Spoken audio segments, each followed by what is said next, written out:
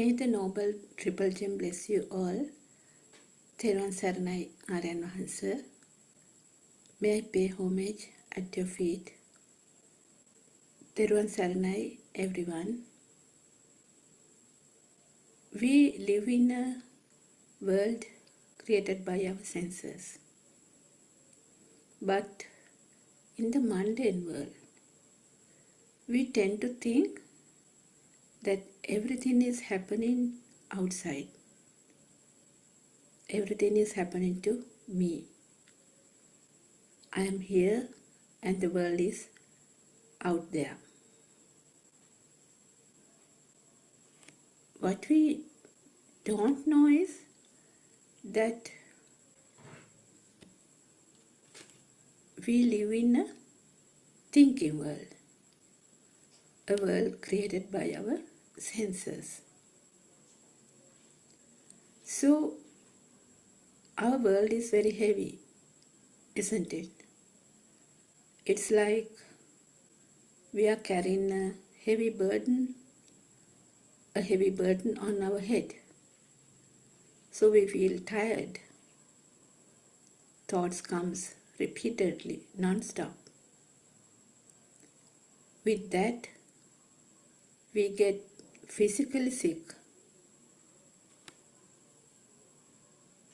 But there is a truth in this world, isn't it? Truth is that what we see, what we hear, what we smell, what we taste, what we feel, what we think, all are thoughts. We are thinking. So the senses creates the world. And what we have to know is that it happens naturally. So with the things we hear, we see, so daily we suffer. We think that there is a war out there. We think these countries are fighting. So we think that it might go on to a world war. So I am in that world. And not only that, and what will happen to me and my children, my parents, to the people out there. So likewise, the thoughts go on and on, creating a powerful me, powerful soul. So the senses are at work always. So in the mind, there is always a war going on with the thoughts. So this goes on, how to earn some more money, how to become rich, how to study better than others, how to find a good job, how to buy a good car or a better car. All these are thoughts. Actually, what we think is not out there. So it is a thoughtful world, which happens due to our ignorance. So due to ignorance, we think that outside world is real. With that, defilements are created. Mainly greed, desires, hatred. But there are lots of sub-defilements as well anushedam. So ill will, anger, say hostility, envy, jealousy, selfishness, fear, pride. Likewise, there are a lot of defilements. So we all have defilements, more or less, isn't it? So our noble friend Buddothpada always emphasizes, be true to yourself, because we ourselves know what are the defilements we have. Sometimes we hide them. Sometimes we even don't know that we have defilements. We don't see that. For example, say if we take desire, sometimes in childhood there were things we couldn't do, we couldn't fulfill in life. So what happens? So we try to implement that on our children, isn't it? But maybe the child's desire is something else. Say the child wants to become a dancer, but the parents, mother, or even the relations sometimes, they want the child to become a doctor or an engineer. So they try to fulfill their dream through the child. But it might be a burden to the child. But the parents might think that they are doing something good for the child, for the future of the child. But later in the life, the child might not be happy. So often we have seen parents give targets to the children to do better than others. So the child, as he wants to satisfy the parents, he will work harder. But with that, sometimes the jealousy creates jealousy with other children. But this happens naturally, automatically. So the parents only have to feed the system with data, with only one thought maybe. But what happens? Ultimately, when the child grows up, then also he will have that jealousy with others. So likewise, these defilements creates with the outside world, taking the outside world as real. So we can see that at any moment, any given moment, one of these defilements can occur. Though we give names to it,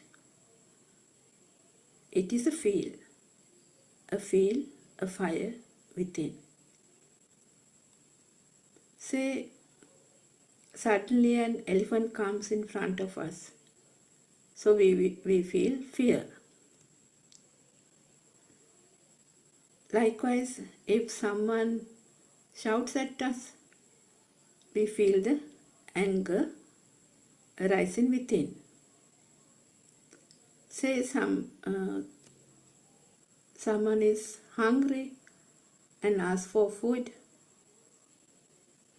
and the other person does not share it, so he will feel sad. All these are feelings. So always we have to turn towards ourselves. How did I feel? Did I feel anger? Did I feel sad? How did this I-ness was created? Is there actually a me who feels angry? Is there actually a me who feels sad? Is there actually a me? Or is it just a system? So to solve this problem, it's easy if we go back to the radiant mind, the baby in the cot. If we take the baby in the cot, he does not have any anger, sadness, jealousy, hatred, selfishness, fear, pride. He doesn't have it, isn't it? But he also has the senses: eyes, ears, nose, tongue, and a body. He cries when he is hungry or wet, or if he is warm or cold, because he feels it, because it's a sense of feeling. So the baby expresses it by crying, but the mother thinks the baby must be hungry, baby must be wet, or the baby must be warm. So then she acts accordingly. But actually the baby does not know, because his world is not yet created. Say somebody shouts at the baby or scares the baby, he won't know it, isn't it? So say someone keeps some money or gold or anything valuable near the baby, he won't know it. I think he won't even look at it, isn't it? He does not give any value. So how does this value creates? For this, we have to go back to the Montessori level. When the child was shown a color and gives a sound, and the thoughts are created. For example, the teacher shows a picture of a flower and gives the sound flower. This is a flower. So the teacher might have to repeat it several times. A flower. There is a flower. It's a white color flower or red color flower. Further, she can say it's called a jasmine flower.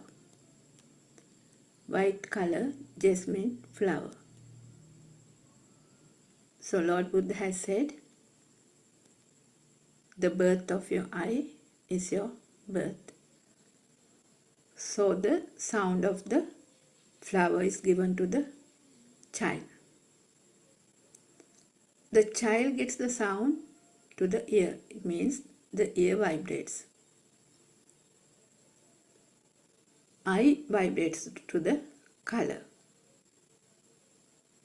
So the Tinnang Sangati Passo happens to create this flower.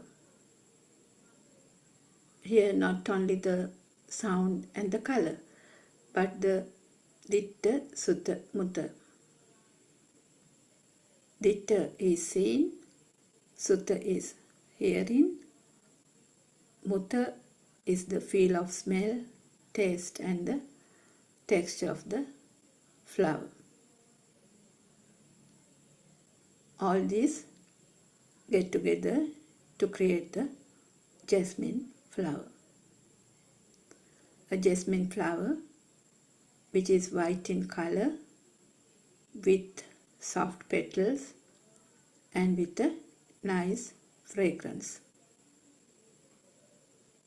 So now the mental image of a jasmine flower creates in the mind sensor.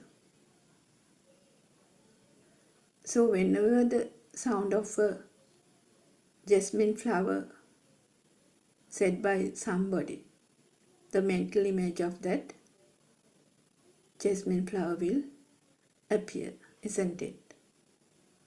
It is the telepathizing system. But if we analyze this further, is there a jasmine flower in the scene? Is there a jasmine flower in the sound? Or is there a jasmine flower in the smell or the feel or even in the mind? No, there is no jasmine flower in any of these senses. But the child get the feeling that the jasmine flower is existing, isn't it? So with that, the me who sees the jasmine flower is also created. I am here who sees the jasmine flower. So if we analyze this further and contemplate on this, is there anybody who is doing this? No, this is a natural phenomenon. Just like germination, the creation of seasons, it is a natural phenomena. Chitta Niyamaya, the formation of mind. So whatever we see, hear, smell, taste or feel is created in this same way. Anything you think now, say mother, father, brother, sister, tree, sun, a moon, phone, anything is created this way with colors and sounds. So if I say jasmine flower, it's a sound, and the jasmine flower will create in your mind sensor, isn't it? So what is very important here is, if someone does not know this creation, the creation of mind, there is no Nibbana path. So if someone wants to know how this mind was created in the first place, the easiest way is to go back to the baby in the cot and see that even the radiant mind also had the senses, the eyes, the ears, nose, tongue and the body. The mind sensor was not created, but he also felt. He felt something, he smelled something, he heard something, and he saw something. But he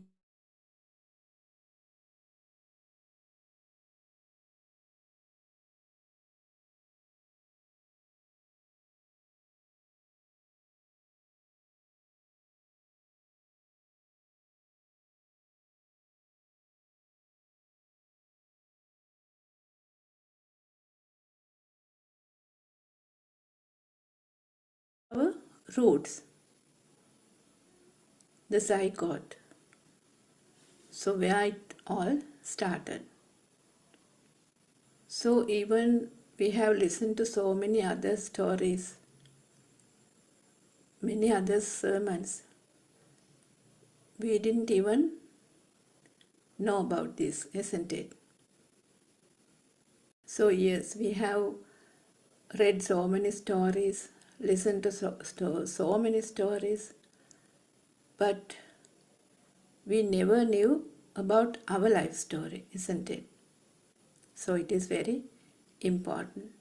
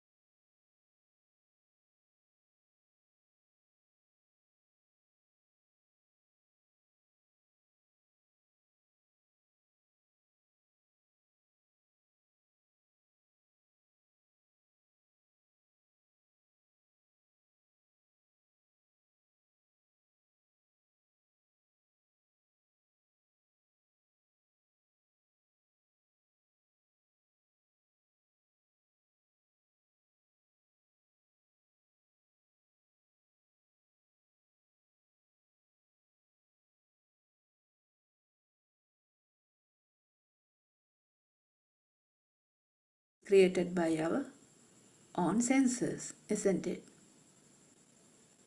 And different animals have the different senses. For example, bees. So if we take bees, they have compound eyes, which means it is made of thousands of little eyes, so different from human eyes. Also, they can't see red, but they can see yellow, blue, green and ultraviolet light. And also they have nearly 300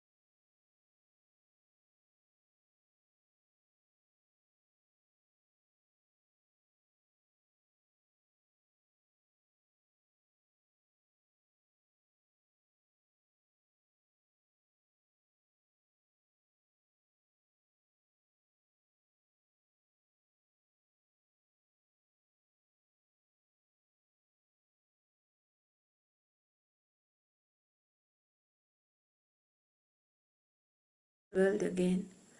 They also communicate. They also communicate with sounds.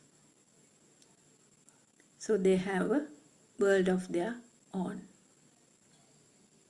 Likewise, the senses are different. So as humans, we perceive world with eyes, ears, nose, tongue and body. But the human eye is only capable of detecting vibrations within a limited range of frequencies. For example, imagine we see a flower. So in the same moment, all the other senses merge into one and creates this mental image of a flower. So now we know how the first thought of the flower was created at the Montessori level, which is called the Pubbe Nivasanusati Jnane, or the wisdom of knowing the first thought, which was created in the Montessori. How the teacher showed a flower and gave the sound of a flower. This is a flower. So as soon as the image of the flower appears at eye consciousness, the mind sensor identifies it as a flower. As the vibrations tallies, Perasanya, Navsanya, all perceptions, new perceptions. So our eye is only capable of detecting vibrations within a limited range of frequencies. So, in the very instant that the eye perceives the flower, the eye consciousness creates. It's like a camera. The ruppana happens. It's the example, it's like the lightning in the sky. So the billions of vibrations happens in a fraction of a moment. And the light creates. It is called seeing. So this vibration of eye consciousness merges with the other ear consciousness, smell consciousness, and construct the mental image of a flower. It is another perception. So these vibrations generates power, and the rapid merging of billions of waves, it gives rise to more power to that creation.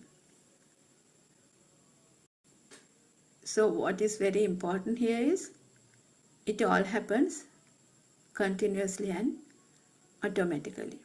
There's no one doing it. As he said, it is the chitta niyama or the mind formation. So we know that the mind formation is a natural phenomena, just like the germination or the four seasons. So this power, the existence, feeling, creates the illusion of duality, which means the sense that there is an external world out there and a separate self who is observing it. So all this happens due to the speedy vibration. So the one who does not know this truth, how this mind is created, this story of the mind creation, the illusion of an observer separated, which gives rise to desires, ill will, hatred and attachments. And with that, the suffering is created. And the endless circle of samsaric journeys created. So what happens when one sees through this? When one sees through this illusion, the false sense of self, it collapses. The power diminishes. With the understanding of actually there is no self. So understanding this reality is the path to Nibbana, path to cessation of suffering, liberation from mind. So actually this is a story of one vibration, which means in one vibration, color, sound, taste, smell, feel, all are merged. So this cannot be separated. For example, if we say apple, with the sound of apple, the color, the taste, the smell, the solidity, everything creates at the same moment, isn't it? Which means a past perception. Which means we have been taught of an apple in the childhood. And it will telepathize at this moment as a new perception. So when we talk about perceptions, so the sound, light, taste, smell, feel, all are perceptions. Due to the speedy vibration of the eye, we feel like the light is existing. Due to the speedy vibration of the ear, we feel like a sound is existing. Due to the speedy vibration of the nose, we feel like a smell is existing. So if we go back to the radiant mind, the baby, he also feels the light, the sound, the taste, the smell, and feel is existent. So it is a sense creation. If the child is not blind or deaf, he will naturally feel the light is existing, the sound is existing, the smell is existing, the taste is existing, and the hot and cold, the feel is existing. Vedana, Sanya. So the perception is when you feel something is there. So we can't separate perception from the feel. What you feel like existing, it is the light. You feel like the light is existing. Light is a perception. So likewise, you feel like the sound is existing. Sound is a perception. So one can't separate them. So Buddothpada Varanvahans explains that the perception itself does not have any power. So example, the baby in the cot. When the baby grows up and goes to the Montessori, and the teacher gives a sound and shows a color and shapes, we know that the colors and sounds merge to form a thought. So if we take the example of apple again, so this mental image of apple has a color, a sound, a taste, a smell, the solidity, and a feel as well, isn't it? So likewise, if we look around, say in a room, everything has a sound. Even though we don't say it loudly, everything has a sound. So as soon as the sound comes, the image of that particular thing appears. So what is very important to know is that when the Tinna Sangati Passo, everything merges, nothing can be separated. So likewise, everything we see, hear, taste, smell, or feel becomes telepathized to a previous vibration, Perasanya, Navasanya. But if we don't know something, say if I say babushka, if you don't have a previous vibration of babushka, you wouldn't know what that sound means, isn't it? So these things are wonderfully explained only in Buddothpada sermons. Why there is no thing called memory. So our noble friend Buddothpada Varanvahans always highlights that this has to be seen through wisdom. This cannot be taken from a book. It is not knowledge. That all these creations happens due to speedy vibrations, which happens naturally. Though we think it is me who is doing it, all happens to me.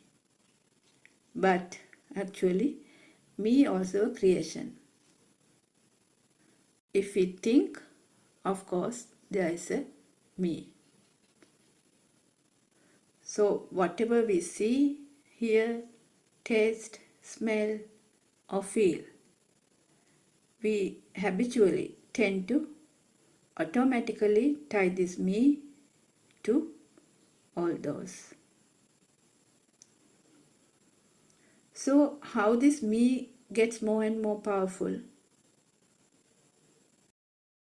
We know how that the baby in the cot, he had perceptions but no thoughts, isn't it?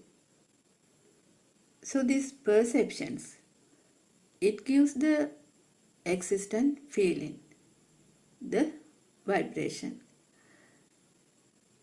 that something is there. So if we take a worm, even it has only the skin sensor, it also has this existent feeling. It also feels the warmth, the coldness. So that's why it digs into the earth when it is hot. When it is exposed to the sunlight, he digs into the earth to find some cold place. So likewise, if we take the animal world, the animals, they live with the feel mostly. So what we have noticed is that when there is the morning sunlight, the cats and dogs, the cows, or the birds, or any insects, they sunbathe. They expose themselves to the sun, isn't it? They do it with the feel. Nobody told them, go and stay in the morning sunlight so that you can get some vitamin D. They don't know about it, isn't it? But as humans, we were taught that if you are exposed to sunlight, in the morning sunlight, vitamin D is produced when the ultraviolet B rays from the sunlight strikes the skin, isn't it? So likewise we were taught at school.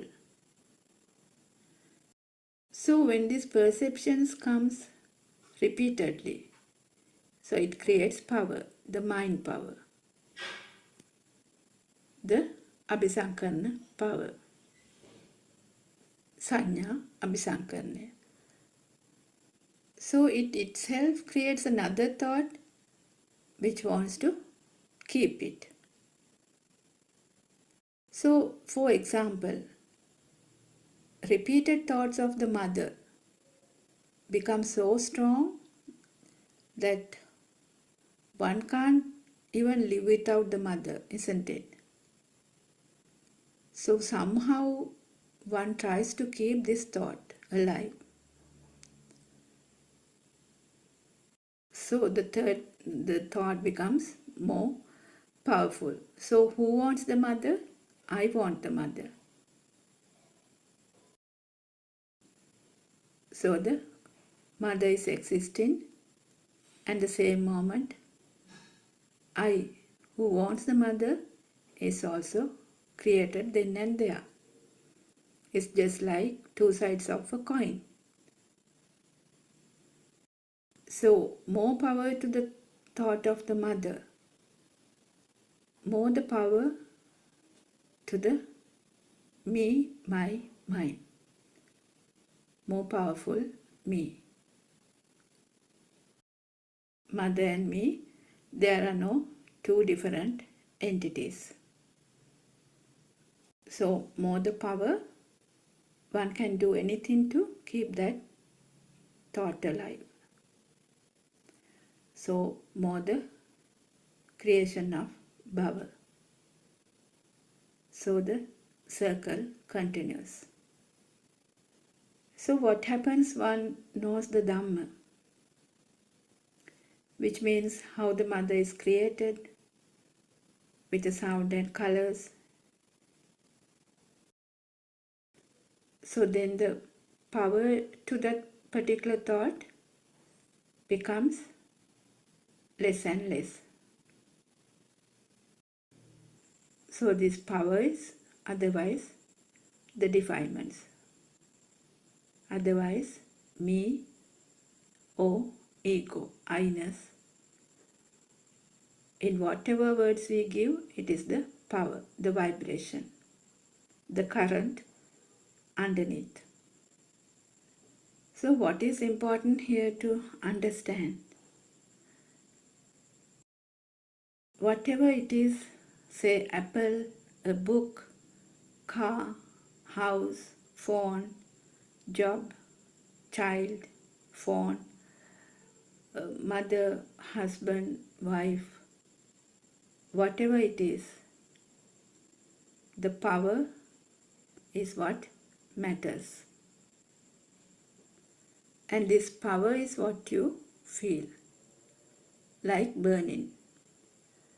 For example, say you are in another country and your sister calls you and say, mother has fallen. So you obviously feel the burning inside, isn't it? With that one sentence, you get a clear image of your mother who has fallen and in hospital, maybe in the ICU, and hospital surrounding. It all comes in a fraction of a moment. Also then there will be another thoughts. So I told my sister to look after my mother carefully and she didn't do it. That's why this happened. So likewise, first the fear, then the anger, then the sadness. What will happen to the mother? Do I have to go back? How can I go back because of this war? Likewise, the thoughts might come non-stop, automatically. You can't stop it. So if there was a me, you could have just stopped the thoughts, isn't it? But no, it comes repeatedly. Incidents like this happens in day-to-day life, isn't it? So in that incident, you even might book a ticket to go back. But say in the next moment, another call comes and say, doctor has seen the mother and says, nothing to worry, no fractures, no head injuries, just a small abrasion in the hand. Then what will be your thoughts? You will obviously feel the happiness, the relief. You might even cry. The tears might come in your eyes. You might even talk to your mother crying. But still, is there a me? All this is a natural process. It is the system. So say that incident has become a thing to you. You might call the sister and blame her, telling that she is not looking after the mother properly. So it might go on and on, isn't it, between the sisters. So how does this thought of mother got so powerful? Why another person, say the lady in the next door house, if she has fallen, why did that thought didn't have any power? Because the value we have given to that thought of mother. But when we further analyze again how the mother was created in the first place, again when you are small, you are introduced to the mother with a sound. This is your mother, say Amma. Sound and colors and shapes. From that day onwards, when the sound comes as mother, the mental image of their mother appears, isn't it? You get a solid image of the mother who is existing. So when the sound comes repeatedly, it becomes Sankara, a volitional formation. And the mind consciousness identifies it as mother. So what is important is that all happens in the system automatically. It's automatically happening. No one is doing it. So the speedy vibration, the repeated formation of the mother give the feel of I am here who sees the mother. The thought of mother is so powerful that you want to keep it. So we explained that the existent field and the alive field is like two sides in a coin. One can't separate it from one another. So in Mahanidana Sutra, Lord Buddha has explained it as a whirlpool. So it rotates around itself and it also goes around, collecting or dragging everything around it. Itta bhavaya, atma bhavaya. So the thought of mother who looked after me, who gave medicine to me, who waited for me, everything comes with the thought of the mother. So our noble friend Buddothpada explains, if the child was taken to another country when he was small, he will then call the mother to the sound, color, shape, to that particular shape. But actually all are mental images, creations due to speedy vibration. So Buddothpada explains, whatever vibration we have at this moment, if there is another vibration which is equal, it will telepathize at the same moment.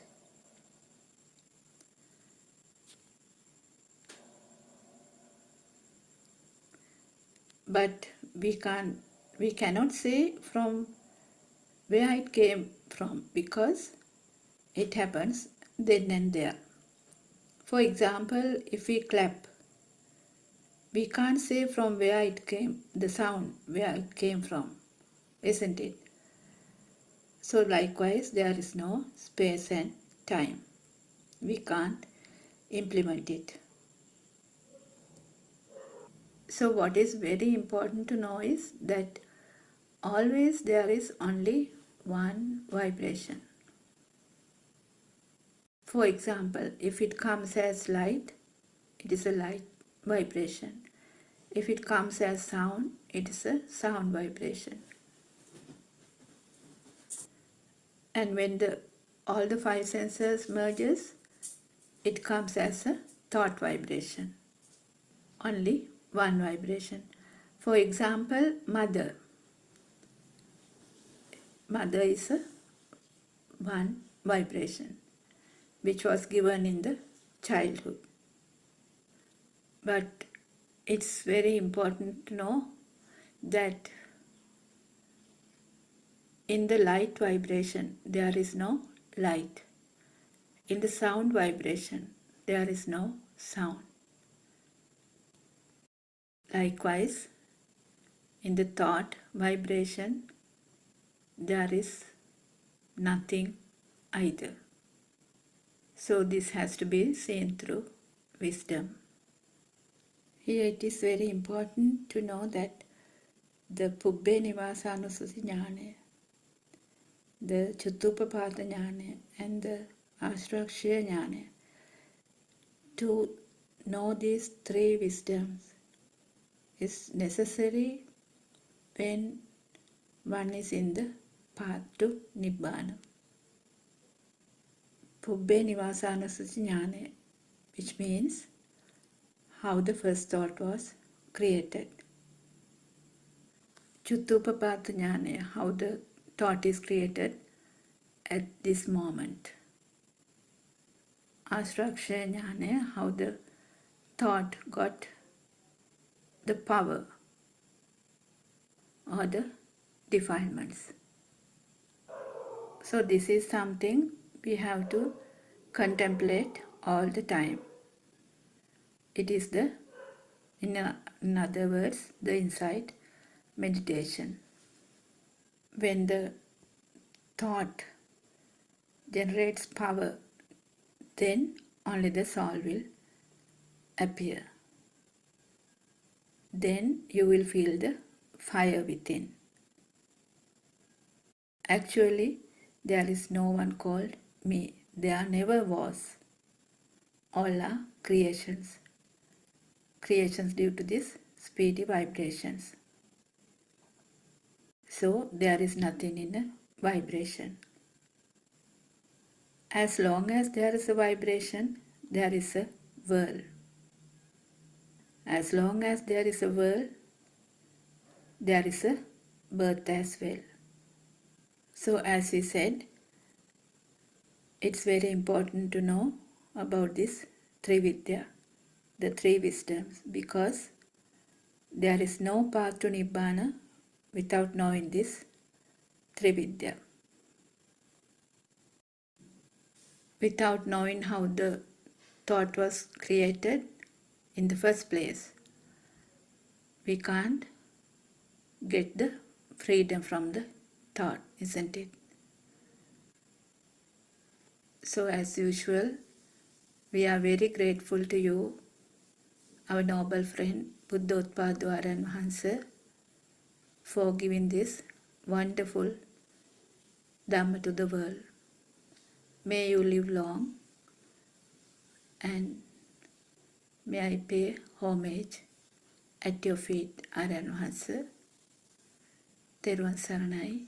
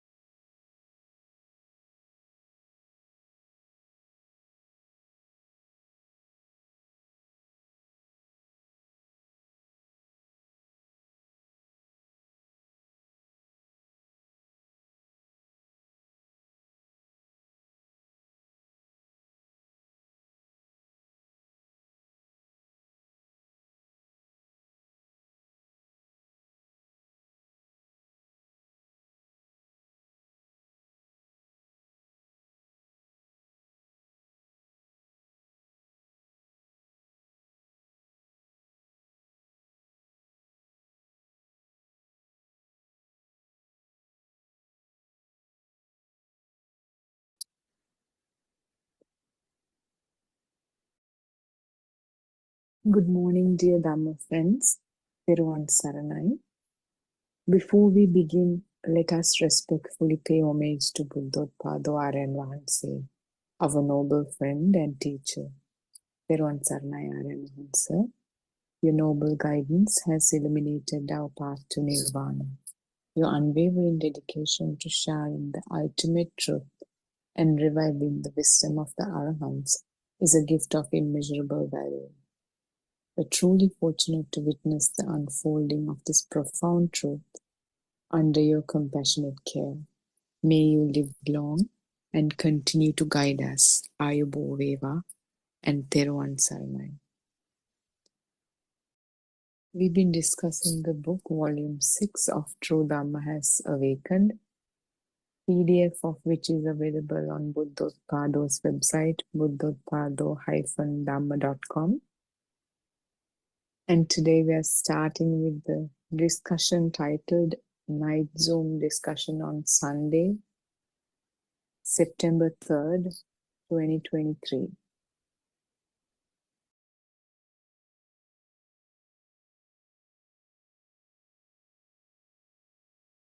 Participant, Peruvan Saranai Aryan Vahanse. When I was trying to find the truth in the subject or aramuna,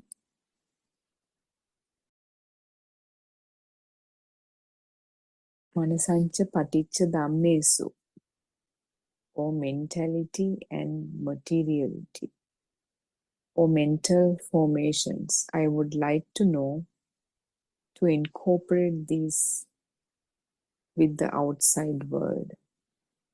Is it the same as name and form? If this is so, what is with the arising of ignorance? There is the arising of the taints. Is it caused by the I consciousness when the I is the subject? Aryan Vahanse, Lord Buddha said, do not grasp in the Upakilesa Sutta. Then according to what you said, I think you're lost. I think you think according to the Dhamma. It is good, but you're entangled in this. When you say trying to find the truth in the subject or the stimuli, what do you mean? There is a special way to analyze the Dhamma. It has to be practical. This is not for knowledge. You try to talk about true knowledge, but you have a problem here. Tell me, what is this practical knowledge? You're trying to seek the practical experience. That is wrong because automatically this should happen. That is the feel of this stimuli. You do not do it or think about it. You should automatically experience it. You're distorted. I will help you with this. So this participant is asking about Manasancha Paticca Dhammesu.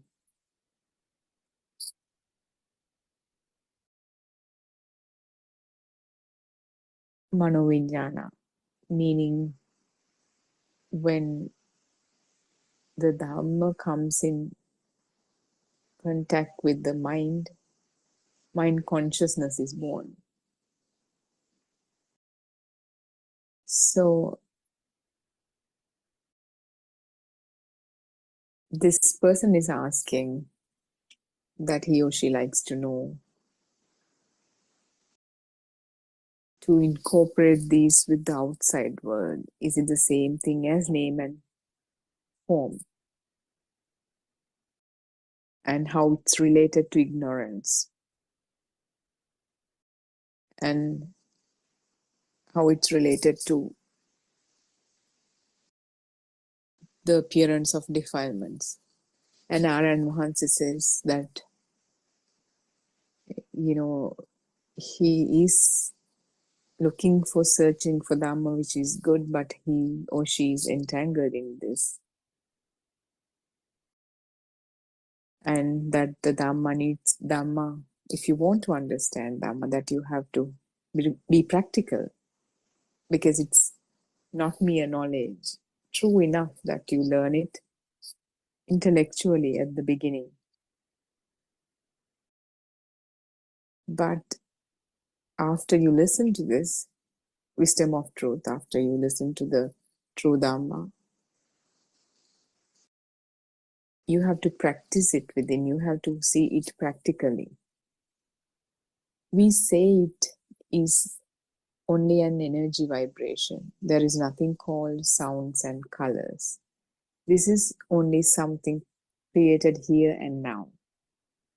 It's not an existing thing. Chakkuncha paticca dhammesu. This section was taught by Venerable Pittigala Gunaratna. I respect him for teaching this. If you think of your former thoughts, then you create I-ness, or me, my past thoughts. That is also incorrect.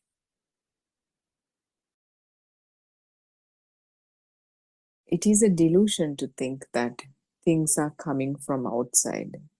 Please refer to the discourses related to this subject, including Lovama Dedaraya. These are really magnificent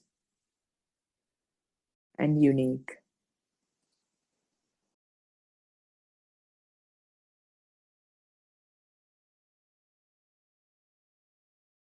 So Aran Mahasi says this whole mind is an energy vibration. Even what we call sounds and colors, they are also manifestations of vibrations. And everything, the so-called mind, our experience, is created here and now, not an existing thing, not something that continues to exist from some point in past to this moment in time to some future point in time. Rather something that comes into existence moment to moment.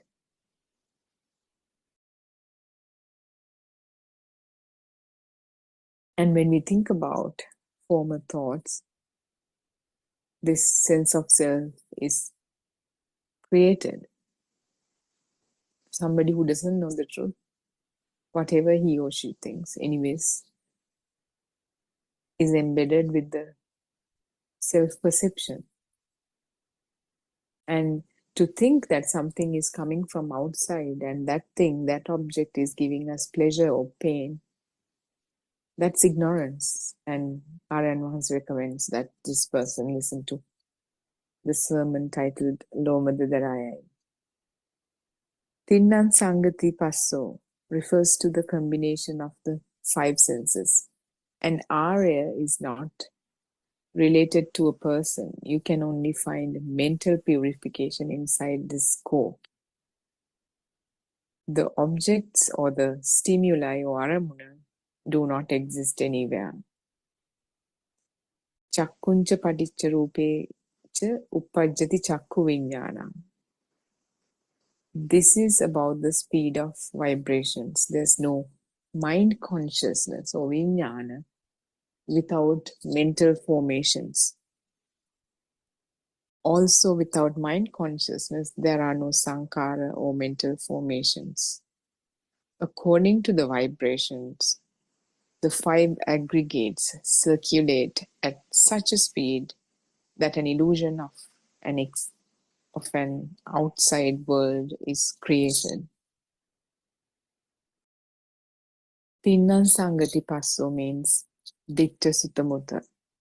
Ditta, what's seen, Sutta, what's heard, Mutta, what's felt. So three things come together. These three things together,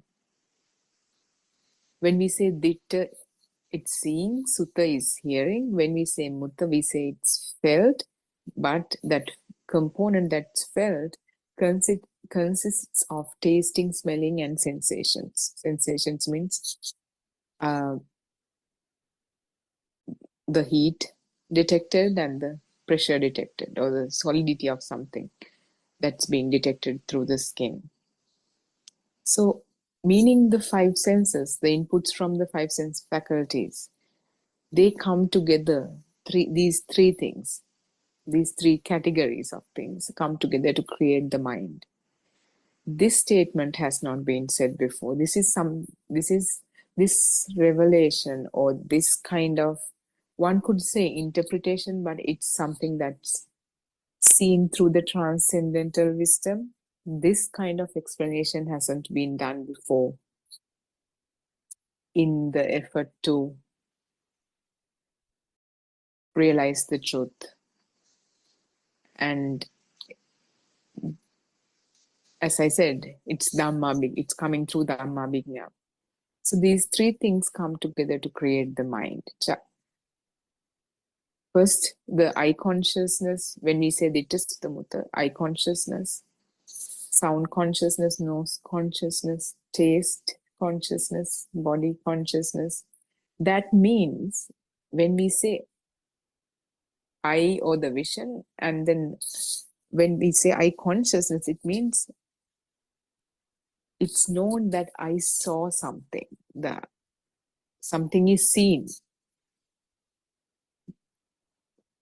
It's the fact that something is seen when we say eye consciousness, because it's detected. Now there's a knower here, or an observer here, not developed as a self, but in the example of the child whose mind is not developed, still he has eye consciousness, meaning he or she knows that something is seen, that something is heard, something is smelled, tasted, touched, but it's not recognized as, or a chair is seen, or a wall is seen, a doll is seen, or mother is seen. So there's some sort of consciousness, but it's not quite the mind consciousness yet. So when we say Tinna Sangatipa, so three things have to come together. What are the three things? Basically, the three things are the five things. Ditta Sutta Mutta means Ditta and Sutta has what is seen and what is heard. Mutta has the rest of the three components coming from the body, because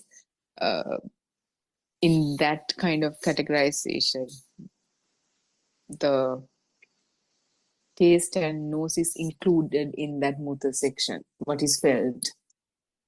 So when these come together, and it's also the same thing as name and form union. Name is the sound, or whatever the name we give to something. As the kid is introduced to names, starting from the first ever, his or her first ever label. And when we say chair, like even we can experience, kind of observe this idea, or try to understand this, how it's created when we look at whatever is right in front of you. It could be a computer, table, chair, whatever it is. If you pay attention to it now, if you look at it, open your eyes and look at it, you can clearly see. Eyes cannot see the name of it. Eyes can only see the colors. And we can't even say colors, because color, when we say colors, it's already labeled. But the experience, the direct experience, when you open and kind of your focus land on then whatever the object that we are taking as an example right now. And if you think about the name that appears in the mind, or the mind, eye of the mind, or whatever, the child doesn't know that it is a table or chair or whatever we are contemplating on right now. So if we don't pay attention to the name aspect of it, it's just the experience of seeing. If there's like some sort of sound, like if it's a computer, there's some sound coming from it. We can say from it, but it's not quite from it, but that's what we think.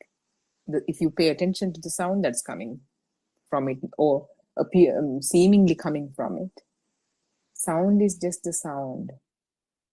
Because we have prior knowledge that it is, we have been told that it's coming from the computer. That is why we know that even now that it is coming from the computer. But if you really contemplate on it, sound is just a sound.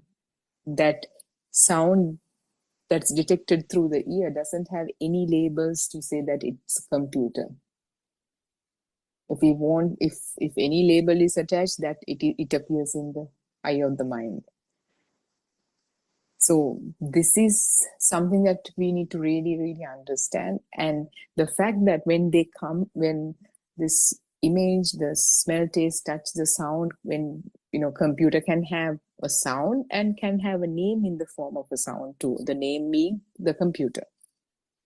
When all of this come together, it doesn't have to be all five. Even yesterday in the discussion we talked about, even in the absence of one of them, there's some sort of a replacement, like, in the absence of the mental image for the label COVID, we have some other affiliated mental images. It doesn't necessarily have to be something to give us an idea, to give us the idea that something called this is existing, or something that is not called by a name is existing. It exists out there. This complete package of information gives us the feeling something exists.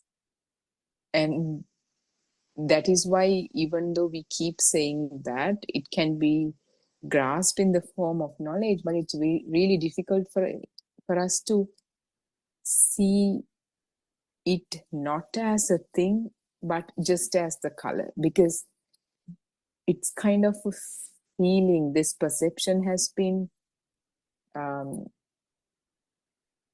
that has come in our awareness so many times, millions of times.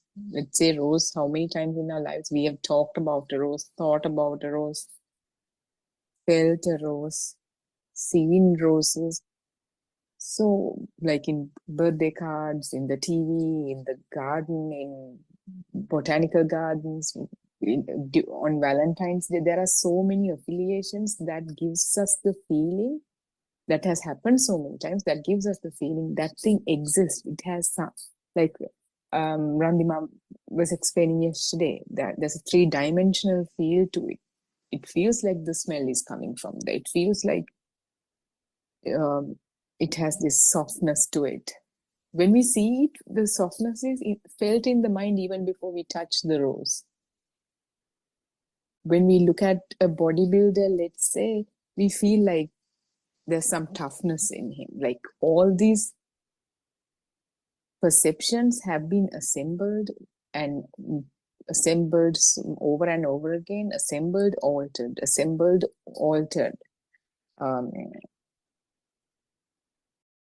Uppada panyayati, vayo panyayati, titatta anyatatta panyayati. That's this altering. That's also kind of,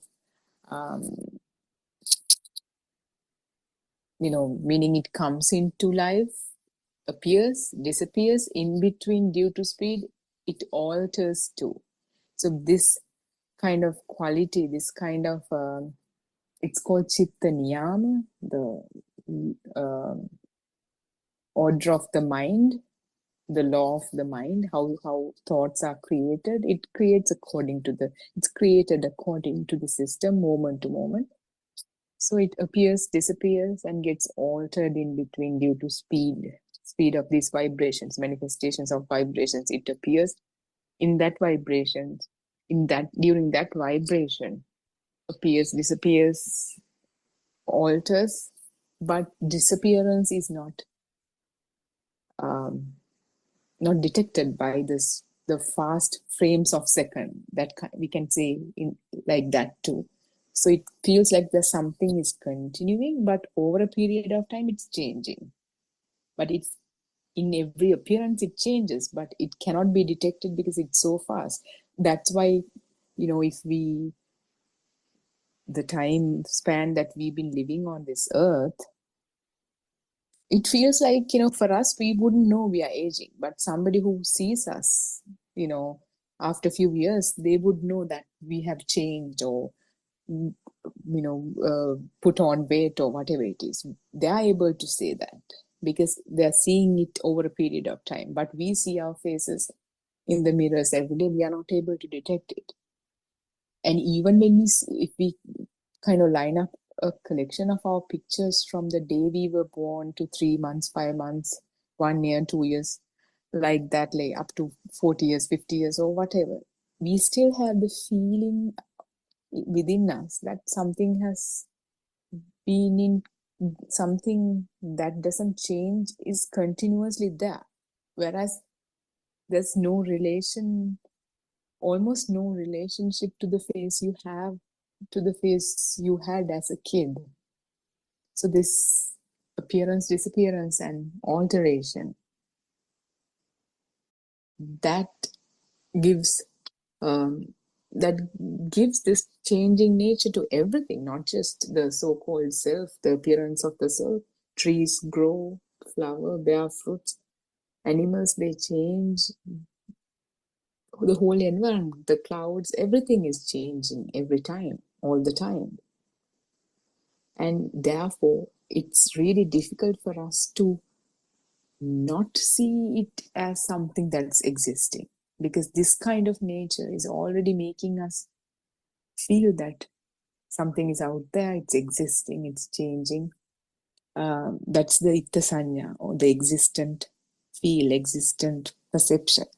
And if that is out there, then I am here experiencing all that with respect to that world I hear. And that sense of self is kind of an extension of the same existent feel. That vibration that's manifested turns into an existent feel, turns into the self-perception. That's why R.N. says dependent origination cannot be written in a book. If you're writing it on a book, you have to write one on top of each other, because it's kind of maturing. It's like a flower bud flowering and changing appearance. It's like everything else around us, appearing, disappearing, and changing in between. Our whole experience is that. In between the deception, in between that, this duality is created. When it comes to, when the dependent origination starting from the ignorance kind of matures into the sense of self, and to the then to clinging and all that, that duality, this is the most difficult part to grasp from a mind. That's why when we get into the practical approach, when our mind slows down with all the big attachments and clinging that we have in life, they have to slow down for the truth to be seen, because all kinds of these thoughts, let's say you're just entering the Dhamma and you have your 3 kids, they are going through school, you have your husband, you have issues with the husband or a wife or whatever, then there's a lot going in the life. That means so many thoughts. Your whole experience is just crowded with thoughts. There's no space for truth now. But as you understand the importance of the truth, the Dhamma, you listen to it, and you begin to experience little bitty aspects of the mind, get little insights here and there, and slowly it's taking you from the crowded mind to lesser crowded mind, through the diminishment of defilements. It's not concentration meditation, it's not suppressing emotions. And we know we've been done that for a while, and we know when you are not in your cross-legged position, you still have these desires and clinging and all that coming back. But in this practical approach, they are just slowly eradicated one by one, and the mind becomes less cluttered, and there's more free space.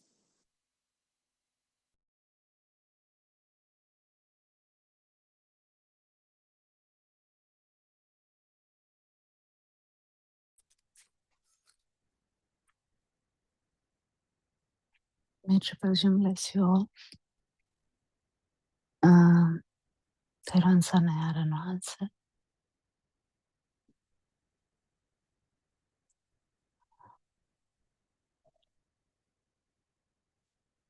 So we'll start the Zoom sermon now. It's a bit late today. Sorry about that. We welcome everyone. So we have been discussing about this feel a lot. Just to highlight more about that. So even yesterday the discussion was going around that. It was good. So we have a discussion from 3 to 5 from Sri Lankan time. Any Dhamma friend or any newcomer is welcome. You can ask about this no self angle from us. So yesterday we were talking about this feel. We'll go back to that discussion. So we were talking about how slowly when a baby is born, there's a power, there's a vibration which has telepathized to the vibration of the zygote. So this vibration is responsible for this fire. But what is the main reason that there's this kind of power is mainly due to the existence field. Existence field and existence perception is kind of the same. Vedana Sanya, they go together. So existence field and the existence perception. So the existence field and the existence perception is the ignorance that we have. It's a vibration which is there. It's a different kind of vibration. It's not like the chair. Chair itself didn't have any problem. Chair itself is a vibration as well. Chair is a vibration, you know that. If you want to recapitulate, chair is a thought. Thought is a perception in the mind. We can't really appreciate any chairs outside. It's a perception in the mind. So perception in the mind is also not true because it's a vibration or a mind wave. It's a vibration of the 5 sensory organs. When they come together, it has formed the mind wave, right? So the mind, this vibration of chair has no problem in that. But what is the problem is actually the problem is taking it as real. How is that coming? Is from that initial power. So initial ignorance. So this every time when the chair becomes a thing, there's this synchronization to the self vibration because these two are similar. The existence field and the self field, they are kind of similar. Why? Because this brought this happens. Itta sanya happens, atma sanya happens. That is in Sinhala. But existence perception happens, self-perception happens. That's what you should practice. Not practice, actually, you should know. Practice comes with with actually, application will come when you actually fully understand this.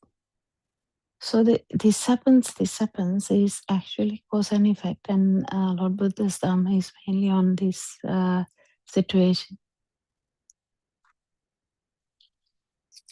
So what happened to the chair? Nothing happened to the chair, but chair, feeling it as existence, is the existence feel. So until the existence feel is there, you're going to feel as you are alive. So no problem with that. No doubt about that. No fighting about that also. I mean, we can have argument, healthy argument, but there's no argument about that. If you have the existence feel, the life feel is there. Self feel is there. So feel is there. Perception is there, right? So the existence perception is there. Self perception is also there. But the main important thing to understand is the feel. So the existence feel is there, self feel is there, life feel is there, right? That's the consciousness. So this misunderstanding. What is the misunderstanding here? The existence feel is actually a misunderstanding because we never knew the ignorance. Because of the ignorance, it went on and on. For the whole samsaric journey, this existence feel was a thing. Why? Well, that is why we are talking like this now. If the existence feel was not a thing, we will never be talking like this now at the moment. You will not be telepathizing to a mother's and fathers getting together. The zygote never will happen if this was understood before.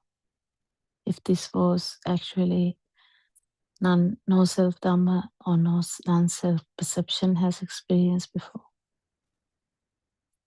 Experiencing no self perception is very interesting and also very tricky and very rare. Very rare. Why that is very rare is because even yesterday from the discussions we realize they go to even the level of the vibration, but still has not not that way. The no self perception has not manifested. Why? Because of the lapses in the understanding. Because as soon as they get into the vibratory level, they are excited. They are fully aware that this is the level of form level. But then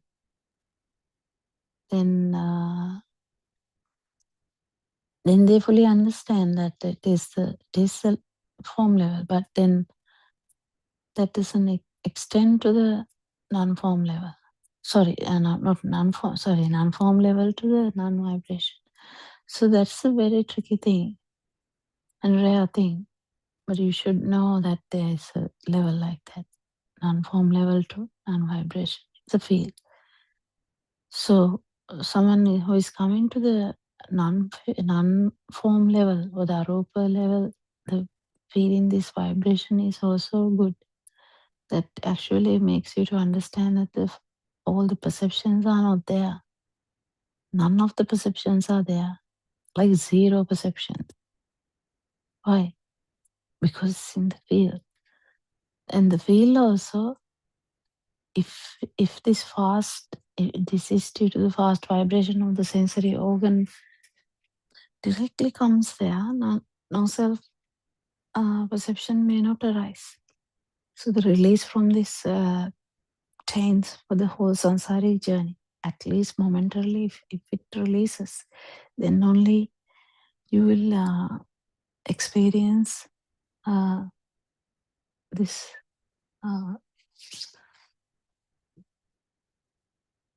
Buddha status. So it's experiencing no self perception or non-vibration is not a new vibration, it's the absence of the self-vibration. But coming to that level is a problem, because usually everyone talks about the form level, not the sensual level. Sensual level, anyway, a lot of the mothers, everyone, sensual level is handled. As soon as you fully realize that the outside is just a mind, a lot of problems are gone. But still, you're floating in your perception level. Perception level, it's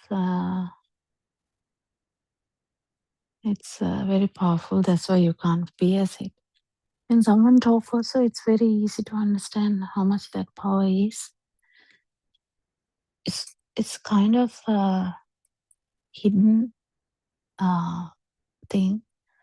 If you can feel it about you, even when you talk about Dhamma, it can be felt how strongly you feel about Dhamma. Even this is the thing, very tricky, these things. Your own vibration, whether it has shifted to this Dhamma side and hiding behind that.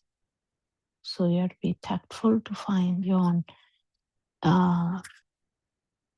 feel your own vibration, or trap it, so that your wisdom will trap the self vibration.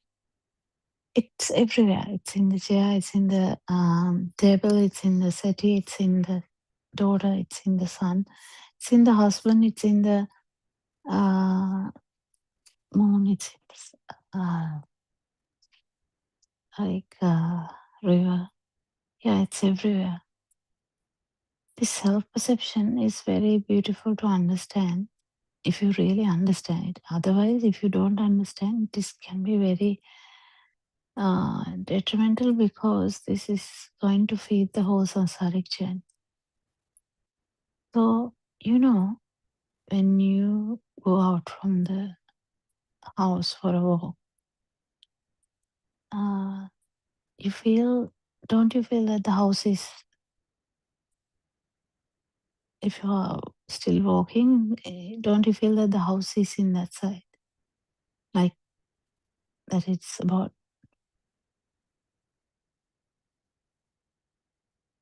10 houses away. So that understanding that your house is about 10 houses away from the street that you're walking, don't you feel that it's a perception?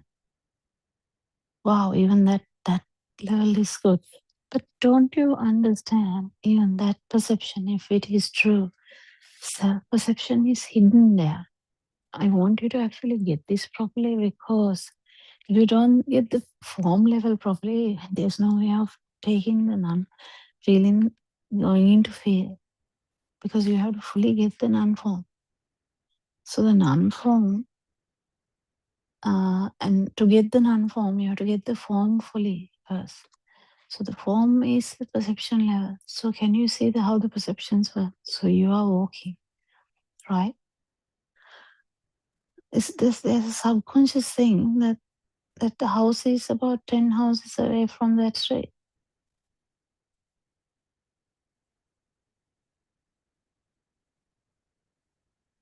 If that is true, if it feels as existing, then you are there. That's a very subtle way of thinking, though, because you are not actually trying to buy that, trying to sell that house, or trying to do anything with that house. No, you don't have any association with that. You don't. You're not actually in the sensual world, but still, these perceptions can be active. So the active means it can be a thing. So you need to really get this subconscious kind of thing. It's not a word in Sinhala, but maybe can be used in English language. All these subconscious levels of perceptions, they are there though. If you identify only, you will realize that the Self-perception is the strongest ever samsaric, long-standing samsaric perception you have. Do you get this? You think about the chair, the daughter, husband, the country you're living in, the job, the status that you are having at home, everything, the whole thing. It is felt as a thing, yes. But you know, this perception level, if you really get this right, can you see the self-perception is a hidden subconscious thing everywhere, everywhere. If you get this only, you can actually fight it. You're not fighting it actively, actually finding it, catching it is the thing. Because wisdom will actually work. Pratnya, loka.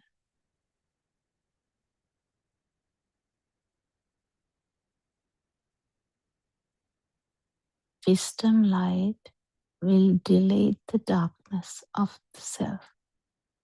But you have to find it. That's the skill, right? That's the thing. This self-perception is the perception which is there forever in samsaric journey. It's a very subtle thing. That perception is there because of the existence field. The feel that you have, because you feel like light is a thing. You feel like until you feel light is a thing, you can't feel this non-vibration. Until you feel the sound is a thing, you can't feel the non-vibration. Until you feel the touch is a thing, or the smell is a thing, or the taste is a thing, you can't feel the non-vibration. Until all the consciousnesses are a thing, you can't feel the non-vibration.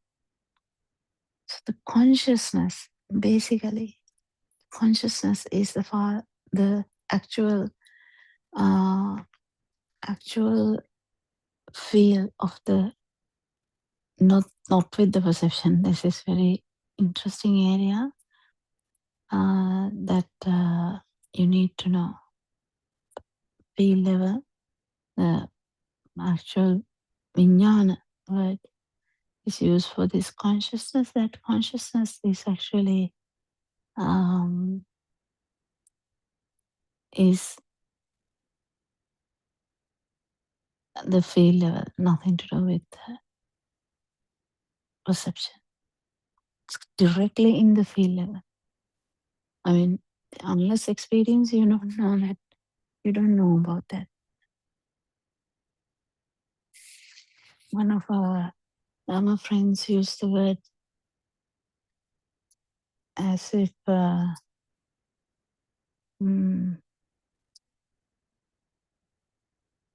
electric shock. Yeah, that maybe it's like a fair enough description. That's but the problem is you need to convert it then and there with your wisdom, because it should come directly that there's no self. There's no self. So what was there? Past vibration of the sensory organ only. If it doesn't come, the release of the self vibration, you don't feel it. If you don't feel the release of the self vibration, the change, the whole power that was in your even zygote, your own zygote, then you haven't felt the non-vibration. If you haven't felt the non-vibration, you don't have the no self-perception. If you don't have the no self-perception, you are still in Sakkaya Ditthi. So that's the risk. That's the risk.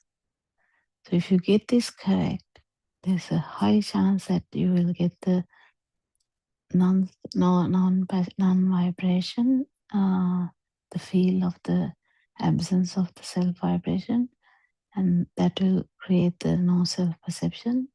It's a it's it's a perception without any value, kind of, but still it's a perception, and that it doesn't necessarily mean that anything. We have anitya sanya, dukkha sanya, anatta sanya. So when you understand Dhamma, these are the perception that is going to be there, but even that perception shouldn't be a thing.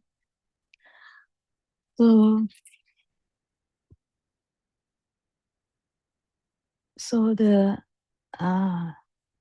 impermanence has so many ideas in it. Impermanence, they talk about even the chair impermanence. It's okay. It's your level of talking, but actually the more difficult aspect is understanding the impermanence of this perception. It's a bit difficult. And impermanence of this actual life field is another thing. So Nama Rupa Vijnana, you have to actually pierce all these levels to actually get into the non-vibration. You have to become the non-vibration for a moment, even to talk about the non-vibration. If you don't know the non-vibration, there is a risk of just going through perceptions. So if the get this right. If you haven't felt a non-vibration, then there's a risk of having another thought about non-vibration, like the chair. So, okay, non-vibration is a thought now. The chair is a thought now. The thing is, that doesn't help. That can be deleted when you die. I told this before, like Archimedes or Pythagoras, they all learn really well. You know, they can be given Nobel Prize for the maths and everything, isn't it? But when they stop that thinking process of a human, again, if there is a possibility, I mean, subtle possibility of being a human, which is very, very, very, very, very rare, that chance, even after maybe some kalpas, if they have a chance of becoming a human, still they have to go to like 0 level of maths. So that whatever the perceptions we acquire, they are not that strong, but the actual feel is the most important thing. So that's the important thing. Taking this non-vibration as a perception, as a like mind factor, is not good enough. It's okay. It's first, but that's what we do. It's not good enough when you have listened to Dhamma for 4 or 5 years, or 3 to 5 years at least. Do you get this?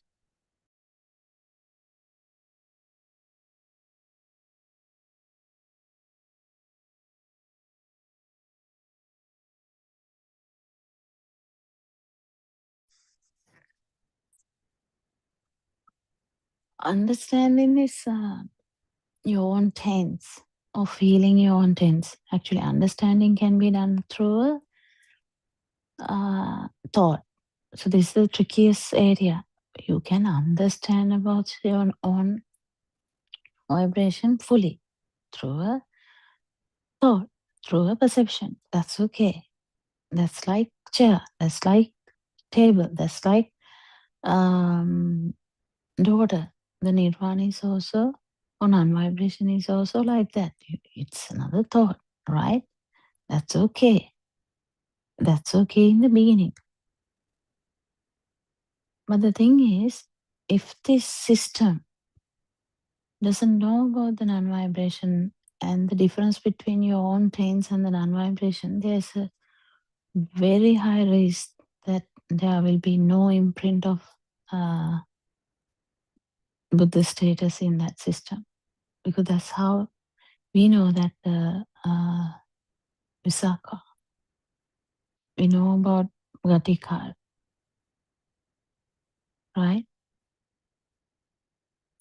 why they have talked about them.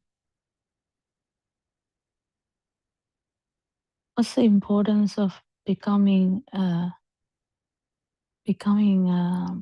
like a status where one has experienced down vibration at least once? What's the importance? The hell of importance, because then only they realize, wow, this alive field is not true. That has to come there. If it doesn't come there, if you don't get it, if you don't actually get this right, your Sakkaya Ditthi is not going to fully, the strong vision, that's not going to fully go away. That's the important thing. You need to get this right, because by thinking, adding perceptions, adding thoughts into the system just will make the database is the perception level, subconscious level, that level much stronger and stronger and stronger. Right? Yeah. Now you knew about medicine before. Now you know about Dhamma as well. That's the perception level. That's the perception level. Feel has no perceptions. So what is the feel?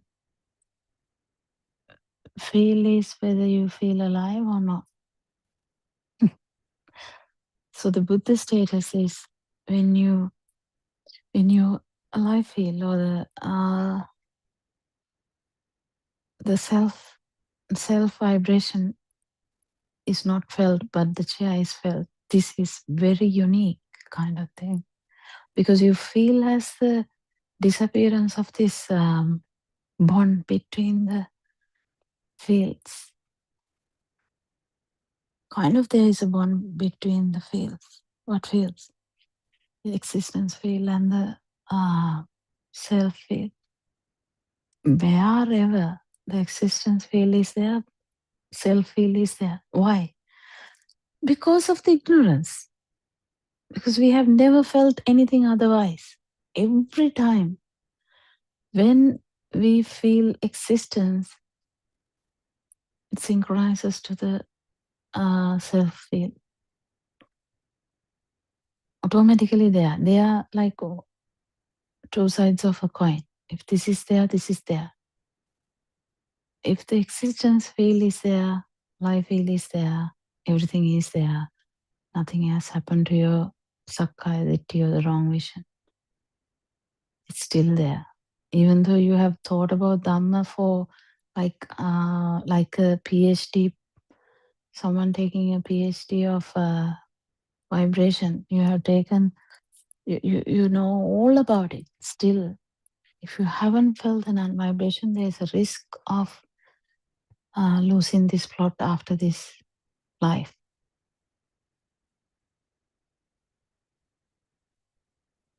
That is why we keep reiterating this to you. It's a very subtle thing. This speech might not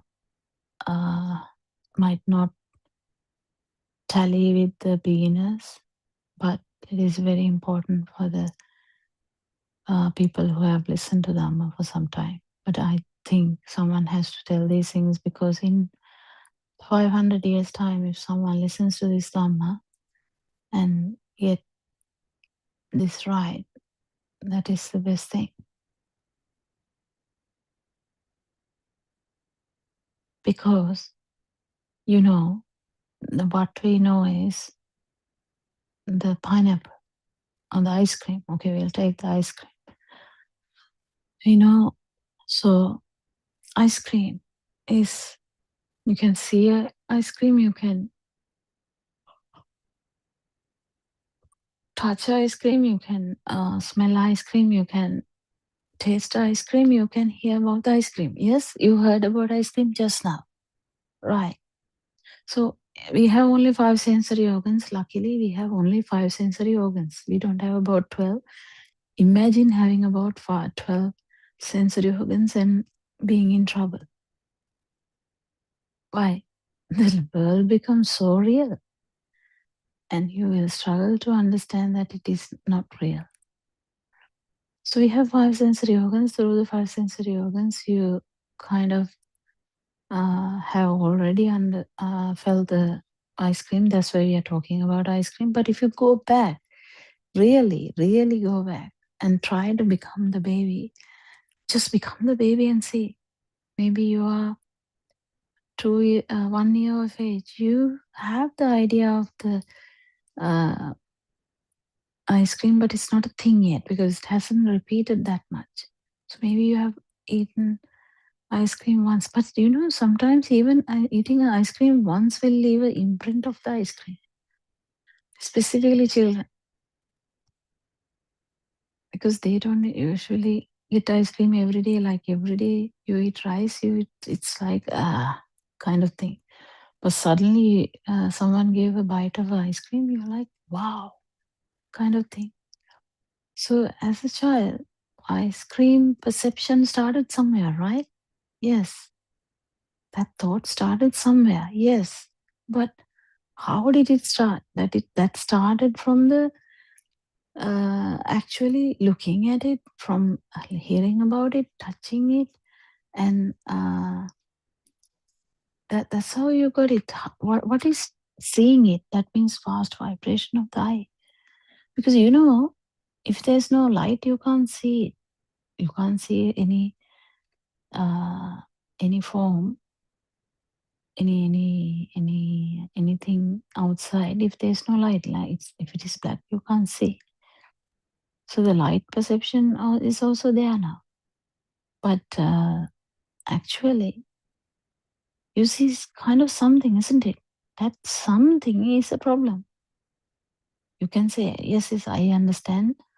Ice cream is a perception. Ice cream is actually not out there. It's a perception in the mind. What we associate is just the perceptions. Yes. But when we go back to the initial stage where the perception was added, you can understand this. We felt something. That's why we try to give a kind of a understanding to that, like a perception. Even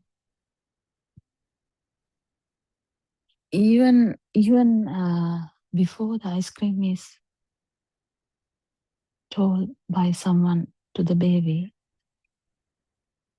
if you put a little 4-month-old, if you touch the ice cream to their hand, they will shiver. Why? Because it's very cold. So do they know that it's ice cream? No. But then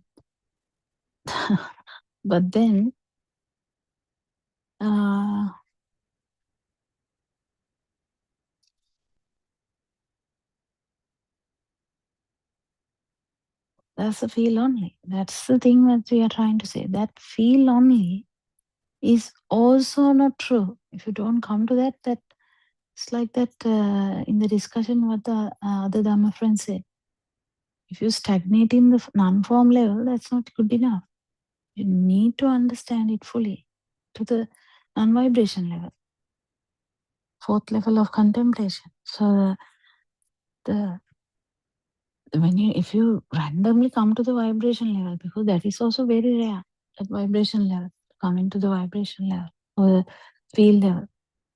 Why do we use the word vibration? Because vibration can't be seen, vibration can't be touched, vibration can't be tasted, vibration can't be smelled, vibration can't be heard. But what we feel, vibration can be only felt. The felt thing is why something you felt.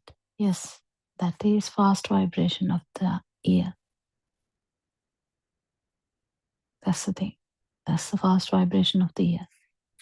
If you don't get this correctly, it's a bit tricky thing. So this fast vibration of the ear was in there from the beginning. But what we see is the ice cream. What we hear is ice cream. What we touch is ice cream. But can you understand the dilemma of getting this right? Because directly as an adult, we thought the ice cream is in the fridge.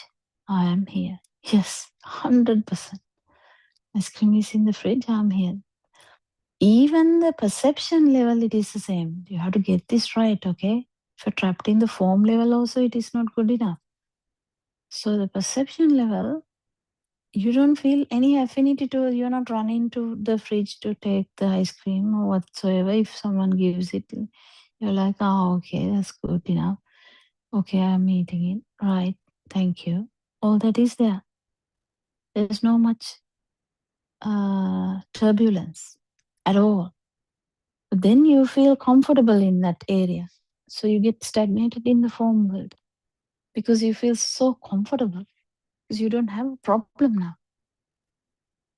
You don't feel angry either. You don't feel craving as such because you're not going towards it. You're not running away from it. But perception is there. So this is a very tricky area that you have to keep touching so that you actually get this right. So the perception level, actually still the ice cream is in the fridge and you are there. That is in the perception level. You're not thinking nothing. The perception is there. Perception of the form level has to be pierced to get into the direct vibration level.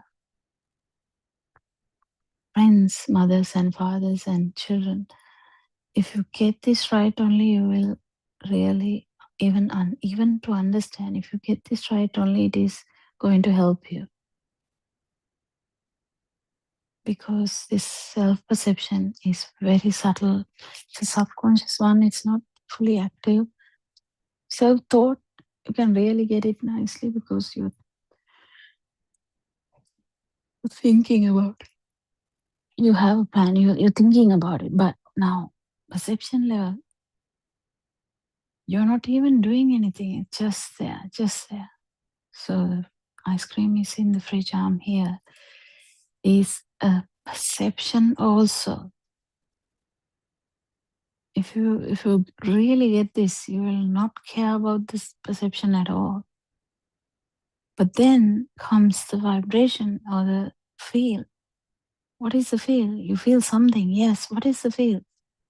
It's a fast vibration of the eye. If you are looking at something, fast vibration of the ear. If you are actually listening to something, fast vibration of the touch system. If you're touching something, fast vibration of the taste buds. If you are tasting something, fast vibration of the nose receptors. If you are smelling something, and there's a sixth one also, fast vibration of the thoughts happening again and again. So this speed is the main reason that you feel alive. Alive feel is not actually real. Underneath that non-alive feel is there, in the sense non-perception, non-vibration is there, which you never had the wisdom to let it surface. If you feel so confident in the form level, just understand that is not good enough. If you feel so confident in the non-form level, it's not good enough. And non-vibration, just if you have felt it once also, not good enough. Even if you have felt it multiple times, it's not good enough. Becoming the non-vibration is a challenge for an human being, because you have to become a human being to actually get this right. And you have to listen to Dhamma and associate a noble friend. That's also area. And non-vibration, arising of the non-vibration. That's awaken to the moment. If you fully understand that at that moment the self wasn't there, then it gives you the whole no self-perception. If you don't get it right, then there's a chance that you just go on thinking. The risk is it becomes like the chair, the table, the mother, the father, the everything. Because you know this mother and father, you won't just imagine your vibration got so much high at the end of this last breath, and you are like animal now. Just imagine. Not you are actually the vibration is such that it is manifesting in the animal world. Just is a metaphor. Do you remember about the mother and the father or the children? My child, my daughter, my son, my husband. Is it anything real? No. Lord Buddha's time, there's so many stories that tries to give you the idea of this samsaric cycle. And our advancer says the closest person ever to you may be the person who will finish your life.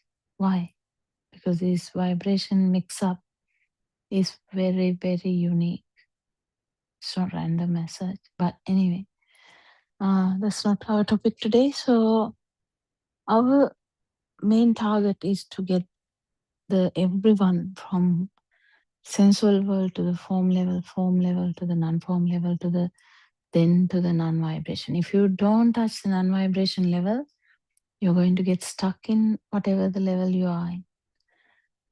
100% don't forget, even if you are released from the sensual aspect and then the perception level, you feel much better. So you will not give up on this Dhamma, but be aware about this trap in this form world and the non-form world. Because non-form world is very, very tricky. Because the way you think, you won't feel anything. And if you are stagnating, that means you haven't felt the non-vibration. So there is a 100%, 99.9% chance that you may have not felt the non-vibration, but thought that the vibration is not true. You just thought it like that. Thinking, whatever vibe, the perception doesn't really matter. But if you understand that the feel is from the fast vibration of the sensory organ, yes, that's it. Non-vibration should manifest. This release from your own vibration should happen. The vibration from the samsaric journey that you haven't released. The whole power that you have in that vibration will be felt, and also the zero power will be felt in the non-vibration. This is your path. Aran Vanse has never changed his sermons at one minute or to the other, one day to another, 1 year to the another. No, he hasn't changed any Dhamma discourses. What he tells is surrounding this experience. He has actually reversed this experience so that they can do the program. In the program, the first level is outside is not real. Outside is actually a perception of this mind. Then the second one is perceptions are not true. This is a bit difficult, but you have to get this right because perceptions are not true. So the self-perception is also not true. So then it comes to the feel. Feel is a direct feel that you feel. And where is that from? That is from the fast vibration of the sensory organs, folks. It's nothing else. There's no self here. There's no self here.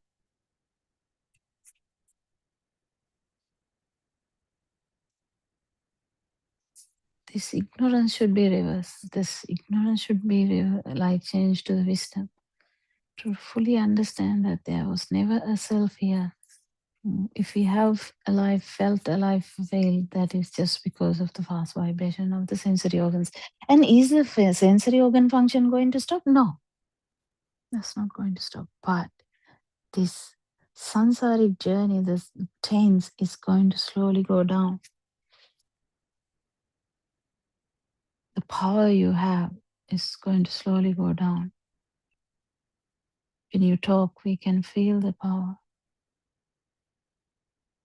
That power.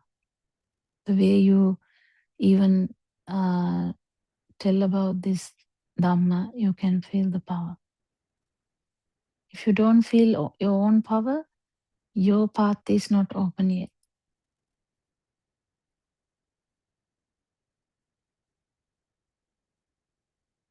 But it will eventually open because you are with this Dhamma. Arunansi has so many Zoom meetings in single language, about 12,000.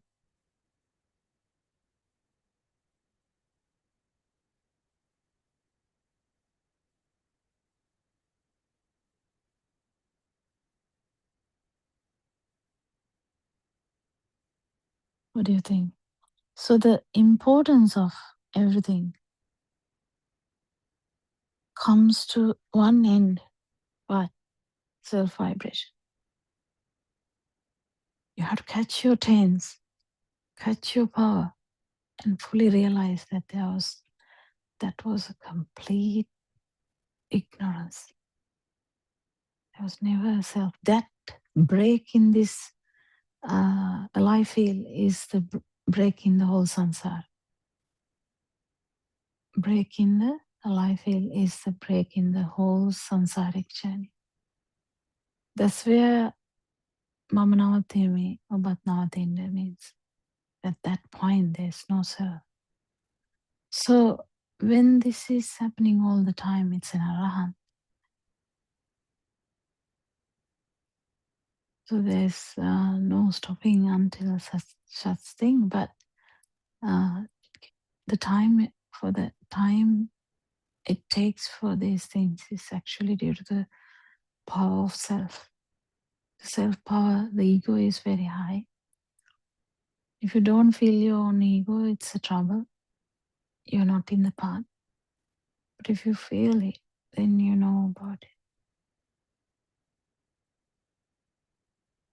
The very subtle jealousy, the perception of jealousy you have, very subtle perception of annoyance you have, very subtle perception of superiority you have, very subtle perception of anger you have, very subtle perception of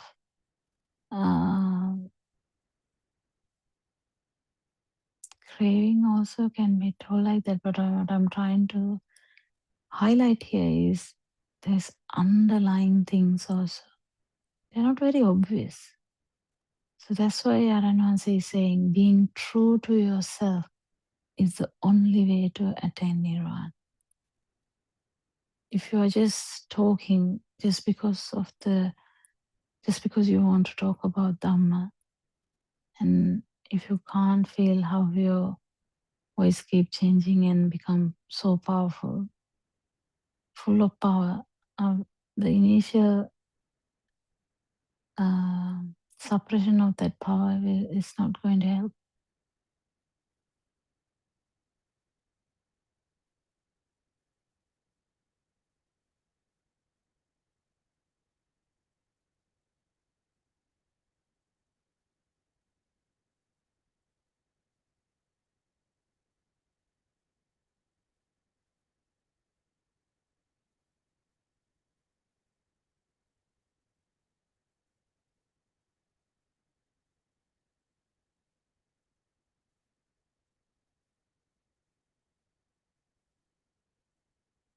It's a very comprehensive area that Aranwansi touches every day with so much care, because this can be misunderstood. This can be, some can ridicule it also, thinking that how, what is he telling? No, you can't even, you don't have even the power to judge him, because he's not, he represents a non-vibration. You can't do much with that. Can't do anything with that in that sense. So this non-vibration, what can you do? You can't do anything. There's no self there. There's no death there. There's no person there.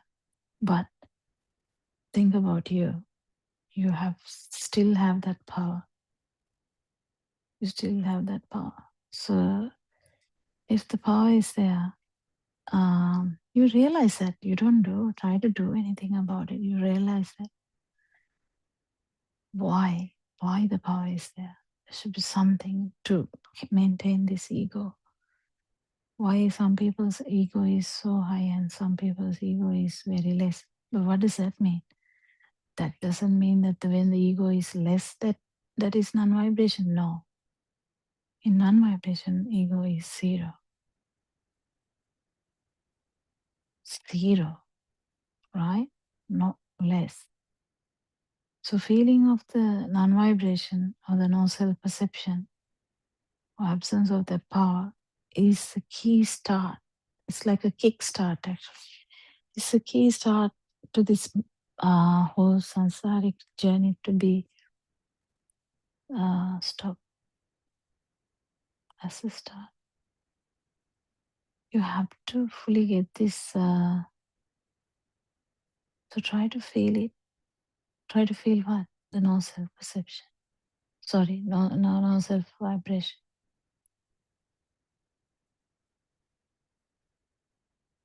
You fully understand the self vibration now. Actually, the problem is the no self vibration, feeling that because it's an experience. Everyone in this platform of Buddothpada RN1 actually understands the non-vibration.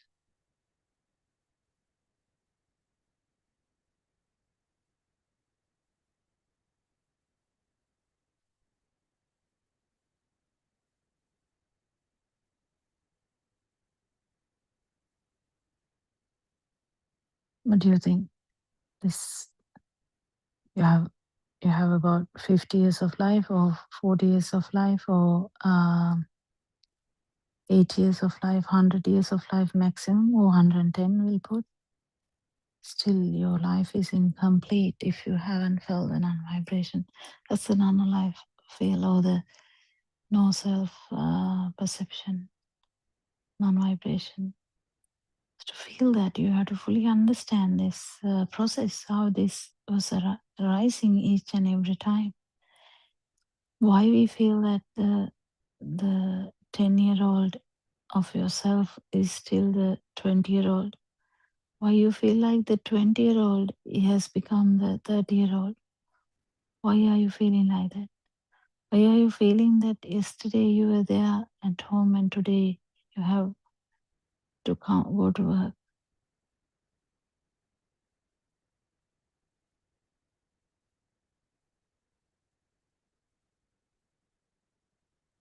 And you can't just separate you from perception, because you are the chair. So actually speaking, even though you're far away from your house perception is with you. So actually the house is with you. Subconsciously, everything under the sun, whatever the perceptions you have come across, if it can be billions, everything is there.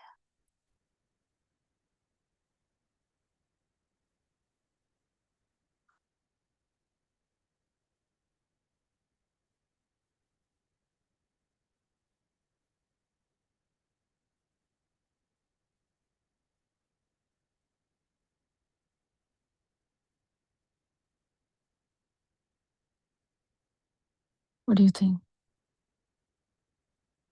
Well, this Aranwance's challenge to the whole human beings is being taken by a few and is being taken by a lot and will be taken by human beings in the future as well.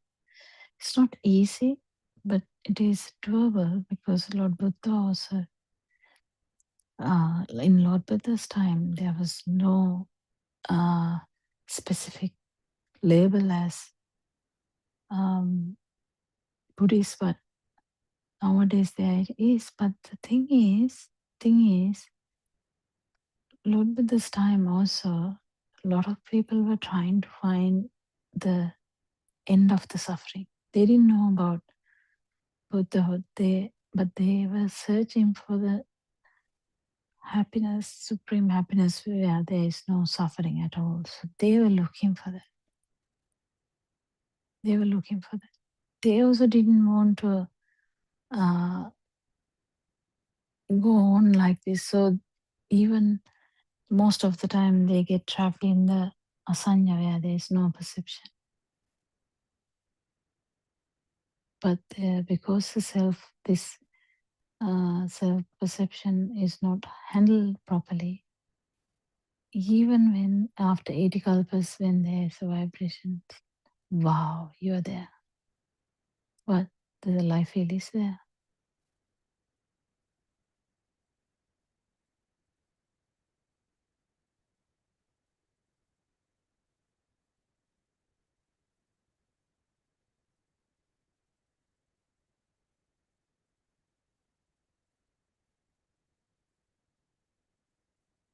If you get this right, is there anything going to change? Not really.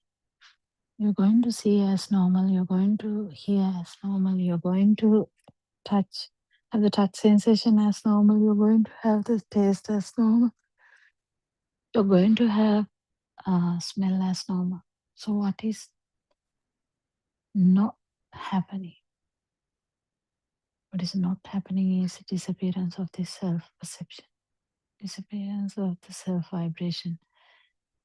Self-view has to be broken by feeling the non-vibration, not the vibration.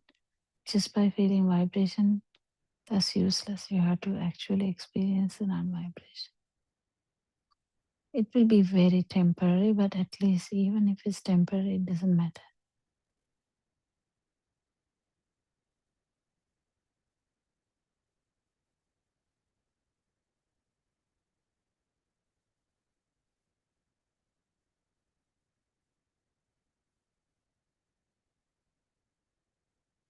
I hope you get this right. Aranwance's effort to spread this truth is massive. But the beauty is, it is happening slowly, steadily. So we thank you, Aranwance. We worship you every day.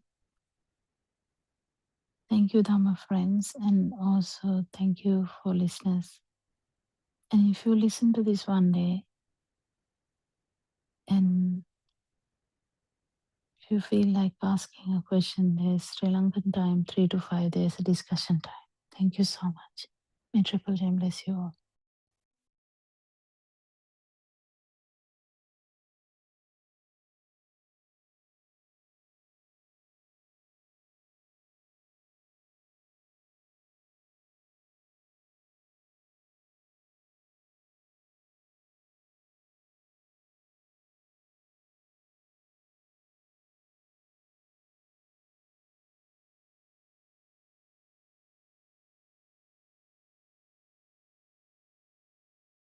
And there's more space for the truth to appear.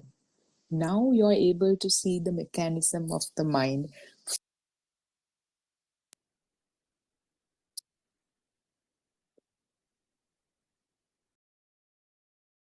Good morning, dear Dhamma friends. Thiruvan Saranai. Before we begin, let us respectfully pay homage to Buddothpada Aryan Vahanse, our noble friend and teacher. Thiruvan Saranai Aryan Vahanse. Your noble guidance has illuminated our path to nirvana. Your unwavering dedication to sharing the ultimate truth and reviving the wisdom of the Arahants is a gift of immeasurable value. We're truly fortunate to witness the unfolding of this profound truth under your compassionate care. May you live long and continue to guide us. Ayubo Veva and Teruvan Saranai.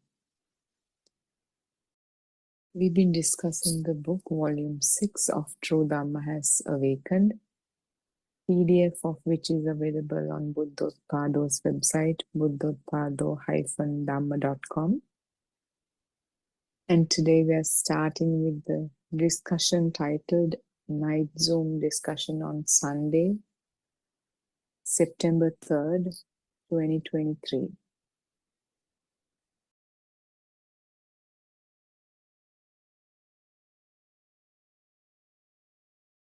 Participant, Teruvan Saranai Aryan Wahanse.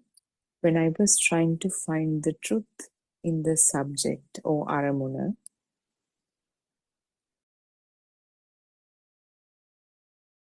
Manasancha Paticca Dhammesu, or mentality and materiality, or mental formations, I would like to know to incorporate these with the outside world. Is it the same as name and form? If this is so, what is with the arising of ignorance? There is the arising of the taints. Is it caused by the I consciousness when the I is the subject? Aryan Wahanse, Lord Buddha said, do not grasp in the Upakilesa Sutta. Then according to what you said, I think you're lost. I think you think according to the Dhamma. It is good, but you're entangled in this. When you say trying to find the truth in the subject or the stimuli, what do you mean? There is a special way to analyze the Dhamma. It has to be practical. This is not for knowledge. You try to talk about true knowledge, but you have a problem here. Tell me, what is this practical knowledge? You're trying to seek the practical experience. That is wrong because automatically this should happen. That is the feel of this stimuli. You do not do it or think about it. You should automatically experience it. You're distorted. I will help you with this. So this participant is asking about Manasancha Paticca Dhammesu.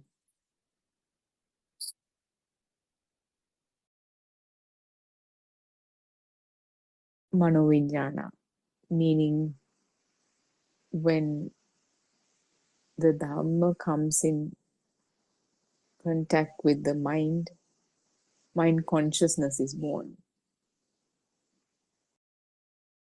So this person is asking that he or she likes to know to incorporate these with the outside world. Is it the same thing as name and form? And how it's related to ignorance?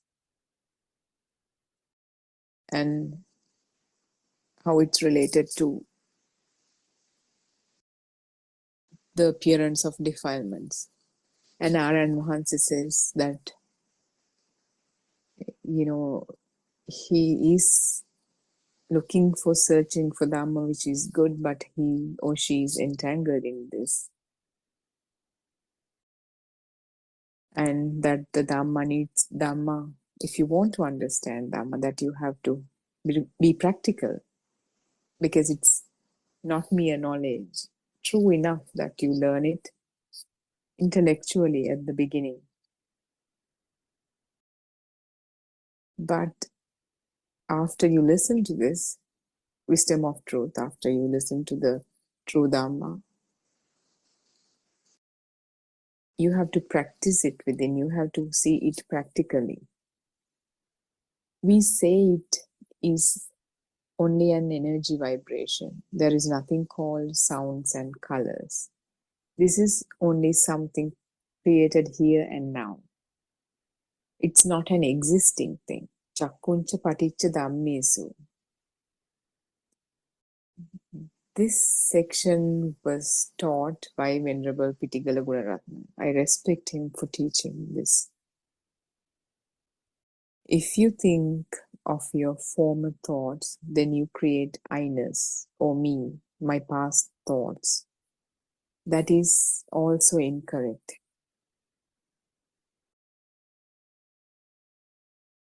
It is a delusion to think that things are coming from outside. Please refer to the discourses related to this subject, including Lovama Dedaraya. These are really magnificent and unique.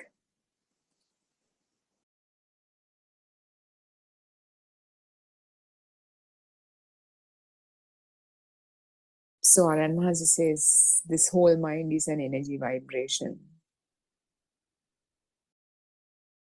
Even what we call sounds and colors, they are also manifestations of vibrations. And everything, the so-called mind, our experience, is created here and now, not an existing thing, not something that continues to exist from some point in past to this moment in time to some future point in time. Rather something that comes into existence moment to moment.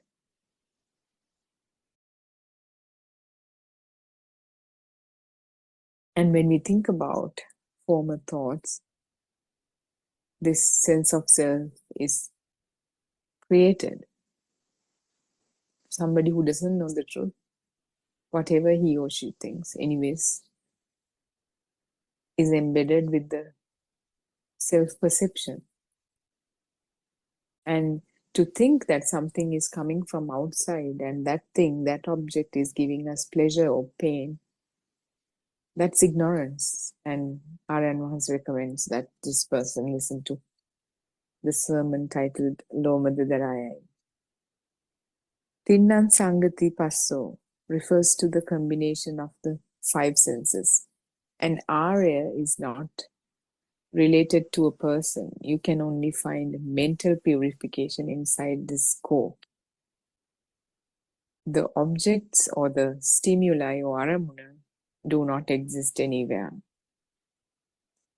Chakkuncha padicca rupe cha uppajjati chakku viññānam. This is about the speed of vibrations. There's no mind consciousness or viññāna without mental formations. Also, without mind consciousness, there are no sankara or mental formations. According to the vibrations, the five aggregates circulate at such a speed that an illusion of an outside world is created. Tinnan Sangati Passo means Ditta Sutta Mutta. Ditta, what's seen, Sutta, what's heard, Mutta, what's felt. So three things come together. These three things together, when we say Ditta, it's seeing, Sutta is hearing. When we say Mutta, we say it's felt, but that component that's felt consists of tasting, smelling, and sensations. Sensations means the heat detected and the pressure detected, or the solidity of something that's being detected through the skin. So, meaning the five senses, the inputs from the five sense faculties, they come together, these three things, these three categories of things come together to create the mind. This statement has not been said before. This is this revelation or this kind of, one could say interpretation, but it's something that's seen through the transcendental wisdom. This kind of explanation hasn't been done before in the effort to realize the truth. And as I said, it's Dhamma, it's coming through Dhamma Vigna. So these three things come together to create the mind. First, the eye consciousness, when we say Dittasta Mutta, eye consciousness, sound consciousness, nose consciousness, taste consciousness, body consciousness. That means when we say eye or the vision, and then when we say eye consciousness, it means it's known that I saw something, that something is seen. It's the fact that something is seen when we say eye consciousness, because it's detected. Now there's a knower here or an observer here, not developed as a self, but in the example of the child whose mind is not developed, still he has eye consciousness, meaning he or she knows that something is seen, that something is heard, something is smelled, tasted, touched, but it's not recognized as, or a chair is seen, or a wall is seen, a doll is seen, or mother is seen. So there's some sort of consciousness, but it's not quite the mind consciousness yet. So when we say Tinna Sangatipa, so three things have to come together. What are the three things?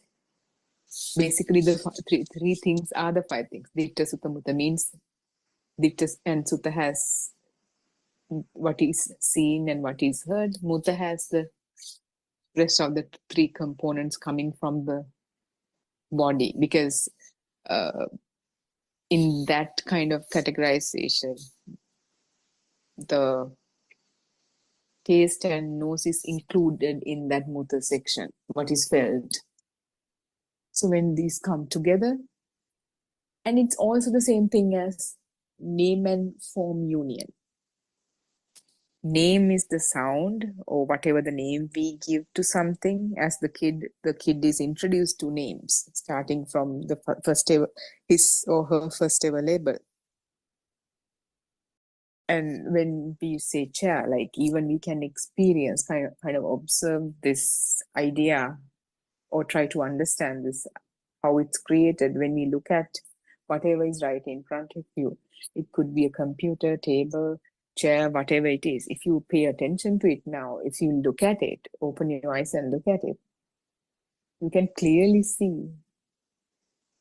Eyes cannot see the name of it. Eyes can only see the colors. And we can't even say colors, because color, when we say colors, it's already labeled. But the experience, the direct experience when you open and kind of your focus land on then whatever the object that we are taking as an example right now. And if you think about the name that appears in the mind, or the mind, eye of the mind, or whatever,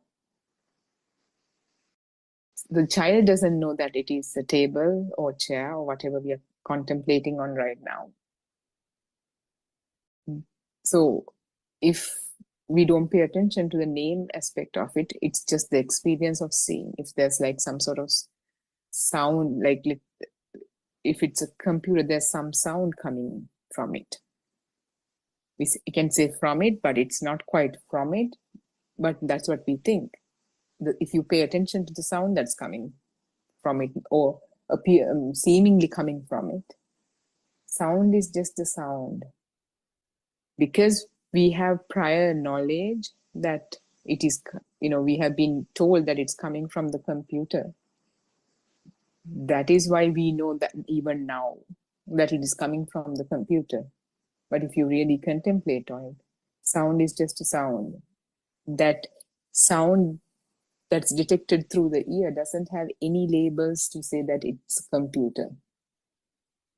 If we want, if any label is attached, that it appears in the eye of the mind. So this is something that we need to really, really understand. And the fact that when they come, when this image, the smell, taste, touch, the sound, when, you know, computer can have a sound and can have a name in the form of a sound too, the name being the computer. When all of this come together, it doesn't have to be all five. Even in yesterday in the discussion we talked about, even in the absence of one of them, there's some sort of a replacement, like, you know, in the absence of the mental image for the label COVID, we have some other affiliated mental images. It doesn't necessarily have to be something to give us an idea, to give us the idea that something called this is existing, or something that is not called by a name is existing. It exists out there. This complete package of information gives us the feeling something exists. And that is why, even though we keep saying that it can be grasped in the form of knowledge, but it's really difficult for us to see it not as a thing, but just as the color, because it's kind of a feeling. This perception has been that has come in our awareness so many times, millions of times. Let's say rose, how many times in our lives we have talked about a rose, thought about a rose, felt a rose, seen roses. So, like in birthday cards, in the TV, in the garden, in botanical gardens, on Valentine's Day, there are so many affiliations that gives us the feeling, that has happened so many times, that gives us the feeling that thing exists. It has some, like Randima was explaining yesterday, that there's a 3-dimensional feel to it. It feels like the smell is coming from there. It feels like it has this softness to it. When we see it, the softness is felt in the mind even before we touch the rose. When we look at a bodybuilder, let's say, we feel like there's some toughness in him. Like all these perceptions have been assembled and assembled over and over again, assembled, altered, assembled, altered. Uppada panyayati, vayo panyayati, titatta anyatatta panyayati. That's this altering. That's also kind of, you know, meaning it comes into life, appears, disappears, in between, due to speed, it alters too. So this kind of quality, this kind of, it's called chitta niyama, the order of the mind, the law of the mind, how thoughts are created. It's created according to the system, moment to moment. So it appears, disappears, and gets altered in between due to speed of these vibrations, manifestations of vibrations. It appears in that vibration, during that vibration, appears, disappears, alters, but disappearance is not detected by the fast frames of second, that we can say in like that too. So it feels like there's something is continuing, but over a period of time it's changing. But it's in every appearance it changes, but it cannot be detected because it's so fast. That's why, you know, the time span that we've been living on this earth, it feels like, you know, for us, we wouldn't know we are aging, but somebody who sees us, you know, after a few years, they would know that we have changed, or, you know, put on weight or whatever it is. They are able to say that because they're seeing it over a period of time. But we see our faces in the mirrors every day, we are not able to detect it. And even when if we kind of line up a collection of our pictures from the day we were born to 3 months, 5 months, 1 year, 2 years, like that, like up to 40 years, 50 years, or whatever, we still have the feeling within us that something has been in, something that doesn't change is continuously there. Whereas there's no relation, almost no relationship to the face you have, to the face you had as a kid. So this appearance, disappearance, and alteration, that gives um, that gives this changing nature to everything, not just the so-called self, the appearance of the self. Trees grow, flower, bear fruits, animals, they change, the whole environment, the clouds, everything is changing every time, all the time. And therefore, it's really difficult for us to not see it as something that's existing, because this kind of nature is already making us feel that something is out there, it's existing, it's changing. That's the itta sanya, or the existent feel, existent perception. And if that is out there, then I am here experiencing all that. With respect to that world, I hear. And that sense of self is kind of an extension of the same existent feel. That vibration that's manifested turns into an existent feel, turns into the self-perception. That's why R.N. says dependent origination cannot be written in a book. If you're writing it on a book, you have to write one on top of each other, because it's kind of maturing. It's like a flower bud flowering and changing appearance. It's like everything else around us, appearing, disappearing, and changing in between. Our whole experience is that. In between the deception, in between that, this duality is created. When it comes to, when the dependent origination starting from the ignorance kind of matures into the sense of self, and to the, then to clinging and all that,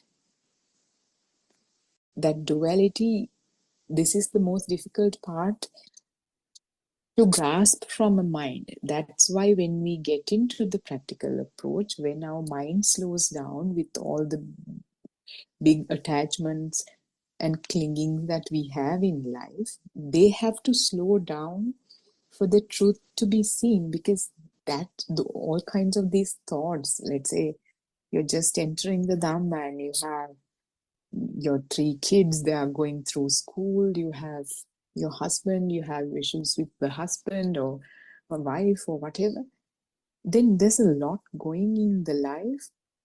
That means so many thoughts. Your whole experience is just crowded with thoughts. There's no space for truth now. But as you understand the importance of the truth, the Dhamma, you listen to it, and you begin to experience little bitty aspects of the mind, get little insights here and there, and slowly it's taking you from that, the crowded mind, to a lesser crowded mind, through the diminishment of defilements. It's not concentration meditation, it's not suppressing emotions. And we know we've been done that for a while, and we know when you are not in your cross-legged position, you still have these desires and clinging and all that coming back. But in this practical approach,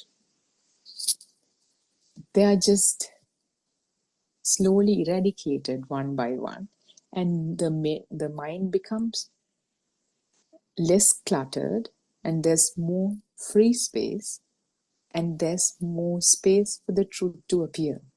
Now you're able to see the mechanism of the mind first-handedly as the defilements are slowly diminished. Just like, you have a very, how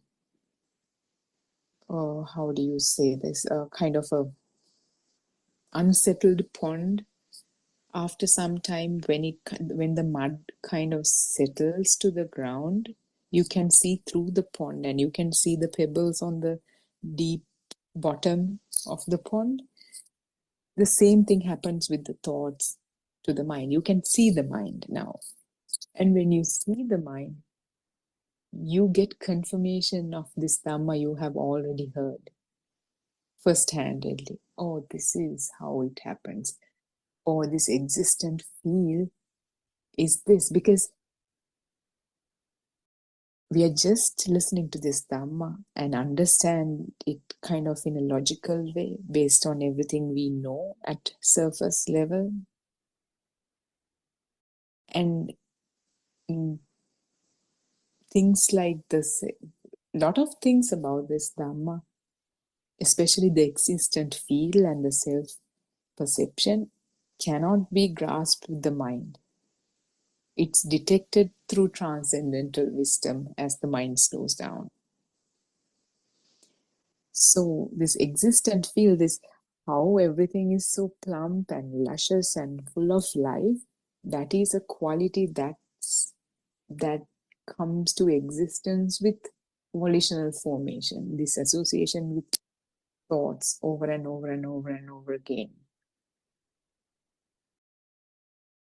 And you can experience this existent feel, the perception without that plumpness, and then then it's self-evident to you, oh, this was just the trick of the mind, and in essence what there is just a bunch of colors. You can't even say colors, but like we have to use the language to communicate. And same way, first-handedly you experience, not that you experience, it's present in the experience, in the awareness, that there's no self here, that there never was any self here. It was an illusion that came into existence. So this is the path, and it's so beautiful because you know for a fact this can never be known by a mind. Because however much we think, that's why we need a little bit of penetrative insight to make sense of Dharma as a sermon is delivered. That's why we need to not just passive, it's not even active or passive, but not just listen to it as if you would listen to a song, but try to really see what it means. Not in terms of knowledge, not through thoughts, but to see it within you, what it says. And especially the sermons of R.M. Mahanse, this just so happens. A lot of people have experienced that. I have experienced that. So, because that non-vibration is capable of doing that to the vibration. For an example, if somebody has a lot of pride, let's say he's some sort of a CEO of a company or whatever, and we don't have that kind of a drive or ambition or desire or whatever. And if he or she talks about his position so highly or whatever it is, we can easily detect that there's a lot of ego in that person. Because we do not have, because with respect to that particular quality about life, since we don't have that kind of vibration or whatever, it acts like a little non-vibration with respect to that person. But let's say you love, you're looking forward to buy your first house or whatever it is, and somebody else is also looking into buying their first house, and both of you are talking about how much you love houses and all that. Nobody's able to see anybody's ego here because they are in the same vibration. But in the example of the noble friend, he's able to see through the entire ego of one person because his ego is zero. I'm just trying to explain it with words. So hopefully it makes sense. If it doesn't, I apologize. So I think we can continue with the second portion of the discussion. Randima is here, Justin and Kema. Namali Teruvan Saranai. Teruvan Saranai Harshi. Teruvan Saranai all of you. Yeah, Harshi, I think if somebody has questions, we can ask. If you have any questions, you can ask. Yes, Kema, please feel free, Justin, yes, to ask any questions you might have.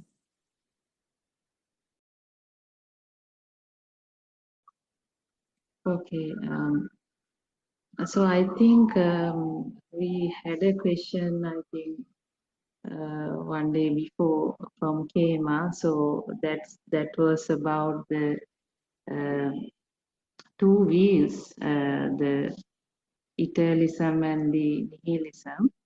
So I think maybe we can discuss that. In Buddha's time, actually, there were two extreme views. Even today also no different. We can see the same thing is here.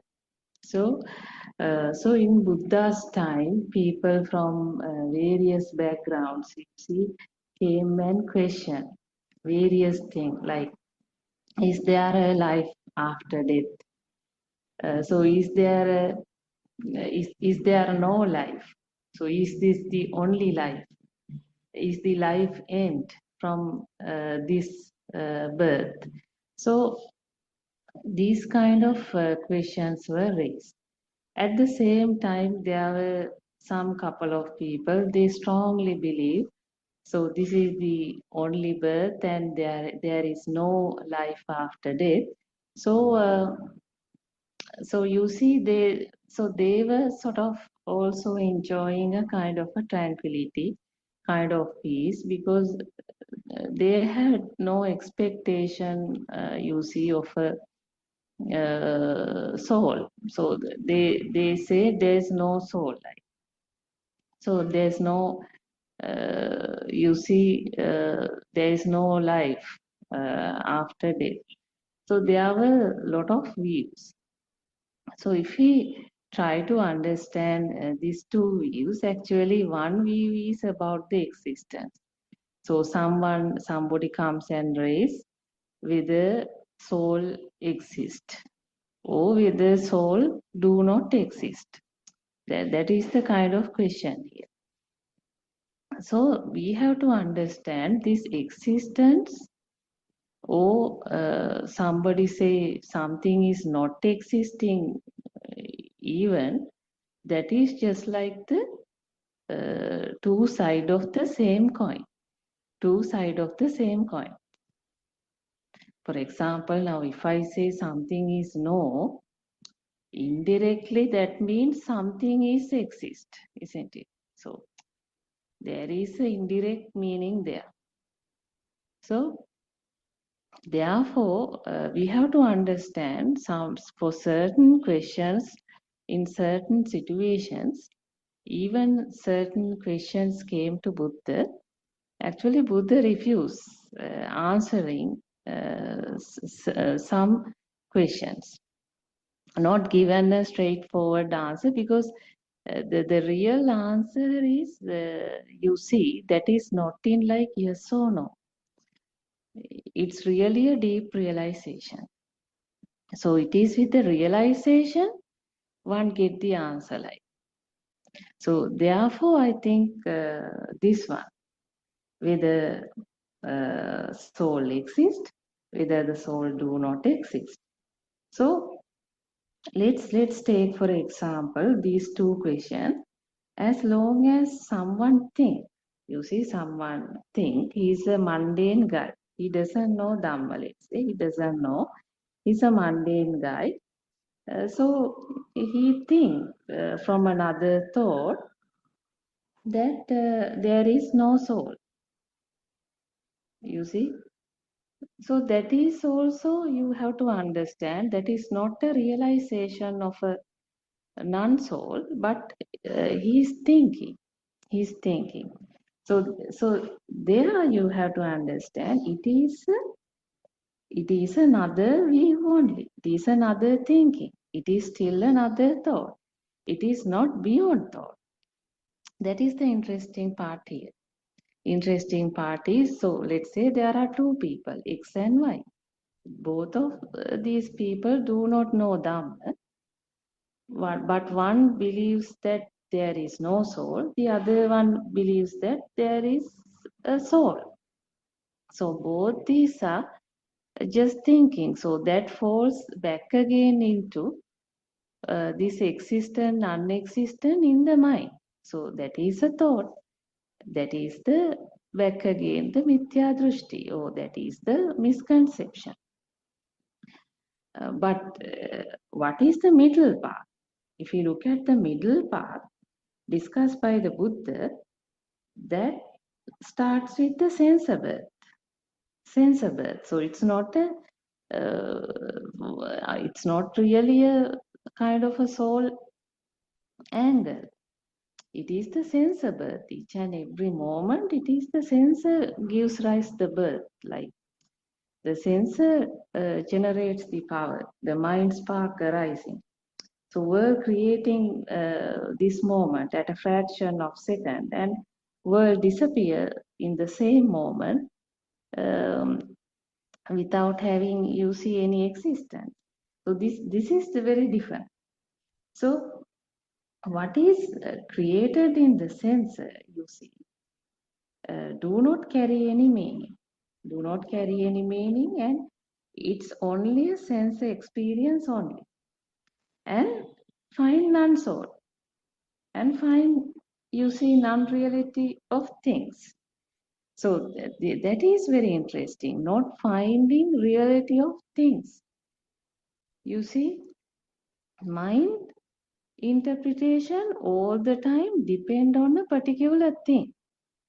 But when you take the right angle in this Dhamma, you understand there is nothing realistic in any of the things, even so-called soul. So we are talking about a deep realization where there is an underlying transformation. That is a field of transformation. Really, that's difficult to explain, but this transformation is the one which start to evident within you every moment. So it's a every moment feel of the truth means it is the feel of reality that this so-called world is not real. So that is the guy, actually we can say it is the Arya land. It is no more in the mundane land. So mundane land is the Anusota, or where the sparks or this vibration is forming and getting stronger, stronger and stronger. But Patisota, or the opposite, or the Arya land, whatever I'm using, all these are just terminologies, just forget about it. But what's happened is when somebody understands the reality of the self, and there is no reality of any of the things, so that becomes a transformation. So that's a transformation where your entire underlying system will feel. So it's a transformation feel by the entire body cells like. So that's why we talk about the inner transformation. So that is the Sammaditi. So we are using various terminologies here. So you have to be very careful. Sometimes we say non-vibration. Sometimes we say this transformation. Sometimes we say Sammaditi. That is the right vision. Or sometimes we say, so now see, all the time we tell the same thing. Same thing is truth need to evident within you. That's it, very simple. This is simple in that context. So that's why we say it is not just a knowledge. Knowledge means just here, and there is no transformation, but it is the same soul is there, like. But the transformation is different. Transformation is a feel. Yeah, the world will not become real after that. So then it is every moment liberation. Every moment it's a feel of, you see, underlying truth that there is no soul. So now if this question, let's say, how can somebody give a direct answer to this, whether there is a soul? Now, if let's say, if someone is not in the Samadhi, that is in the right vision, do not experience the Dhamma life, then for that person, every moment, this power is forming. In the sense, every moment, everything become real. World become real. Soul become real. So all the pain, sorrow, everything arises, and in that pain, sorrow, someone is suffering. So that pain itself is this unrealistic soul burden. You have to understand. So now that's why this becoming continues. You see, becoming continues in the mundane world. So in that world, this illusionary dream, what is created every moment become real. It doesn't see the disconnection between this internal, this generation and the outside. So since that disconnection is not realized, not perceived, all the time the connection is occurring. All the time connection. If someone blames, this mundane guy thinks that it is the outside person blame me. That is the connection. Actually, no meaning here, because your system is an inside cook system. Everything created inside, no. Light created inside, the sounds created inside, all this mental illusion created inside. So you will never actually met somebody really in this film. Your birth is all the time in this perception. So truth is this: you are really you form in a dead perception. Your world is a past world, some past vibration. But since simultaneously this I world, the sound world is forming, and you see this feel comes, and it is due to the ignorance of not knowing the truth, you feel like this is outside. That's what happened. But when the reality you see starts to experience, then the same system realize there is no such power in the system, because this mind power is the mundane guy, nothing else. Mundane guy means mind power. There is a strong level of mind power. So, but with the Dhamma, what happened? This field of transformation, in the sense, this mind power is the one get attacked. So it drops to great extent. So then things comes very controllable. Like. That's why even you see, even sometimes, let's say, some pain comes, that pain will not sort of get interconnected to a soul life. Why? Because it is the right vision. Right vision is You can't back again have a birth in the mundane world like before. So it's the Arya land means Arya.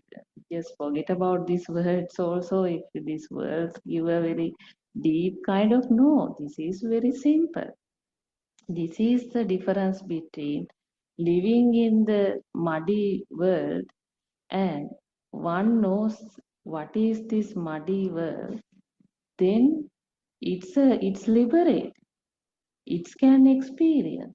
It can experience. There's no sudden shocks like before. It can experience the pain less. It can experience the attachment less. It can experience the clinging less. It can experience the entertainment and the lust in the system less. Means what? It is not caught up with the speed like before. Earlier, it was very much caught up in the speed, not knowing what to do. The mind gives lot of signal to do that, go there, watch this, wear this, and eat this, and so many panic situations. But with this Dhamma, the real neutralization, you see, so that is the beauty. So, so therefore, no doer, actually nobody, no things. Simply that. Dhamma is really very simple. Dhamma is simple. It's not even though we use like very deep realization and so on. It's not like that. This is what your burden is you. Your burden is nowhere. That's why Nibbana, you are sitting on Nibbana because you are carrying the heavy burden of you. That's why all the problem. Otherwise, it is the perception world. But that and this, but when you see how this perception world form, and then that start to become immaterialized in the system. So this is the Buddha's message, and this really works. So this is a path really which drops this alive feel, because this feel, why you feel that and this very powerful, because why still the mind power is very strong, you see. But when through the Dhamma this position is seen, what happened, it is the insight meditation, otherwise then this breakthrough happens, and then it is the transformation, and then there won't be any rebirth in the mundane pain anymore. So the real resistance you will experience in the path, real resistance in the sense incidents occur, but this incident will not be coming, in the sense you do not know even how that not becoming, but it starts to not becoming. So that's why Aryan Mahanse says, if you have no fire, if you have no internal burn, internal panic, then that is the Nibbana. So then don't try to search anything else there. This is what happening. Otherwise, in the mundane world, all the time you are in a fire. But if there is no fire, so this is the one which is really happening. But you can't take this lightly also, because until your system feels, you have to do your homework. You can't just leave it like, no, I'm not going to search, no, not necessary anything like, no. Until your system feels the transformation, until your system feels the resistance, until that level of resistance comes and it is starts to evident, your homework has to be done. Yeah, I think, yes, I think Dr. Ravi is also joined. Teruvan Saranai, Dr. Ravi, Teruvan Saranai, Harshi. Teruvan Saranai, Randima. Teruvan Saranai, Dr. Ravi. Teruvan Saranai, Randima. Teruvan Saranai, Harshi. Teruvan Saranai, Aranwas, and everyone. Yes, yeah, that was perfectly said. Uh, yeah, the Dharma is all about that, something that you feel other than a knowledge. So that is very true, because even though we tell so many things, even though we learn so many things, even though we hear so many things, can't feel it. Still, if we feel the existence, that means you are still in the ignorance. So we can say like this. So I'm talking to this forum right now, and you all are listening, and you again, after some time you will start speaking, then I'll keep listening. So this conversation goes like that. But at any point, if you feel that this is discussion kind of thing that is really happening, that is the ignorance. But that doesn't mean that you don't participate with it. So you are participating, yes, but you don't feel like that you are participating, because there is no one to take part in this conversation. So it is a natural thing that is happening. So just communicating ideas, using some words, so everything happens into a certain system. So unless the underlying fact is some resonance or telepathization do occur here, other than that there are no such persons, such incidences, such allocated period of time even. So if you ever feel at any point, if you ever feel that the time is gone, or Harshi is speaking from the other side, oh, so I'm the one who is expressing these ideas to the audience. So at that point, your ignorance is there. At that point, you are there. That means this the feeling of existence will be there. But so that feeling has to come from from the bottom of your mind. That if I say that mind, that is wrong. From the uh, internal aspect of you. So I mean, so that is the internal transformation that you intend to achieve by listening to this Dhamma and by contemplating, by comprehending this Dhamma. So at any point, anywhere, anytime, if you don't feel that you are not, that you are existing, not existing, that is the actual feel. So that means everything so you can engage anything, and you can talk with anybody. You can think you can, the thoughts might come into the mind. So I should speak like that. The way I expressed is not very accurate, and the way I interact with the other people is not very correct. So those are thoughts. So it also can happen. The thoughts might come, so you can't prevent it. So that it is again the system. So what do you worry about that thing?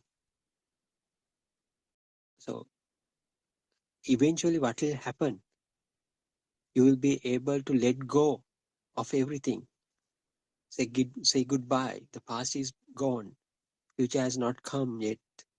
So you are living in this moment only. But this moment is not real. So it is not another kind of theoretical thing. So you should feel that the present is not real. So if you feel internally, so at that, in those instances, you will not engage with the things what is currently happening. So you feel that you, even though so many things happens right now, but you are not engaged with that. But you are not there. You are not that moment. So that is the feeling that you would feel if you eradicate your, if you are able to eradicate your ignorance.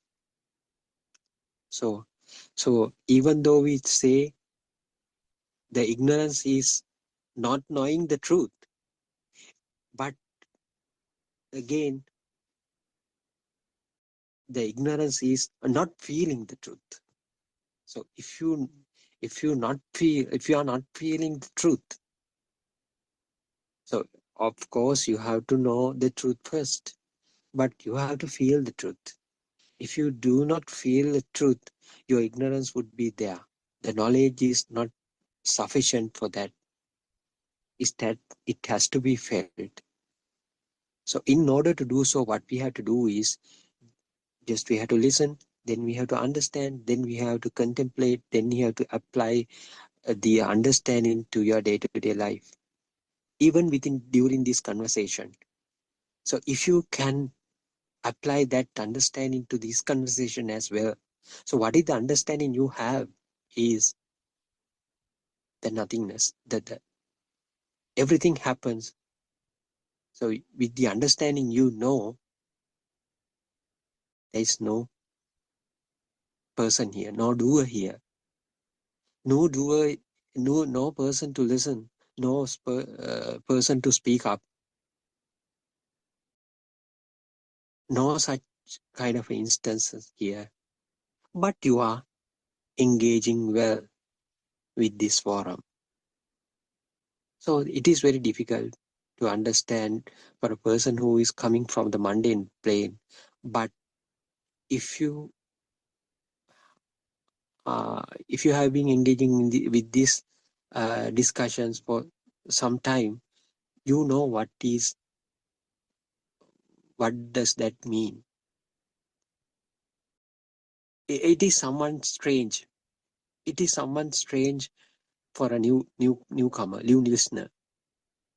But if you are uh, if you are if you have if you are a person who has engaged for some time, engagement with this Dhamma for some time, so it will not a strange thing to listen these kind of things, because there is some kind of a feeling without a self even. So from the time you are born, you have been dealing with a self that you know, you knew that there was a person, but so you felt like you were living until this time, this moment. But Lord Buddha said there's another kind of a feeling without a self even. So that is the experience that RNVAS wants to give us. So this is the message that the RNVAS wants to convey to the entire world. There's another kind of a experience as well without a self. That non-self experience is so unique and so different. It is very difficult to be felt with a thought, because thoughts, when we when we believe in thoughts, that exact feeling will be masked. So how you can bring up that actual feeling into the surface? By understanding the thought. If you understand the thought, if you know, if you do not assign any value to the thought, that the mask will be removed. The underlying, the non-existence feeling will come up. That is why Randima earlier, as Randima said earlier, we are sitting on Nibbana. Actually, we don't know. Until now, we didn't know. But now we know. But we still can't experience. Why? Because we don't have enough practice. At some point, if you are able to feel that non-soul experience, so it will become prominent day by day, day by day. So what we have to do is let it surface, let it come up, let it come up. So what you have to say is, let go your masking thoughts. So thoughts are covering, because thoughts are the thing. If you believe the thoughts are real, as long as you believe on your thoughts, that actual feeling will be pushed downwards. So what you have to do is, you understand the reality of the thoughts. If you understand the nothingness of the thought, then you can perfectly say goodbye to your thoughts. Let them go. Just know. So that is the way how you can bring up your real non-soul experience. Yes, Arshi, Teruvan Saranai. Yeah, Dr. Ravi, Tervan Saranai. Thank you for sharing those thoughts. If anyone of you all have a question, this will be a good time. I'll just continue. Just feel free to interrupt any minute. Thoughts are the culprit, Dr. Ravi?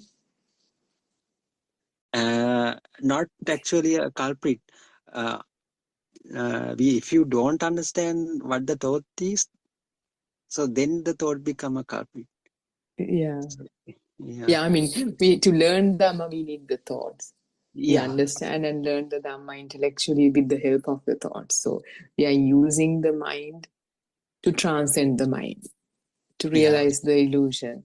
So in a way, I mean, obviously it's helpful, but at the same time, because of ignorance, it just keeps us deceived and deceived in this illusion more. For a person who hasn't listened to this Dhamma and who doesn't understand it. So, Actually, yes, as you said, Harshi, so if he can apply that understanding to this moment even, so we'll say, is this discussion real? So if we feel this discussion is happening for real,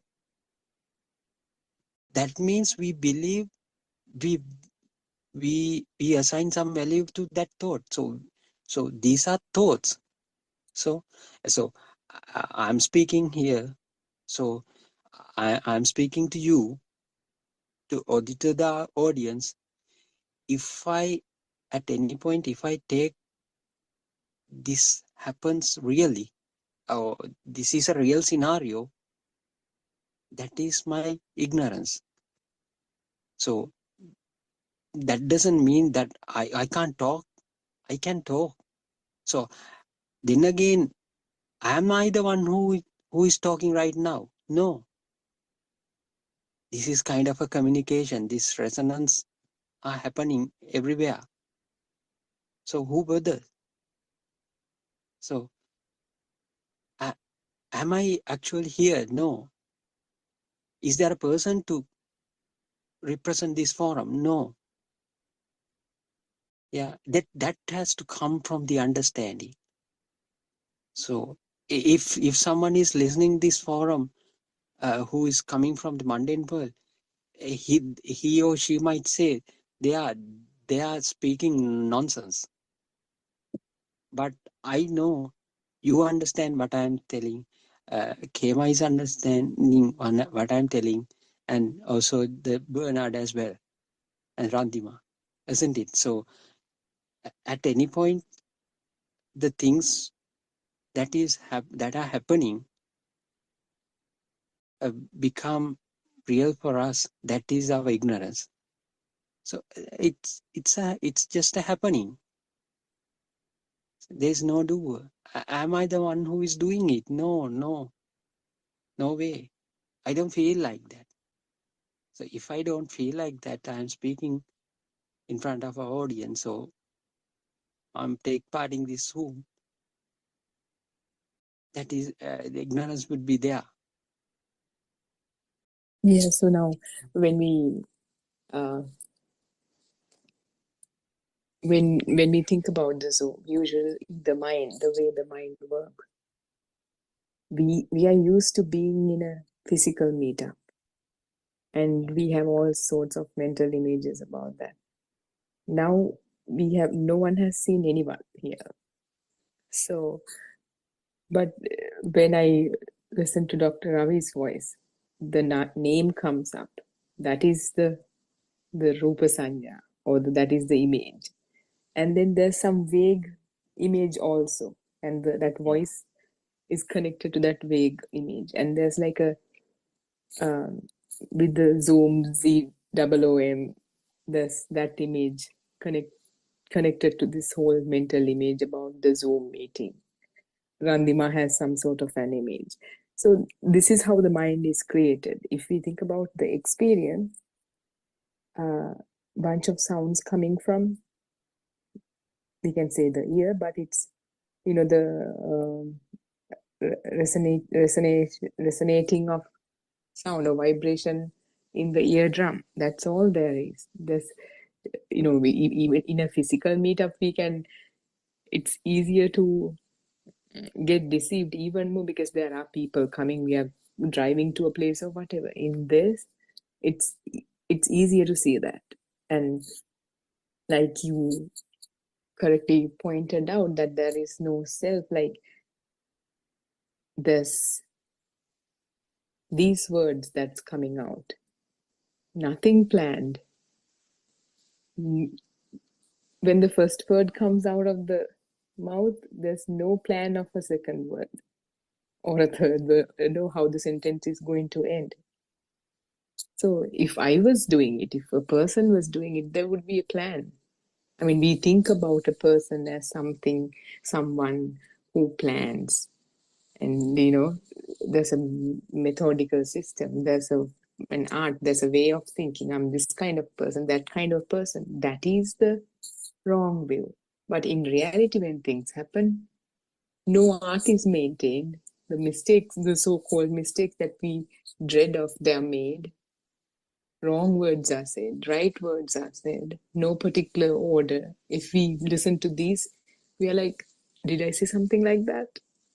There will be a thought like that because the existence of a self is assumed, all mind-made. Like if we think about our daily routines, the alarm goes off in the morning, that's just a sound. The thought comes, I have to go to work, I should get ready. That comes in the form of a mental image, like a mental image of me going to work or driving the car or parking the car at a certain place, is in that initial mental image. And the body is now activated, it moves accordingly. We are just be mindful, we are just using words to just communicate this. It doesn't mean we are we are assuming the existence of all that, but without using the language, we won't be able to, everything will just fall apart. We won't be able to communicate anything. So the body is moved towards the bathroom. there's, number of steps that needs to be taken. The system knows. Nobody's thinking, okay, to the bathroom, there's 10 steps. I should put my left first, keep my left foot first, then the right. No, the system has been working from the day it's been trained. When it was being trained also in the first place, when we were at the age of about one year, when we were being trained also, there was not even an idea of a self. Yet the system acted accordingly. Like somebody would, help us. The mother would help us. It was just so intuitive, and it's a natural process of balancing the body on the feet. Nobody knew how much to sway to this side to keep the body in balance, to how much to sway to that side, or to hold on to something when you're 1-year-old kid doesn't know anything. So, and when he was initially born,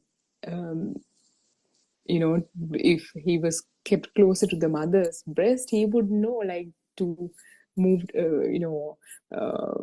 reach for the breast and suck for the milk. These things just all, it's like, flowers blooming and trees bearing fruit. It's just part of the nature. And then in the example of getting ready to go to work, we brush our teeth.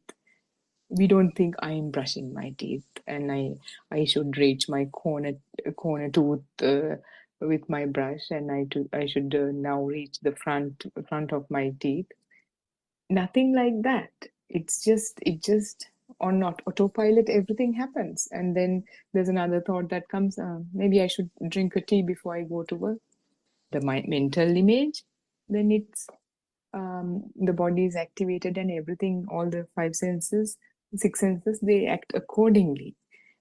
In between, we establish, oh, I am doing this, like here and there, or we have an idea as to, I am doing this, I'm getting ready, I'm going to work, I'm drinking tea. That's the misconception, the wrong view. But with the practical approach, we see through this one step at a time. We practice this sitting down, standing up, walking, sleeping, irrespective of the posture. That is why it's different from concentration meditation. Irrespective of our postures, this could be practiced. So, when Ananda Thero, he was not Arahant. The next day was the first Buddhist council, and you have to be an Arahat to attend the first Buddhist council, and he knew he wasn't an Arahat, so he tried to become Arahat, doing walking meditation or something, like just, spending some time with the thoughts or whatever probably he did. And he gave up. It seems like it's not going to work. He gave up and he went to bed, and before he got into the sleeping position, he became Arahant. So there's no posture here. Right before he got to that posture, he became Arahant. So this is how the system works. And with everything we talk about, with all the Dhamma we talk about, to know Dhamma is one thing, understand Dhamma is one thing, to kind of initially contemplate on this, we have to have that inquiry within. What is it? What does it say? What does it mean? What does it mean the mind doesn't exist, or the self is right here in this one thought? What does it mean? So that inquiry, after Noble Friend shares this, that inquiry is like a seed that's planted in our consciousness. It's always doing its work with us knowing or without knowing. And with whatever we see, that inquiry is at work, and certain things brings that truth closer to us. And then we have, on the other hand, we have the practical approach, where what helps us with these insights, and that is the insight meditation. And I think we should have that conversation more. I think we just discussed the first step of the practical approach some time ago, a week ago or something. So I think we should get back to that discussion too. And with these together, what's happening is the diminishment of the defilements, and with each step, with each diminishment of defilements, what we are experiencing is nirvana. When there's tranquility, when there's that space, when there's, when the truth is seen in this thought, in this moment, because we don't have a past or a future that we talk about so many times. We know it as a piece of information, as knowledge, but we can experience it. Like, you can never think about anything other than in this moment, not about a past, not about a future. So it makes total sense. And even if you think about this moment, whatever is around you, whatever you have labeled, they are also mental construct. A label is a name given by us, given by the society, given by the conventional designation. And the corresponding, the image, the smell, taste, touch, they are also manifestations of vibrations. And the name is also a manifestation of vibration because it's been given in the form of a sound. So bunch of vibrations, different manifestations of vibrations coming together to create the thought. In that process, these manifestations mature into the thought. Mature into the thought to establish an existing world, to establish an existing self. If there's the self, if there's the so-called existing world is out there, I would like it, I would dislike it. That duality is inevitable. If there's something, we always have an opinion about it. The mind is already created. Mind has already established this thing is a table or a chair or whatever. Whether you are neutral about the chair, you don't know, it's neither you like it, neither you know you dislike it. Still, that neutrality, in that neutrality, it is assumed the existence of the chair.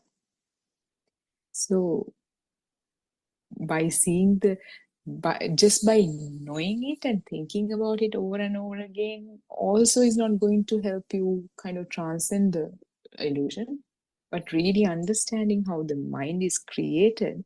And when the mind is created in the moment, seeing through that, to strip it off of its ignorance and get to nirvana. Any thought that is stripped off of its illusion goes to nirvana in the moment. Nirvana is in this moment only, not in the past, not in the future. That is why it is something that's possible. That is why transcending the mind is possible, because it's in this moment.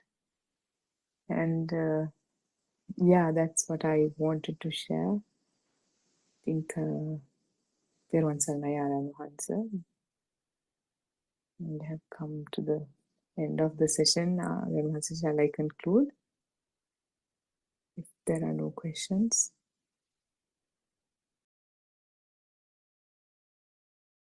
Randima, let's conclude, right? Yeah, Harshi, yeah, we can discuss tomorrow. Yeah. Okay, Teruvan Saranai, everyone, for joining in today. Teruvan Saranai, Randima, Justin, Kema, and Niroyi. Let's all pay homage to Aryan Mahansi at our feet. Teruvan Saranai, Aryan Mahansi. Let's meet again tomorrow. Teruvan Saranai Aramahansa, Teruvan Saranai Harshi, Dr. Ravi, Justin, Kema, everyone. Teruvan Saranai. Teruvan Saranai Aramahansa, Teruvan Saranai, everybody.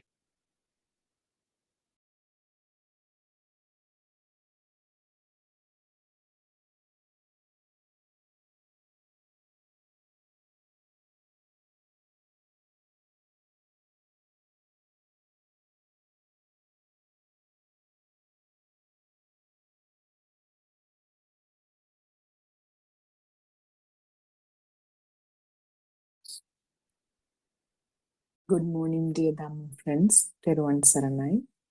Before we begin, let us respectfully pay homage to Buddothpada Aryan Vanse, our noble friend and teacher, Theruvan Saranai Aryan Vanse. Your noble guidance has illuminated our path to Nirvana. Your unwavering dedication to sharing the ultimate truth and reviving the wisdom of the Arahants is a gift of immeasurable value. We are truly fortunate to witness the unfolding of this profound truth under your compassionate care. May you live long and continue to guide us. Ayubu Veva and Thiruvan Saranam. So we've been discussing the book volume 6 of True Dhamma Has Awakened, PDF of which is available on Buddothpada's website, buddothpada-dhamma.com. And today we are on page 55. If our body gets burnt, we also feel the pain. If you realize this from the bottom of your heart, you will never hurt even a worm. The inner current you feel and that the worm feels are the same. If the waves get connected sequentially, an endless cycle of birth and death can occur. We call it samsara ugaya. A person with a wrong view thinks the universe is created by God, and it is up to you to choose your path. Once Buddha said, Ananda, if people follow a different path, when I guide them to follow the right path to Jetavanarama, what can I do? The Arahat Mahakashyapa Thero came to the Patali forest, and he had no competition. If the true nature of this Dhamma is understood by someone, he or she would not preach to compete with another. Even Mahamoggallana or Mahasariputta never went beyond Buddha's words. The important part is the mind, not the body. Buddha commanded Ananda Thero to demolish the sandalwood statue and discard it into the river. Buddha is not a statue, nor is his body merely a body. Because the mind dies, not the body. This whole process is a kind of frequency or resonation. And it does not stop here. It is not easy to understand this.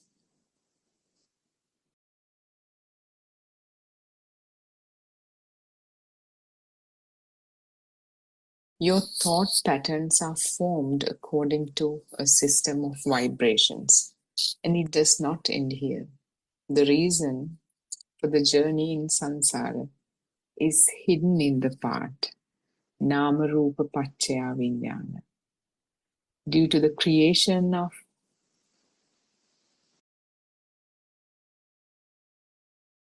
the mind consciousness or vijnana, seeming mentality and materiality are formed, or rather, the mind consciousness is formed due to name and form, nama rupa, union.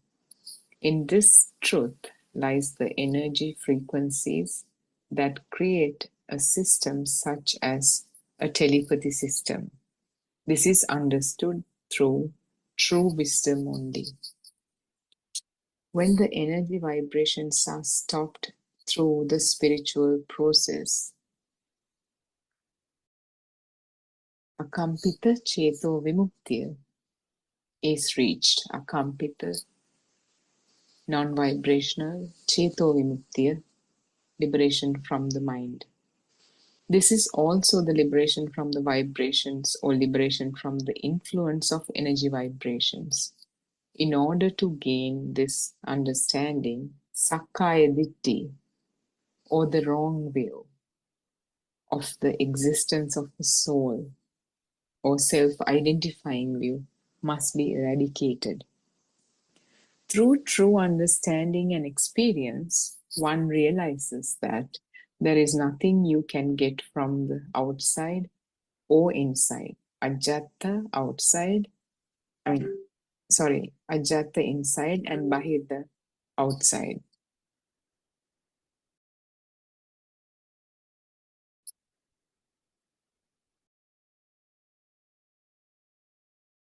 Realizing that there is no existing individual self or soul is the way. Until you reach this level of understanding, the cycle of birth and death will continue.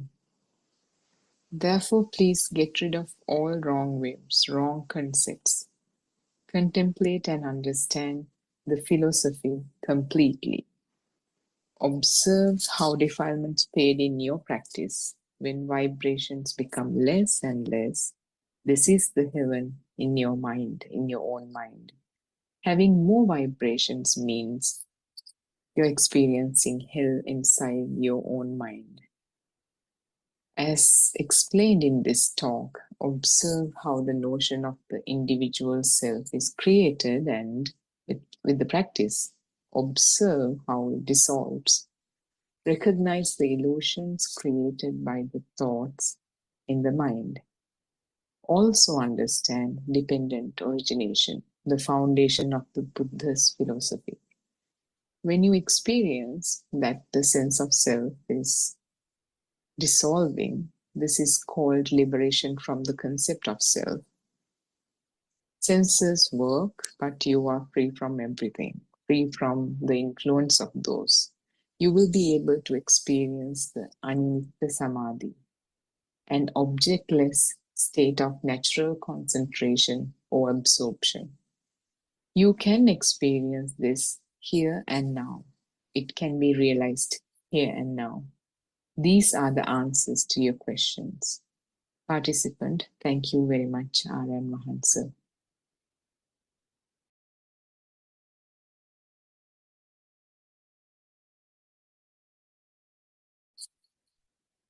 So the pain that we feel if our body gets burned, it's the same, whatever the pain a worm would feel.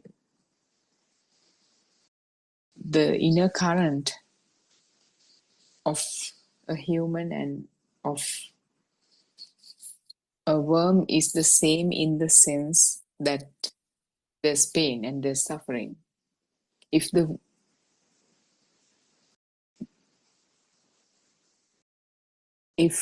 it's continued, if this vibration is continued without seeing the truth, an endless cycle of birth, that's inevitable, because there's no, both the beings are in the realm of ignorance. If we have the wrong view, anybody who's in this realm is governed by wrong view. The people, especially in the human realm, people think universe is created by God, or whatever they believe in, whatever the religions have told us. Religions are kind of mitigating that existential fear and stress, and so people have, it's people have something to look forward to, or maybe there's nothing to look forward to. They kind of make that decision based on whatever the religion they choose. Therefore, it makes it easier for them to, stick to one and just forget about that threat or whatever it is, the fear or whatever it is that's inevitable, because death is guaranteed, and what's going to happen after death, you decide with this over that or whatever it is, and then you just live the life without worrying it about over and over again, kind of mitigate that risk or fear or whatever. So this path is not a path of a religion. This is the ultimate truth, the universal law in which how everything is governed by, whether you believe in it or whether you understand it, whether you believe in something else. It doesn't really matter. This is how it happens, whether you realize it. If you realize it, then you know that that is the truth. So, if this true nature is understood by someone, there's no competition, there's no necessity to kind of compete over a religion,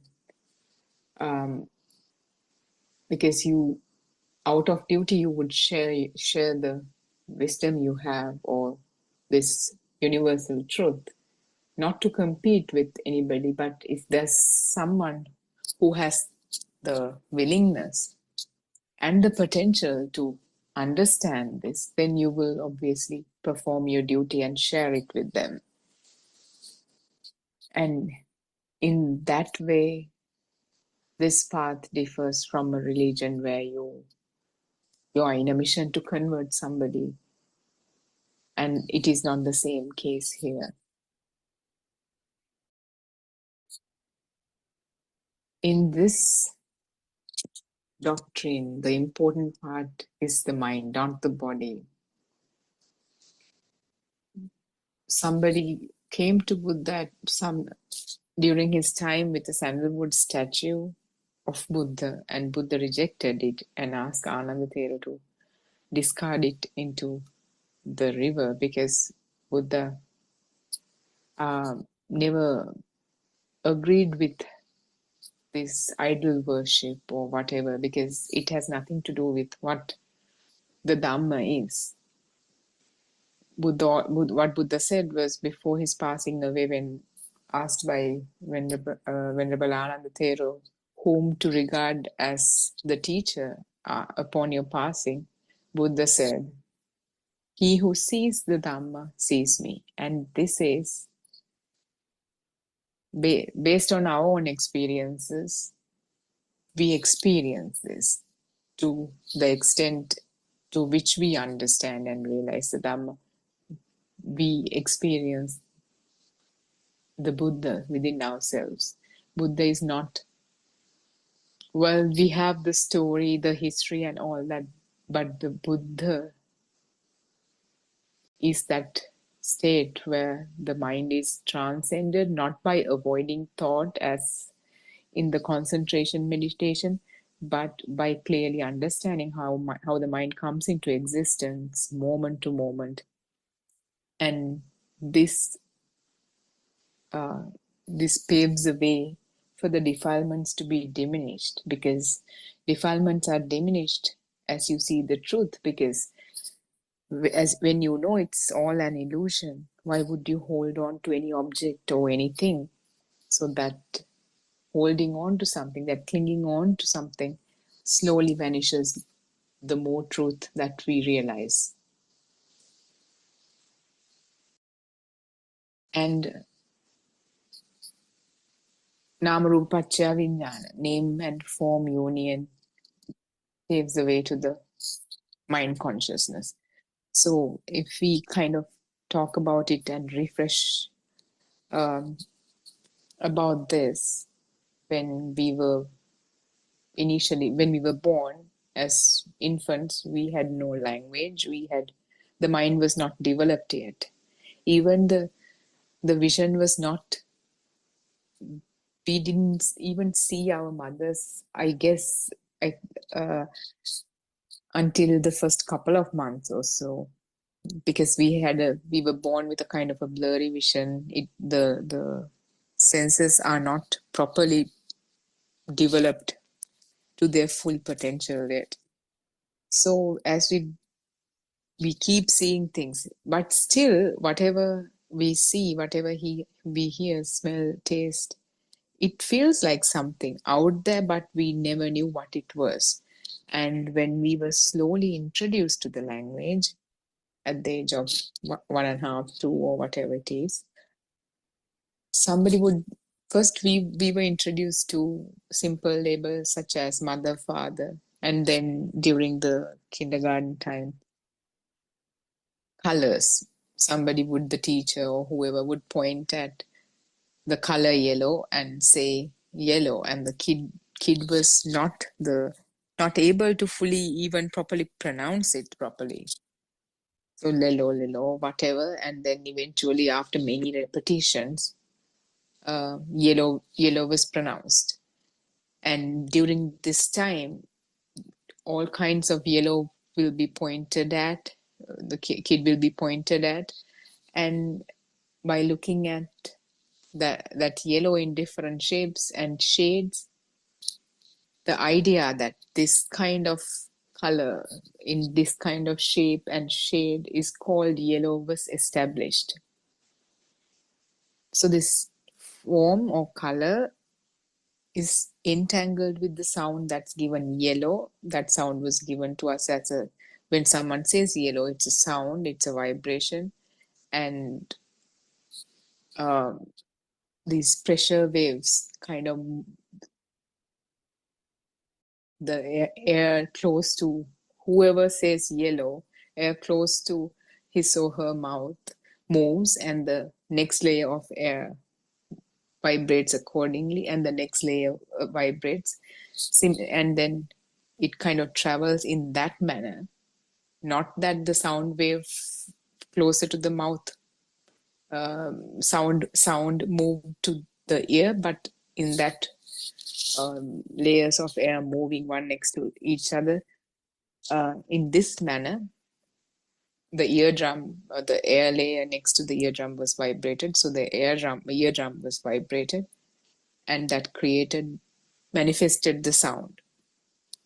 So whatever the vibration that was at which yellow was uttered, that same vibration was reached, let's say, to communicate easily, the eardrum. And then when the kid uttered yellow, the vocal cords were also vibrated at the same vibration or frequency, whatever it is. So this name and form union created this idea that yellow is some entity, some object. There's something called yellow is out there. And if you think about it, then it feels like the sound came inside. Sound is inside. And when we think about it, when we think yellow also, it feels like it's inside, even though there's no internal, external. The yellow we see seems external. So this is the entanglement of the external and internal. So yellow, starting with simpler labels, simpler objects, yellow, red, ball, dog, box, mother, father. So this system works like that, not that the kid or the child purposefully said these things. The vibrations were given, the system kind of telepathized whatever the vibration that came through the ear. The same one was resonated through the vibration of the vocal cords. And so then the mother, father, bag. If you can kind of revisit your earliest memories, you will see that there was this initial thought, if that is my mother, if that is my father, if that is my bag, then there should be a self who is experiencing this, to whom this mother, father, and the bag belong to. This thought was taken up by the system. That is where the initial, the self-identifying view was created. And then the kid wonders, oh, this is me. Okay, these people ask me to repeat the name. They ask me what my name is, and I call, I answer Harshi. Okay, that must be, this self must be Harshi. Then check ourselves in the mirror, see the reflection, and attach that that form, that image to this self, this name. So everything is these different kinds of different manifestations of vibrations entangled, and thoughts are slowly now accumulating. The world is slowly shaping. Now this child has myself in it, in the picture.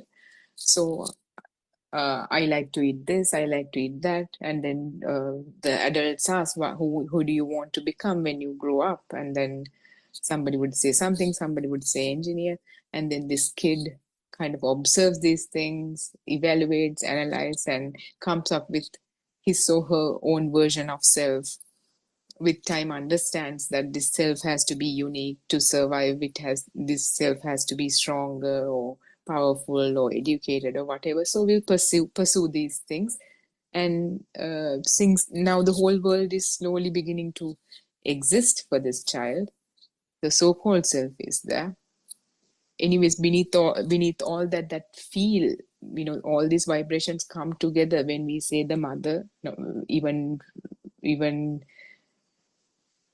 though we just say name and form extends to all kinds of inputs from the five senses. When these five senses come together, thought is created. If we kind of pay attention to the thought about your mother, when I say the mother, you can think about your mother, and that mental image has her color, shape, smell, taste. If as a kid, if you were used to, you know how your mother feels like when you touch her. So her temperature, if she gets fever, you can clearly say, "Mom, your body temperature has risen." This kind of information is in that mental image as well. So all this, the world is created, world is existing, underlying all that. When these vibrations came together, their underlying power is also coming together. That feeling that something is out there is validated by the idea that they're out there and their respective labels. So this is nobody's doing. I can't remember which sutta exactly it says. I think it's Visakha and Dhammadinna, that whatever that was sutta, they talk about nobody created this reflection or image, neither did I create it. It's a product of the causes and conditions. So we've been talking about this, and when we see through this, what's happening is we transcend this, and this self-identifying view is slowly dissolved. Identifying view is slowly dissolved, and the sense of self is also dissolved. This person who's claiming ownership and who's claiming relationships with respect to each other is slowly dissolving. Everything still happens according to whatever the system it happens. The idea that I am doing is the one that's slowly dissolving, and what it brings is the tranquility and peace to the system, because when we come initially, somebody who's seeking for the truth comes either because they're really curious, they want to know how this world comes into existence, they're very inquisitive about that kind of thing, or somebody had suffered enough, they just don't want to go through the suffering anymore, they just want to way out of this. So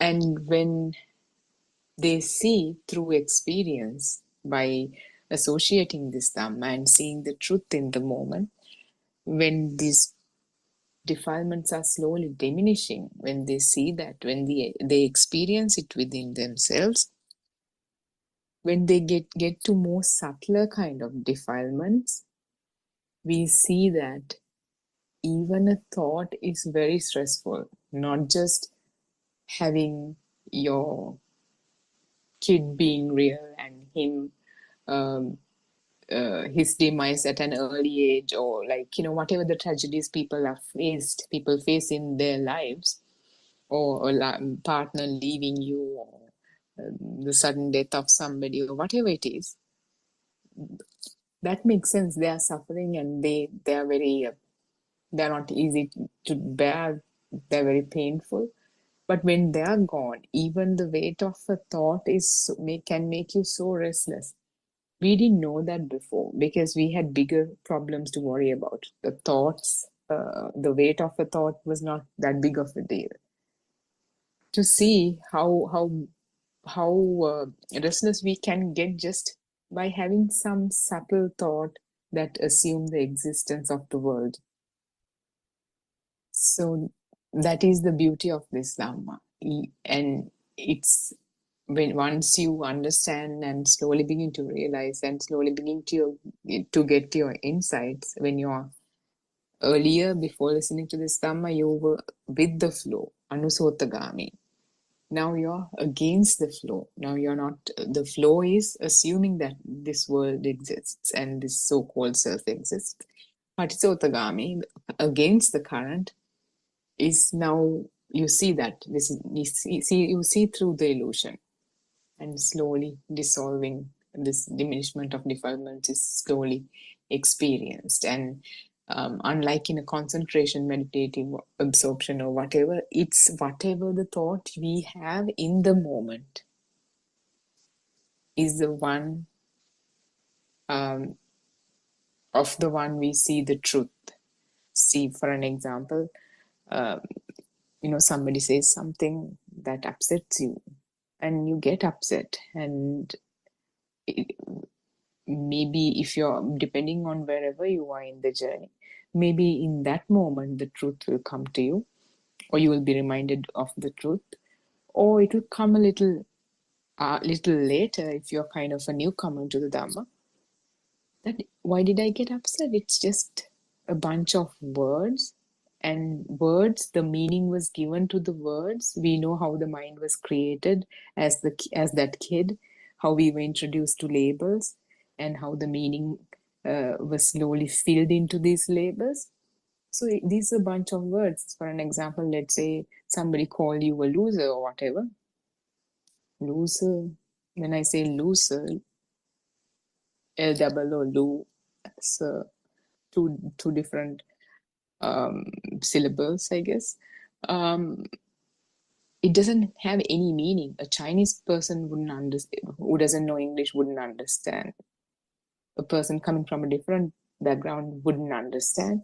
The meaning appears in the moment because of this entanglement. Because at some point we were introduced to the label loser, and somebody, probably when we were younger, somebody called somebody else a loser, and we are like, who's a loser? And loser is a person who's useless, whatever the explanation that they gave. And these two labels were attached, and there was, every time these kind of things happen, there's some sort of mental image, even if we haven't seen a loser with our own eyes. In the absence of a mental image, also there's some sort of a mental image.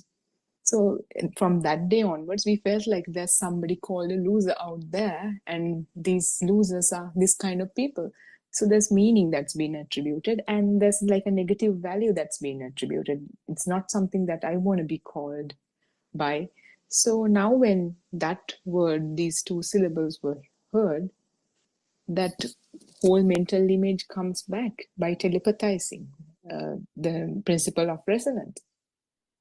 And whatever the meaning, the value that's attributed appears in the moment.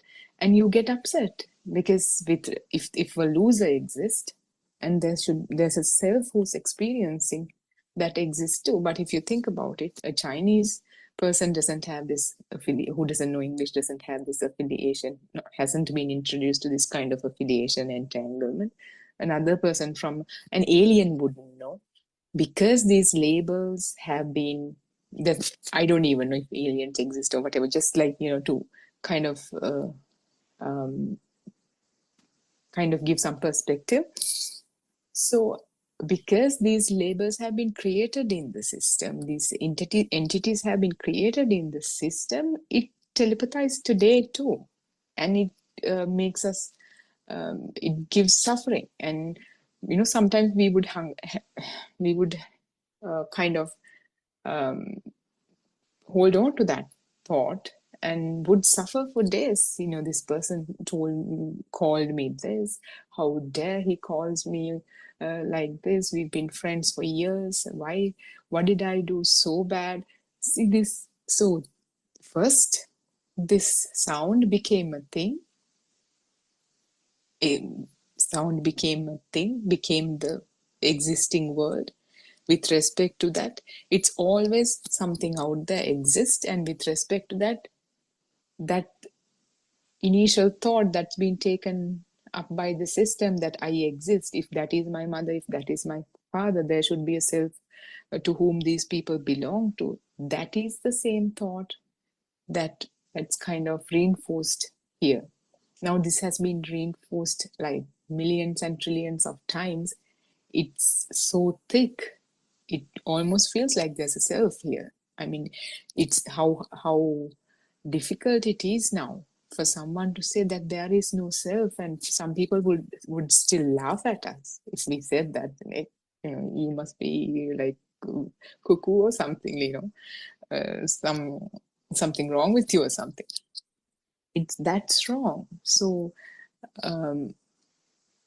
this is our journey, and as we see the truth then and there, so that is an example of seeing through the illusion of things in terms of sound. Or let's say there's a framed picture of your mother on your table, and every time you look at it, you think about how your mother used to love you, take care of you. All these thoughts are called upon by seeing the visual of this picture right here. But if you contemplate on this picture right here, it's just a bunch of colors printed on a little paper or something. We can't even call it a paper. When we call it a paper, paper is real. Even the picture of your mother is not real. So there's so much entanglement that we have to see through to understand, and see through the illusion to realize the illusion. But this is the practical approach. This is the path that we take. I mean, in the time to come, we can talk more about it. So that is visual. We talked about an example of sound. Let's say you walk on the road and you get the smell of French fries, and it reminds you of the times that you used to go to McDonald's with your father on Friday nights or whatever. So, but what you experience right now is just a smell. It doesn't even, in reality, the smell of French fries is also being given to you as a kid at some point in life. And there's this tanglement of the smell to that sound, French fries, the label French fries, and all the other thoughts that's affiliated with it over time. We call them abhisankarane. Abhisankarane means one getting attached to another, continue to go along a thought, create more thoughts. So it's volitional formation in English. So and then we feel like I'm walking on the road, getting some smell. Now I'm back in my history, back in my past, thinking about how my father used to take me to McDonald's. So my father exists, McDonald's exists. The world has become real. To whom? To myself. So everything comes into existence in that thought.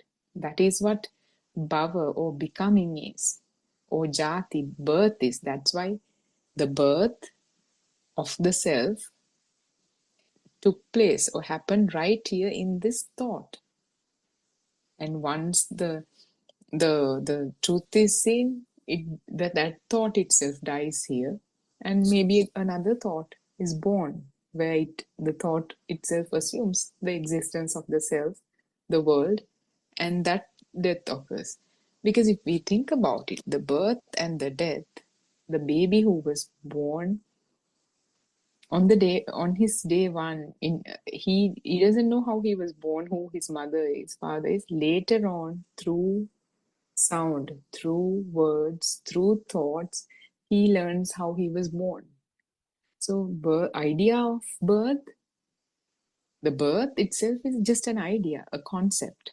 And children, when at the age of 2, 3, when their own parents die, in Sri Lanka, they just play under the coffin. They have no idea the mother passed away, father passed away. And somebody else tells you, you know what happened, your mother is not going to come back again.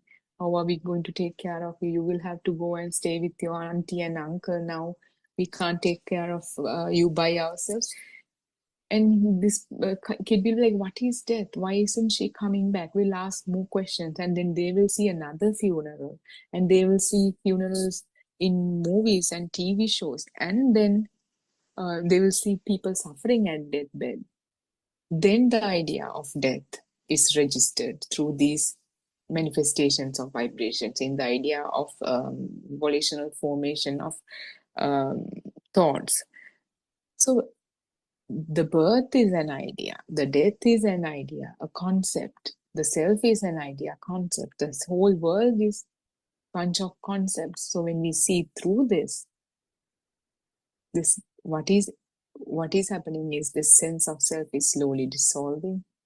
Fear of death is no more, dissolving. And it's just slowly taking us to tranquility. Not us to, there's no one to. This just becomes lighter and lighter. There's nothing called nirvana. There's no new object or mental object called nirvana. The absence of that suffering itself is nirvana. So I think, that's that portion of the discussion. Randima, Therwan Saranai, Kema, Justin, and everyone. You have any questions? Therwan Yeah. Saranai, Harshita. Therwan Saranai, everyone. Yeah, if anybody has questions, they can ask. Therwan Saranai. Yeah, Therwan Saranai. Yeah.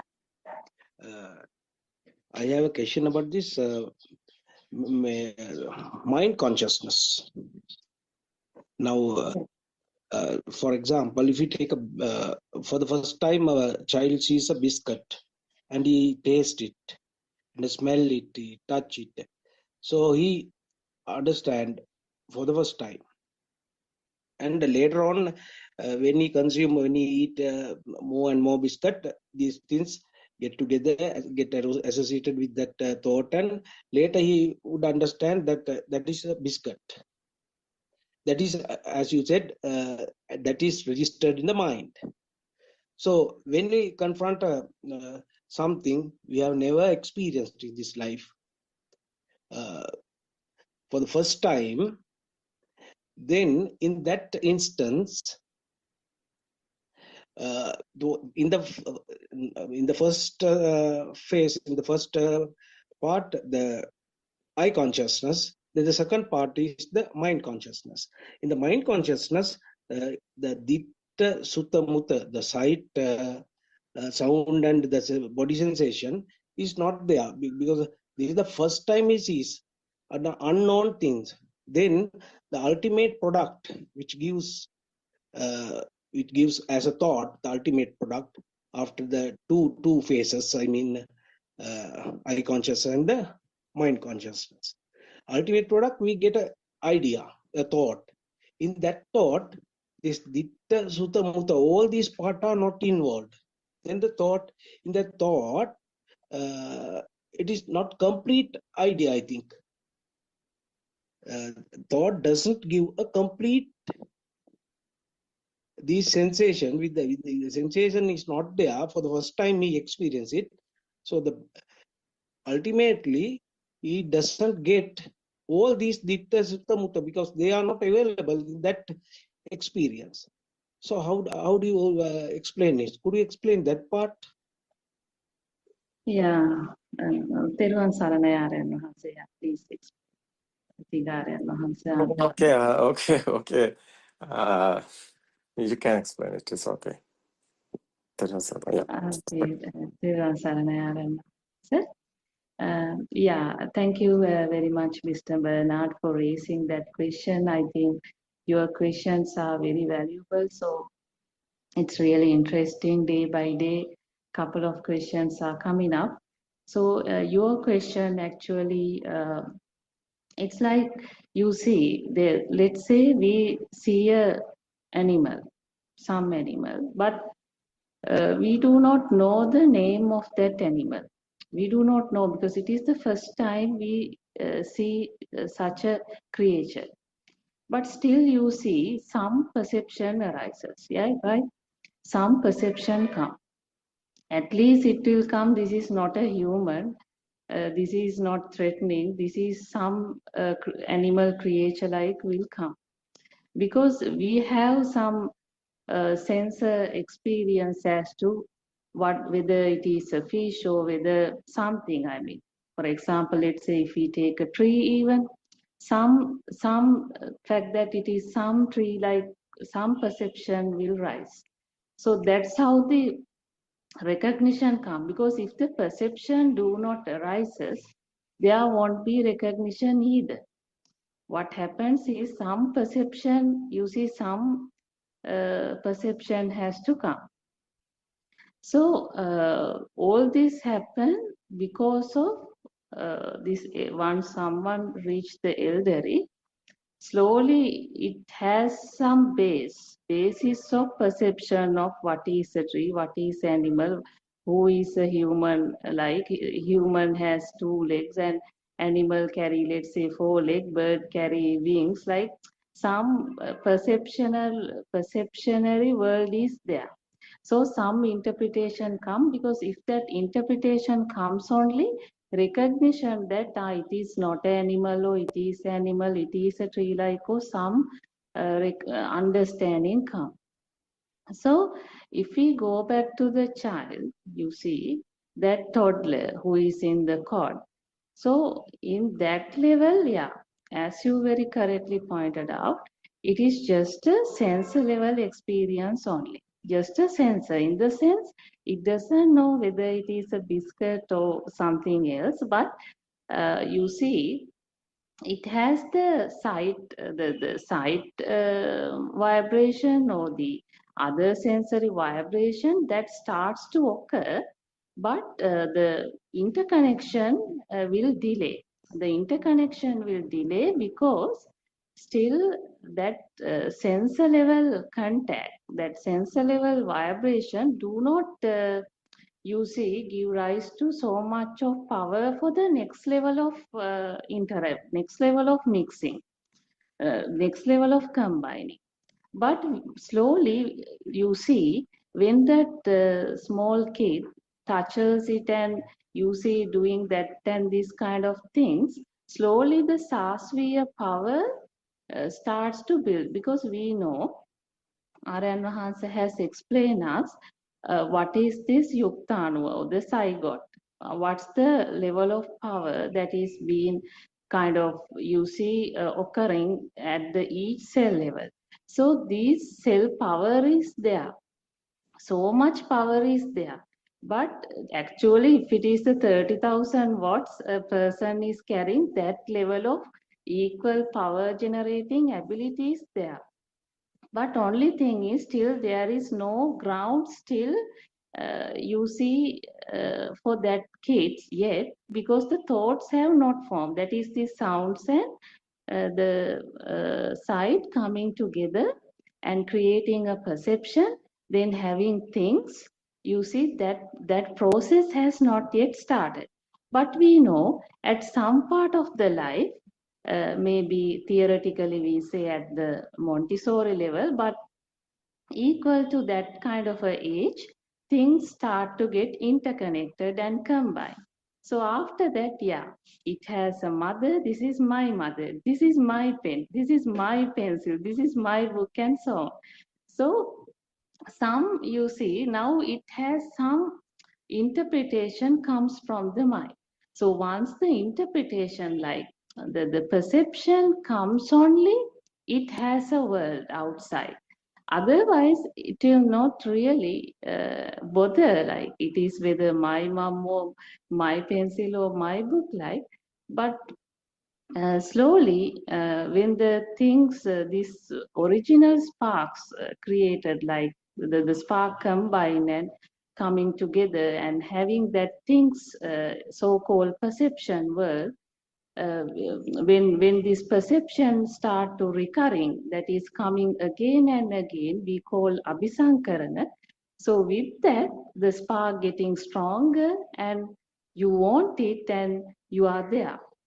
So simply the I-ness is created. Actually, that I-ness was not there with that original toddler, because toddler, let's say it is given for adoption to a foreign country, separate couple. That toddler after that will start telling mother to that, you see, people. So therefore, this mother perception really do not carry any meaning. So Only thing is this perception, you see, creates the whole thing. So once the perception were created, then the soul is like a spider inside a cobweb. So then it has a world, it can't leave the world. So this is what happening. So I think your question, so let's say someone is like 20 years of age, and all of a sudden he start to completely get a new kind of experience, like then somebody will introduce, no, this is a robotic AI platform, like let's say he hasn't heard it before, but some you see kind of sensor level formation will occur. But sound is not necessary, even though we call it label, and so on. Even just with another two sensors, even this can happen. The things, the perception can occur.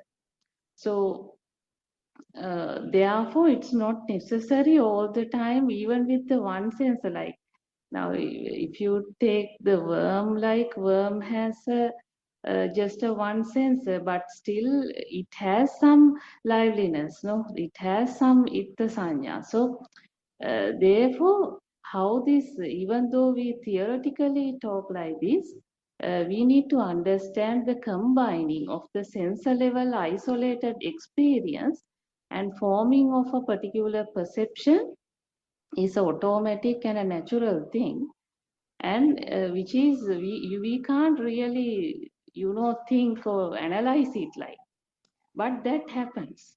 That's why if there is some kid, let's say that kid starts to live in a forest, someone abandoned that child in a forest, and after that the child will get used to the trees and that environment, and it also has a communication system.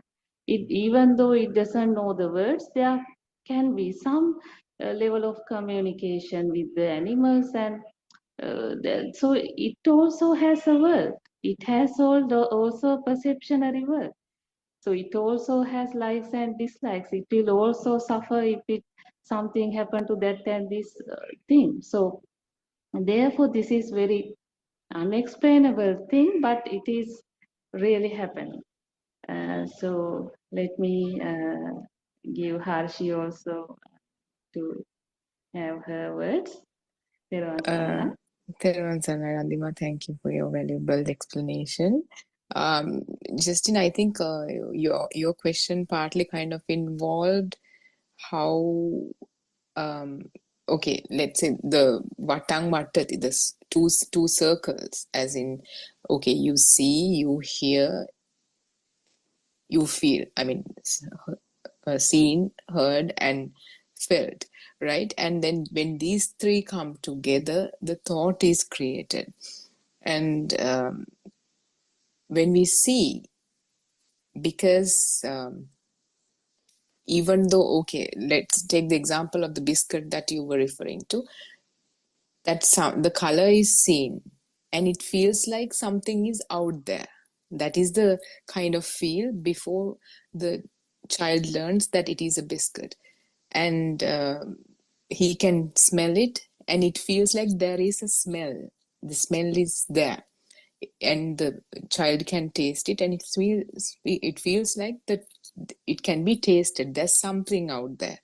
And when eventually the child was introduced to the label, the biscuit, through the sound, now the object of biscuit exists for the child and the child experiences it. And when the child closes his eyes, the same image is there in the eye of the mind. The only difference is that the one in the mind, it feels like it's a perception or mental image, whereas the other one feels like it's there, out there, but that is that wrong view, because the truth is not seen. If when we begin to see through the illusion, and slowly that we see it enough many times, the idea that something is out there, this fullness, that it's really existing, that kind of idea slowly dissolves. There's nothing more than it, just a bunch of colors, a smell, bunch of smells, bunch of tastes. That plump fullness or whatever is slowly dissolving. When that is there, before that is dissolved, when there's a clear distinction between the mental image and when we open our eyes, it feels like they're two different things. How can you say it's the same thing? Because one is more alive, more lively. That idea is still there, but the more truth that is seeing, that that liveliness slowly dissolves. Did that answer your question, or is No, I asked the ultimate product of the thought mm-hmm, of the mental consciousness, I mean, mind consciousness, is to uh-huh, give something, some sensation about Ditta, Sutta, Mutta. mm-hmm, Right? Okay. So then, if somebody experiences, confronts some kind of something is outside, that is illusion, it's all right. But if he experiences something that he has never heard or taste or never experienced, so the ultimate production of the mental consciousness, I mean mind consciousness, is incomplete. That is, I feel incomplete thought is the product. Isn't that so? Because I no, think, it Harshi, is, yeah, There yeah, it's yeah, it's it's a good radial answer. mind, no? It's a radial mind. it's the radiant mind. Yeah, yes. Yeah. What's the problem? No question. Because As a, radial mind, individually senses are working, not together. No, Aranhans, I think what he's trying to, Ditta Sudamata, Ditta Tusamata is a Sina Sagati Pasono. The meaning yes, is that sounds and firm together. It's not happening there because it's a beginning time, is individually, it's working these senses. Creation is not together coming because it's not that's not normally won't grow up in these senses. That is fine. How study this? This kindergarten time is age is coming. That senses are perfectly working. So that time is the effort is coming together. This sense of creations. So kindergarten time. But before kindergarten time, baby in the pot. That's a radiant mind. It's not that time. That's why these senses are individually. This eye sensor, not ear sensor, and the other sensors not together that time. Senses, only the sensor creations. It's not together coming, not mind sensor not mind sensor there. Not Tina Sangati Pasa is happening. That is why. Radiant mind. No colors, no thoughts there. So beginning time is this. That is why. That question is there, no? Radiant mind. excuse me, Aryan. Yeah. If an adult experience that kind of thing, unknown, unexperienced one, he has never seen. So something you are looking, you don't know what is that. Is okay. That's the name is don't know. Something don't know is existing outside. That is also Yes, you don't know something. What is this tree? You don't know what is this tree. It's a name is the don't know. that's right. Thank you very much. It's okay. It's okay. It's simple, you know. You are telling somebody, I don't know that that one, that name I don't know. That's me. That's name is don't know. Yeah, exactly. No, So, it's okay. You know. Simple. It's okay. Okay, Harshit, yeah. Yeah, any more questions? Yes, we have Dr. Ravi and Dr. Sakuntala Thiruvan Saranai. You can ask questions.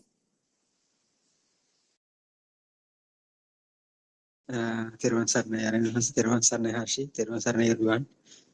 Yeah, that was a very nice discussion. So I had the same kind of a question a few months back, but I got resolved by asking questions like Mr. Bernard, right? Anyway, so as Aryan also said, so if we, so we'll see if we'll say as an example, if we if we encounter some kind of a creature or animal, but we don't know the name of that animal, so we name it as the it is an animal, but we don't know the name. So we have a mental image that has a name with that has kind of an animal but without a name. So it's very easy. So there are so many things like that. So if you see a light in the sky, so maybe a star, maybe a planet, or maybe some kind of a satellite. So we don't know. We just see a light. So we say maybe a star, maybe a planet, maybe a satellite. Oh, so there is no need to figure out exactly what it is, but we assign some kind of a name for that. But with the Ditta, Sutta, and the Mutta thing, so we get to know there is something. There is something. So even we see the light only, we tend to think the light is existing. So that is the part of our ignorance. So if at any point, if you take the light is as existing thing, or what the sound that you hear it as an existing thing, so that is again back the ignorance. So yes, that's it. So it is a very nice discussion. Yeah. So Yeah, even yeah. COVID-19, we have never seen COVID, right? But like it's that COVID in capital letters, that label, and some sort of idea that it's a bad thing, not a good thing, deadly thing, or whatever. We still have that Sutta coming together. We have seen dead bodies. So whatever it is, each one's like, you have a different mental image to what I have, but we have some sort of a full package. Yeah. Go ahead, Yeah. Dr. Ravi. I just wanted to. Yeah. Whenever we the sensors get created, so at that point we tend to feel there's something. Either maybe light, either maybe sound, either maybe stimulation from the skin. So whenever our sensors are there, so we feel like that particular sensation, something is there that is responsible for giving that then kind of a sensation. So that is the ignorance that we have. So if we, so ultimately what is happening here, so combination of all these sensation come together and form kind of a thought. So that again, that particular thought has kind of a power, the initial power that had in the sensor level. So after combining all these things, the thought also has that same kind of a power. It is more than that. So that power will give rise to another kind of sensation. That particular object is existing.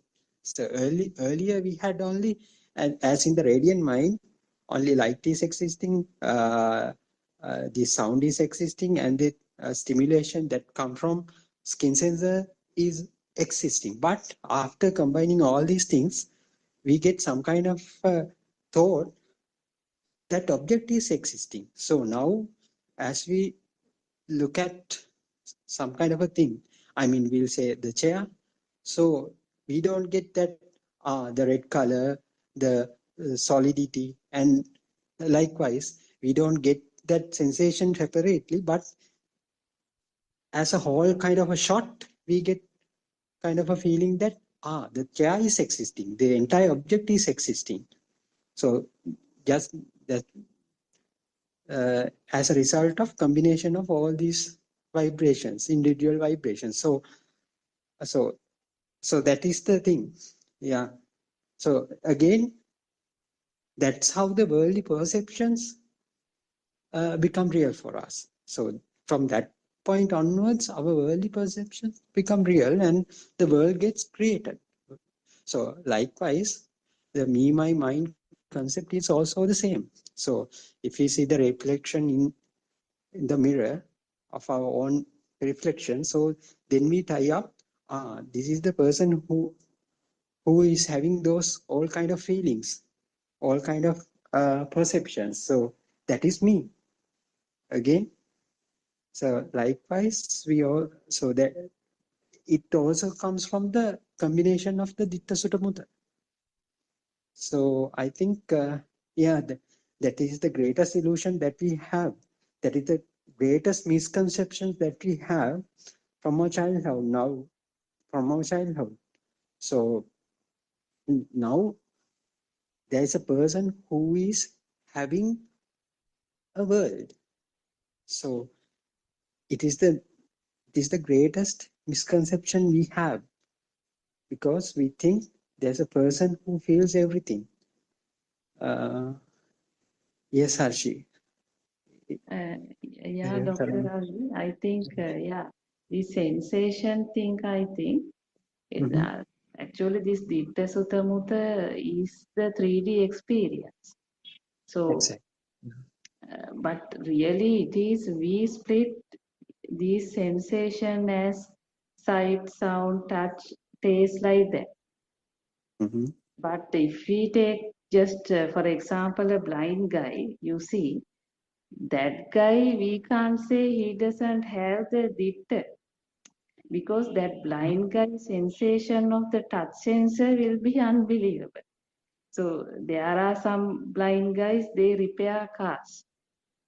So even though a particular sensor is not working, the other sensor is unbelievably has capabilities than a normal guy, is a normal human. So therefore, this has a very deep thing. This Ditta Sutta Mutta. This even though we say like this, actually even for a blind guy, that the particular sensation you see occur carry deep meaning, because sometimes some sensor capacity is going beyond the normal level of sensation of another human. So what I'm trying to say is, sometimes this Ditta Sutta Mutta, even you can't correlate simply to these five senses. Sometimes for a person like a blind guy, that sensation from his touch sensor, from his sound sensor, would be unbelievably creating all these 3D film. So that's why the sensation is very difficult to explain. Even for a worm, can we say for a worm it doesn't see?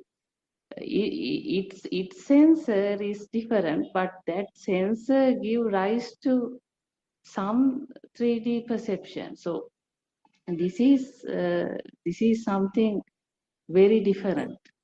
Well, Randiva, we can't necessarily say 3D, right? Because but some sort of perception, like for the worm, the temperature could be detected, so like that worm could always move towards lower temperatures, and in that there's a sense of some cells. But if we said 3D, it would not be accurate. I think I just wanted to.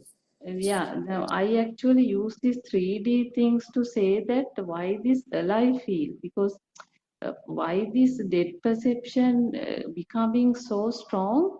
Because this perception has everything.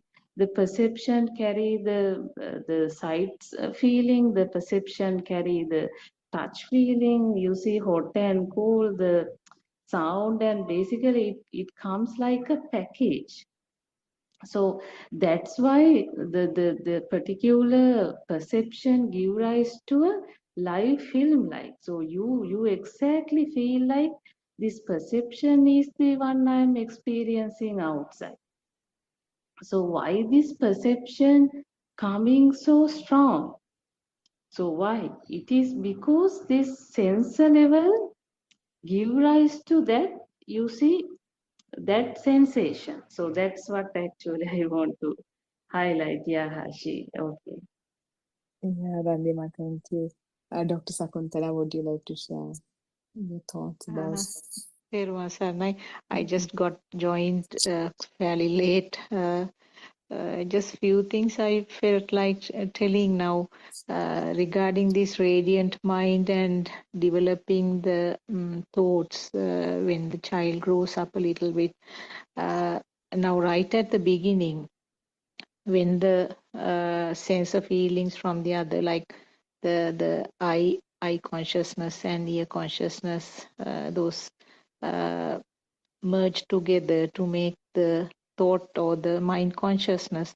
Now, right at the beginning, if you show the child uh, uh, a flower, it must be like seeing a picture, because just the child will identify it as a flower, but that feeling of existence or the itta sanyava must be developing. I think it was said like that in one of the deshana.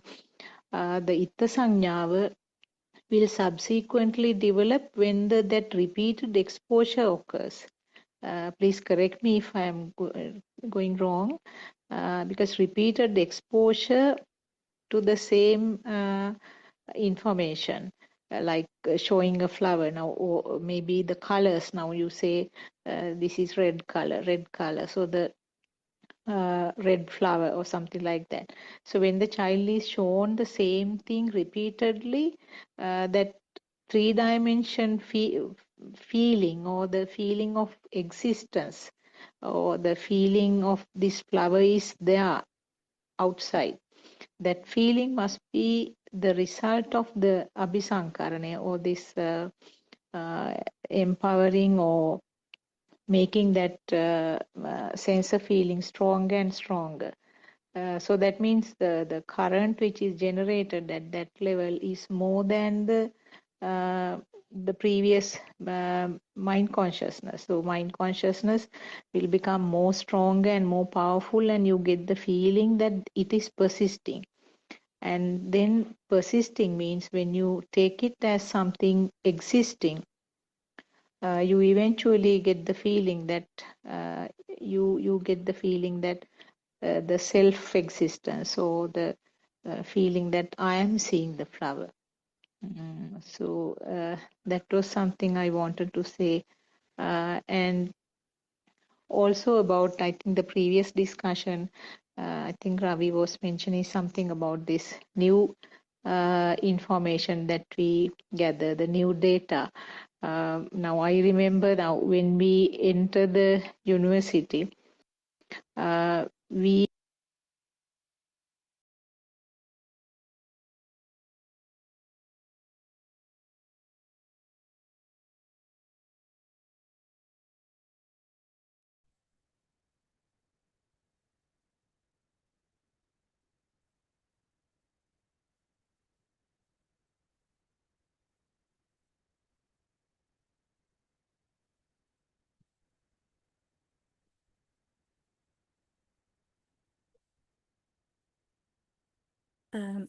තෙරුවන් සරණයි everyone.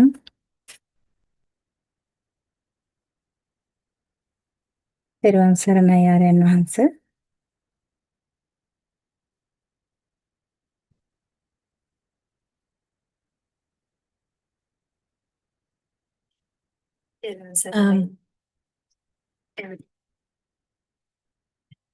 Yeah, These days, actually, we can hear so many YouTube videos and on Facebook, everywhere, about the Paticca Dhamma. What is Paticca Dhamma means? It's actually wonderful to see that, unlike in the past, people now speak about this profound Dhamma much more often.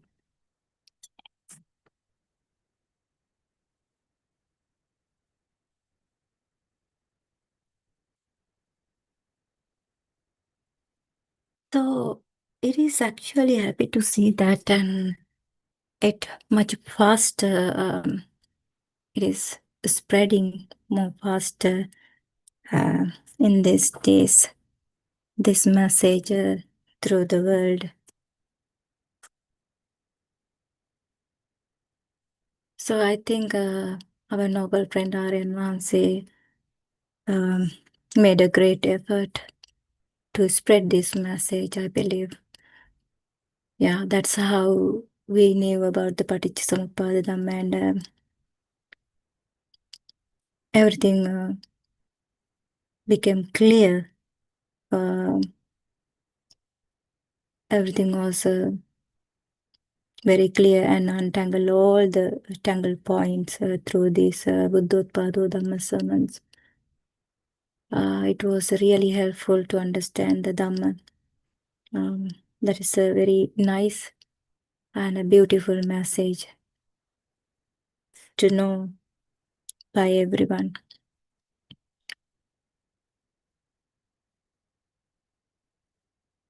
To understand the Dhamma. So, when we speak about Dhamma, we must remember that it cannot be found outside. Actually, it is always discovered within our own experience.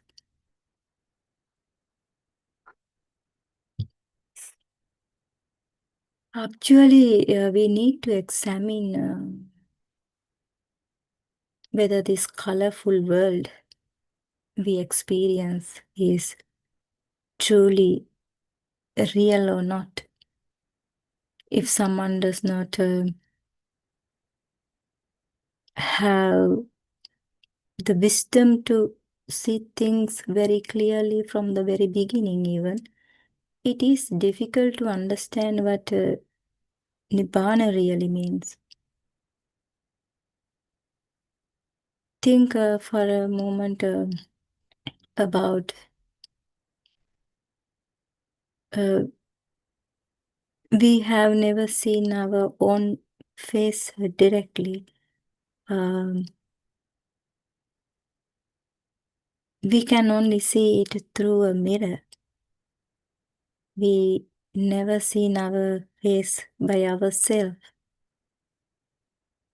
Have you ever wondered whether you can see your face without using a mirror? Have you ever think about it? In the same way, we only see things that appears in the front of us when we focus on it. So, if we think how we experience this color world or pictures,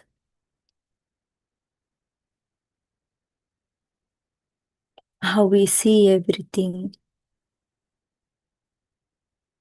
when we explore in very depth, actually, we realize that even though we never seen our face to without a mirror, we never can see it. But we have never seen our own eye lens either.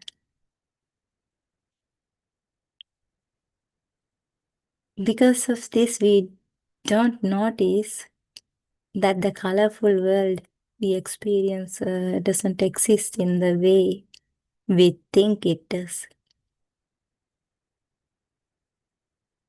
For someone who is beginning to explore the Dhamma or path to Nibbana, the first step is to question whether this world is truly real. If it is not real in the way we assume, then what is the reason behind that? We need to explore that. When you begin to explore this deeply, you will start to see the truth within yourself. Because still, we can hear, we can see so many of them go behind concentration, meditation to find the liberation.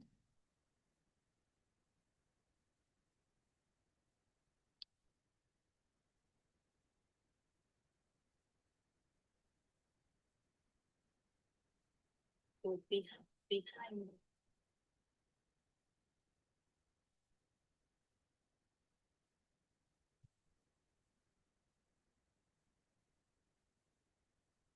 We only experience the world that our mind creates. For example,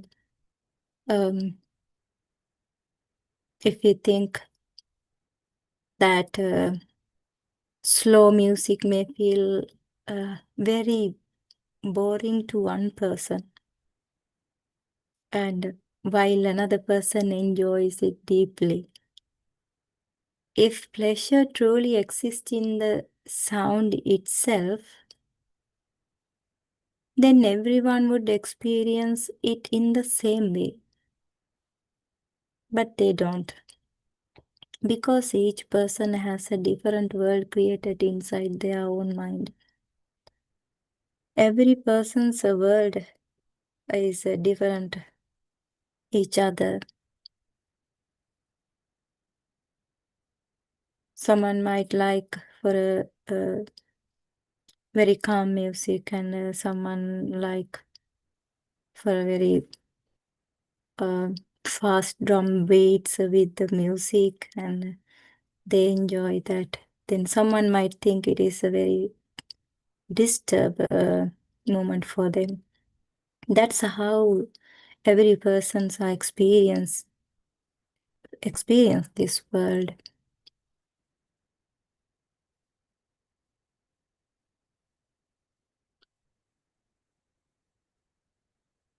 Because of this imagined world we create in our mind,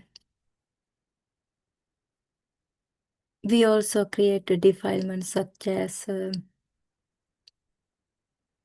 greed, aversion, and delusion. The real cause behind all of this is the abhisankarana, the past thoughts we have created again and again.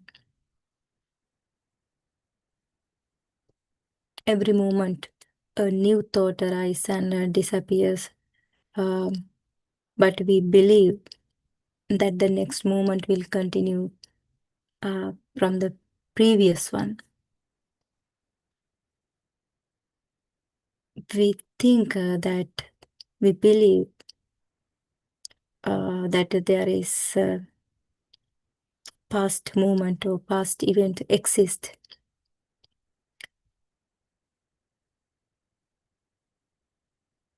For example, if you look at the table or computer in front of you right now, and then look at it again in the next moment, you think you are seeing the same table or the computer, whatever you see in front of you. But actually that never happens actually. The thought that arose moment ago has already disappeared, and a completely new thought arises in this very moment. The computer or table, what you see in front of you, your experience is only this new thought again and again. However, we are used to thinking that we are seeing one continuous ongoing object or computer or table.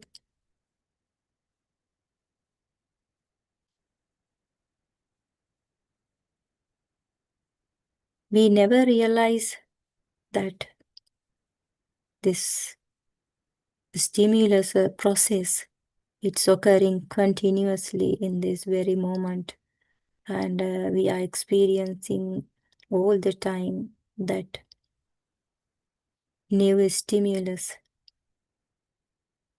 one after one. But we think that the same stimulus we are experiencing for every day when we see the same object. That's how we are experiencing the world as existing, even our house, our cars, our children, even our body.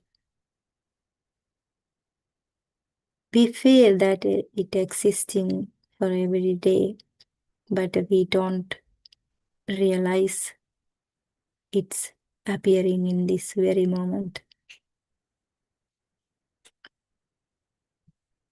That is a simply habit of the mind because of the ignorance, because you don't know the truth. That is why. However, all these things appear only in this very moment. Nothing continues from the past into the present. Each moment creates its own experience, and that experience disappears immediately.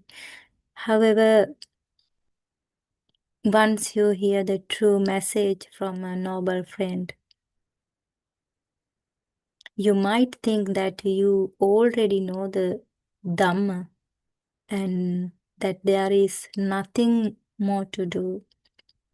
You might think like that way. When that happens, you get stuck at the very beginning if you think like that.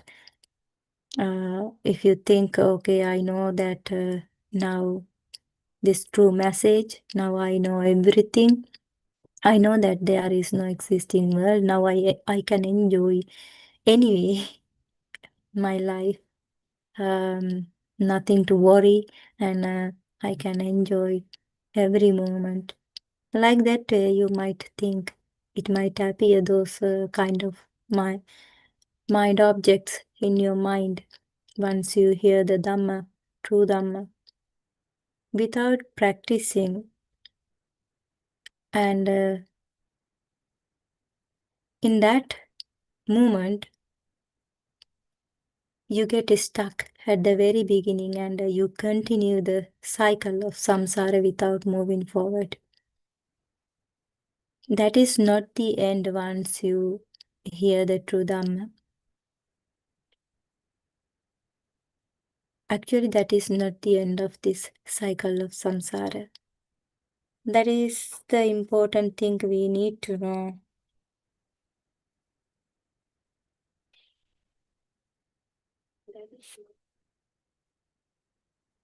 So,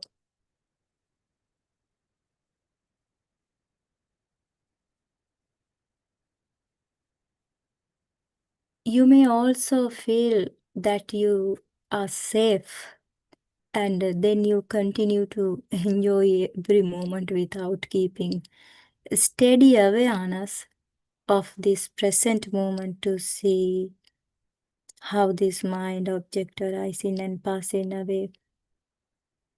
But wisdom or prajna arises within you only when you maintain continuous awareness, and if you observe clearly the arising and passing away of this mind object.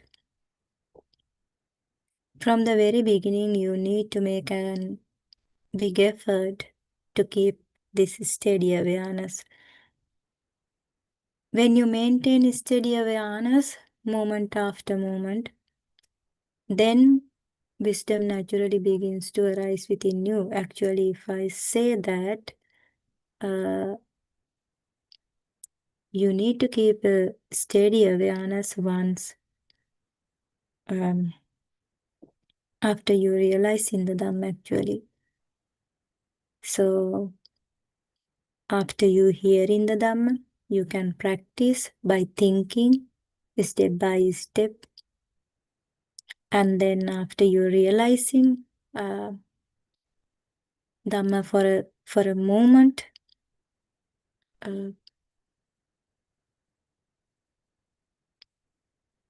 also you need to continue maintaining steady awareness all the time until you reach to that liberation.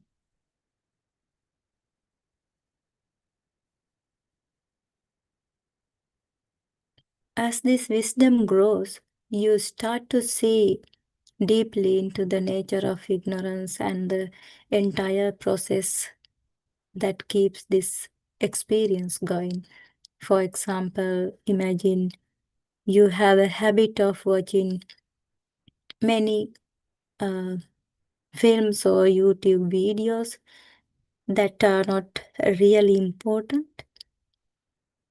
If you have no awareness in that moment, you are creating a new world inside your mind without noticing it, because in that moment you have no awareness. That is why you have a flavor, or you like to watch those kind of unwanted videos or things, because you don't realize those are not the real things. Because when we keep steady awareness all the time, it's arising automatically within you, that mentioning that is not worth to do, or that is not worth to see, because it is not real things. Because without anything real, and then there is no value for those things. Then without any values for those objects or videos or anything, there is no power to continue those actions, to create more defilements, because you will see the ignorance in that every moment. It's arising within you with the wisdom. At the same time, you are creating more and more bhava, or strengthening samsara and increasing the defilements, if you are not maintaining the steady awareness.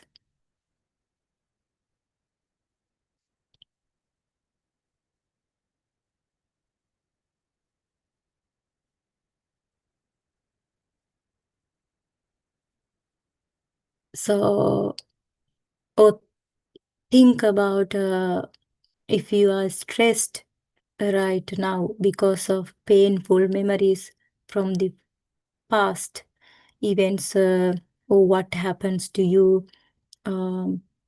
then automatically it will arise anger and hatred in your mind without noticing it. You create more and more impurities, more defilements inside your system, in your mind. When that happens, you automatically connect with the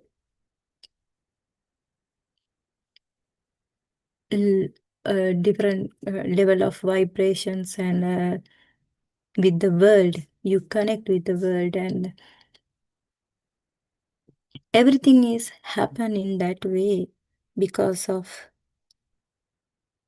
you have no great effort to keep steady awareness within you. You create duality all the time if you haven't if you don't try to keep a steady awareness within you, and you don't realize that you have created a real world inside yourself. If you take one object as a real, that means there is a soul. If there is a soul, if something real for you, and that means you are in ignorance. There is no wisdom or prajna. You become trapped in ignorance without even noticing it. But when you keep steady awareness, something different happens within you in the very moment, and old thought arises. You recognize it as a mind object. Suddenly it's appear within you, without forcing, without making effort. It will arise automatically within you. You see that it is not a real mind object. When you see this clearly, you automatically stop creating new defilements. It doesn't appear any greed or hatred or delusion thoughts. Because at that point, at that very point, when you see the ignorance, it will stop creating defilements within you. That's what happened. So that is why very important to keep a steady awareness and great effort if you are practicing and if you are seeking liberation.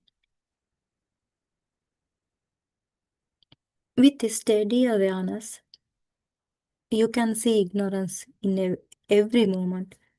And when you see it clearly, you become free from suffering. Without that yoniso manasikara, or yoniso manasikara means wise attention about your mind, how it's behave. So it is impossible to enter the path to Nibbana. The very place where the mind arises, the very place where delusion appears. It also the place where greed, hatred, and delusion can comes to an end. First, you will know that this world is not real. Then, with clear awareness, steady awareness, you will actually see for yourself that this world is not real at all.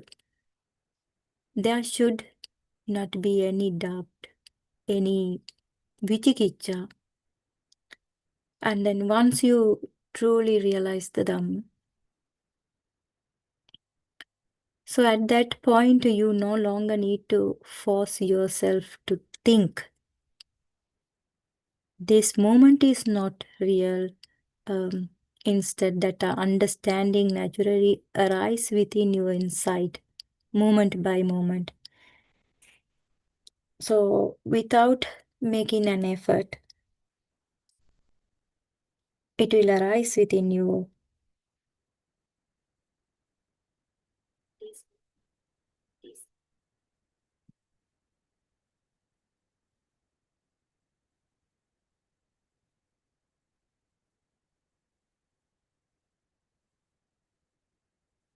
So when you become entangled with the outer world, suffering may arise in that very moment, but with inside you immediately recognize that this experience is not truly real. Everything will happen as a normal way, and every person around you, they will behave as normal way as before. Nothing will be changed, but it will be changed inside you. You immediately recognize that this experience is not truly real when something happens in your life, and there is nothing there worth grasping. This is exactly where suffering arises, and this is also where suffering comes to an end. If you clearly realize even one mind object, then you will understand how every other thought also how they have created. So then we don't want to make an effort to see every mind objects by thinking that this is not real, this is not real, this is not a real mind object like that. Because once you understand how this name and forms arising and passing and away, and without the free from that name and forms, once you realize that moment, then it will automatically arise in within you. By seeing how a single thought arises, you see the nature of all thoughts. This shows how suffering is created, and it also shows how suffering comes to an end. It is through understanding this one single mind object that the whole process of ending suffering takes place. In the other words, the realization of the Four Noble Truth happens by clearly seeing how this one mind object arises and disappears. Actually, those days we were taught like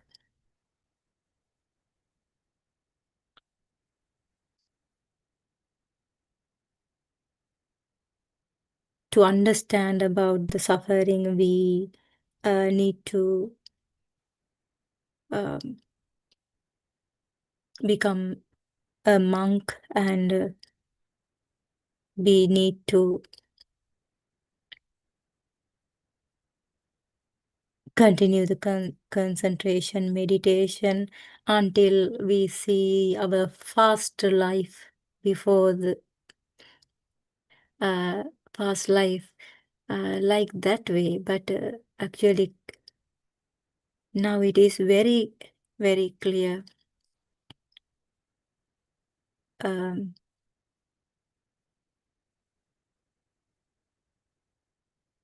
Yeah, you will also will realize how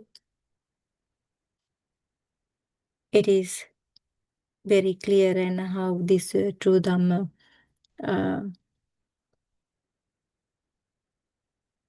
when experiencing within yourself, you will see how it's work, how it's arising within you, how it will change within yourself.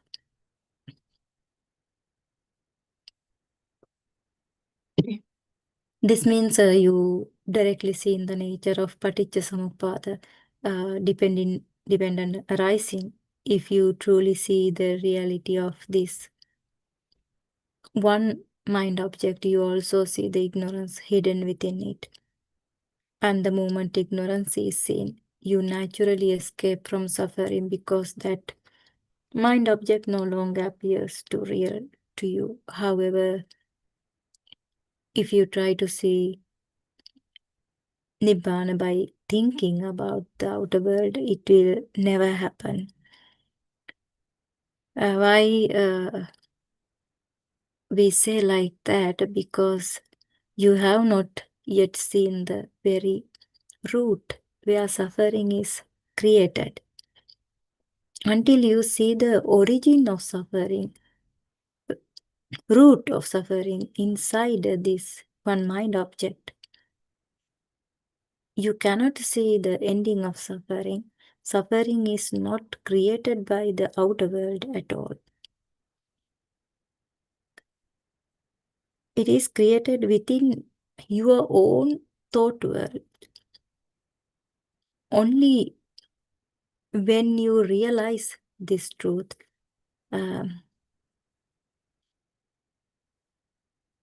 you can release yourself from suffering.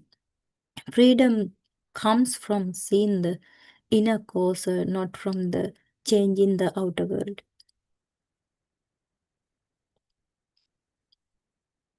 If you change the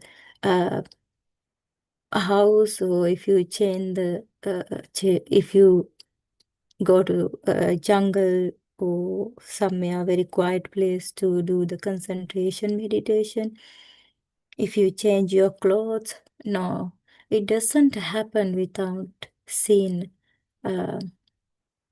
this mind object very clearly, how, or this paticca samuppada dhamma. Without seeing that, you never can enter this path to nibbana.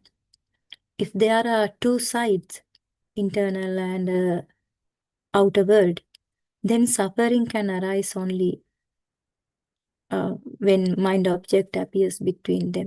In the other word,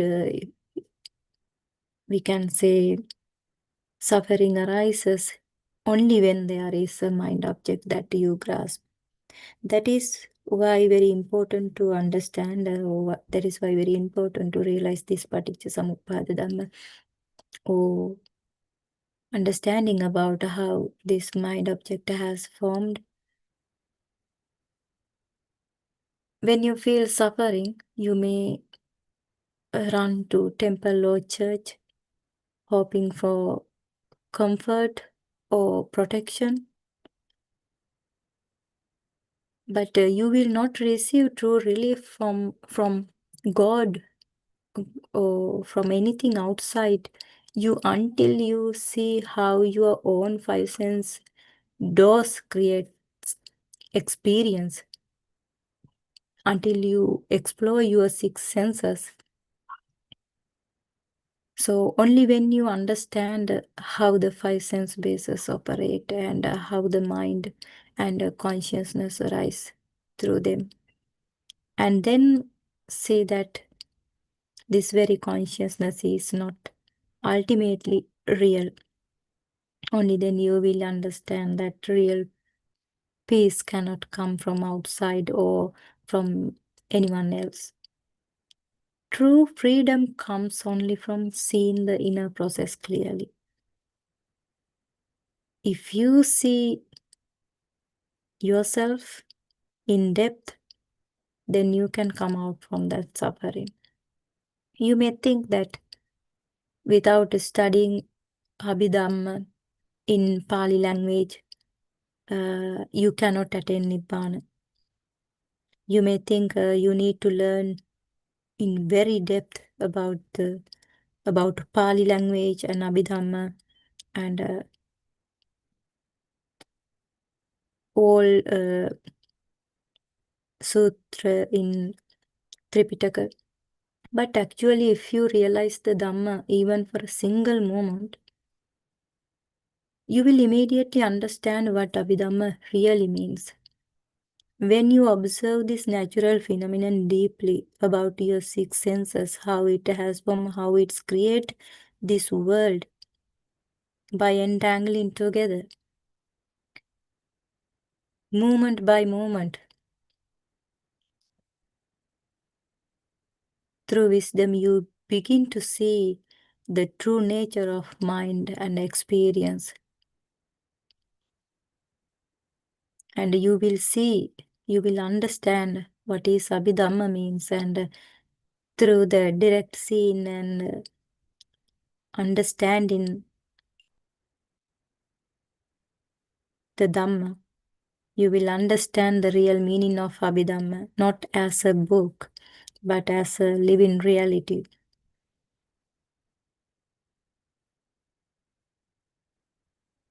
That is why the Lord Buddha emphasized that this Dhamma is Sandittika, to be seen within you here and now. There is no external leader who can show this Dhamma. The Dhamma itself is the teacher that reveals the path to Nibbana. When wisdom arises within you, it naturally shows the correct path. It guides you. It guides you because when you realize the ignorance in every moment, when you experience that, then automatically the wisdom guides you. That is why the Lord Buddha said that once someone enters this path, they never turn back, because wisdom, the prajna, becomes the guide. When name and forms disappear, consciousness also become invisible. So when it says invisible, don't be misunderstood by thinking that everything disappears around you. It is a state of nothingness that becomes free from the mind. Actually, that state appears continuously at the Arihanta level, but actually we can't say that we are in that level actually, but most of the time, all the time, our noble friend explain that experience all the time. But one who understood that the Shana, or that very moment, if you experience that the moment, then you can understand the differences between the consciousness and without that moment, state of nothingness. Then you can describe very clearly. But it is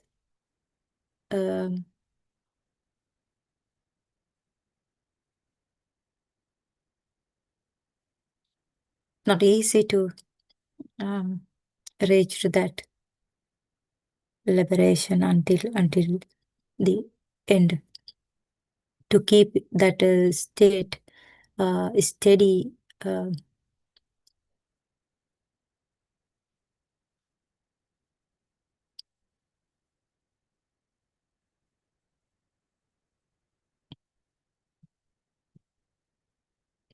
yeah. Therefore, this is called that anidasana state. It can appear time to time. Then you can realize how the differences between that kind of that state of nothingness. But until you reach to that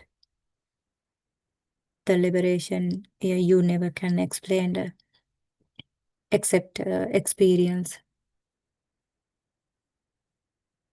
So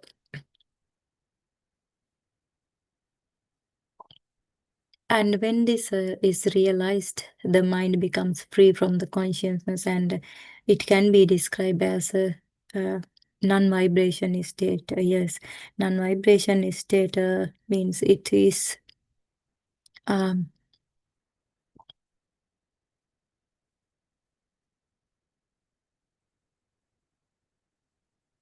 until you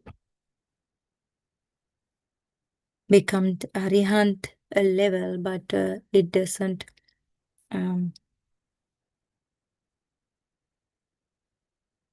arise in, or it doesn't appear as a continuous steady non-vibrating state, but it can be appear time to time when you are practicing in this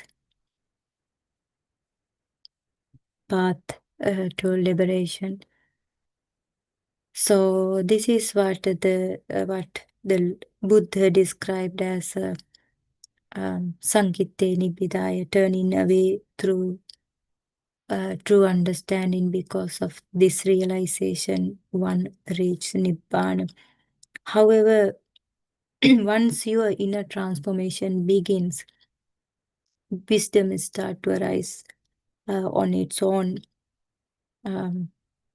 after you realize in Dhamma for a moment. At that point, you don't need to force the mind or make effort to think. The realization grows naturally within you when the mind becomes purified.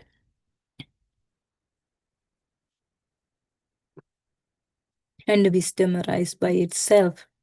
Therefore, you first need to understand how form begins, and for that you need Pubbē Nivāsa-anusati Jnana. That means the wisdom that sees how the mind has been moving from the very beginning. It is the understanding that shows you how your mind has been taking objects, creating identity, and forming me and mind or a soul from moment to moment. It is not about remembering past life like stories. That is not the Pubbē Nivāsa-anusati Jnana. Most of them thinking that a Pubbē Nivāsa-anusati Jnana means that looking about the past life. It is the wisdom that lets you see how your mind has been behaving from the very beginning, how it grasps, how it creates a self, and how it keeps moving from one state to another. The Buddha explained that samsara is happening right here in this very moment. It is a flowing stream, continuously moving, continuously forming and dissolving. The Buddha said that samsara is without a discoverable beginning, because it is this ongoing flow of mind and formation that keeps rolling on. Actually, why we can't discover the beginning or end of the samsara? Because if it is not real, this mind object, so where can we find out the end or the beginning of that samsara? Because there is no end or the beginning point we can show in this mind object, because it is not real. We never can take as a real object, or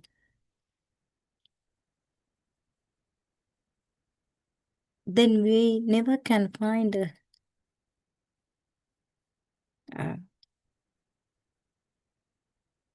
end or beginning points for that samsara, because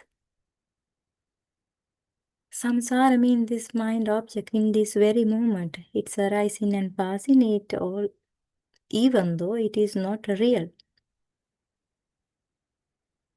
Without anything real, so then we cannot take,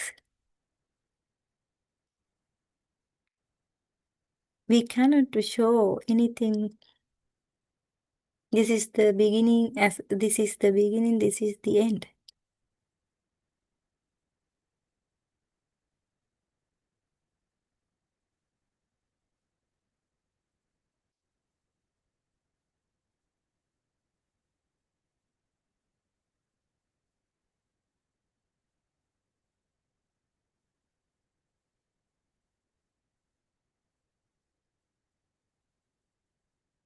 So, can the color world be taken merely as a mind-made object? If so, how do the color world and the sound world come together and appear as a single mind object?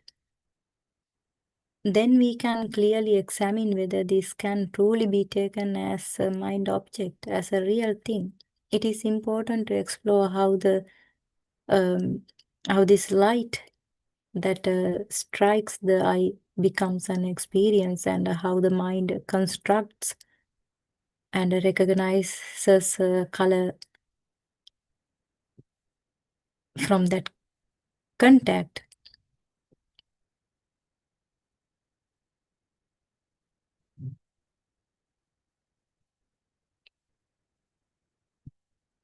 In truth, it is difficult to observe how light actually arises in the eye and how sound arises the ear. We need to try to see how our five senses arise in this very moment. Nothing actually appears from outside.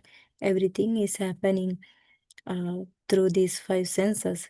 This whole world is created through these six faculties.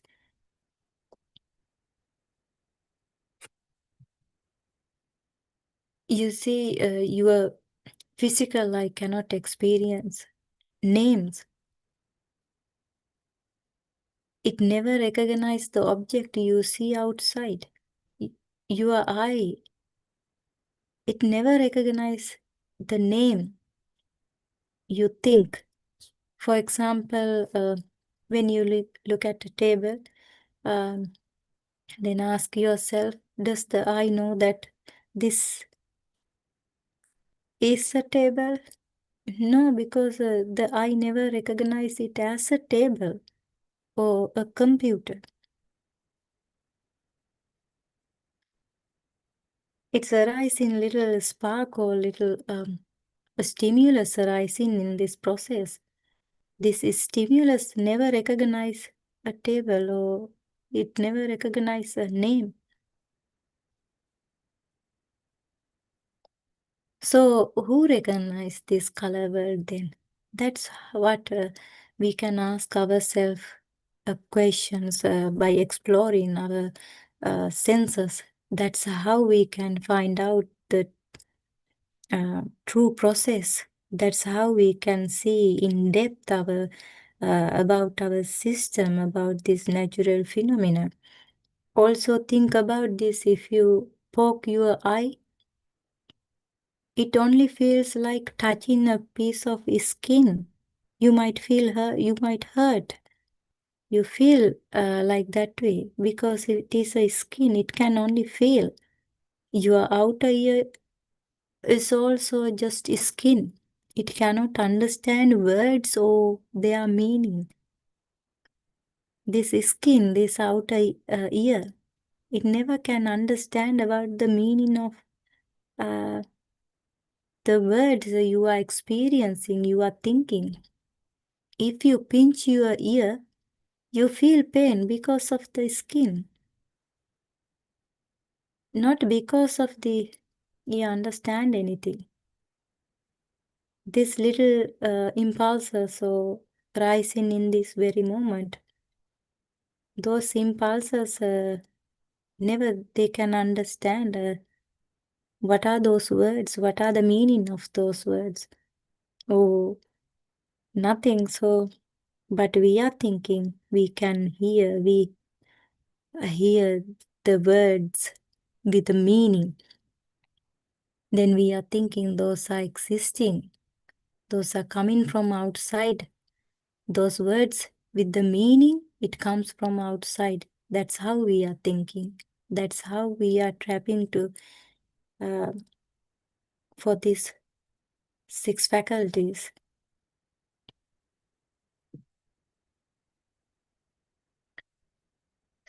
So then we need to ask questions ourselves. So then who understand the words and their meaning? This is why we must explore these five senses very deeply by exploring ourselves, not the outside, not about the objects outside.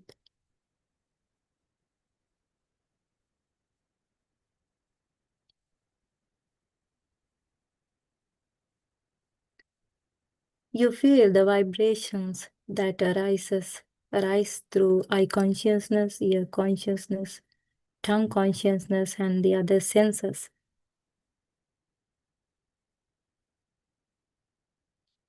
Those vibrations are what you take as something real.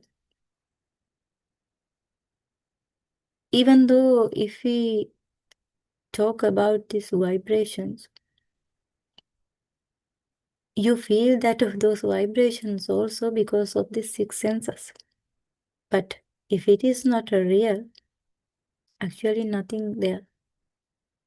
Nothing to explain there, but we have to explain in this way until we understand step by step in very in depth. So then the mind gives names to those vibrations, and that is how recognition happens. The eye itself does not know anything. The ear itself does not know anything. The tongue, it doesn't know anything. It never can identify the pineapple taste or mango taste or orange taste or anything.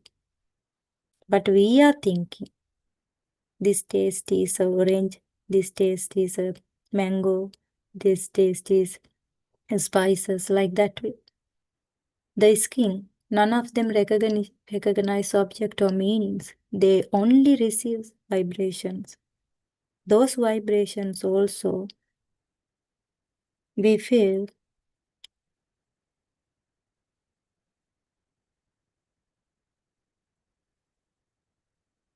that is also a thought.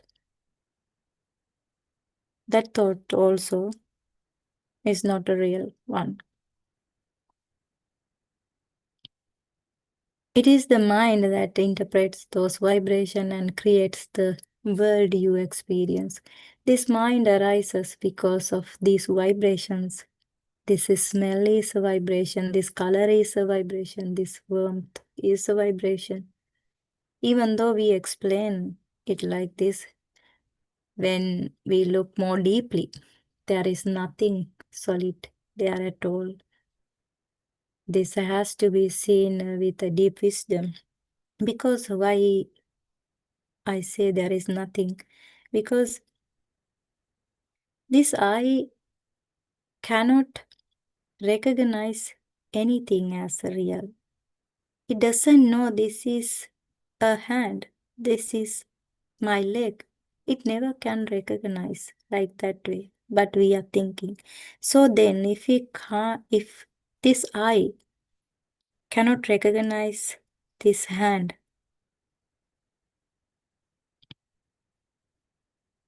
if it cannot recognize this leg as real, so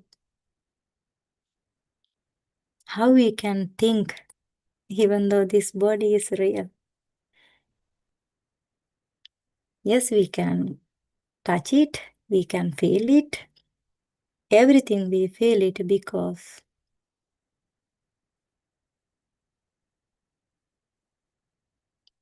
of this mind.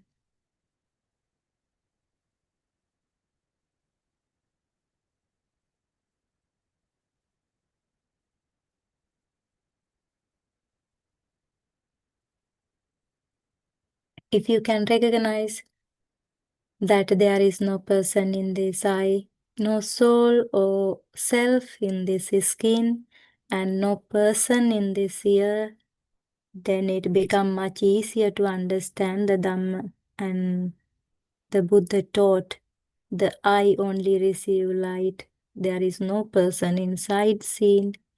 That ear only receives vibration. There is no person inside hearing, and no meaning. It cannot recognize any meaning of those words, what you are hearing.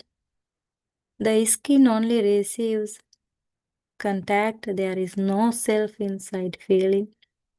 There is no continuing entity that travels on. What appears as a mind is just arising and passing in this very place, and nothing persists or moves forward. This mind that arises and disappears has no connection to the next mind that flows. But we feel that everything is stable and flow continuously. That's how we feel everything like existing and real. That's how we are feeling.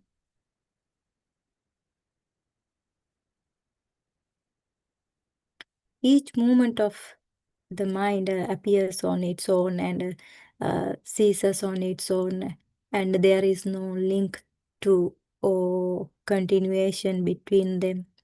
Every moment arise in new mind objects and disappear in, and then again arise in and disappear in new mind objects. So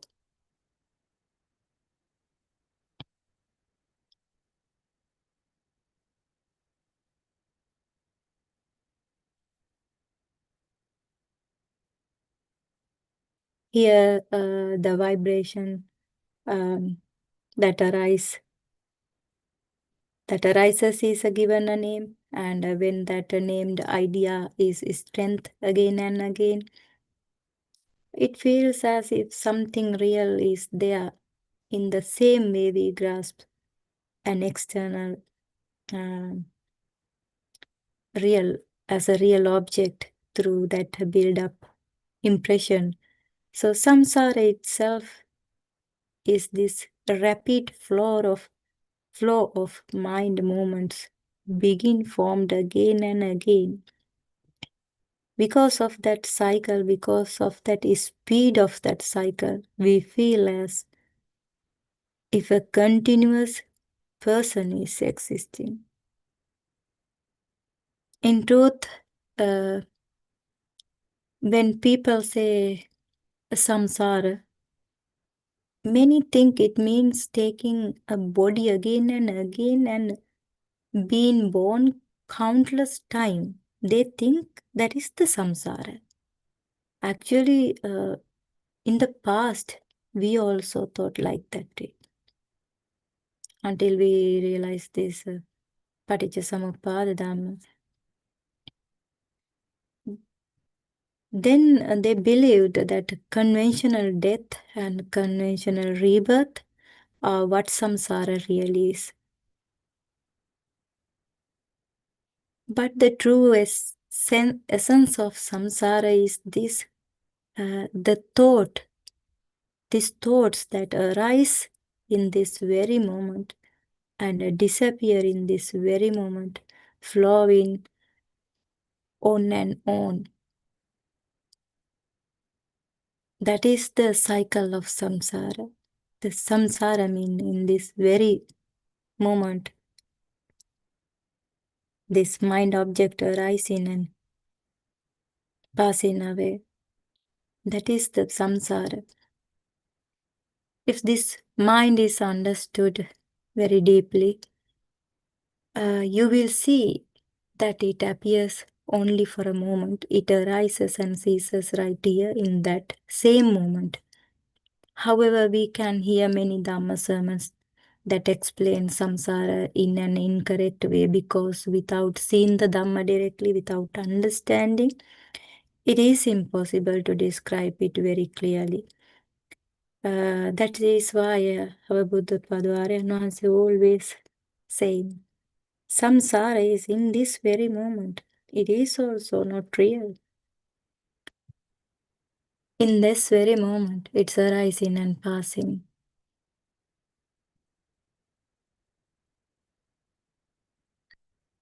So if you can clearly see the mind objects that arises here and understand how the senses themselves create the appearance of a world, then there is no need to force or control the mind under any pressure. You may realize that you never actually meet a real solid thing that can create pressure in that first place. Suffering arises when you only as long as you hold the world you created as something real. if you need to become, if you need to come out of that cycle of samsara or come out of that suffering, try to understand the Paticca Samuppada Dhamma, try to understand how this mind object is arising and passing away, how it has formed, whether it is real or not. So I hope this explanation help you understand how we create suffering by ourselves. Also, our noble friend has shared so many Dhamma sermons on YouTube explaining every step of this path very clearly. We express our gratitude for that great effort, Aryan Mahansa. Thank you, all Dhamma friends and who was listening these Dhamma sermons. May everyone be blessed by the triple gem. Thank you, everyone.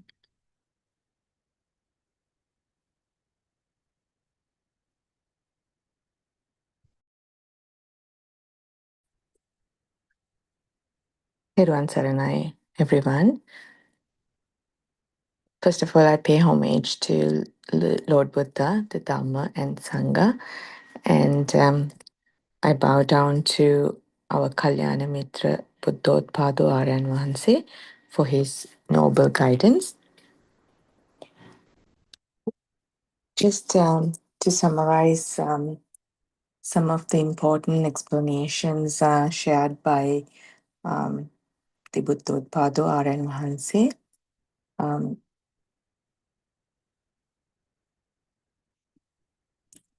And Aryan Wahanse actually explains this Dhamma in a way that ordinary people like us who could grasp this knowledge, the Buddha's doctrine, which is actually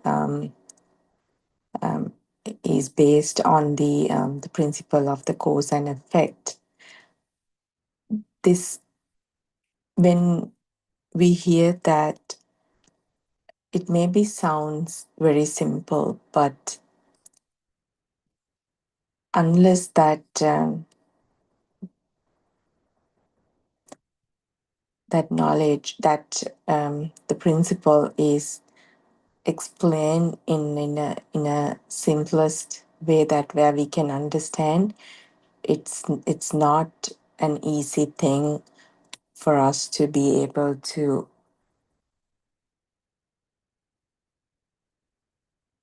grasp this prodigious knowledge.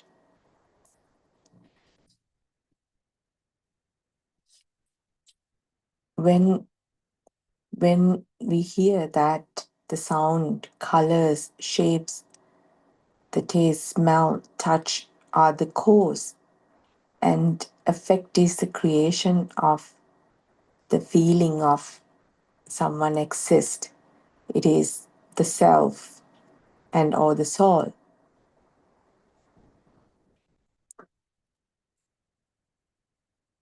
This isn't something that we have been known to understand, that this is what Lord Buddha has explained in his Dhamma, until the Buddothpada Aryan Wahanse has explained this in a unique way, that where we can practically experience within ourselves.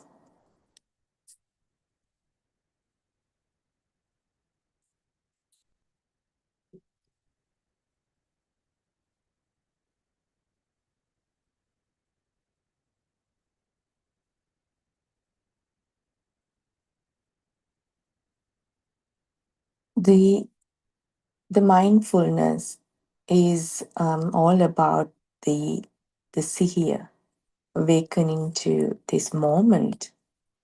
And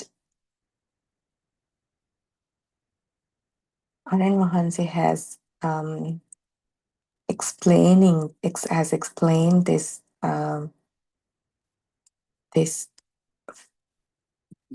this topic in various discussions. And what does it mean that awakening to this moment means? being awake at this right at this time, which is also called Mohottatavadiya. And Aran explains that in that how our thoughts, we call the thoughts, which is based on the nama and rupa, which is every thought has, it comes in the name and the form. The moment this muhurta means, or moment is, every moment is, we experience it through a thought.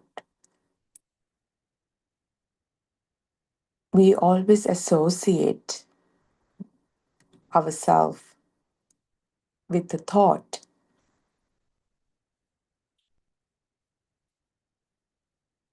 We use in everything we do and in our speech and in every moment. It is an aramuna, it is a stimuli that comes from one of our six senses. Our six senses are the sight, hearing, smell, taste,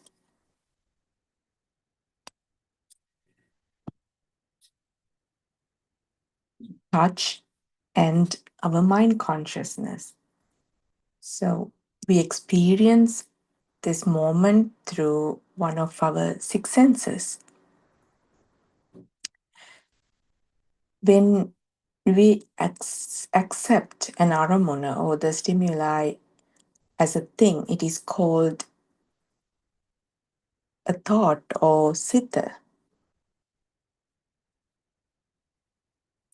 Citta means a thought. At every moment, a stimulus, a thought that comes to our mind. It is like clouds passing through us. It comes and goes.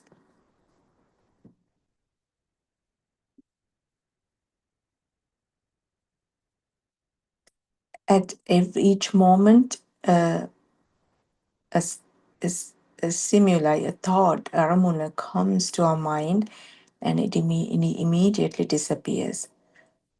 The thought of we see something, we see a flower, a tree, a book.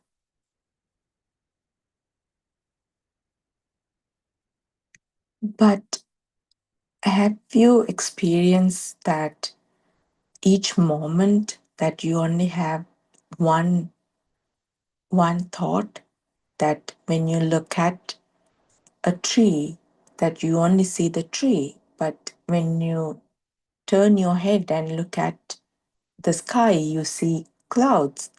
And then when you turn again and look at somewhere else, that you see something else.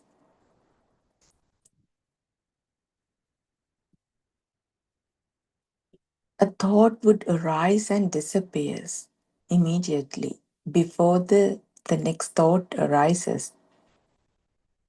Then that it likes the clouds that comes and goes.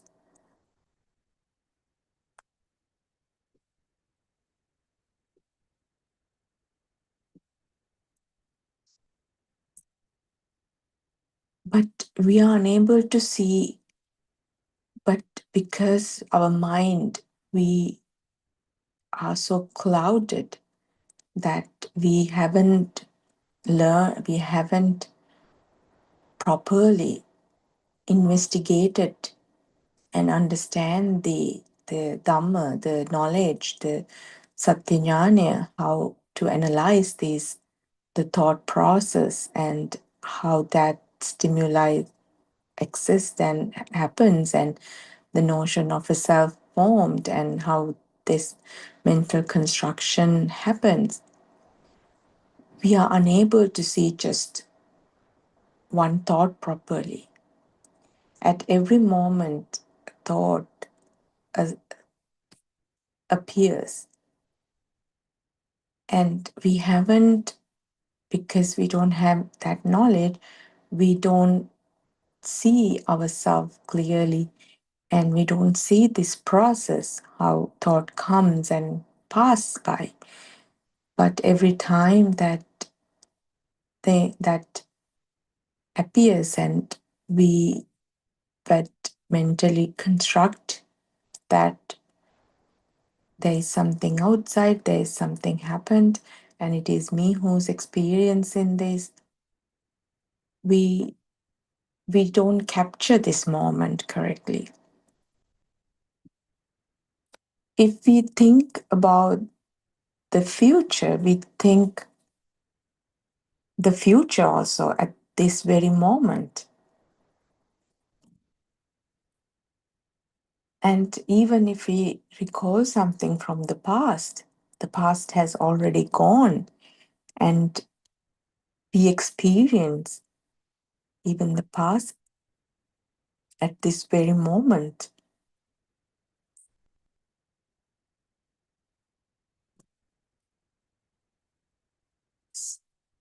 Think about this, that we are living in the stimulus world where we thought we just lives in a thought. There's nothing except just thoughts. And these thoughts take you to various places and will drop you and will make you suffer, will make you happier, will make you sad. And we don't know how to separate ourselves from a thought. We experience myself, me, in a thought, but we have never understood how these thoughts exist and creates, that they are not belongs to anybody. It's just the same way that the other senses operate through the mind consciousness. It's a way that mind consciousness associate through thoughts.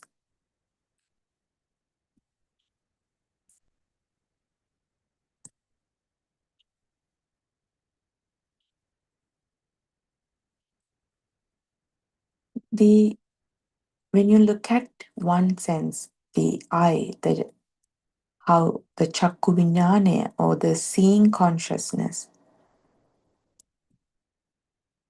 if a thought of that you see an object in front of you, and you have learned from previous, and when you're in school, when you're in the kindergarten, that object is called the book. Isn't it that you associate that object through your eye, through the chakku vinyana, to recognize that as a book? But isn't it that object and yourself is being, there's the chakku vinyana that creates this object as a book, through the name, that book, that sound and the name came in one point of your life, that you recognize this as the book. The shape and the name of a book was introduced to you or taught at one point of your life. And then it is same with every other object that you are recognizing, that the color, even for example, that you are told that a red color, someone showed that, someone gave that name and the sound. And then you have that spark that you recognize every time you see the red color, you recognize that as a red color. But isn't it that you process that through a thought?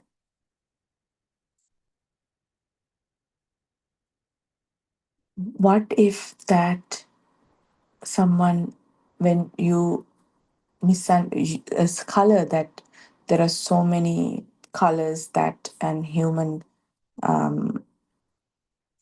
vibration humans can detect, and what if a color that you don't know a name you see, do you think that will make an object in your mind?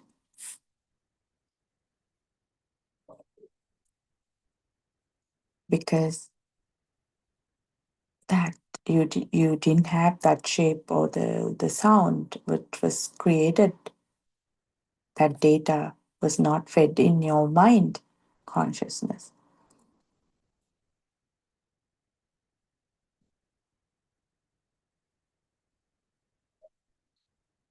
Have you thought about it, that is it really that book which exists outside, or is it that your mind created in your mind?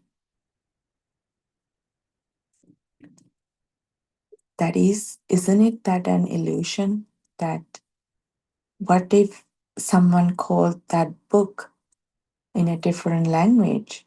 Do you think that someone will call book in a different language and that book will construct in your mind? Isn't this an illusion?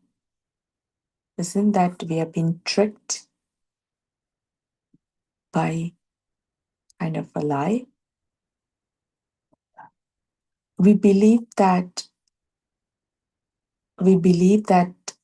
thought that vinyana, it calls a book. Therefore, for us, that we see that book from the outside.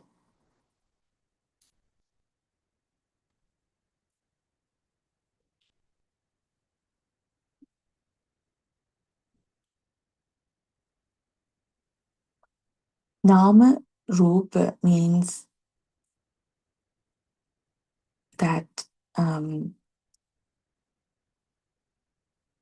the Rupa means the shape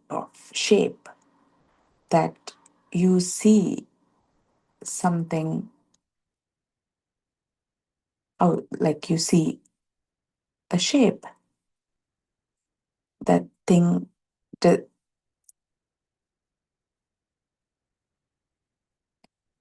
and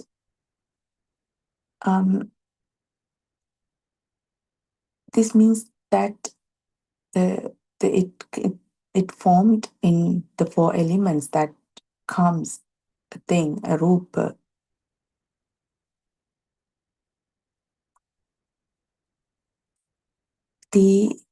Anything that you see as an object, they are created from the four elements, but even the elements, they are the liquid, the warmth, or cold, or solid, the qualities that are the four element qualities, which is the liquid, the warmth, or cold, air, and solid. But they are also do not exist outside. They are all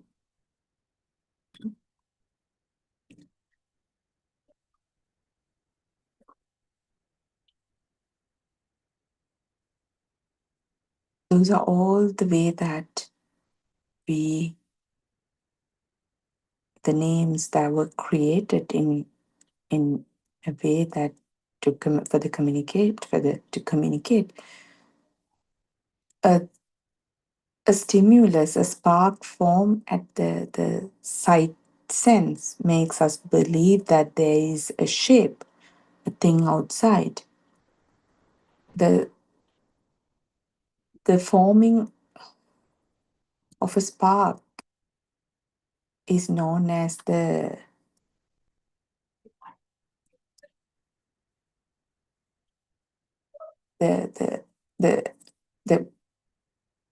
that spark that creates the illusory image.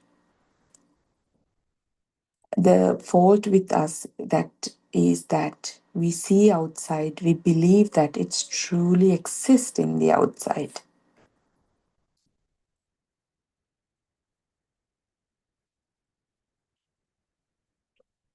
So in another way that to express this, Aaron Mahansa used Buddha's stanzas a lot in his discussions.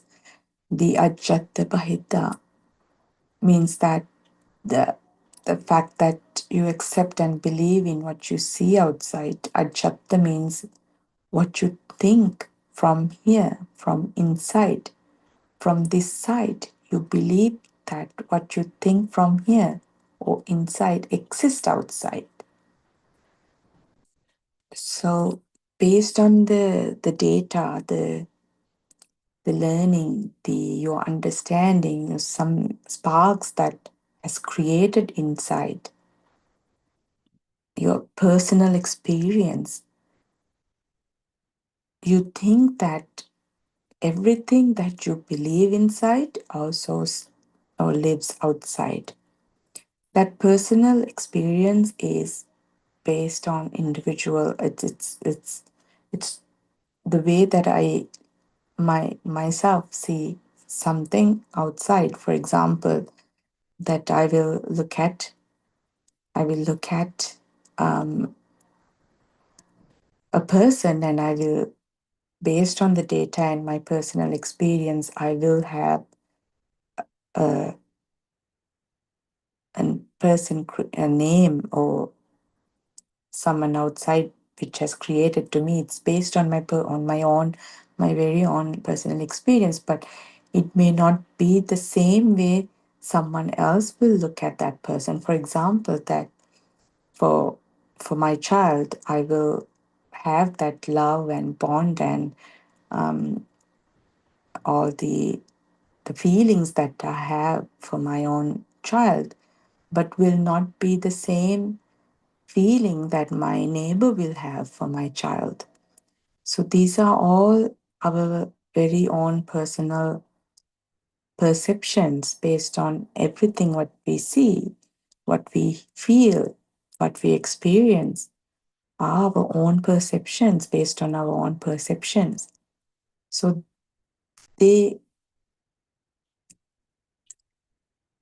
that is that everything we believe that what you have within you or inside, it's the same way that it exists outside.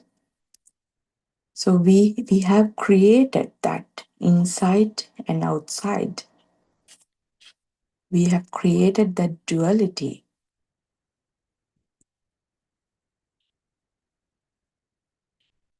But in reality, that these two ends do not exist.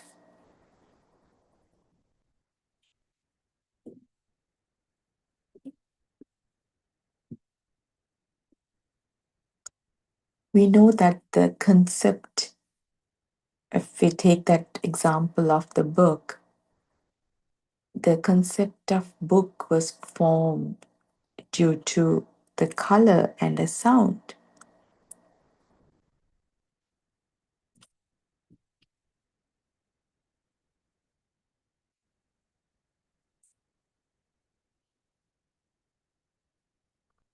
A sound in it has created through when combined the sound signal and the color signal together, they came together and they formed that vibration in your mind, the Chitta Taranga. So as soon as we hear that sound, we remember the shape. And if we see the shape, we remember the sound. So our mind process in that way that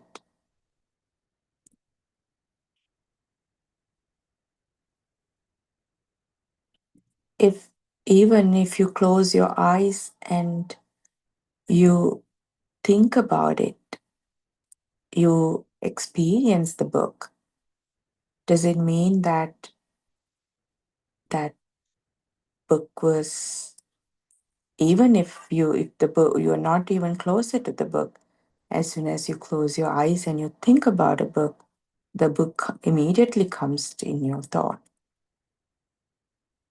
That is that chitta taranga, that vibrations that has sparked in one point of your life, and it just, you feel like it continues. It's always there.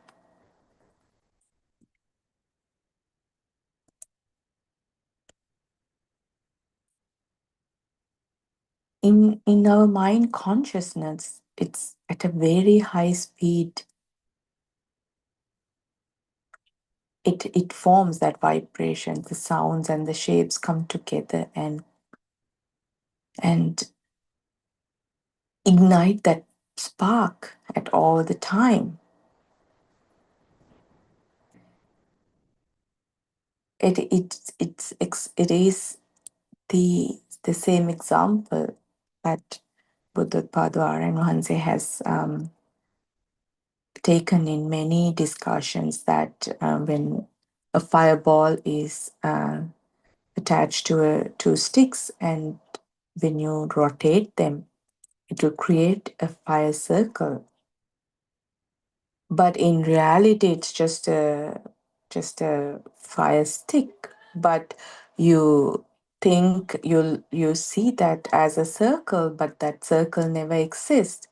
It's the same process that how our mind construct this entire picture, that movie in front of you, and which really is not something is there, but that is that chitta aropane, the process, it happens. The illusion, the mind consciousness create that illusion, and unless we have that, unless someone shows us, gives us this knowledge, Lord Buddha is in here. That is what Lord Buddha has given to this world, to see everything clearly, and how this chitta aropane happens, and how that the soul is created. And another example that Buddothpada Varanmahanse has shown us, that how the soul is created when the two sticks are rubbed together. The magnetism, the heatness that creates, it doesn't belongs to the stick, and it doesn't belong to the environment, but that there is a power that was created. And it is the same way that our six senses, when our six senses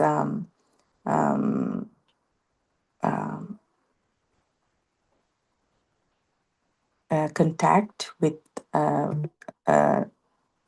and some experience, and that sparks happens, and that is how that your soul is created. And that is the mind consciousness gives us that illusion that everything exists and they are real, and at the same time that there is someone who experienced that outside world, and that person who experienced that outside world, the object, get the suffering when that outside world doesn't stay as per the expectation, that suffering happens. And that is why that we need to understand this Dhamma. Someone might ask, why what is the importance of learning this Dhamma, that what do we have to know, that there is no world outside, but that is what we have to know, is that if unless we have that understanding, that knowledge, how my suffering created, because we have that we experience that outside world exists and our defilements, and that is how that defilements are created. That importance, when you have an importance to the outside world, that the raga dvesha moha, the through those defilements, that I myself, my soul is created and I suffer.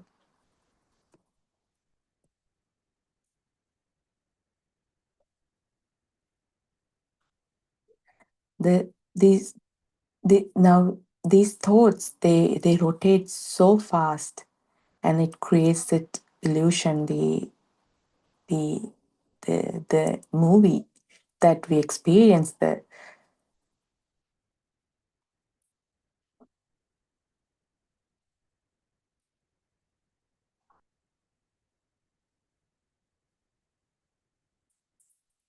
So because of the six senses that we believe, that makes us believe that we live, we think that all what we see around us exists, and that the feeling of being alive gives us that illusion of a self, and we think that we exist, and we feel it is me who experienced that.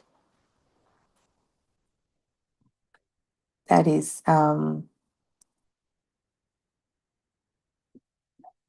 so we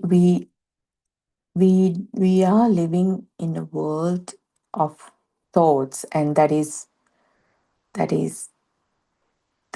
what it is called, that we live in full of thoughts, just an imaginary world.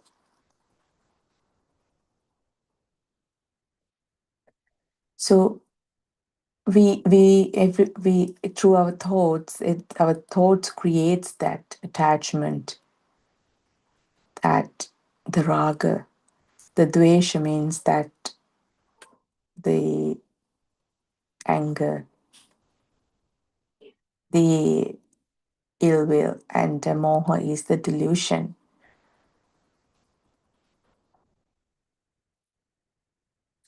And anything that has created that an object,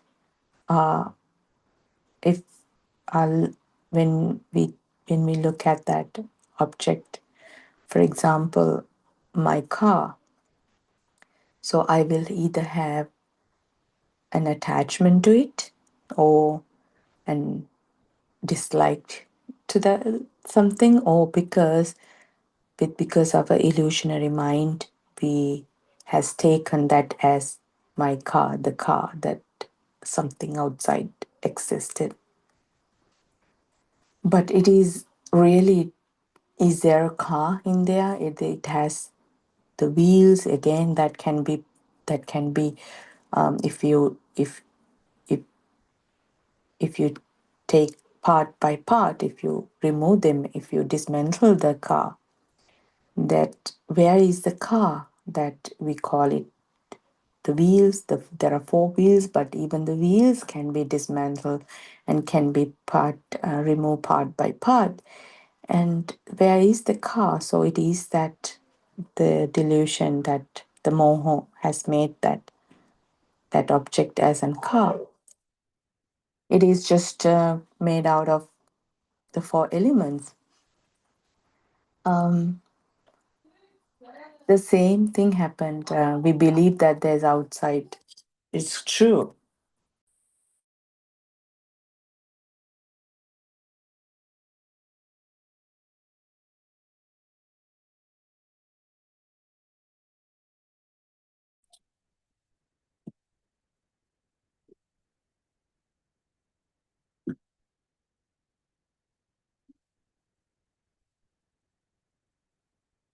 So it is the same thing that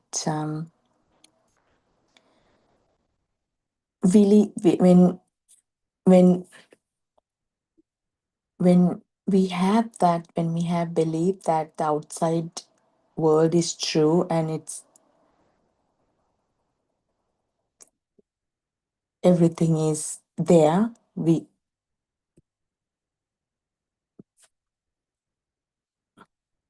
and then there is also a person who lives with your senses, that these sparks will keep igniting as long as we breathe. So it's a continuation. It's that the same like that the fire circle is there as long as those sticks, the fireballs are rotating. These sparks will keep igniting that force, that until we breathe. All these are thoughts. There is nothing as a jatta or bahita, inside or outside. We could also say that there is only one end, and that is that the end, that where the thoughts are created. But even this end of thoughts actually does not exist. Means that a book does not exist. It is only a frequency in sound and frequency in color that comes together to make a thought wave or the aramuna, the chitta, the force, mind force that comes to these six senses, and that sound, the seeing, to the hearing.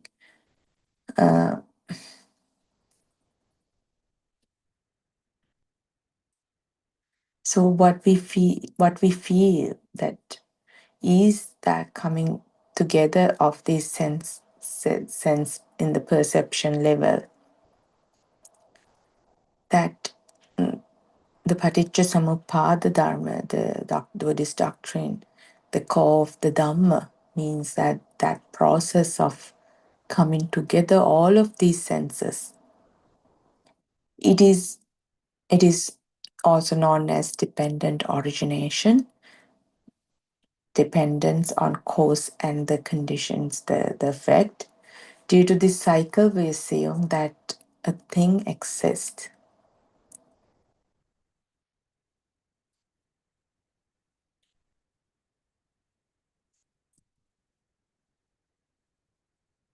And to understand this awakening to this moment, in modern days, the mindfulness has been a well used term. And when it comes to the like whenever we hear Buddhism, the mindfulness has been one of the very popular terms. Means that it's about awakening to this moment and capturing this moment. And when you have that right perception, that you see through this moment, and you will not get diluted, and will spin the cycle. And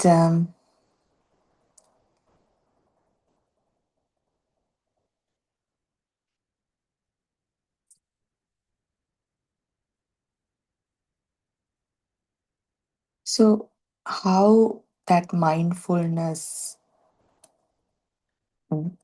what mindfulness is, means that it's like you have a guard in front of your house, kind of.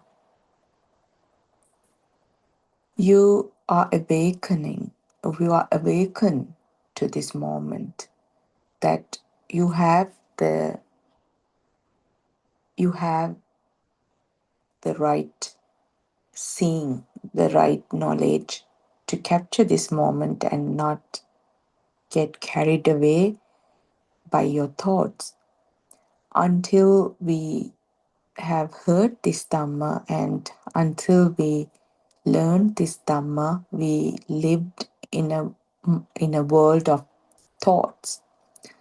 We lived in our mind. We did everything that our mind told us to do. When our mind said that I'm hungry, we even sometimes we may have had our meal, but still our mind says, oh, I'm not full, I need more food. We will grab the next piece of bread, or we will serve the next loaf of meat, or we will get that dessert, what we were indulging. So we did everything that our mind told us, that our mind told, okay, I don't like this person. And we never analyzed and investigated how that thought came and what that thought means. And we just carried away with those thoughts, and we created so much unhappiness, so much suffering, because we didn't have that mindfulness, that awareness, when we were not awakened to this right moment. We didn't have that right perception. We had so much we were perceiving this entire experience in the database that we have been fed all in all our life. So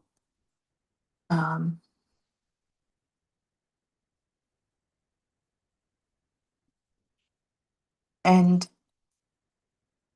when you understand this knowledge, when you understand this, then the values that your thoughts have given to certain experiences will no longer be there. And thoughts will not mean anything to you.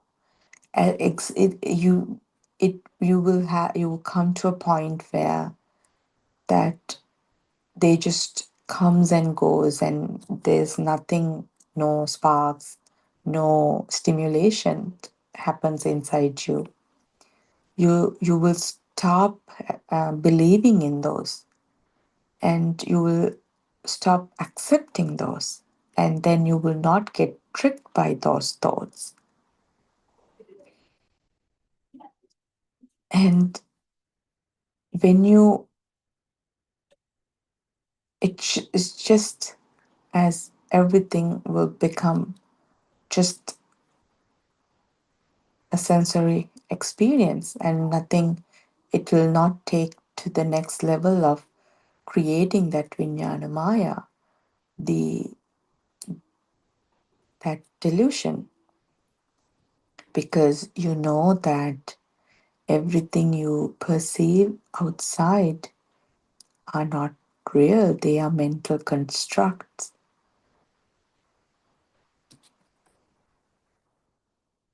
And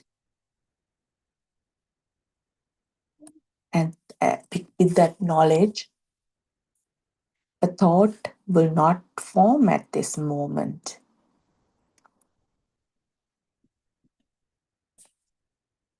This means that a thought ceases to materialize at this moment. It will not materialize that. The forming of an image with the sound will not take place.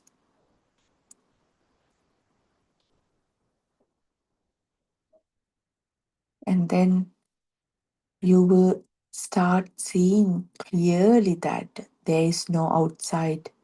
And when there is no outside, there won't be a self to experience that outside.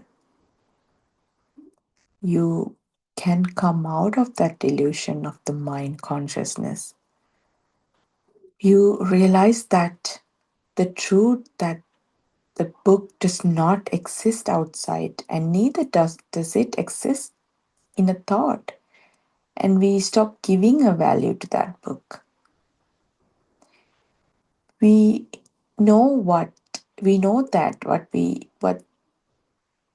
that thought doesn't exist, and then the book that we see also a thought, and we know that it does not exist. That's how we have to, at the initial stage, when we hear that Dhamma, that explanation, that how we can start absorbing this insight into you, that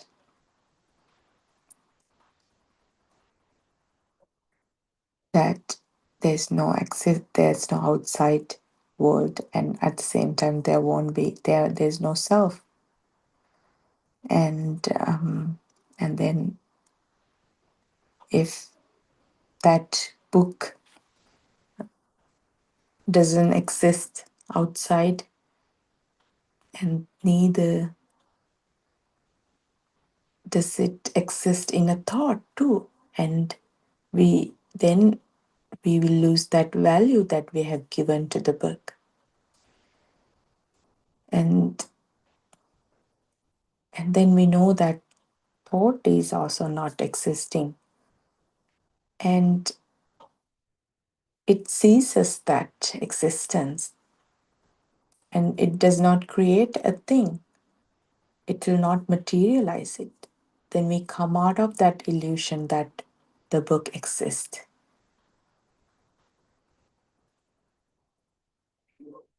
And that is what the Arya Shunyatavya means. That it doesn't mean that there are no outside things. There are things outside, but that is how that the value that we have given to these outside things, that you detach from it, and then you start seeing this clearly. And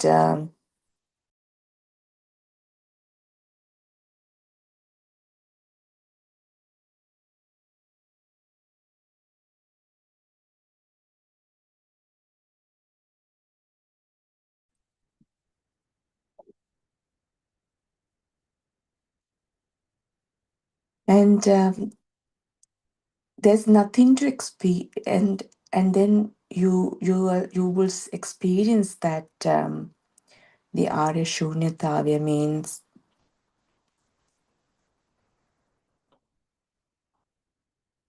there's the nothingness. There's nothing to experience in that moment. From the moment onwards, you will not give value to what you experience, because you have already understood that what you experience is an illusion. We live our daily life. It doesn't mean that you give up, you close your doors and you sleep because you have nothing to do. There's no outside world. It doesn't mean that. You experience everything, but with that right knowledge.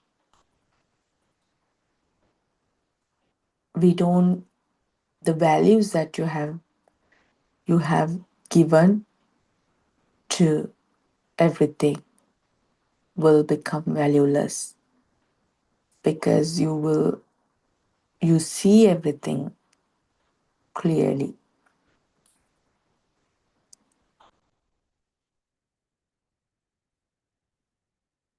So Aryan Mahanse has given many examples for us to understand that with that true knowledge within us. And one of the best example is that there's not that the image inside a mirror are not real, and it's the same thing that Lord Buddha has taught Rahul,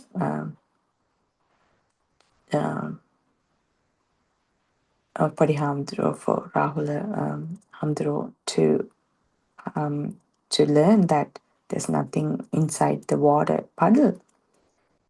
And it's the same thing that even if we see everything in the world, even we see everything, but we know that they don't exist.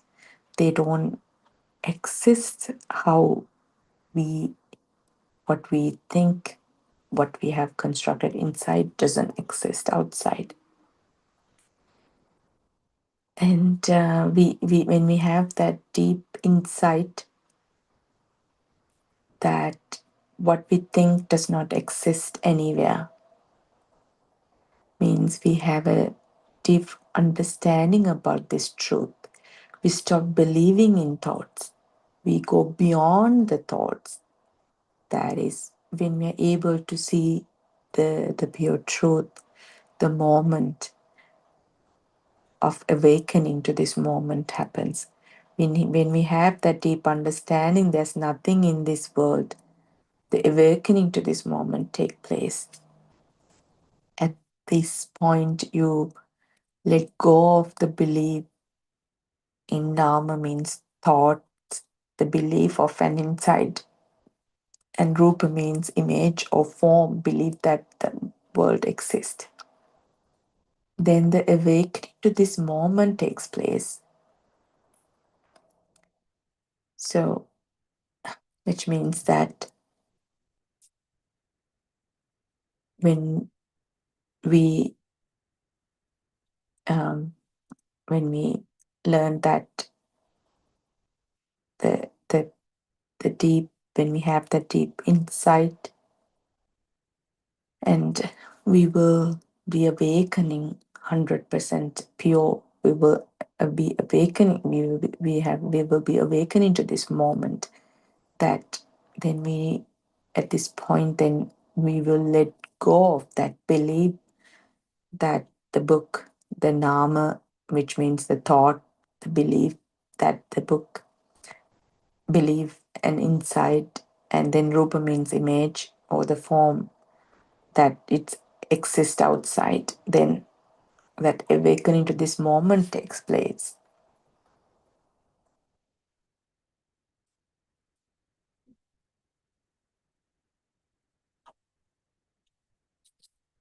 And when we are awakened to this moment, it does not belong to the concept of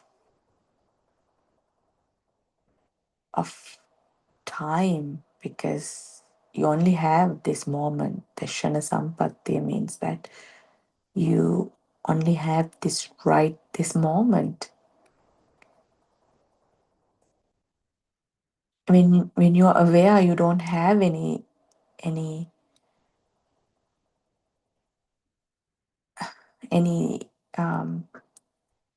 everything becomes just an awareness. So it will be so pure because you don't have this mental constructions that is happening each moment. It's just like a newborn baby. They only have the awareness and feel and how they feel. They don't. There are no construct in there, any mental constructions in there. It will not generate any thoughts, and the mind is so pure. And this pure mind is also called Prabhashvara Chitta means it's a pure mind. Even if we see a book, it does not mean that any value in there. It's just become an awareness of the book. And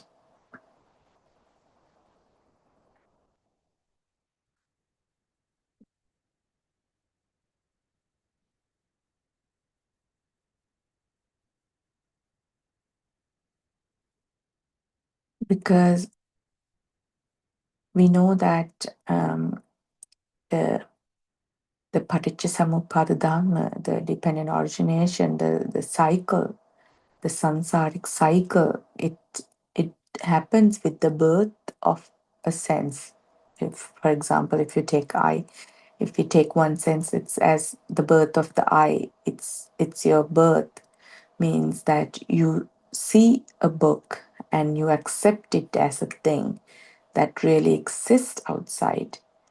And that is the birth, that is your birth, that is when you are born, your chitta, the aramuna, with that aramuna you are born. This is where the cycle spins, with your sorrow begins, and that is where the attachments, the aversions begins, and that is where thoughts begins. And that happens because of your ignorance, because you're not awakening to this right moment with your right perception. We create thoughts. From that point on, we begin to feel the sorrow, the happiness, the revenge, the attachments, because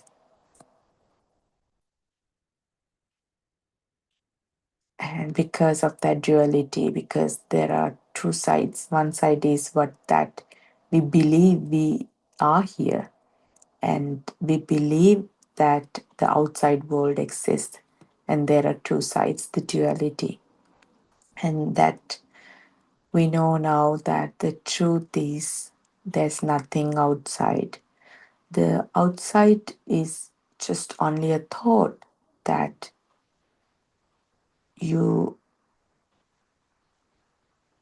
it's just form. It's a construct through the sounds and the colors coming together and vibrated in a very fast motion that creates that the coming together of the sound, color, smell, taste, sense of touch, and cause that spark. And the mind, or the me myself, is created. That is what we say, that the mind does not exist inside the body. Even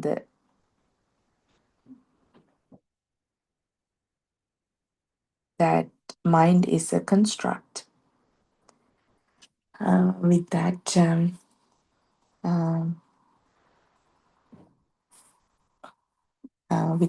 with that, I will end my talk today, and I worship our Kalyana Mitra Buddothpada Aryan Wahanse for his continuous efforts to bring this Dhamma to the world, and may you all be blessed with triple gem, and have a blessed day. Teruvan Saranai.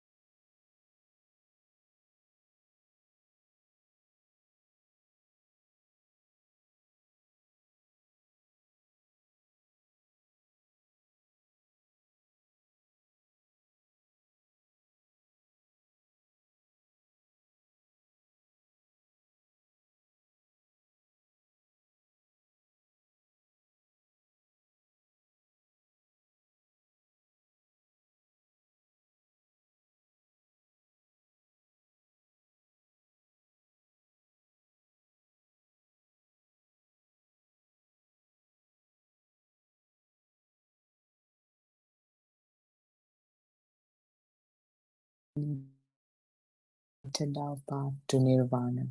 Your unwavering dedication to sharing the ultimate truth and reviving the wisdom of the Arahants is a gift of immeasurable value. We are truly fortunate to witness the unfolding of this profound truth under your compassionate care. May you live long and continue to guide us. Ayubo Veva and Theruvan Saranai.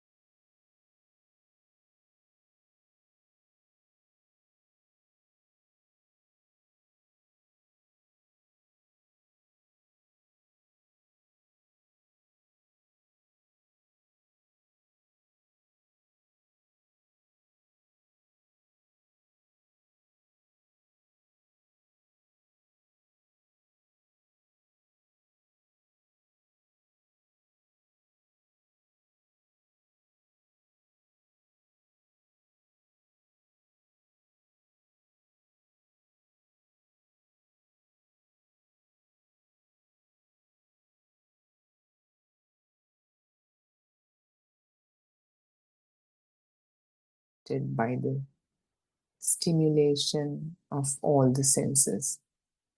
This is true for all 6 senses. This power of bonding through mental formation, sankhara, is a natural occurrence.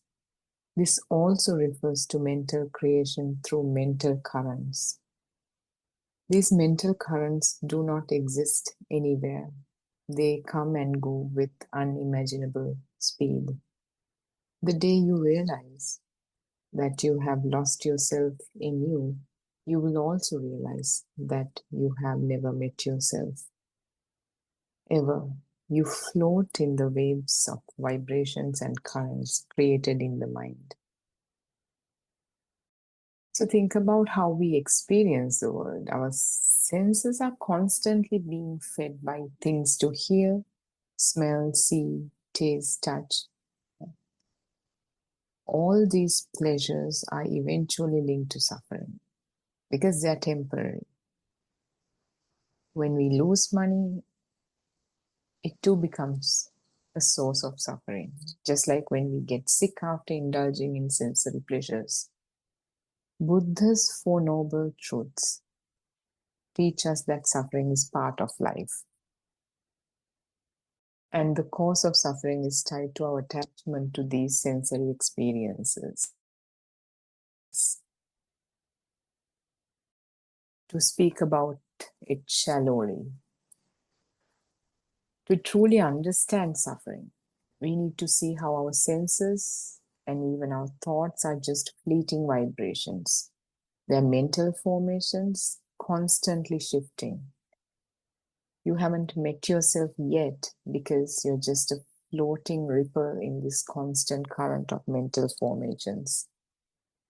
Because if we pay attention to the eye, the function of the eye is the eye that we are referring to here, not the physiological eye. If the ear is not the physiological ear, but the function of hearing. Similarly, the function of smelling, the function of tasting, the function of feeling the temperature or the solidity or texture of something. And function of detecting thoughts. And these are like infinite fields intersecting and creating our experience. When we think about our visual right in front of us, It's already assumed that somebody is seeing it, but that is not the case. Even our visual has a strong idea that is bordered by our body, that the center of attention is coming from this place, these eye sockets or something. But that itself is a thought. As you begin to see this truth, as this truth begins to get refined and refined, that idea dissolves and the whole visual fields become just a visual. Seeing becomes just the seeing. These mental biases that are attached with everything creates the picture, creates our experience. If you think about listening, if you close your eyes and pay attention to the experience of listening to something that you really like, some music or something, that mental image itself has the sound kind of centered around the ear, which is a mental construct. But as the idea of the self, the concept of the self dissolves by being exposed to truth enough many times, that mental image just becomes listening without any borders. So the same goes to the smell, taste, touch, and thoughts. When you open your eyes, you see whatever is in front of you. When you close your eyes, you can still see the same thing in front of you in the mind's eye. But those two pictures look different because when the eyes are open, whatever you see is embedded with the idea that it is existing right now. And when you close your eyes, when you see the same thing, it is embedded with the idea that this is an image of what I saw earlier. So these mental factors, as these mental factors dissolve, whether you open your eyes or close your eyes, you realize that it's just an image. Both of them are just images, just colors and shapes. There's no weight towards one over another. Same extends to the whole experience as the idea of the self, this wrong view, self-identifying view dissolves. Seeing becomes just seeing, hearing becomes just hearing, listening becomes just listening. Taste becomes just a taste. And if we dig a little more deeper into that, as the current does not belong to the battery shell or to the terminals or to the battery acid, our experience doesn't belong to the physiological aspects, because that itself is also part of the illusion, and whatever the labeling associated with it is also mental constructs. Here is an example. A young man feels the beauty in nature and gives up social relationships to get mingled with the sky, ocean, waves, mountains, trees, streams, waterfalls, music, etc. There is another young lady who has similar ideas. These are waves. These waves that both of them have are the same. They align. People look for rain when it's hot, and when it rains, they look for dryness. According to varied vibrations, the concepts turn upside down or downside up. This situation is connected with the vibrations and waves. It's all part of the nature. Nobody's controlling anything. It's how the whole system runs according to the dharmata or the universal law, or causes and effects. There is no creator here. Let's go back to the story. Okay, for the first time, these two people meet and are happy to talk about nature and its beauty. There is no language to this unique understanding. This is a particular type of mental creation and a connection. Some call it divine love. In this story, the wonders of nature exist. Did you understand this? This is very valuable for young people to build harmonious relationships. To recognize these waves, words are not necessary. That's why some people just bond immediately, and their relationships are so complementary that extends beyond words. Sometimes very few words are uttered, but the bonding runs much deeper because these vibrations are connected and they just fit like a glove in the grand scheme of things. Words are just a tool that is used to communicate what's felt. What's felt comes first. What's felt takes place in the womb of the mother. That is a vibration according to which the zygote vibrates as the cell multiplication happens. And that same vibration is like having your TV on and turning it to a certain TV channel, or having your radio on and turning it to a certain radio channel. If before the radio was turned on, even when it was turned off, the vibration existed, but there was no receiver to accept it. Similarly, in the mother's womb, the surrounding nature has the vibration for that birth, but if it matches with the vibration of the zygote, the natural harmony takes place, or the principle of resonance, or what Alan Wansi calls telepathy takes place. That vibration becomes this vibration, becomes harmonious, and that is the karma or the story of whoever is born, and then in the body that develops from zygote to a fully developed newborn. The eyes are formed, the physiological eyes, ears are formed, and this vibration that's felt is manifested through that, and vice versa. And this vibration is evolved, altered, and so this particular vibration in this zygote is a unique one. Like that's why in the same family you have siblings of different natures. Some, one would be very calm and quiet, the other one would be a very angry and quick-tempered one. It's unique to your own story based on the samsaric karma you're carrying. If it belongs to the realm of the humans, that is that. As we grow up, as this is altered by various reasons, various conditions, causes, you die a very innocent child. You are born a very innocent child, and you could die a very angry man.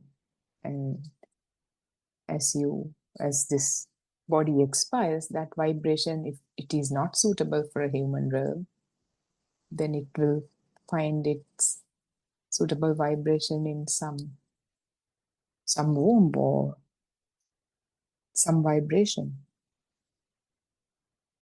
So this is the story of our lives, and this is how, for us, for the nature and everything kind of evolves without anybody controlling or creating it.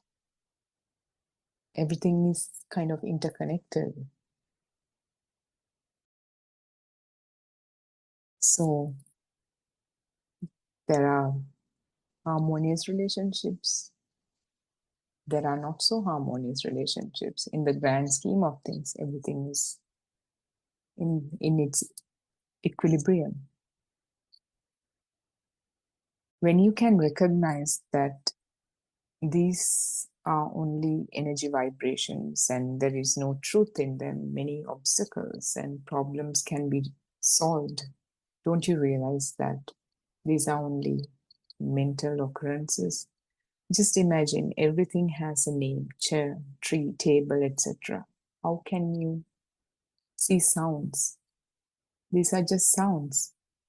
If you think about the sound of the most beautiful flute music that's being played by someone, you have a picture. Right now, as I was talking about that experience, you had a picture, mental image. So this entanglement of two different vibrations, images are manifestations of vibrations, sounds are manifestations of vibrations, smells, taste, everything is manifestations of vibrations. But if you consider a vibration itself, there only exists a snapshot. As it continues to vibrate, there's a buildup of energy that creates the idea that there's something that is out there. And that same idea becomes the self, the so-called self itself. So it's all the wrong view, giving rise to the wrong view. And then the child who's born and who's at the tender age of 2 years old or 1 year and a half or whatever, when he or she is being introduced to the language, always the language is introduced in this entanglement between name and form. When we say form, it's sound is one kind of form. Image is one kind of form. Smell is another kind of form. Touch, thoughts, all these are different kinds of forms. So all of these has a name attached to it. That's how we think. We think with the language, but when we think, there's no sound that's emitted. We don't think out loudly unless it's required. So that sound is kind of inside that voice. That voice came into life through the language, one word at a time. Just sounds. The deep meaning here is seen without sounds, kind of through the understanding and realization of how the mind comes to existence moment by moment. Kind of let this whole entanglement be detangled to its constituents. Image is just an image, sound is just a sound, smell is just a smell.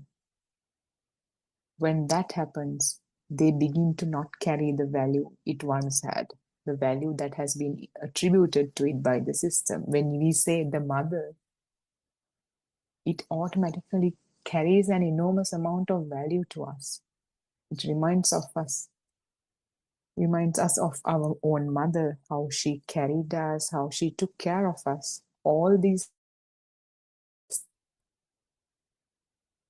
images, mental images, entanglement creates value, a feeling.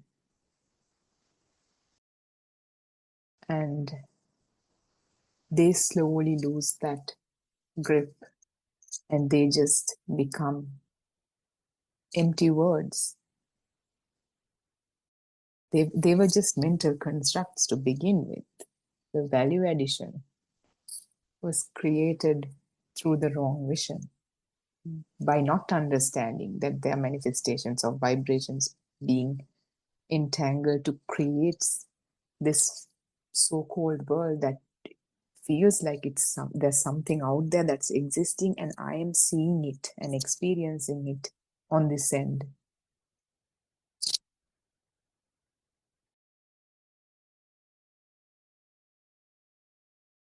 So once you understand this,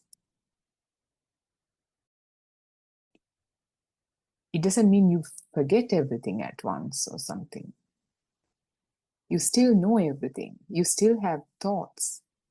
An Arahant still has thoughts. Buddha had thoughts. Buddha thought in the next room I think it was Kemakatero. Kemakatero is in the, or Anuruddha Thero is in the next room. I should go and talk to him. In suttas, there are many instances where it talked about how the kind of thoughts Buddha had. But it doesn't drive him crazy, or it doesn't make him biased towards one Thero over another or whatever.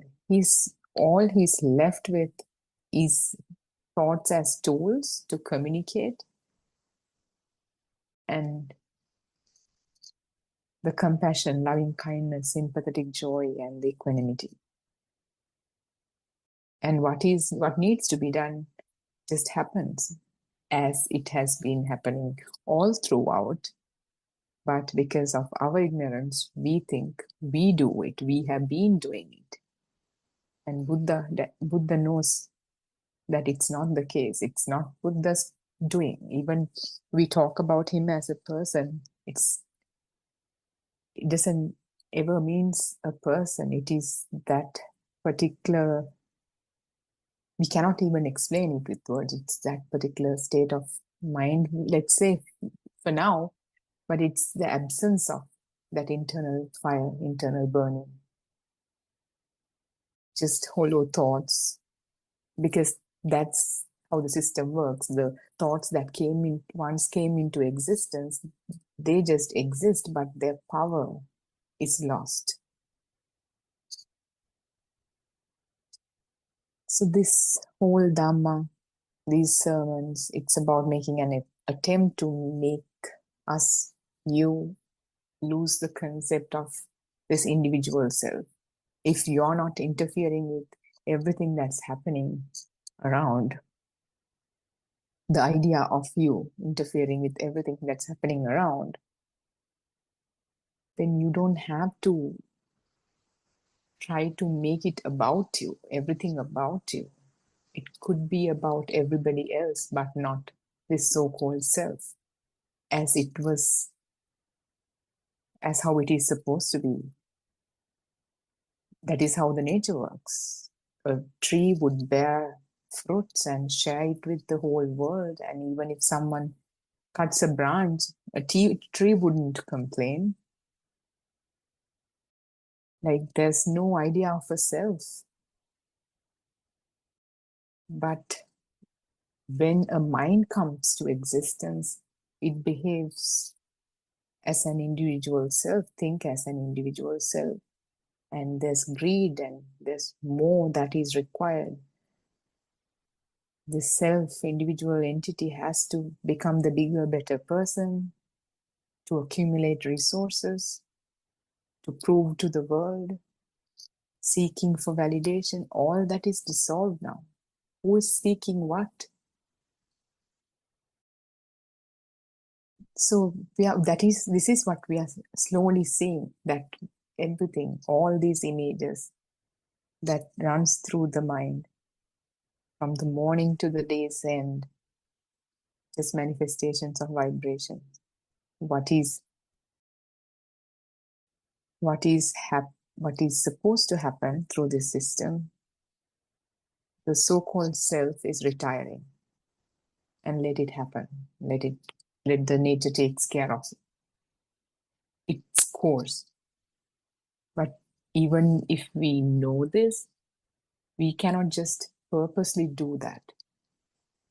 By understanding and realizing mind, it just so happens. Even that, nobody's doing. It's like there's a seed that is planted and we water it, we put fertilizer, we give enough sunlight. We can't force the process of it becoming become a bigger tree, its flowering process or bearing fruits. That's the nature is going to take care of it. As long as you believe in a self, you just let this Dhamma come to you and let it become your water, and let it become your fertilizer, and let the tree grow into what it's going to do. You can't rush anything. Even we can say you can't rush anything because still the idea of the self is intact. So we are talking to a person, talking to a person, sharing this Dhamma.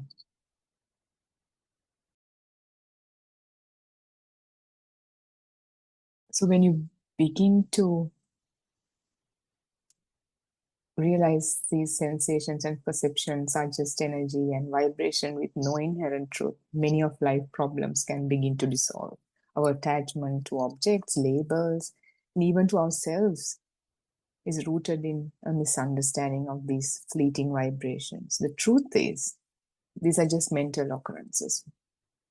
For example, we call things by names: chair, tree, table. But what are they really? Just objects. We can't even call them objects. These are experiences of our senses. Try to imagine a world where the sounds and sensations no longer control your perception.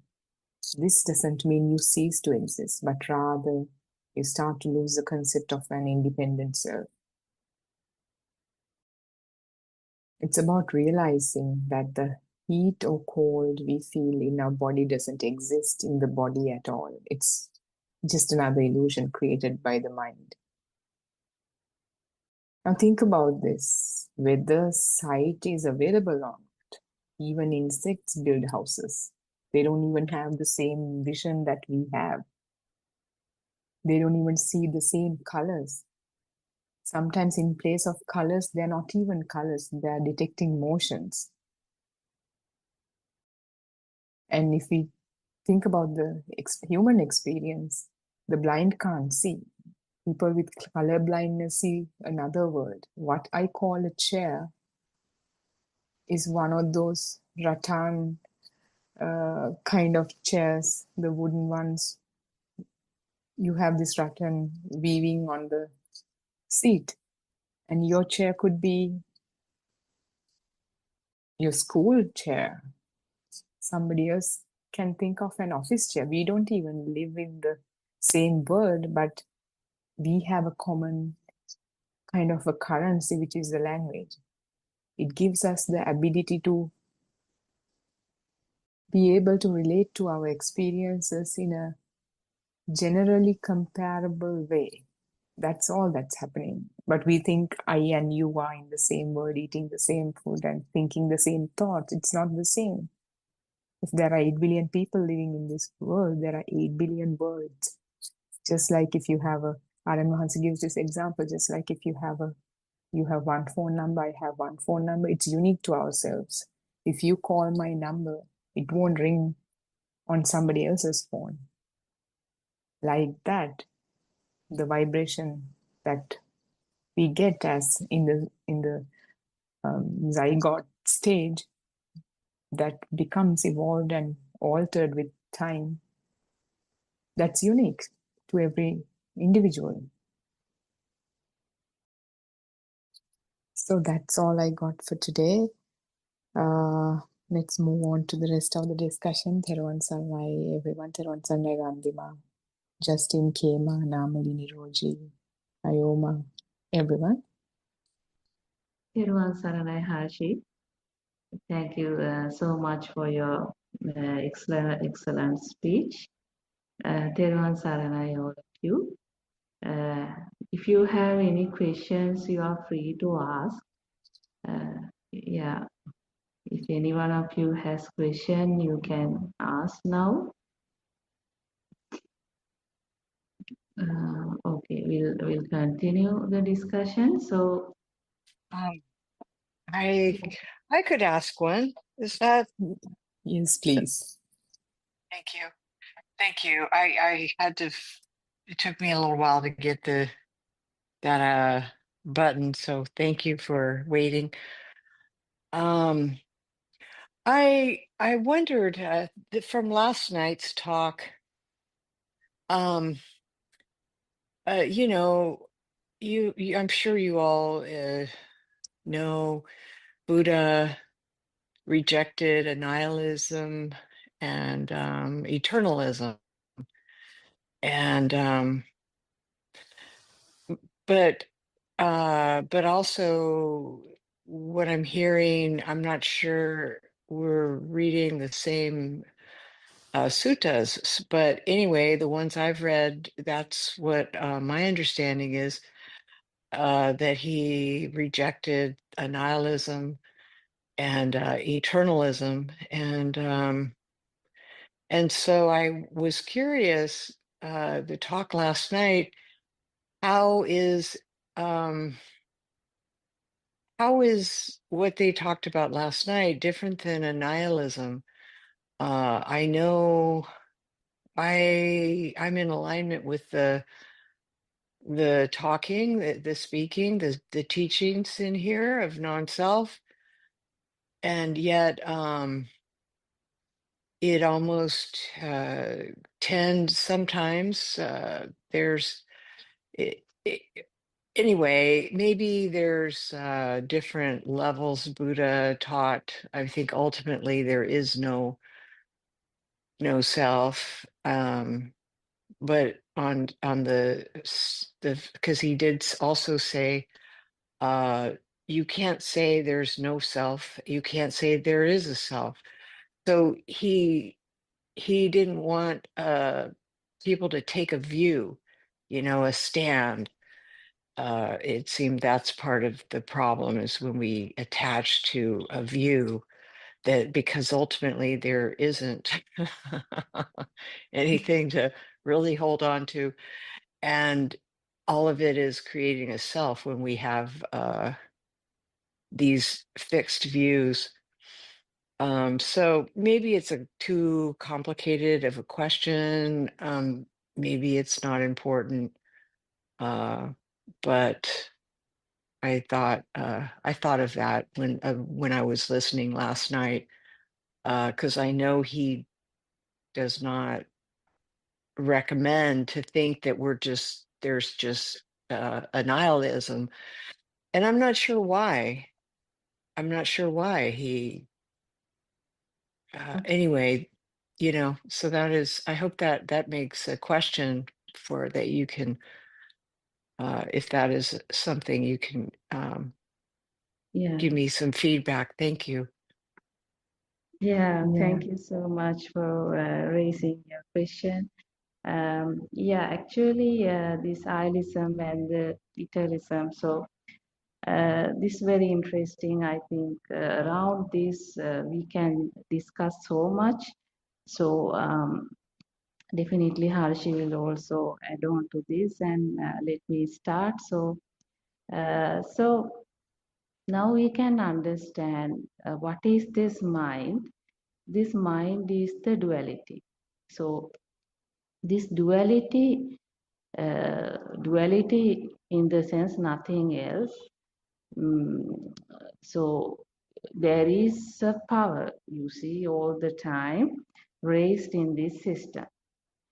So what is this power? So this power is this happiness and the sad. So sad and the happiness. So these are really extremes. Even if you say happiness, that is also another end, because mind is a product of the duality. Mind brings an end. Thought means it is an end. It is an extreme. So even this, when you say sorrow or the happiness, these two are like extreme ends, which rise all the time in this system. So we call living, the living means this variation. So this idealism and the eternalism is also refers to that is the two end. Actually, Buddha, by coming to the middle path, in the sense that middle path is where the path which is really beyond the mind, because at the beginning it understand what is the mind. So mind is a product of a duality. Mind is extreme. Mind is not a middle path. Mind is very biased. So either it is you see bias towards the happiness, or either it is biased towards the sorrow. So this is living means this variation in the mind. So nothing else. Even if you live for like 100 years, what is your experience in the mind? Either it is the pain or either it is the happiness. You see, or it can someone, let's say, having a soul also can maintain like adukkama sukha. Sukha, dukkha, adukkama sukha. So, but it's very interesting why this mind, you see, drives so much power here. Why it is felt like that? It's because there is, you see, there is some liveliness fail here. That liveliness, oh, in we can say that is itta sanya. Since you are familiar with the Pali terms as well, I am using. And this itta sanya, or this everything is alive. So the world is real. The so-called soul is real. So there is one underlying vibration behind all this setup. What is that? Everything is real. Everything is real. So this is the ignorance. This is the illusion. So Buddha identified why this mind, I mean, why this mind can't control. In the meditation position, it is so nice. But when come out from the meditation position, this variation of the happiness and the sorrow back again start to rise. What is this? It's very difficult to, you see, live in extremes because that brings all the time extreme. So it's very stressful, you see, to maintain even the happiness all the time, all the satisfaction all the time in the mind. But because this suffering, when you say sadness, that is all the time inevitable in the system, because the next one, like, so there is no permanent kind of a satisfaction in the system. So actually, more than outside, you see, given up or renunciation, this is in when it comes to the Dhamma, this is more like inside renunciation. Inside renunciation, in the sense, what is your word? That is not the external food or external relationships or external thing. Where the sorrow? Is the sorrow outside? No. The sorrow is the mind, because it is what the mind generated is seen outside. That's what happened. If your inside is very cool, very calm, then you are like an ice cube in a fire. So even though so many incidents and things are happening, you see, if the inside is calm, the inside is very pure, then nothing will matter, like, because this is kind of a that kind of a transformation where the beyond mind, because mind creates the duality that outside is real and the inside is real, and the ego comes and I want to listen only this piece of sound. I don't want anything else. I just want to maintain this level of sights. I want to maintain this level of touch feelings only. So all this, you see, these things come because of the ego. So this ego is the power otherwise. But let's assume for a moment this power is neutralized. So if this power is neutralized, then whatever the sensor generates, whatever the incident, whatever the scenario, it doesn't matter. So middle path is this. Middle path is, it's no more in the duality. Where is the duality? Duality is in the mundane world. That everything is real. But one sees the reality of this so-called world. What is the reality? It is the mind world. It is the mind world, and even this mind is not real. Mind is not real. So it's an illusionary thing. And then one understands this is a dream, and one sees the dream, one understands that it's always associated perception, and these perceptions do not carry any meaning. All these dead perception became alive because of one principle. That one principle is it believes on the reality of everything. So that's how the duality came and the power created inside. So then once understand this, how this duality forms, and there is nothing important here, the world is not real, then slowly what will happen? It open up to the truth. So in its inside, the liberation start to occur, you see, when this liveliness of the things drops in the system. That's why we talk about the inside transformation. When someone get to listen to this Dhamma, there is an inside transformation. What is this inside transformation? Is that anatma. Anatma in the sense that is no soul, no soul. So what is that? What is this? That is the point where your current or your entertainment level in the system drops. What is this entertainment? Need for this, need for that, need for want. So need for that and this, the struggle to maintain things. So all this is this ego, this power. It is the mind power, because mind splits. Mind carry things. Mind wants strong things.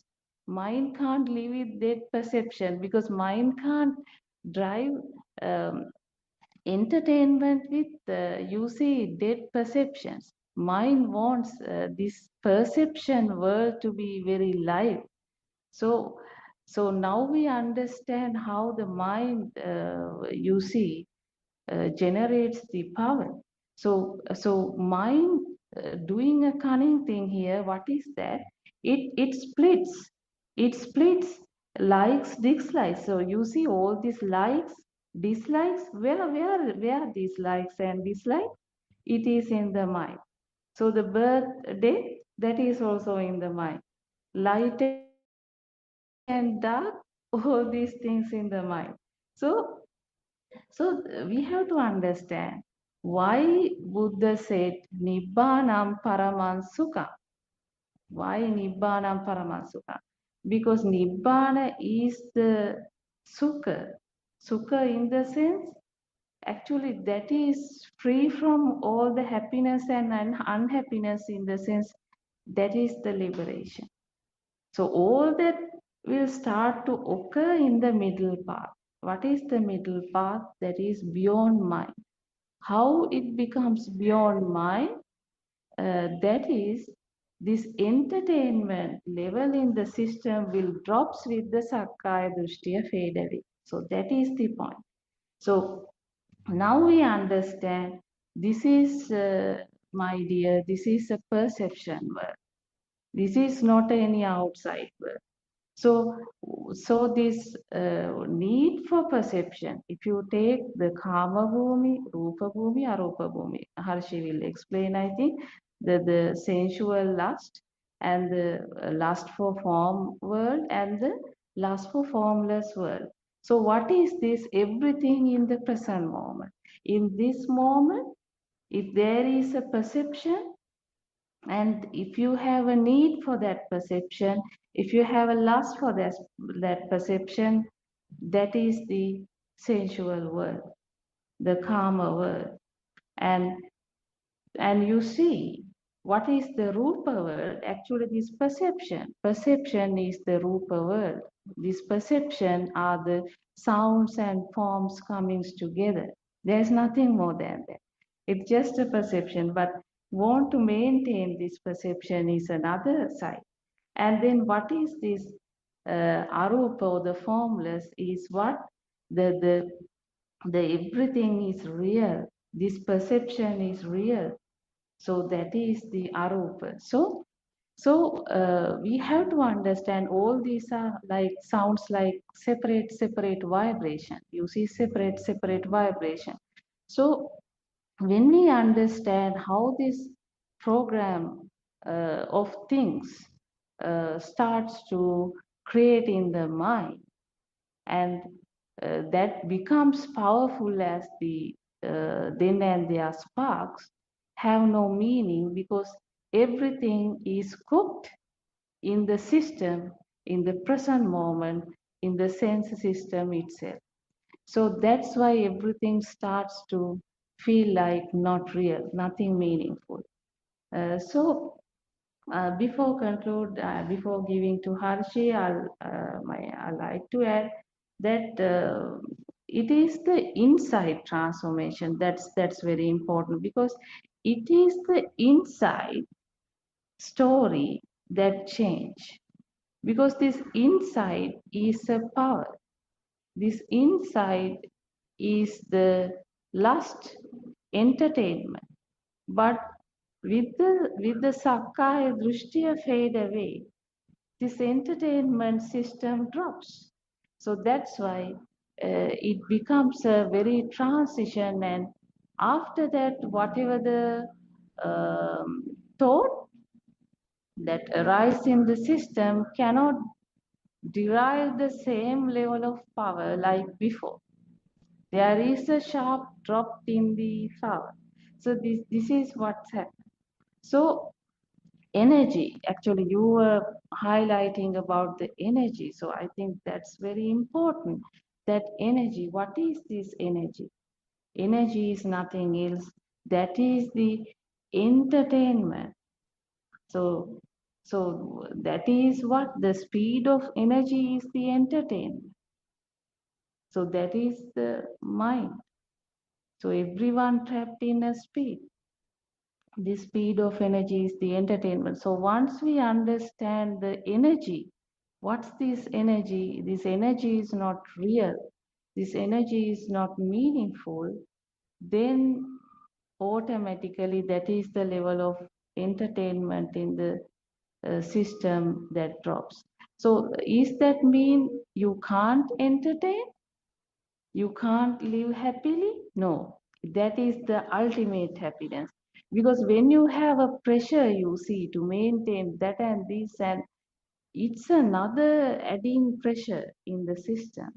But let the things you see to occur as it is, and you are not, your system is not get affected on the so-called sound, so-called sight, so-called touch feeling, so-called feels.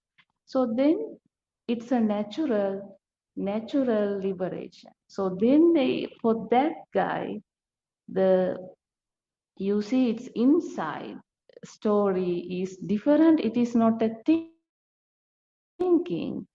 It is automatically liberated from the so-called outside environment. So that is more peace, more calm, more relaxation, no expectation, and that is the kind of natural liberation, and that is the middle path, which is no longer falling to any of the extremes. Yeah. Teruvan Saranai Hashi, I think you also can add. Yeah, Theruvan Saranai for that nice, valuable explanation. I'll kind of consider some angles that I thought I should stress on answering Kema's question. You ask about annihilationism and eternalism. So those words come from from Christianity. I think because when scholars try to kind of translate Buddhism, it was whatever that is mentioned in the Pali canon, they kind of appropriated with the available lingo.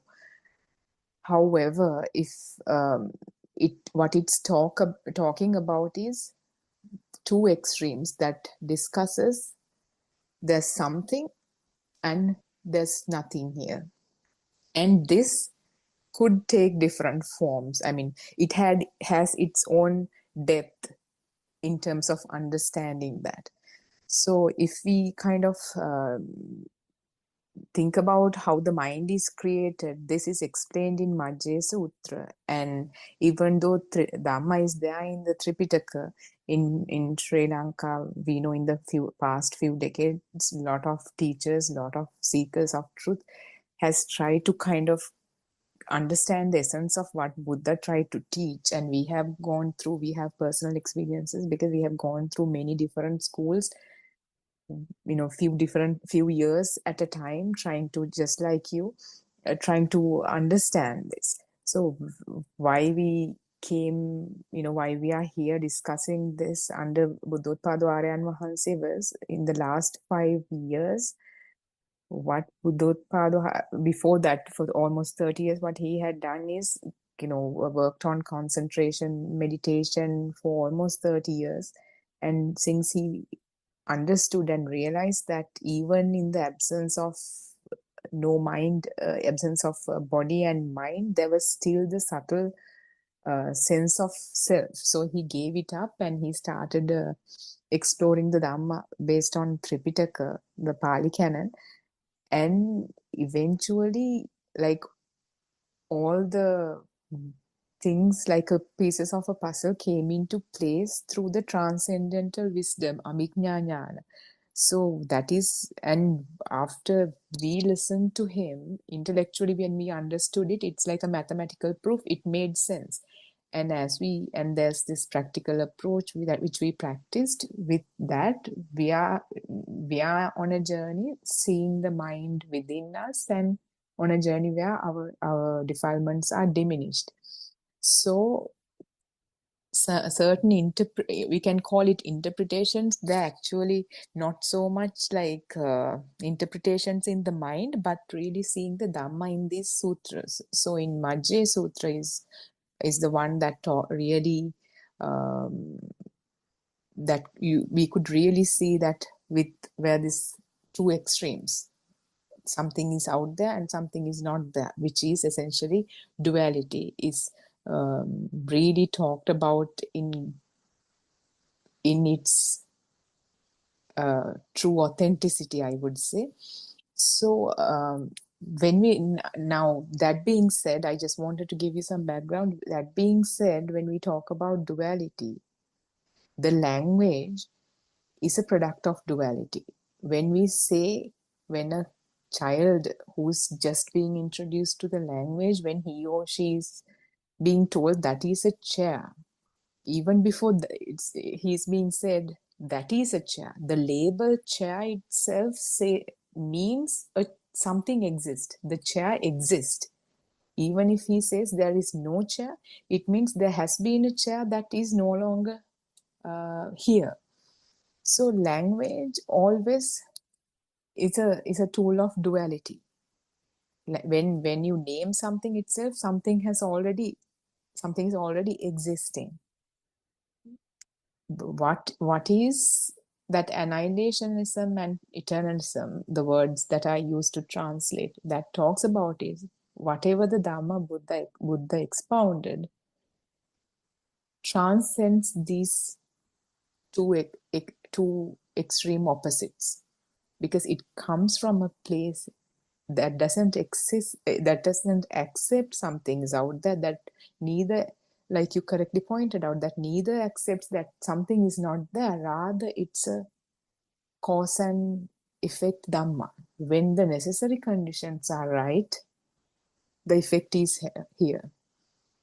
When few different effects get together, they become the cause for a different effect. So this is dependent origination, avidya paccaya sankhara bhikkhave, and all that cause and condition, cause and effect Dhamma goes back to ignorance. So the whole world comes into existence because of the ignorance. That is what Buddha pointed out. Ignorance, what is this ignorance? Ignorance that This world is neither existing nor non-existing, but it's something that comes into the picture, comes into the existence due to not knowing that it is a cause and effect Dhamma. And because of that, the mental formations are, because of ignorance, mental formations are formed.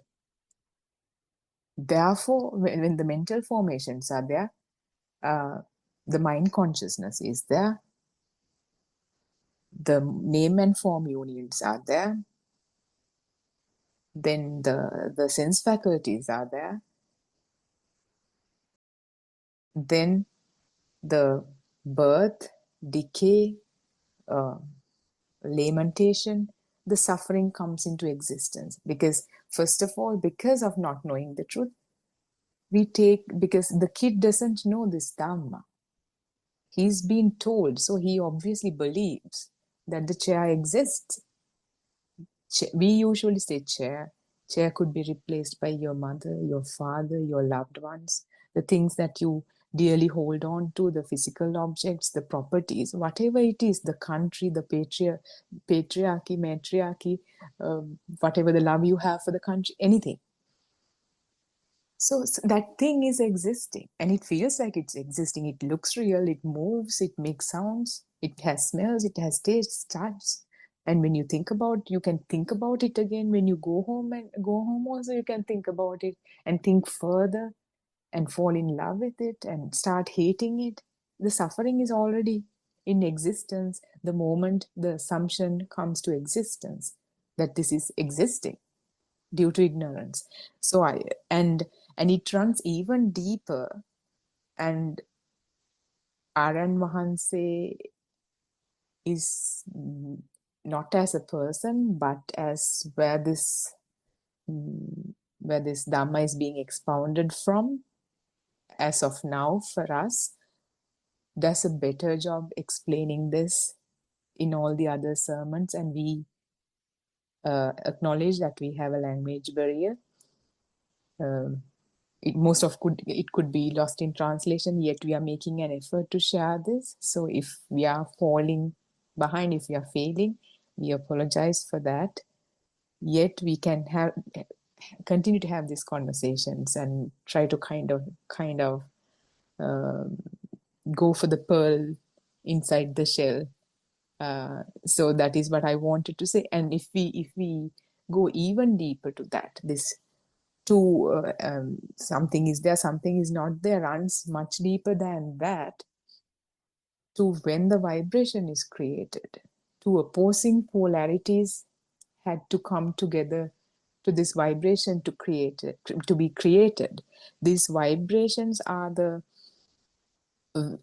way Aryan Mahanse's way, which is kind of unique, that we haven't seen anywhere, but it makes so much sense of explaining this term, this Dhamma, to people who are kind of so engrossed and indulging in the knowledge, because the science is so deep into explaining the physical things.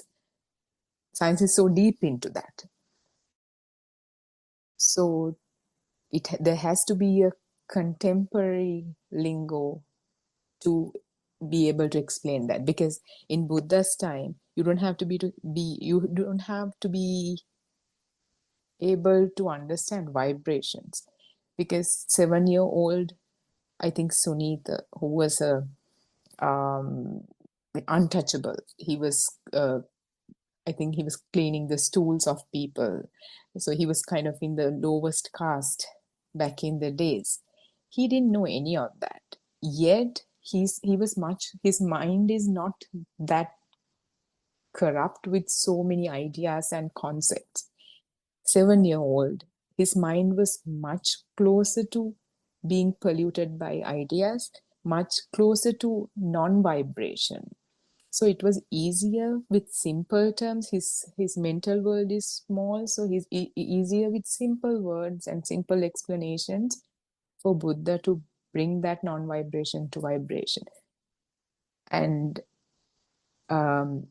there were many people like Upatissa Kolita or Bahya, if we talk about Bahya Sutta, in many simple words, many few phrases, they got to the super awareness. Yet there were, like Ananda Thero was with Buddha for I don't know for how long, but like we see him throughout Buddha's journey in suttas. Ananda Thero's name comes again and again. So I don't know how many years he must have been there, a long time. Yet he became Arahant even after the passing of Buddha. So there's a lot of knowledge that he kind of embodied. It needed so many explanations to kind of take that vibration to non-vibration. So we are in a day and time where we kind of, through our journeys, through what other people are inquiring, the kind of question people have, we feel that we need more explanations to kind of uncover this. So that is why because Tripitaka or the Pali Canon has accompanier.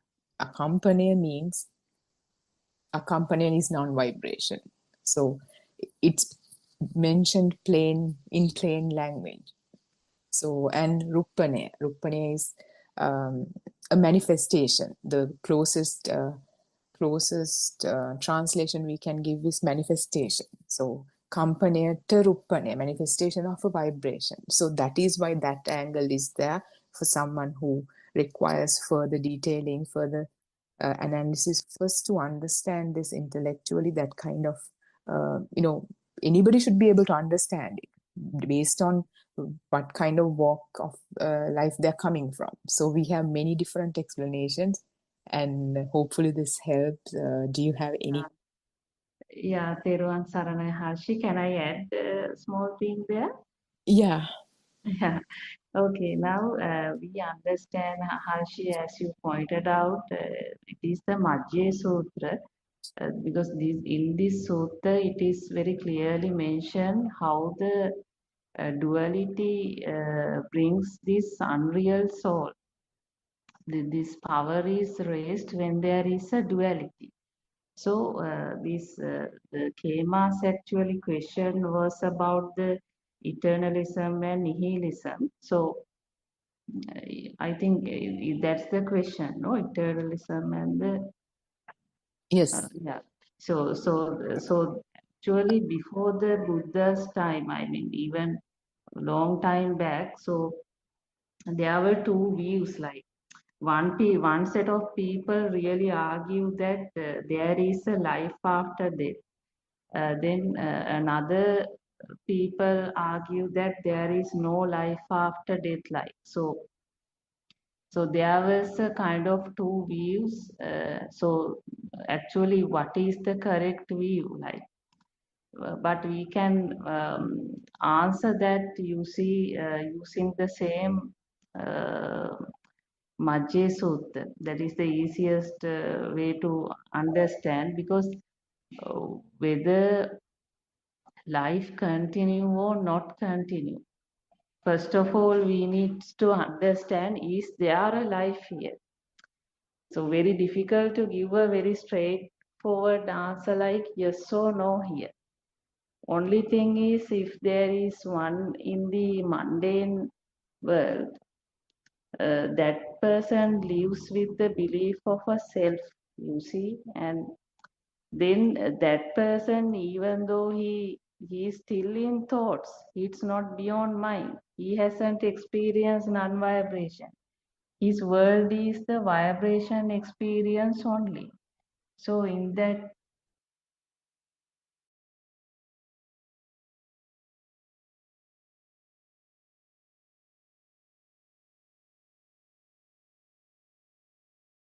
I'm sorry.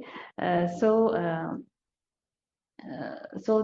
is about the two views we are discussing. So if somebody is still in the mundane world, and that means still in the thoughts, there is no experience of a non-vibration. not experiencing the non-vibration, no less vibration. It's more or less lives in the same level of vibration world. Then that type of a guy, whether that person, think from another thought that there is no soul, that becomes another drushti. If that person still think that there is a soul, then Teruvan Saranai. Do you hear me? What? Yes, Aran Vans, Teruvan Saranai, Aran Vans. How very noisy outside, no?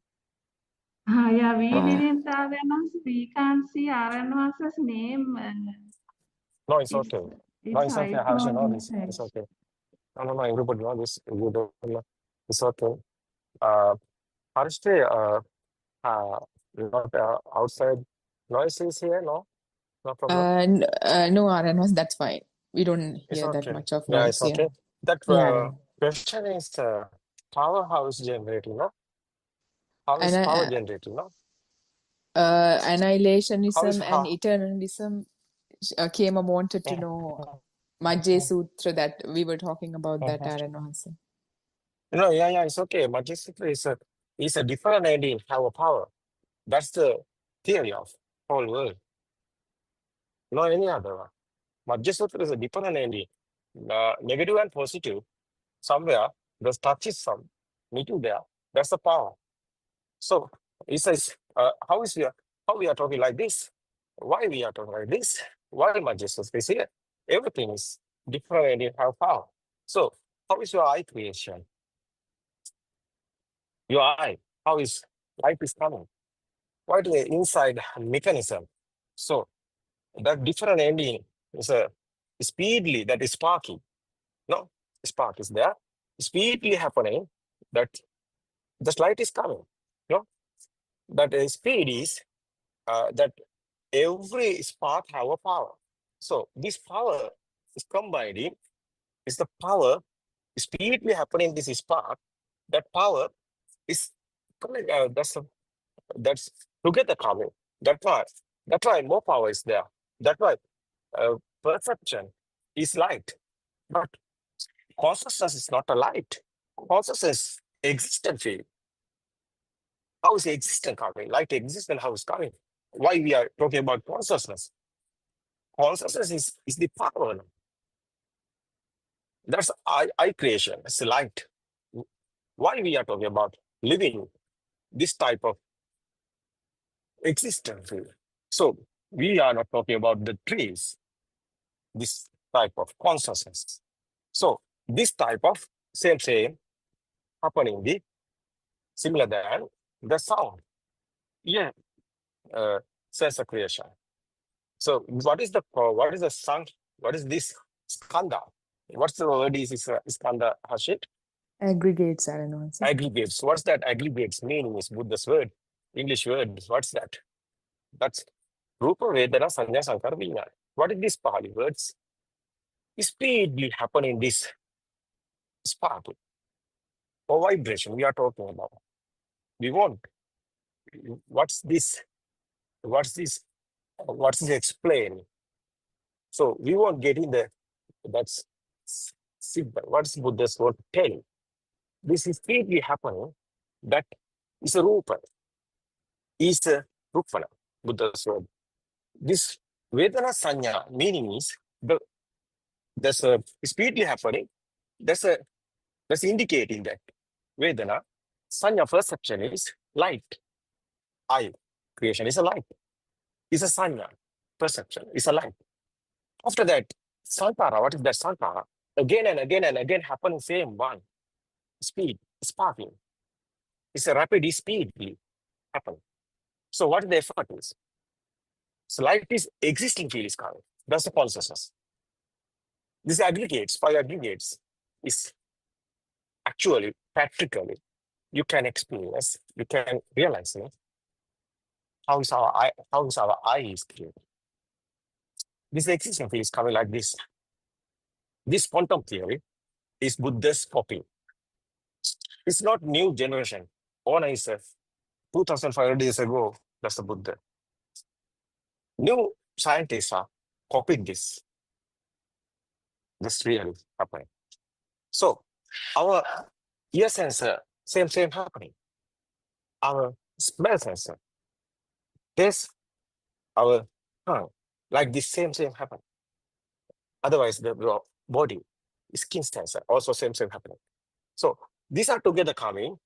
This sickness together coming. That's the kindergarten time, little baby. Teacher given the picture and given the sound. Chair. What's this? Chair is a sound. I come to picture and you can touch. Solidity is there. So what is this thought? How is this existent feel is coming? This eye sensor, especially the sound sensor, and other three sensors together coming. These five sensors together coming. The five concepts together. One concept is the cause is five senses, effort is one sense. It's a mind sense. What is this thought? Thinking word. It's our mind, not outside. Chair is not outside, chair is your mind. It's okay. Madam, are you there? Do you hear me? It's a power. Is the alive feel is coming. Existing feel somewhere. Otherwise, the alive feel is there. Yeah, you can explain, Harshit. Yeah. It's a power. How is power? Is existent feel is the power. No. Power is not outside anywhere. Power is this one is the waves, vibrations. It's our consciousness. It's other waves. It's not light, it's not sound. It's our LIF. How is coming? It's automatically happening. Nobody's doing. This present moment, every moment, power is generating. Like this crack. You see that? Like this crack. Where's that sound? Is this present moment only that happening now? It's not anywhere. Is this present moment happening? No. That's sound. What do you think about Harshit? Excuse me, Teruvan Saranai Aryan Mahansa. Actually, the Kema's question was not on the consciousness thing, but it asks about there were two views in Buddha's time. No, one people believe on eternal life after death. That is the existing thing. Other one is the non-existing. There is So no life after after this circle of birth Yeah. is not it's not Yes. someone believing circle birth is not happening. That one. It's Yeah. okay.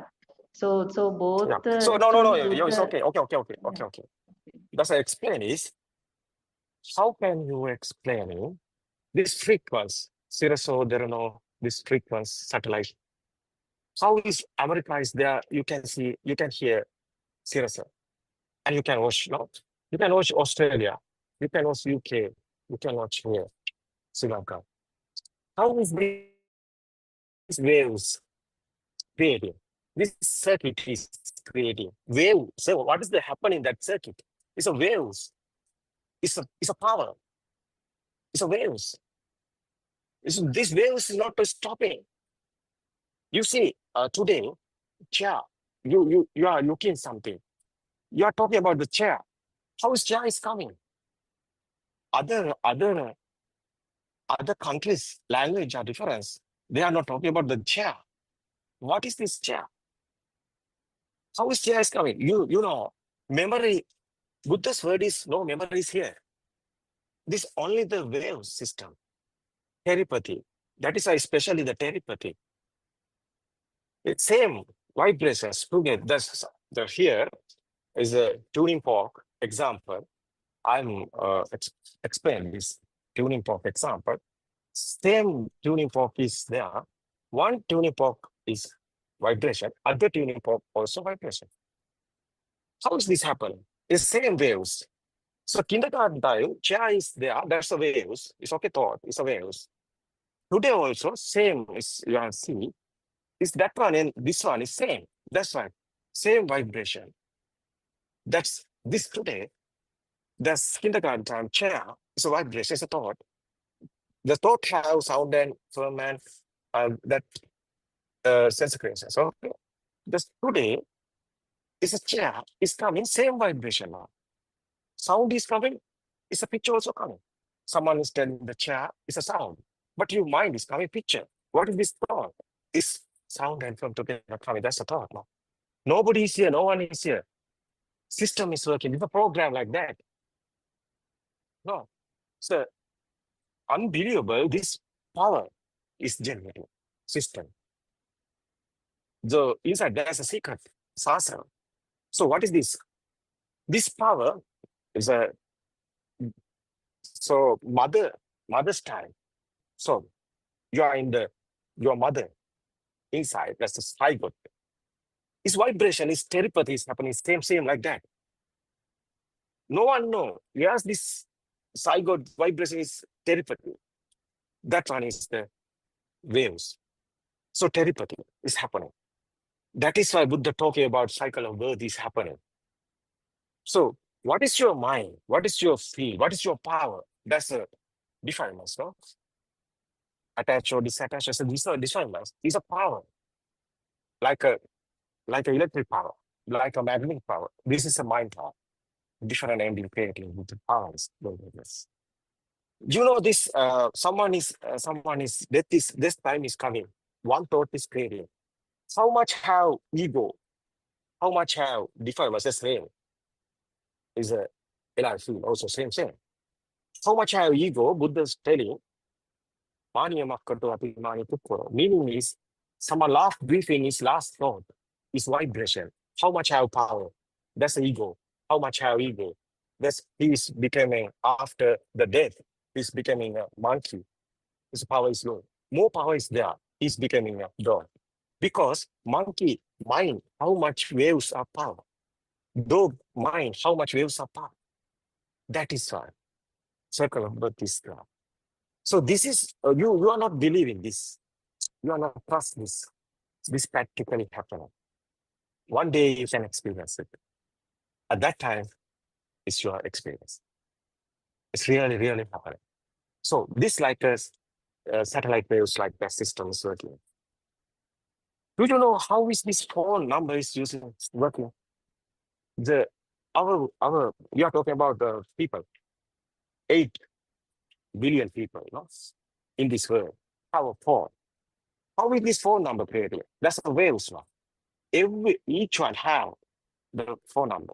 Meaning is each one have the waves. So this is example. Is your mind. Everyone have various of type of thinking power. That's the waves. It's not something. It's like a satellite signal type example. That's your phone number like that. It's not something. Someone know this Dhamma, he know the truth, that existent power is not more than coming. Existent power is fading. That's the definition of fading. Buddha's word is Satya Jnana Krutya Jnana Vitakras. Meaning is right vision is not outside this real, it's your mind. It's not real. It's a constant, it's a happening one. So someone understood this, it's a nothingness, it's here. It's okay. Nobody is here, no one is here. That is why. That feelings is tribal because nobody is here. Who's worried? Who's suffering? Who's sadness? Who have sadness? Who have suffering? No one is here. That's the final effort is everything is happening normally, but you are understanding the truth. You're inside not any pain, no white pressure. That's meaning is your defilements are fading. Day by day is happening. Practically, this one is happening. You can experience this. So finally, you are in tranquility. It's very important. That's the way. It's an effort. It's a kutakwa. It's just one. You can say this Tripitaka, not any other book. Buddha Chan Tripitaka. Only the sutra, not the meaning. The meaning is not, you are not accepted. So sorry for that. So they are explaining this meaning without experience. That is why. It's okay. Okay, Harshi, continue the explaining. I want to finish. Yeah, තෙරුවන් සරණයි වහන්ස. Kema, did that make sense? Do you have, how can we answer it better? Did it make sense?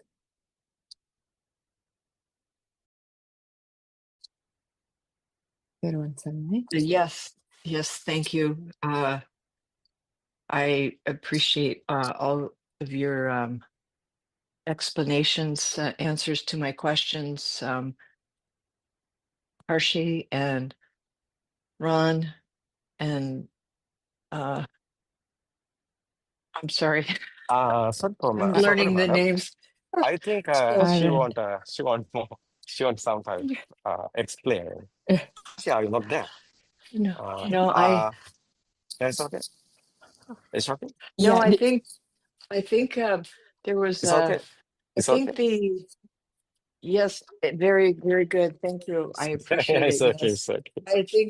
I think Thanks. the power is, yes, it's, yes, I hear you say that, often, and I think, this is important. Yeah. What is this power that gives each phone number the power of 8 billion people?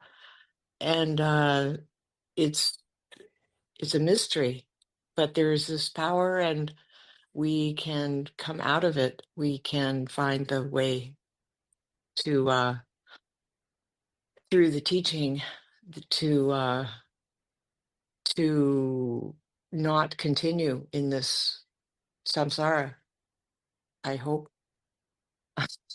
So yeah, it seems like we're stuck here if we don't find the way to the Buddha found, so thank you for your help. Yeah, thank you very much for that great question, because it really helps to kind of, navigate the discussion rather than just giving a general explanation. To understand like where the question is coming from and explaining it is useful for you and for the listeners too.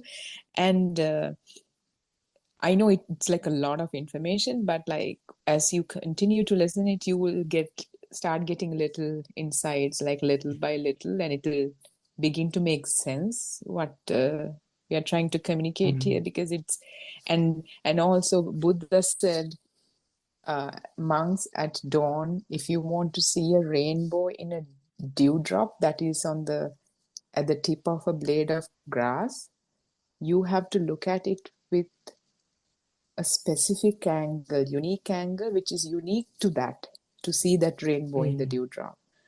So these words look like they're telling the same story that you might have heard again and again and again, but it's not the case. Like there's a different unique angle that we are trying to, that Aran Maharshi is trying to show us, which we are also trying to we are seeing it to the capabilities that we have. We are kind of limited. Like that's what the Dharma is said. Everybody is seeing the Dhamma based on their own capabilities, and we are going deeper and deeper day by day.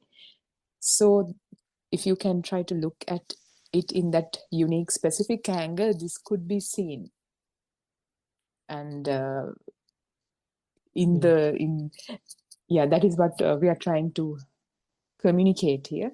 Because if when we say ego, psychology has defined ego, and all, I don't know what other kind of areas of science or whatever, when people have a general idea about ego. But here what we mean by ego is the whole of the me, the whole of self. It's bordered thought by thought, not just when I'm proud and when I'm trying to look down upon us, or where not that dramatic situation where we talk about ego in a general sense, but the whole of the self is created thought by thought. And in Buddhism, when we say ego, in these discussions, when we say ego, we mean it in a very comprehensive way. So if we like, if we can get into that angle and look at it, it's a different thing. Like, do you understand what I'm trying to say here? Because people are coming from Yes. different backgrounds and different interpretations of the same words, because we all have the same language that we can use to talk about something very unique, specific, profound, and deep. So if we can align little by little, then it helps a lot. Yes. So I think we Thervan have. Saranai, Harishi, Thervan Yes. Saranai, can I add there? Yeah, Actually, sure. I think that Kema's question is really important because that something is there or something is not there. I think that question was about existing and non-existing. So Yeah, it one runs can, deeper, like comes from deeper. it can start from Majje Sutra, and it can go from pleasure and go from there to pleasure and pain. But unless you don't see that very beginning of it, it can mean so many things, but it doesn't help with the journey. Because something is there or something not there, or soul is there, soul is not there. So if it is a thinking, it is the mind. So still it is the thought. So that's why I think even Buddha did not provide a straightforward answer to this, because one in the mundane means still in the thought means for that person something is there or something is not there. It is a thinking, but the real path is where one see the moment occurrence. When it sees the occurrence, it understand what's happening in the present moment. So then it liberates from both these two extremes, existing and the non-existing. Then for that person, it's not a problem because it sees in the present moment everything is creating and it is an illusion. So it is this liberation happens through understanding. So it's the understanding that is the clearance of the ignorance. So for that person, Not only the understand, and it's a feel. It's a feel. That's a feel, yeah. Feel is It's a feel. one Dhamma is here. It's everything is a stories. Yes. What is that Dhamma?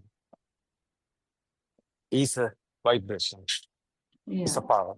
It's a power. It's a feel. Existence is also power. You see, it's a power is low than low coming as disappearing. It's a nibbana. It's a feel. It's one Dhamma. It's not true. The existence is also power. It's okay. Answer is that power is disappearing. Everything is over. Normally you can day-to-day activities also normally happening, and your job also, business also normally you can do, but your inside is very calm and cool and peace. That's why tranquil is here. That's the liberation of mind. That's the freedom of mind. It's very important. Whole world, every people. Why voice here is the ego is here. Ego is disappearing. Voice is disappearing. People won't know this. Every little child and the all people also, everything won't know this. So that's I like to explain this whole world, everything. It's very important. Peace and calm. How we are want to be, how we are living. Everybody is saying, not the physical body. Who are you? You are not a body. You are not a mind. Answer is you are nothing. You are like a nature. How nice this nature. You can feel it. It's a nice feeling. Non-soul feeling. That's why second of birth is not there. Because wave is not there. That's why one Dhamma is there. Not two. Truth is the truth. It's not technique. It's not a syllabus. It's not a knowledge. It's a happening. You can experience. It's a feeling. The little guys also became this stage. No knowledge is there, but little guy have this feeling. So that is why 7 years old, Buddha's time. So Visakha also 7 years old. They are becoming this stage. No knowledge is there. It's a feeling. You can feel it. People don't know this. People have problems. They are going alone. Why? It's non-vibration is alone. So every thought is very tight. No, have a way. Because vibration, more than vibration is there. So non-vibration is no weight there, no time. It's a relax. Because nothing is feel. Non-vibration. It's very nice. Thank you. That's why you're using that word. Tranquility is not an endless happiness. Beyond the endless happiness, how? Somewhat. But beyond the endless happiness, is tranquility is there. Tranquility is feel is nobody is there. One is there. It's otherwise. It's not enlightenment. It's not enlightenment. Hindus are talking enlightenment. Buddha is not enlightenment. Buddha is separate. Enlightenment is somebody is there. They are thinking power is universe, blinking, and somebody is there. It's okay. But beyond your that stage, you are becoming very bad. It's not enlightenment. Beyond the enlightenment, there's the tranquility, there's the superman. It's okay. That is a truth in this world. Human is not a physical body, not a material. It's a power. Waves. Okay. What do you think about Harshi? What do you think about Dr. Harvey? Man, Yeah, they it's are okay. not. They Yeah, are not. Randhava. Yeah, Ramahansa, I think this feel, I think we need to clearly communicate the terms we are using. So Yeah, this sammaditi or the internal transformation or the experience or yeah, beyond mind, the feel, non-vibration, we refer everything to the same. yeah, Yeah. yeah. Exactly. We can get in this message, our language we are using, words we are using. Knowledge is, it's not a real knowledge. Sometimes it's okay, sometimes knowledge is, can be changed, but feel is not changed. It's okay. Knowledge is mine. But your inside, there's a feel. We can't tell this because it's experience. That is why Buddha told, you can experience this. Come and see, come and look. This one is experience. This present moment is everything is happening in this present moment. It's okay. But this present moment thought also not real. After what happened, it's tranquil, this color. It's experience. You can't tell this. You can experience it. This is not a belief. This is not us. It's okay. It's okay. Okay, Sandra. Yes, Arana. Yeah. Everybody is. It's okay, Haji. What you think about? Sometimes Haji is busy today. It's okay, others. Do you hear me? Somebody's there. It's okay. Anybody likes to add? Yeah. You can join your words. Yeah. There was an answer. Yeah. The tragedy is that these two concepts, the analysm and the eternalism, very ancient two philosophies or two concepts, still even in this modern society, it still exists.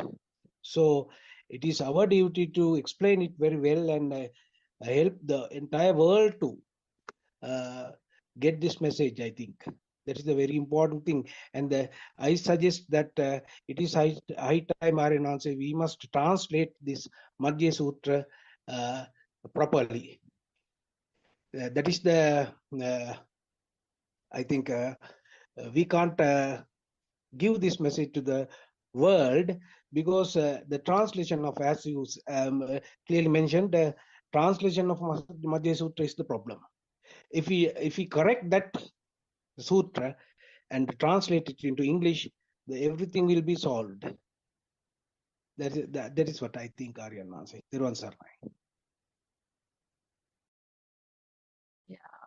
Yeah, actually, Theruvan Saranai, Justin, yeah, that's true because when these two views comes when there is a person, you see, when this unrealistic soul present only, this something existing or something not existing, both these two views comes.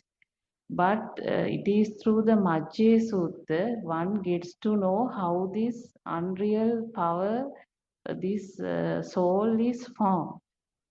So when one sees that only, the liberation from the soul no more means there are no any extremes after that. All the extremes in the mind. Beyond mind, no extreme. So there, I think it is a high time for us to discuss this. It's very good your opinion on that.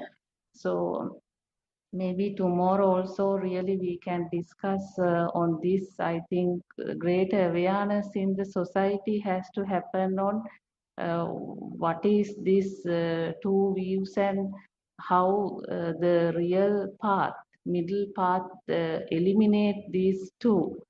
And UC stands on the liberation itself. Yes. I think Aryan Wahanse, we are now running out of time. Hirwan Saranay Aryan Wahanse. Yeah, it's okay. Everybody, tomorrow we can do again. The important discussion is today is going. The deep meaning is there. Sometimes newcomers not easy to understand, but it's okay.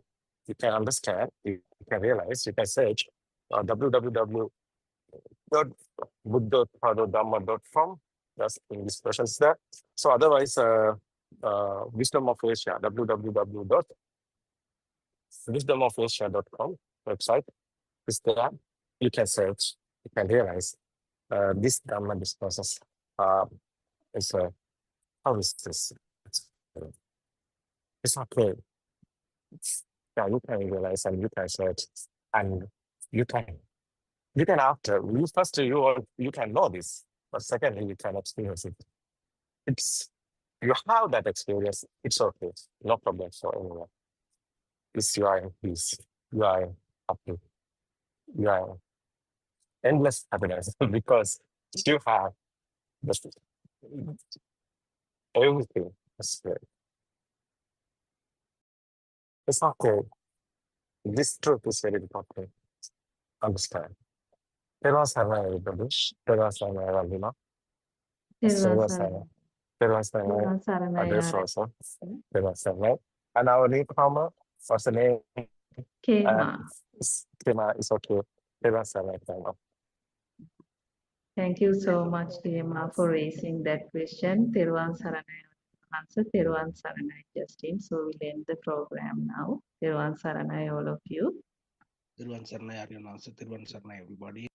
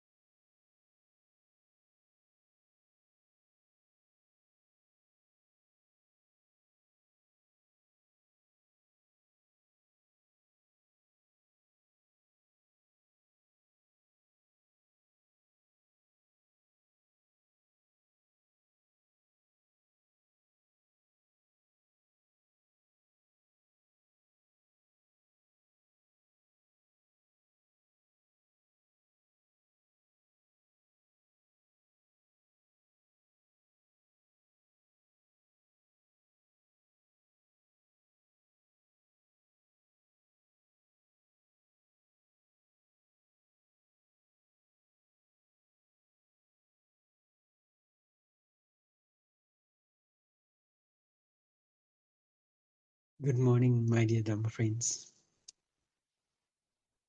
As usual, once again, we find ourselves in this blessed morning, a still and sacred moment gifted to us not by chance, but through kind of great merit. This is the moment where we come together as fellow travelers on this noble path. As I always say, it's not just another discussion, ordinary discussion of Dhamma.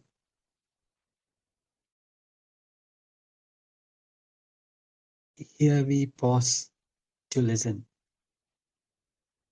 then we reflect and open our hearts to the timeless wisdom.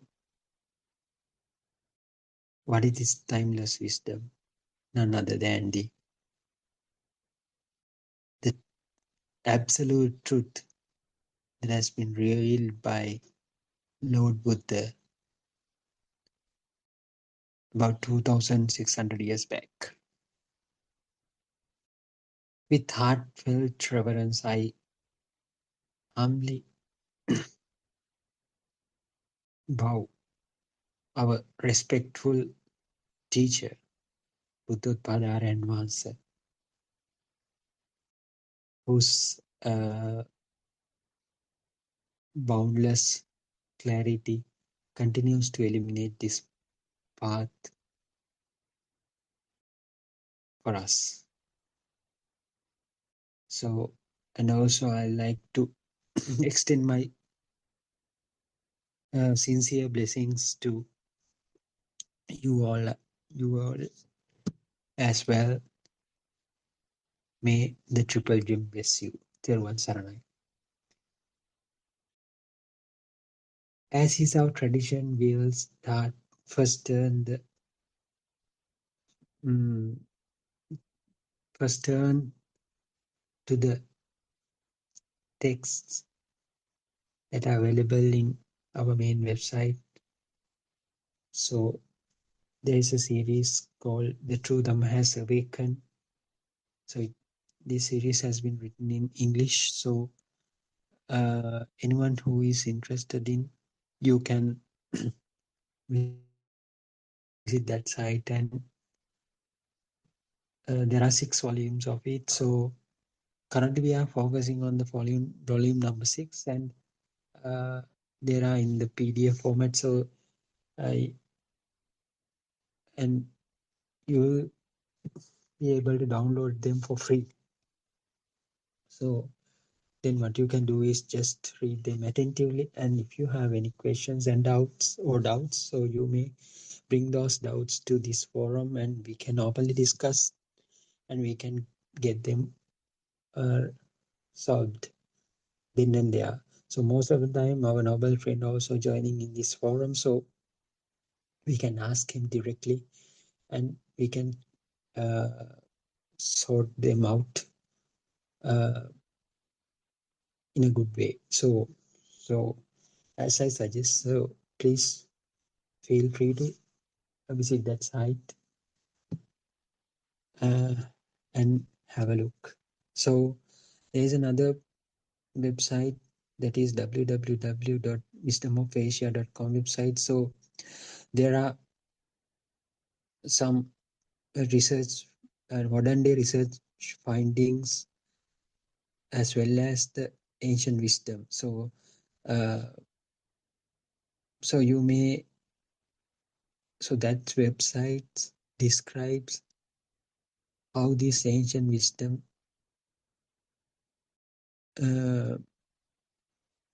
tallies with the modern day findings. So people who are savvy in people who have interest in the scientific findings, so and also the absolute truth. So you can visit that site, www.wisdomofasiaweb.com website. So you will realize how this pure truth aligns with the modern day findings, modern day research, modern day science. Even though it's about the quantum physics, even though it uh, talks about the uh, astrophysics, how the absolute truth can be incorporated into those findings will be clearly described in that website. So I also encourage you to visit that website as well. So before we start our discussion, I'd like to read few pages from our book. So uh, that will help us to develop some sort of uh, points to discuss here. So we have been reading the volume 6 of True Dhamma Has Awakened book series. So we started reading from yesterday. We read uh, page number 51. Here the participant asked the question from Dharen Mahase. So I'll read it again. So I have a problem in the participant asks the RN Mahase. I have a problem in understanding how the reflection or image is created. Is it because something is influencing to happen from the outside? He asks. I'd also like to know about the vibrations in the particles. Is the solidity created as a result of a speed of the vibration in those particles? So he has some kind of a confusion there. So he asked the questions, thinking that those particles are also there. But the Aryan Mahanse addresses these questions in different way. Aryan Mahanse wanted to take the participant back to his younger ages. And Aryan Mahanse tried to convince him or her after the 5 faculties have been born, the worldly perception have arisen. So in the sense, so we'll read the text and see. I'm asking you, the Aranhasi asks the participant, I'm asking you, can you think of the time when you were an infant? You were just like a clean cloth. You had a radiant mind then. No concepts of jealousy, ill will, anger. These were not present. So when you were an infant, have you had any kind of jealousy, ill will, or anger within you? Aranhasi asks that. These were not present. How did all these create? Who are you? You cannot understand. The truth about all this is you do not have you. The truth about all this is you do not have you. You are daydreaming and you do not know until you fall down on the ground. After the fall, what is felt is the sorrow and the pain. Just imagine that you received $1,000,000 rupees, maybe dollars. Now the happiness you get from having it is in reality a suffering. Aranasi says like that. So think about whether you have $1,000,000 or $1,000,000 at that moment. So maybe you imagine that the instance that you have won a lottery ticket or something. So now the happiness you get from having it is in reality a suffering. And then you have to keep it safe. This is also a suffering. Then you spend the monies to satisfy your six senses. Things you see, things you hear and listen to. Delicious food and perfumes for nose. Comforts such as houses, cars, beds, clothes for your body. Finally, all this turns into a one big suffering. So think if you have $1 million right now, so do you will be thinking of the ways that you can spend. So if you think, when you think, what do you do? So you will love to travel and you will love to explore the world. So by that, what you are trying to do, just entertain your senses, in the sense you want to see the places, you want to visit the places you have never been. So you want to please your eyes, and maybe you may visit drama, movies, and all these things. So you want to please your ears, as well as you might want to visit hill country or the Switzerland to feel the breeze, feel the cold weather. So you will entertain your body senses. So every time if you think, when you get enough money, think what you would do. You definitely think of ways of satisfying your senses. So that is the suffering that carries along with the sense of feeling a happiness. It has a covering of happiness, but inside there is the suffering. Finally, all this turns into one big suffering. Then you lose money slowly, but surely it is also a suffering. Then what you can see, little by little, your amount of money that you have, you will lose gradually. So again, you can see, no, what I have done. So I have lost this much of money. I did nothing useful, just entertaining myself.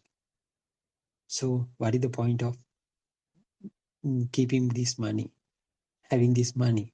I didn't spend this for a good purpose.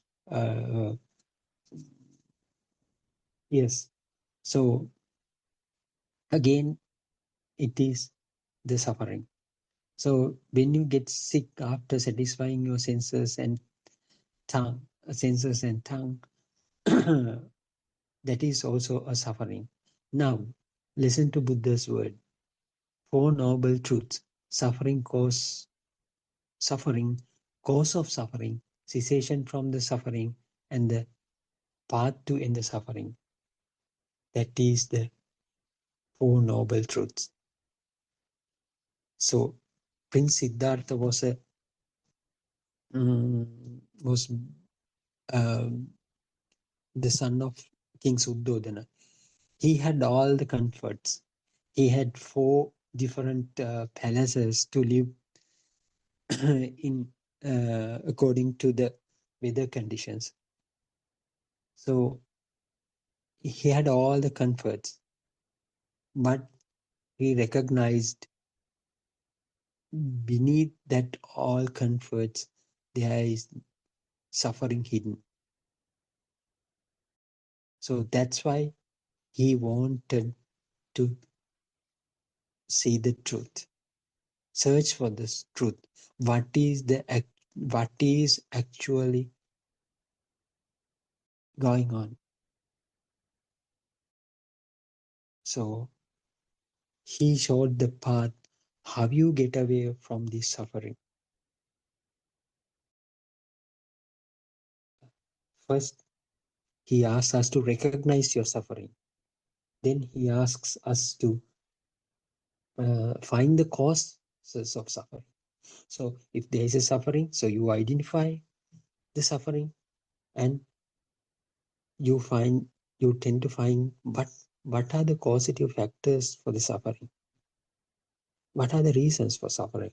Then how do you cease this suffering? How do you end this suffering? Is there a way of ending suffering? Then what measures can be taken to end this suffering?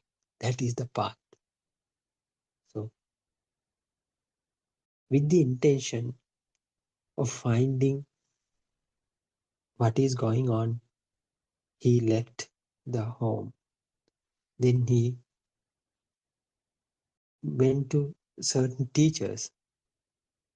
Then teachers taught him to do meditations and observe some precepts or something. But he realized that that won't end the suffering permanently. But he himself tried to realize the truth. So that truth, he understood the truth. He practiced the truth. Then he had some kind of an internal transformation. He experienced some kind of internal transformation. That internal transformation is the Buddha's message. What he has found out is there is no one to suffer. There is no one to suffer. We think there's a person who is entertaining his or her 6 senses.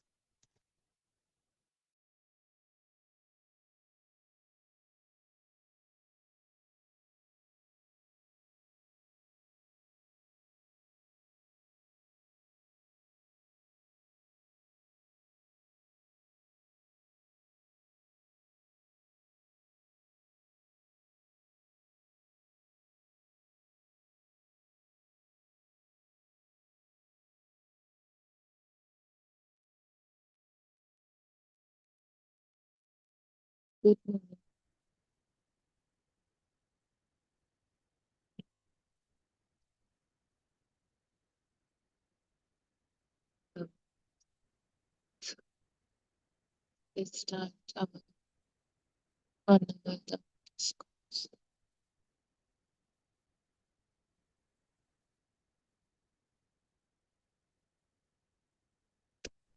Let us something very simple. Right now, it feels like a real solitude, a world filled with people, a world filled with situations, a world filled with purpose, memories, plans, and at the center of it, there is you. living, experience, affected by real. Well, this feels obvious, undeniable.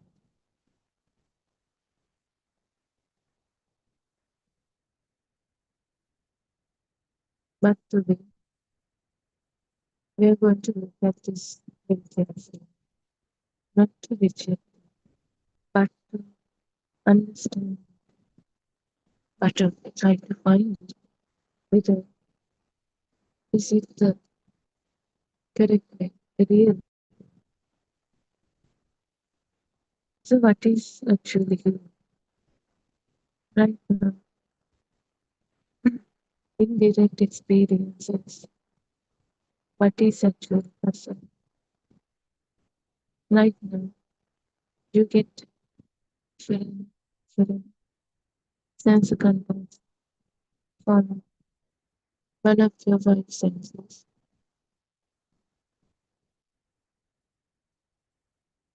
In those sense contacts, what is actually present?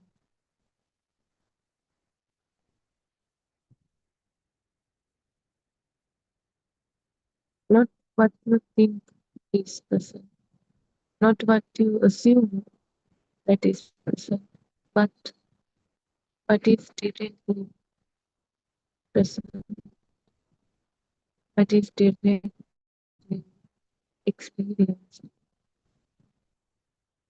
There is seeing, there is vision, there is bunch of colors. Those colors create shapes, light, and there's hearing, just sound, sound waves.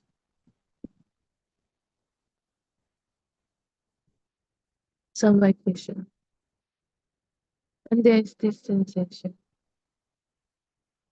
pressure, warm, cold, soft, hard, movement.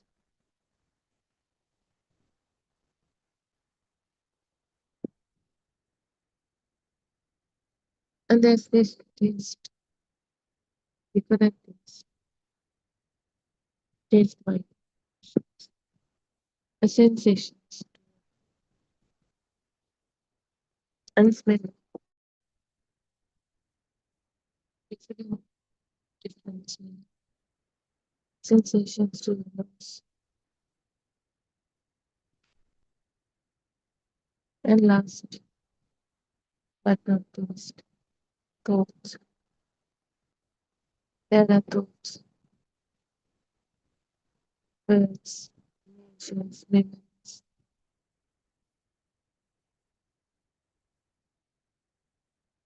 Not in really, but just occurring consciously. That is all. So the simplicity of experience is there. When I break it down, this experience is very simple, very subtle. Just these elements appearing and disappearing. Vision appear, disappear. Sound appear, disappear. Taste appear, disappear. Smell appear, disappear. Thoughts appears, disappears. Nothing complex, nothing heavy. But it doesn't feel simple, isn't it? Instead, life feels hard, heavy, complicated, emotional, personal, mind. Because this mind, it builds a world, an illusory world, not a real world. From these simple elements, the mind it can construct something much bigger. The world, story, the fake reality.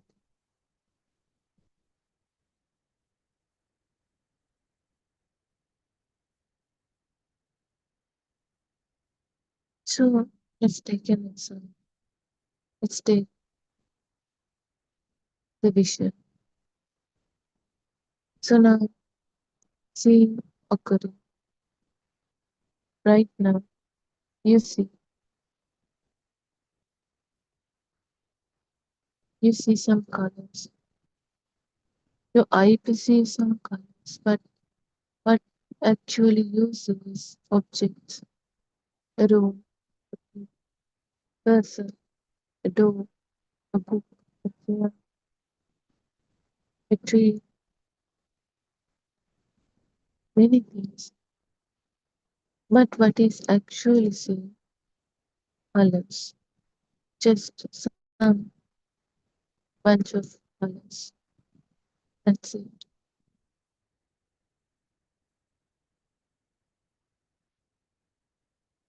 And the mind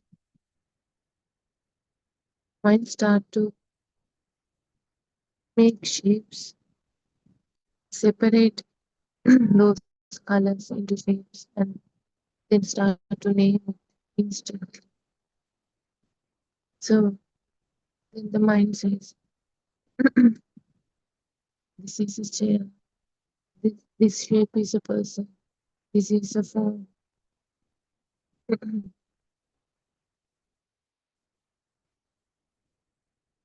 Now those are the thoughts related to that seeing, that vision. This name, it doesn't stop there, it creates objects. Without naming, there are no things, only colors.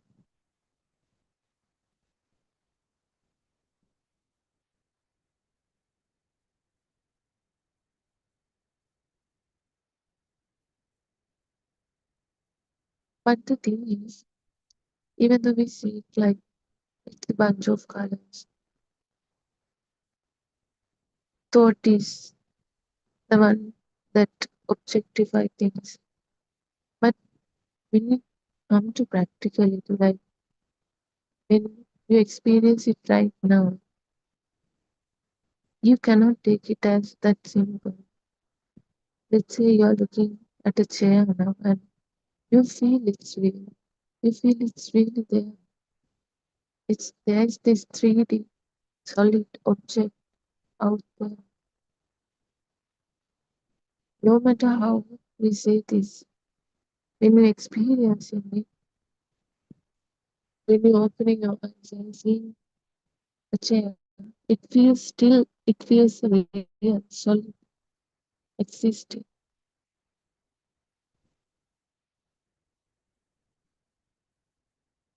So let's look at this illusion of the solid objects. So as you know, when mind groups these sensations, these sense contacts together, it creates a thought. So this thought, it has a power. It's not the power of the vision or the sound or the taste or the smell. It has its own power now. And that also, it doesn't stop there. This power, when it keeps using, keep generating, keep telepathizing for each moment, it increases its power and it attracts more power. So now it's not just a simple thought, it has more power and now it feels like a solid object. We didn't feel that solidness when that thought was first created, right? But when we keep using after this long time, now it feels like solid, like in 3D. And this is what we call the powers that go. Now it is a thing. This is a thing, a solid object. It's not just a thought now. It has another power that it feels as real, solid, existing. There is definitely a 3D thing with smell, taste, touch, everything, with every aspect.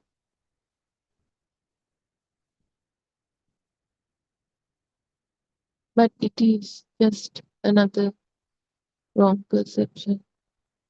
Directly, if we take the vision directly, there is only this thing, colors. Even right now, if you look at the chair, you can only see the front. But you have given it the depth, the 3D. There is two legs in the back also. Like everything was added by your mind and given it a power and objectified. And this object is added. That's how you feel it as a real object. But if you see it right now, what you see is the front. The rest you are interpreting. Your mind is the one who created that object illusion. And it is an object. It is a 3D object that's there.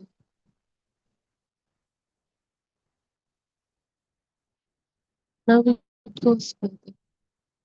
So once objects are created, like the chair, we don't stop there. We use to object everything what we perceive, what eyes perceive. Now everything feels like an object. Even though we don't know what it is, still we feel there's a something 3D, a thing there. We might not know the name of it, but now there is this feeling. Because everything what we call has this object feeling, this solid feeling, whether it's a chair, a book, a table, a cupboard, anything.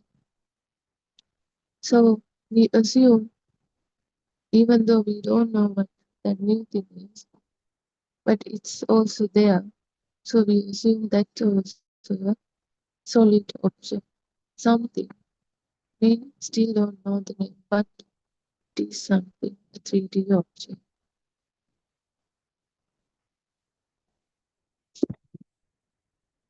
Now it goes further.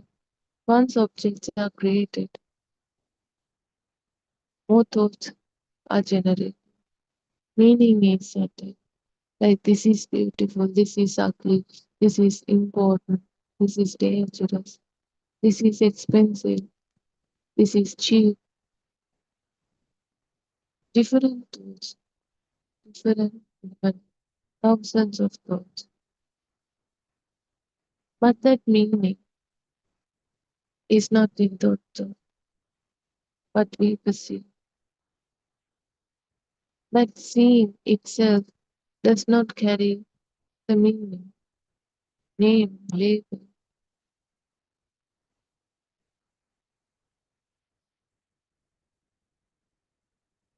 Instead, all of them were added by the thoughts.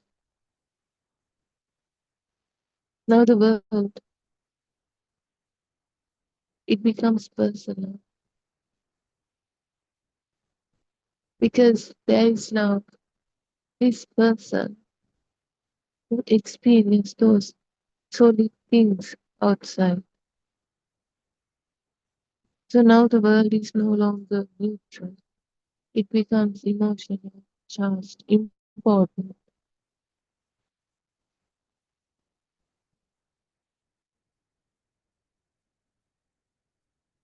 That outside world doesn't stop there. It creates a self from this side who experience that outside solid things.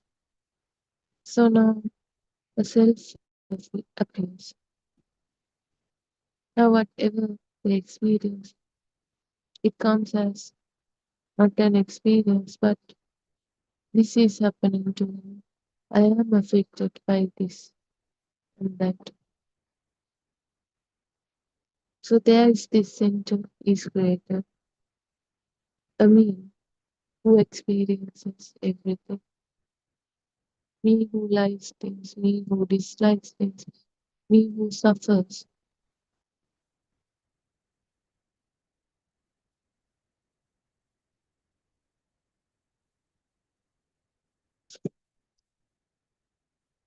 Even though we think the world is a separate thing and the self is a separate thing, both this world and the self are created together. One depends on the other. So whatever we perceive as real outside itself is the me, this I-ness, this self from this side, even though there are no sides. That's how it was assumed. So if we take something real, that is that existing self thinking that it is real. So if something becomes real to you from outside, which means there is this self from this side. So if we take a chair as real, a solid object, that is the self. That is the self doing that.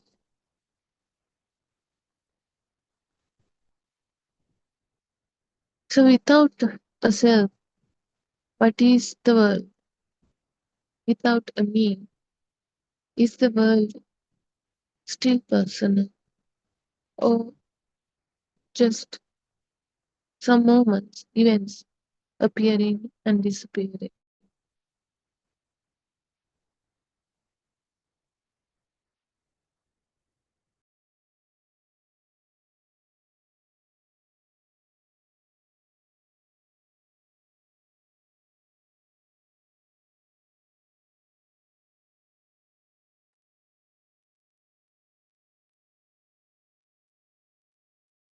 So now we begin to see something clearly.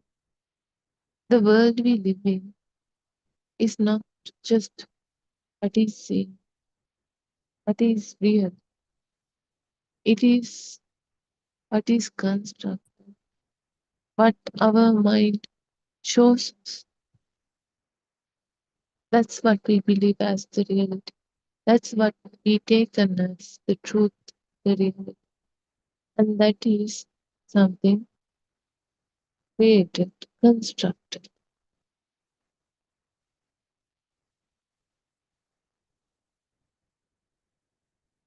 So the thoughts, those perceptions, those labelings, those meaning, they create this weight because more power means more weight, more heavier it gets. This matters, this is important. So like we said, what we believe outside is real is the self itself, this I-ness itself. So when we take a lot of things seriously, the weight increases, the power of thought increases, which means it gets heavier. a burden. The self carries everything: my life, my problems, my future, my past, everything. Self is not something simple, it is something very complicated. Even though everything was created from mind, now it has become an a complicated code with more power.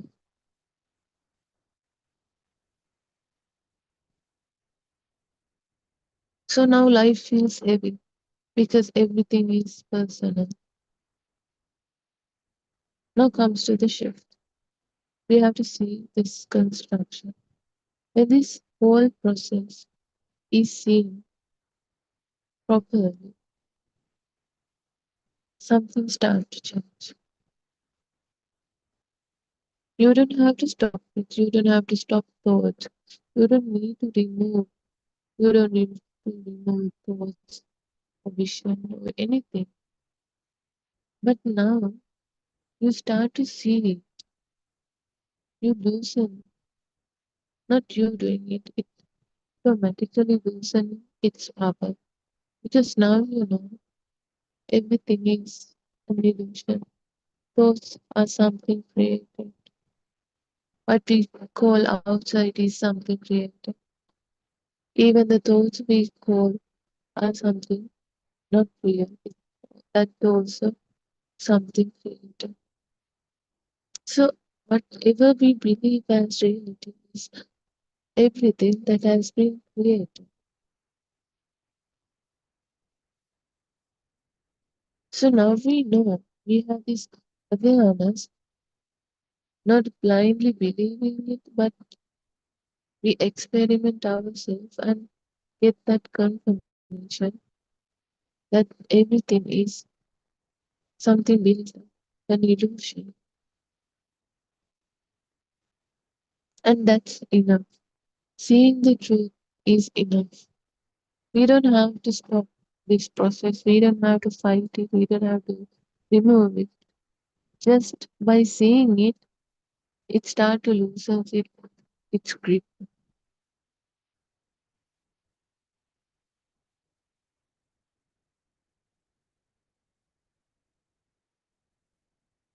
Then what we believe this solid world, what we believed as this solid,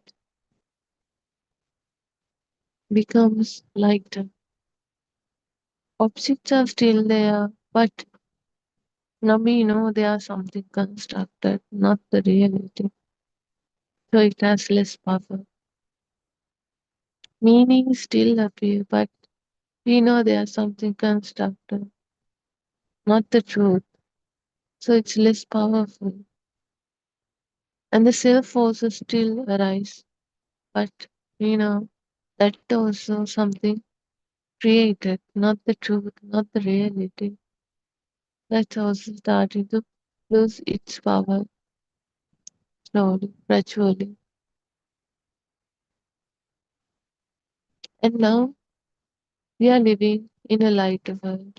Life continues and nothing disappears. What disappears is that sense of self, the power it has, the power it had. So, but something is different means less attachment, less resistance, less struggle, less burden. But our experience flows as usual. We eyes still working, ears still hearing, nose still smelling, tongue still tasting, skin still feeling, thoughts still appearing and disappearing. Things come and things go, but without being held tightly.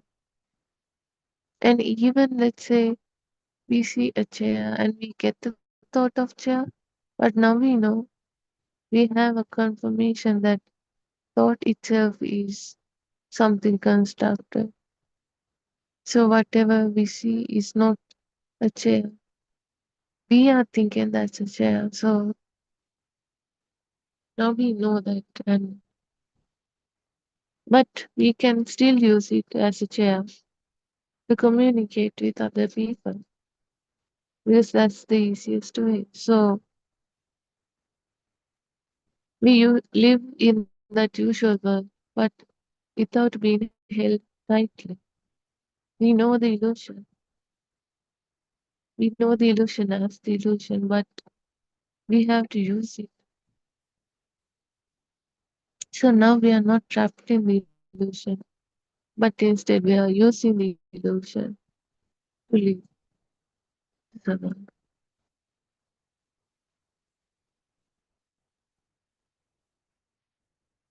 So what we took as solid was constructed. What we took as personal, that also was constructed. Because nothing was truly fixed. And nothing needs to be destroyed because there's nothing to even to destroy. So just saying really is enough because we created everything from our mind. So we just have to do is just to see that our mind creates is not the truth. There's nothing to destroy because it's already an illusory world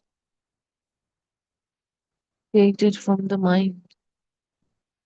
So there's nothing even solid to destroy in the first place.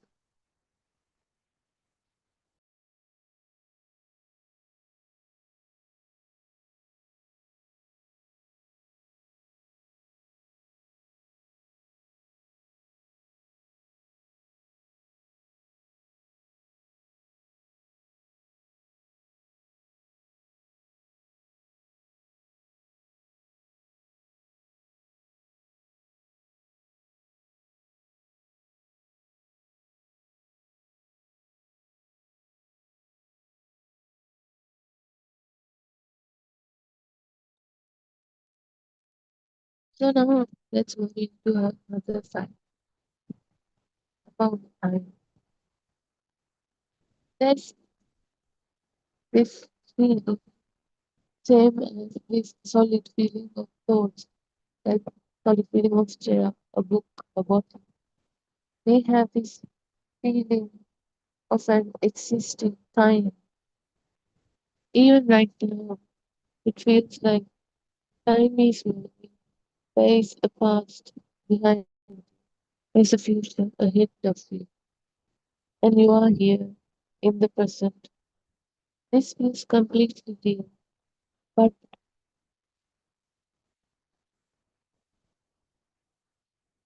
if we look closely, where's this past? Where's this future? Right now, where is the past? Can you find the past? Can you go there? Can you find it without thoughts, outside of thoughts? Or is it only thoughts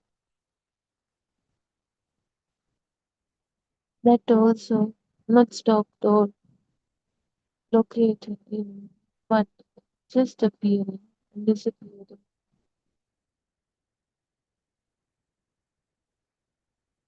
But what we live it, what we call it as a memory, but that's not a memory. That's another thought. This memory rings at the point. It feels like the past, but I feel it's just a thought appearing and disappearing now at this moment. So where is the future? Same goes with the future. The future, plans, worries, hopes, everything. Where are they? Can we go there? Can we see it right now? Like, is there a vision occurring right now? No, nothing is occurring. So where are they? They are also just thoughts. Thoughts that happening right at this moment, just appearing now as thoughts. Nothing else. None of our other five sense contacts got anything as a future, as a past.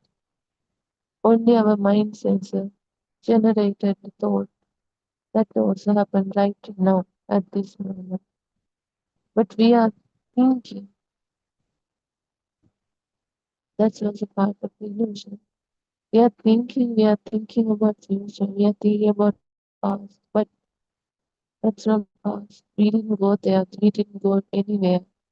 It's just a thought occurred at this moment. A thought that appeared and disappeared at this right exact moment.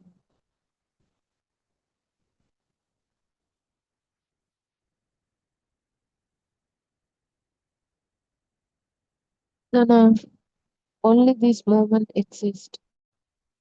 Directly, there's only this moment. Everything else is a thought.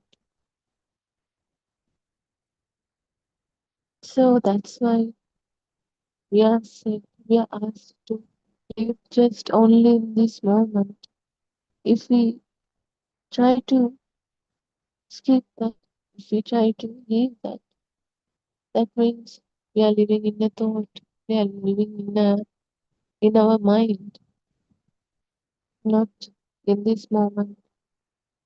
Anything else apart from this moment is just a thought. Because we cannot time travel, we cannot go anywhere. We can only live in this moment. So if we think we are thinking about future, that also this moment, but we are trapped in our mind. We are trapped in our thoughts. We are not living in this moment. We are not present in this moment. We are always driven by the mind.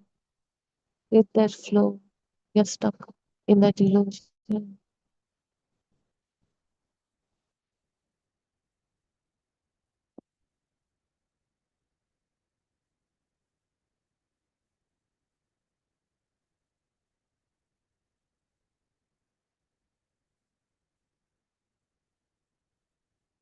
So how time creates this suffering?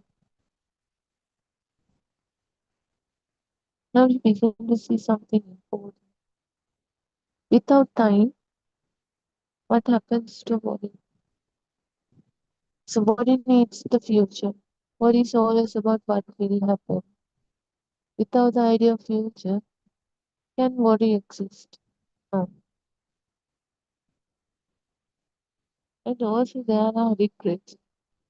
Regrets is always about what happened past. Without this past thoughts, can regret exist? So this time, it feeds this game, a thought. It's not a real game, but it's more of a mind, psychological game. Like past give us guilt, regret, while future give us fear, anxiety. But nothing happens physical right at this moment. We can't see anything. Everything happened because of this constructed illusion, constructed thoughts. Even when nothing is wrong now, our mind creates problems. Like nothing is wrong right at this moment. Let's say we are just sitting, but we still feel anxiety, we still feel sad. But nothing is happened right at this moment. So how is suffering is happening? Because the mind, it always lives in the now. Even when nothing is wrong, right? The mind creates problems, thoughts, using time, using past thoughts, and now we are suffering for that because it creates chain of thoughts, whether it's pleasant or unpleasant. It keeps creating thoughts, and if we take those thoughts as the reality, we start to suffer. Whether it's a good thought or bad thought, we still suffer.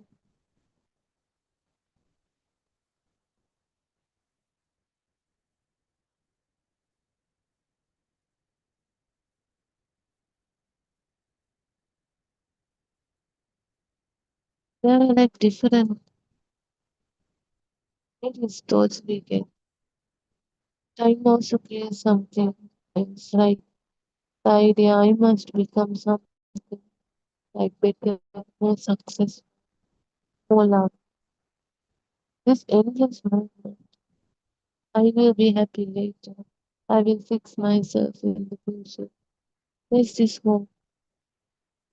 But all of those things are just thoughts. We are unable to see. We are thinking about this future. We are in the future. And also, we never get enough of it now. Because of this, now, this now, right now moment, never feels enough. We want something. We want to achieve something. So, our mind is always working on something. We are not satisfied with this moment. We want more. The mind wants more, actually.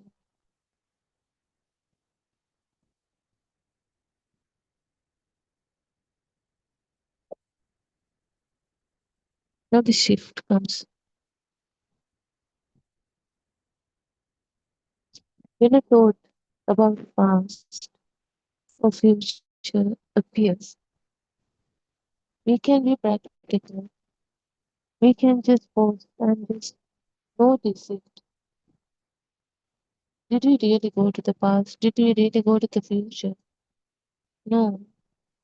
This is just a thought. And that thought also didn't came from past or didn't came from future. It appeared right now, right now in this moment.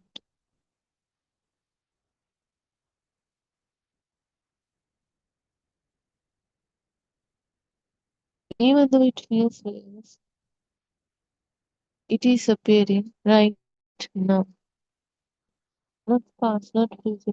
It's what we believe it as a future or past. It's also this wrong perception, not interpretation of fact. It's also something that similar as what we feel this chair is real. Fully. That also a feel that future is real, past is real, but they are unable to see. They are just thoughts occurred right now, and that also didn't stay. It appear and disappear.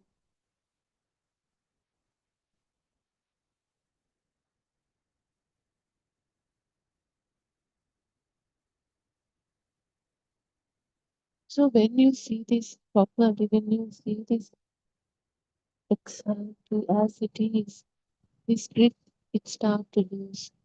This grip of time start to soften. And then we are getting back to what it is, what it truly is actually. And not by force, that also not by force, but it happens automatically. We don't have to do it. It happens like when we get to know the truth, when we see through the illusion, when we penetrate a thought,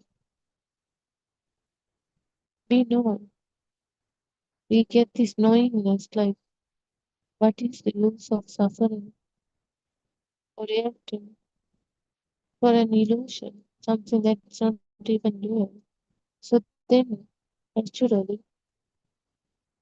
it starts to lose our grip, that burden, that suffering, that power of those thoughts, especially the power of the self.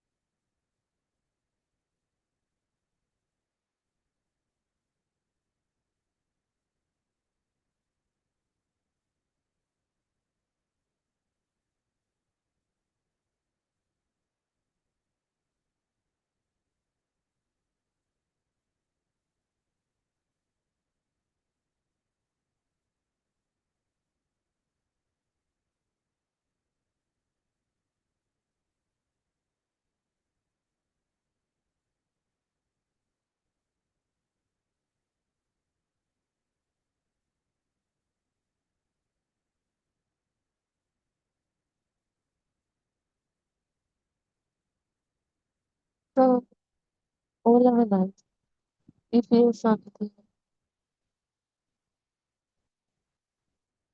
very naturally. There's a world outside, and there's this me inside this body. This is obvious, undeniable, but let us look carefully. What is outside? What is actually outside? Right now, you hear a sound. It feels like it is out there, but what is actually happening? There's just hearing. That idea outside is headed by the mind, by the thought. Same goes with the inside. Now notice it. It feels like it is inside your head, but what is actually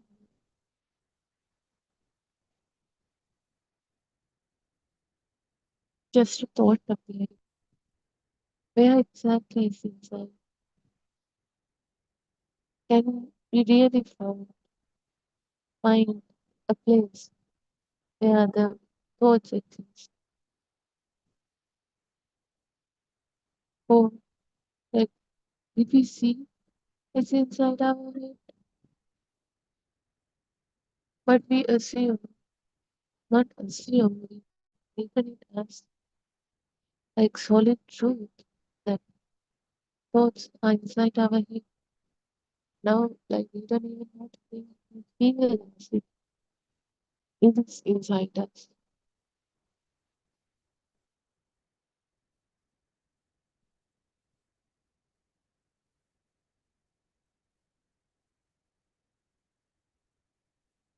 So if we dive deeper,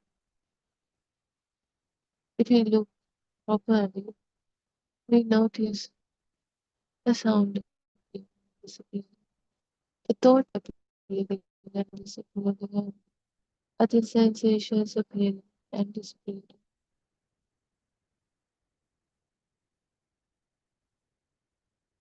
Now notice carefully. Are they different?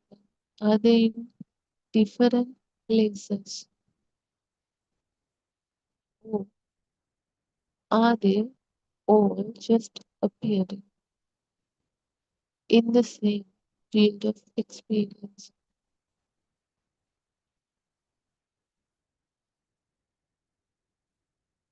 There's no clear boundary. Can you find the exact line where outside becomes inside? Or is that line also something that has been imagined?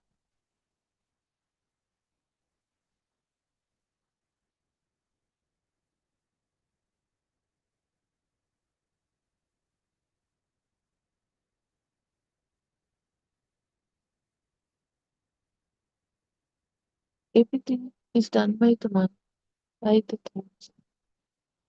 Thoughts says this is outside, this is inside. But in the direct experience, it does not divide anything. There's no location. There's no inside. There's no outside. They're just appearing and disappearing.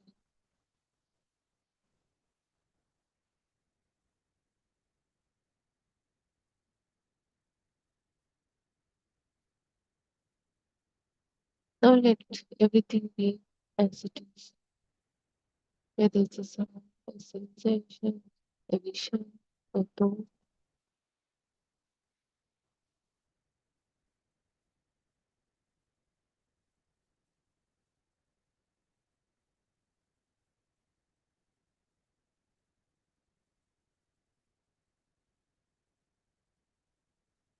So all of those senses appears together, not separated, not divided, in the sense of the location. You cannot find it is there, it is outside or inside, or any location in the body.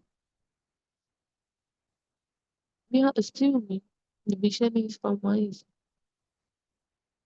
Like when we see it, there's this feeling it's from the eyes, but that also added by those in the mind. What really happens is just a vision of it, no cause, no location. Even the body sensation, we feel a sensation.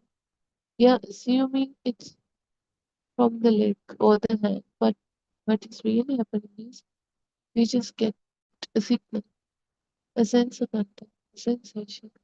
It didn't say it's from the leg. We are the ones who's assuming it's from here.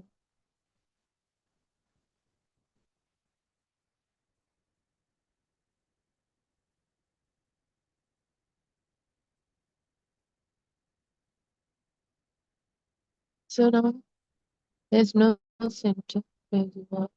There's no edge where the world begins. There's no separation. There's no clear line of separation.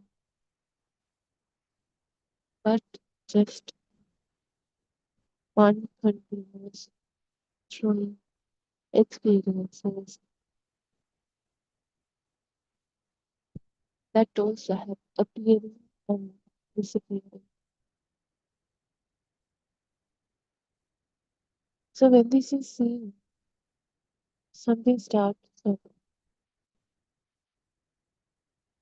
This feeling of being separated, it starts to lose. Now there's this less feeling of being separated, less tension between me and the world, less power for everything, more ease, experiences flows more naturally, without resistance.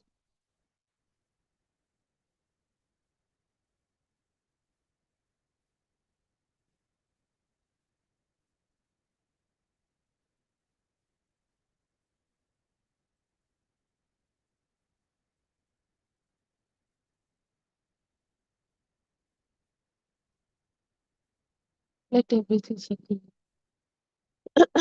No need to follow every word. Let the mind rest. What is actually here right now before thinking what is here?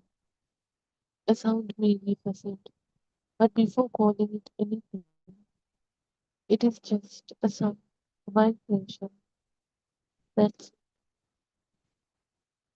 likewise a sensation we have. Before saying my body or naming a location or place, it is just a sensation. Thought layers before believing, before taking it as the truth, the reality, before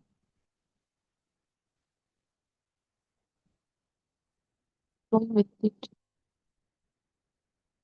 It is just a construct that thought appeared and disappeared. Nothing is prevented. We can notice there's no clear line whether one thing ends and another thing begins. Sound flows into silence. Sensation shifts into another sensation. Thoughts appears and disappears. No one holding it together. All of this is happening, just occurring and ceasing, without effort, without control, without an owner. No one is here holding it together. No one is managing it. There's no separate me, even the feeling of me, of thought. That also doesn't stay forever. It comes and goes, like everything else. That also not constant. That's not solid. But that thought which comes out of moment has a power. That's why we feel it. That's why we feel there's this existing self being.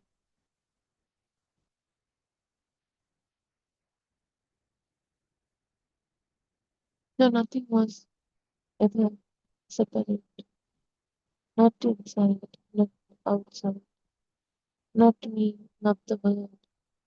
Just this, simple, appearing and changing. These sense of contents, a sound, a vision, a taste, a smell, a skin, sensations, and thoughts. They just appear and disappear. Free.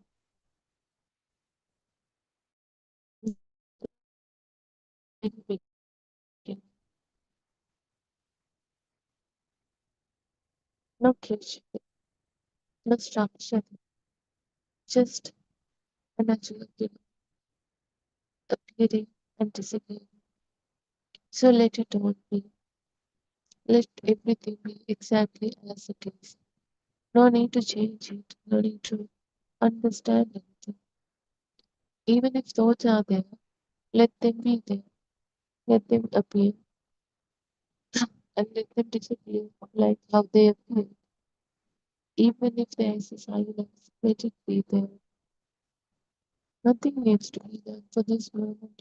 There's nothing to do, nothing to fix, nothing to reach, just this as it is.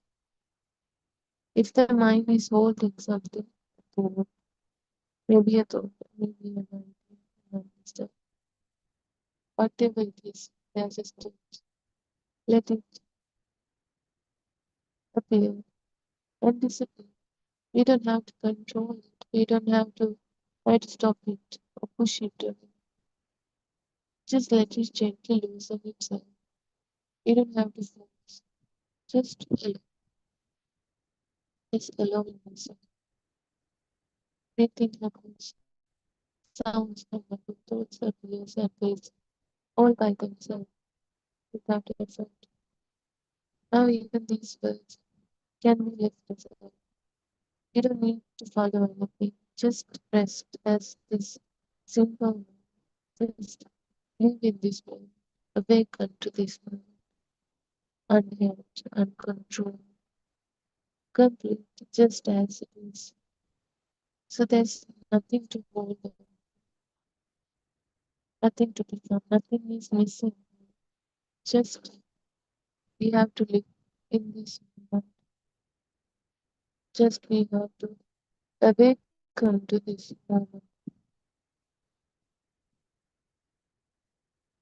So we'll end our morning Dhamma discourse for today.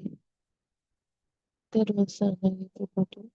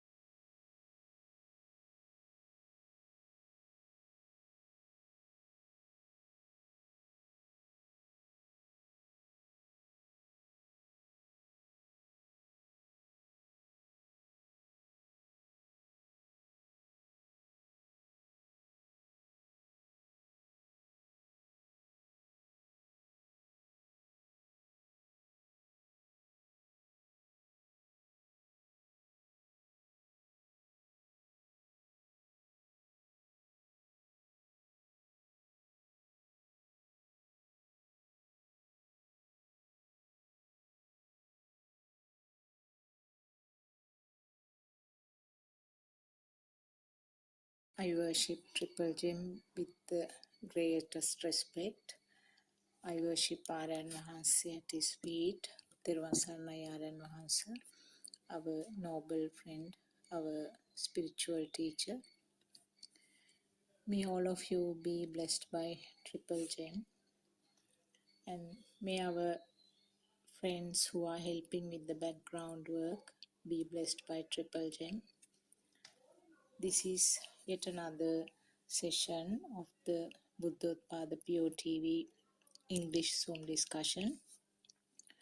And the attempt here is to bring this true Dhamma to the world for the people who are in thirst of finding truth, which is not confined to any particular religion, particular race or country. This is the life cycle that is going on for all of us. This is the suffering that we all undergo. Whether you believe or not about the samsara cycle, there are enough scientific evidence also to say that there is rebirth. Whether it's believed or not, it's not a matter actually. At least if we can study what is happening in this lifespan of you and me, then we can see that there is something common that is taking place to all of us. Not only the human beings, but even to all the animals. This cycle is the one which is going on. So, is it a cycle which brings the happiness always? Certainly not. It brings more suffering and more sorrow than the happiness. There are instances where you feel that you are happy. Some might say that I have never had any sufferings in my life, but I have been happy all my life. This may be the concept or the idea of a handful of people. But the thing is, what you do not understand is that there are inevitable sufferings anyway, whether you enjoyed your life in the maximum way. There are three sufferings that occur inevitably to everyone. Birth itself is a suffering, isn't it? The mundane world, birth itself, and the as a little child, when you are really helpless, you had to cry for everything. You had to get the attention of somebody to help you always, for the hunger, to get rid of some uncomfortable feeling, to get the wet nappy changed, to get the warmth in a cold time. So that itself is kind of suffering. And then right from the beginning you have to grow up. So growing up is another struggle, isn't it? The toddler, and then walking difficulty, and then you become upright and stable on your feet. So many things to learn about the world and myself. And those, all of them, don't you think, is a kind of suffering? They are not sort of considered as suffering, but they are always. And then you have so many challenges in your life, to study, find a good job, or some form of some form of income has to be established for a person to live.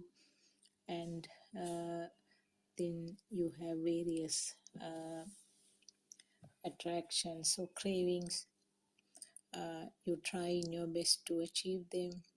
Then things like marriage, or finding a partner, suitable partner, family, if a person is interested about raising children. And what happens to your physical body during this time? There will be immense situations where minor or major illnesses are occurring. So and those are inevitable. And then little by little, what happens? The body becomes weaker, and every system is degenerating little by little. At the end, invariably, a person who was born will be dead at the time, at a particular age.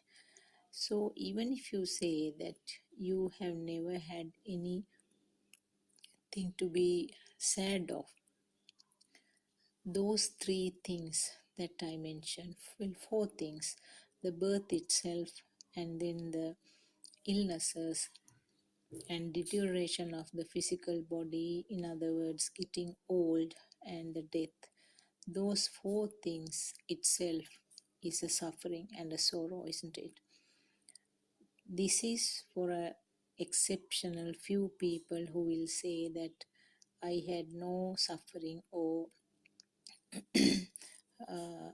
sorrow in my life. I have been happy always. But these four events definitely is a part and parcel of any person who was born to this world. And there may be enough people who have these oscillations between the happiness and the sadness.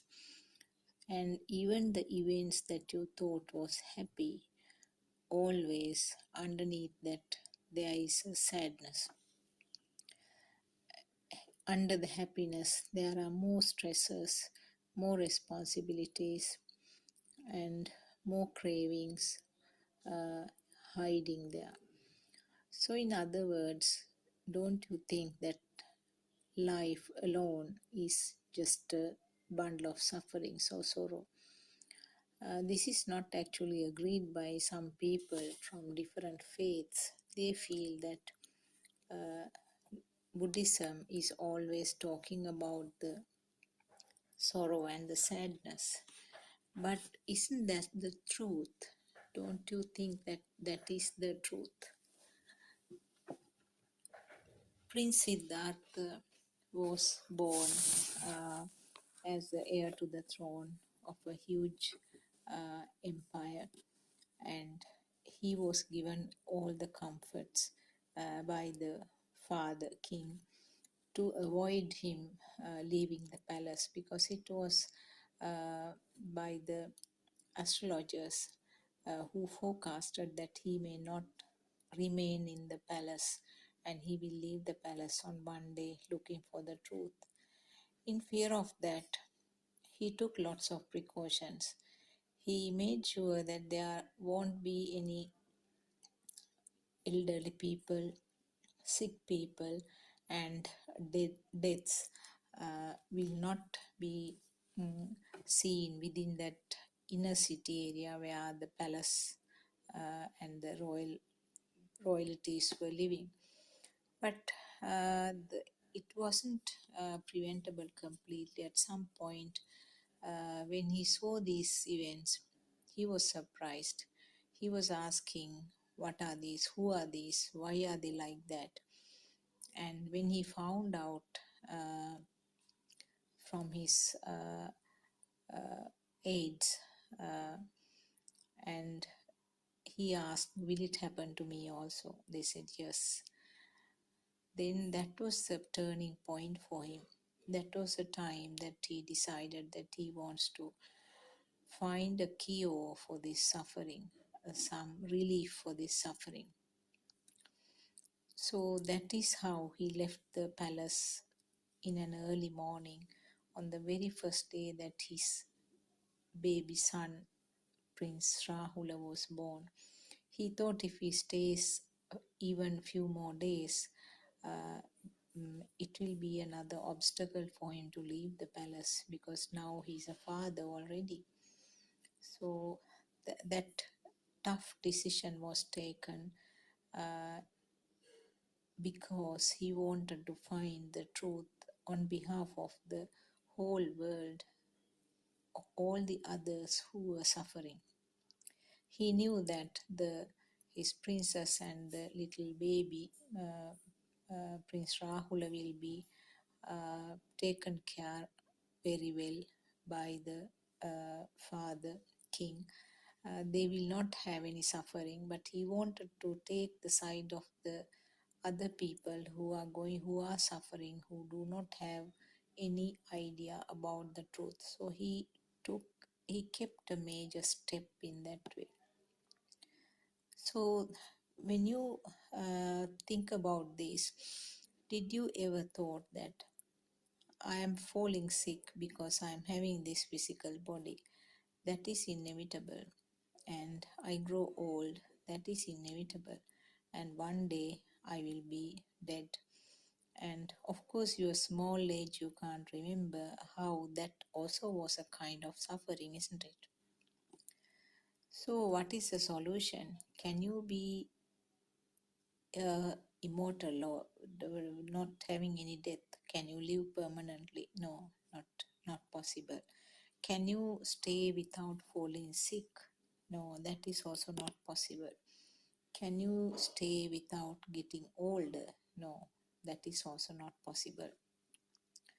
Then being born again and again is the cause for this suffering. That is what Prince Siddhartha thought.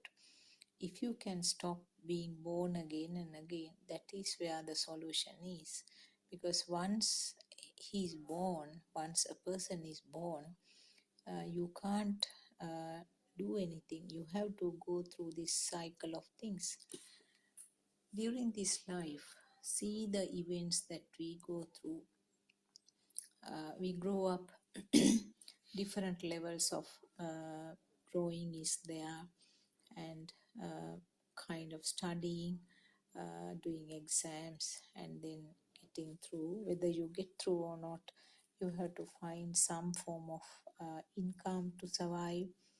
And then, of course, the next step is going for the next generation, producing the next generation, which is a part of this life cycle. So eventually, the nature itself is asking for the next generation. That is why this attraction to the opposite sex occurs. So those are actually the hormonal functions. There's nothing, you can't find anything wrong with that, because they are natural, part of this natural phenomenon where the growth and these hormonal things will be active, and there is attraction to the opposite sex, and then that ends up in kind of marriage, and reproduction, where the next generation is to be produced. So those are events, and if it doesn't occur in that way, that looks a bit unusual. So the usual way is to have the next generation, and during that time, as I said, the illnesses are not going to be uh, stopped. The illnesses will continue, and aging process will continue. Whatever the most expensive cosmetic products are available, whatever the most expensive cosmetic surgeries are done, you cannot prevent aging. So aging is a natural process. And then of course the death. So towards the end of this life, people are really terrified, because now they are weak and they cannot do whatever they were doing earlier, and sometimes they are dependent on the children also, so they are terrified. Usually that is the time that lots of people think of doing some meritorious work, and again this is a kind of craving or clinging for another birth. What they expect is to be born in a good plane or higher plane, higher realm, maybe as a human being or a god or Brahma level. Those are the dreams that many people do have. So is it successful? No, it's never successful. Maybe a very, very small percentage it will be successful. But what Lord Buddha explained was that you cannot have any kind of assurance on this issue. Whatever the meritorious work you are doing, you do not know where the next birth will be, because all depends on the very last thought, the very last vibration that occurs at the time of the last breath. And there are stories during Lord Buddha's time. There were quite a few people who were very good at doing meritorious work, particularly alms givings, etc. But after the birth, the next level was actually in a lower realm. So now actually there's no one who can tell us, because there's no person who has that wisdom to say that where that person who died went. So it's a very bizarre pattern, very unpredictable pattern.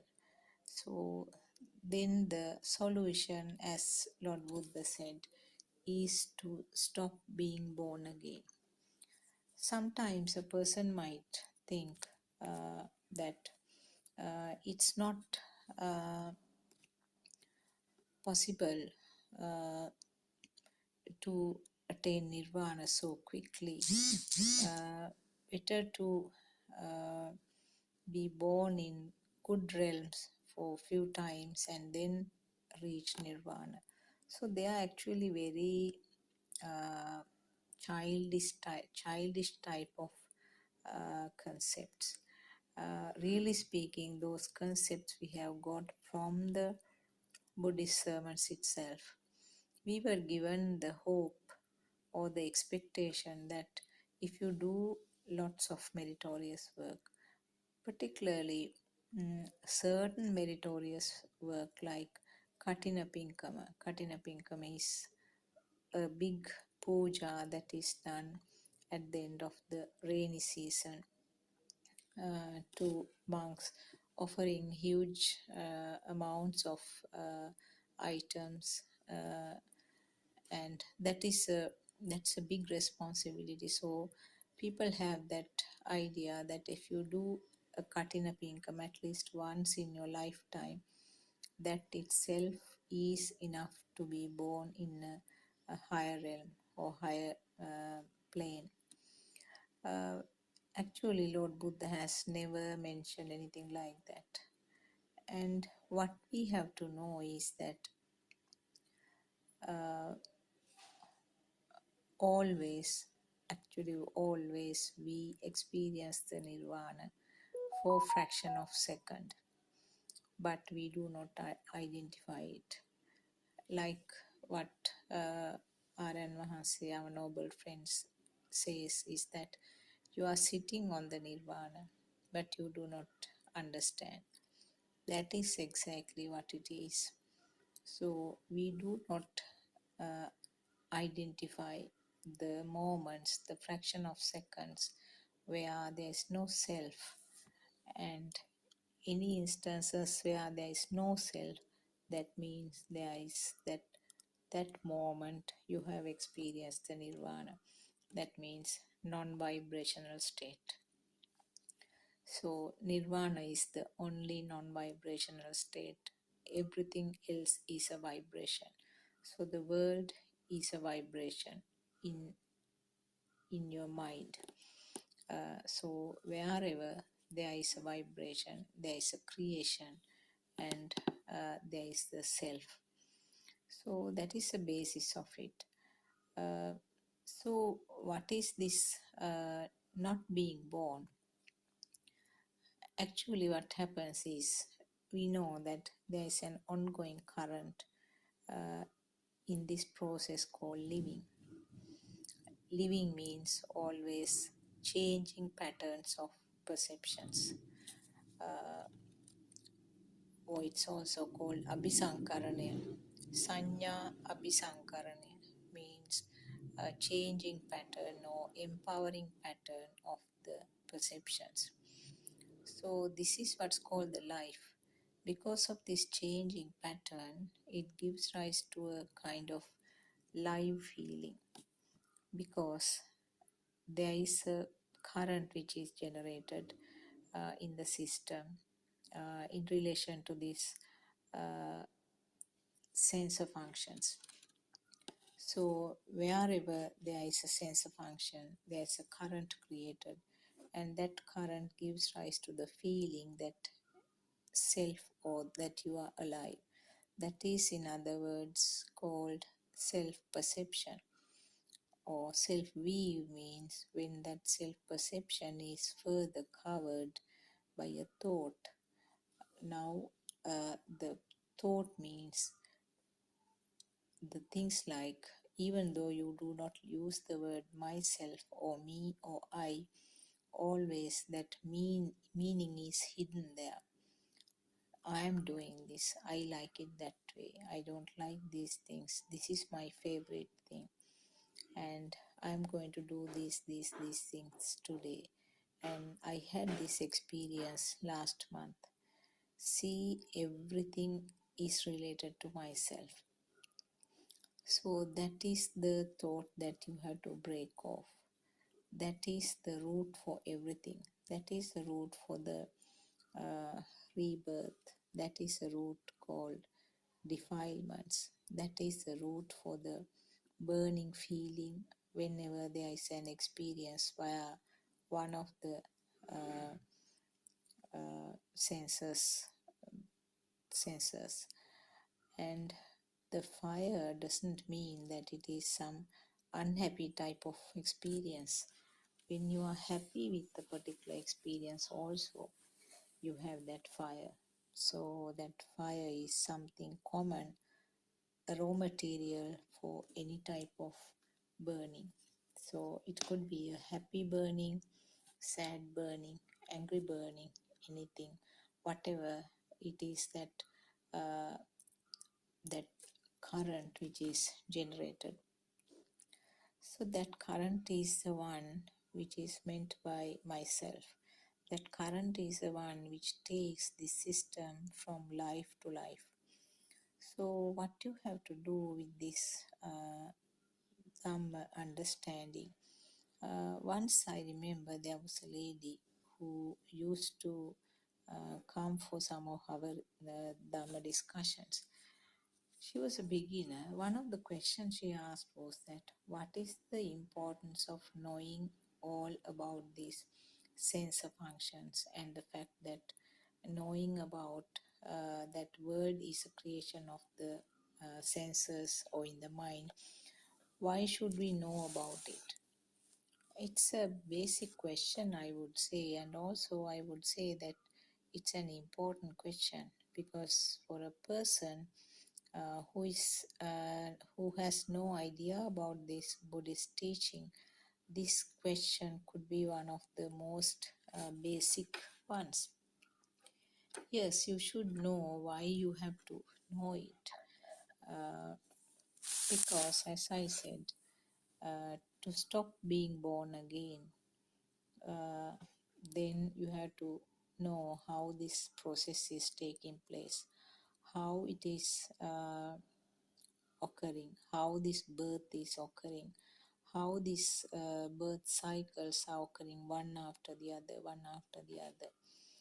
Sometimes a person might feel that I don't like to be not being born again.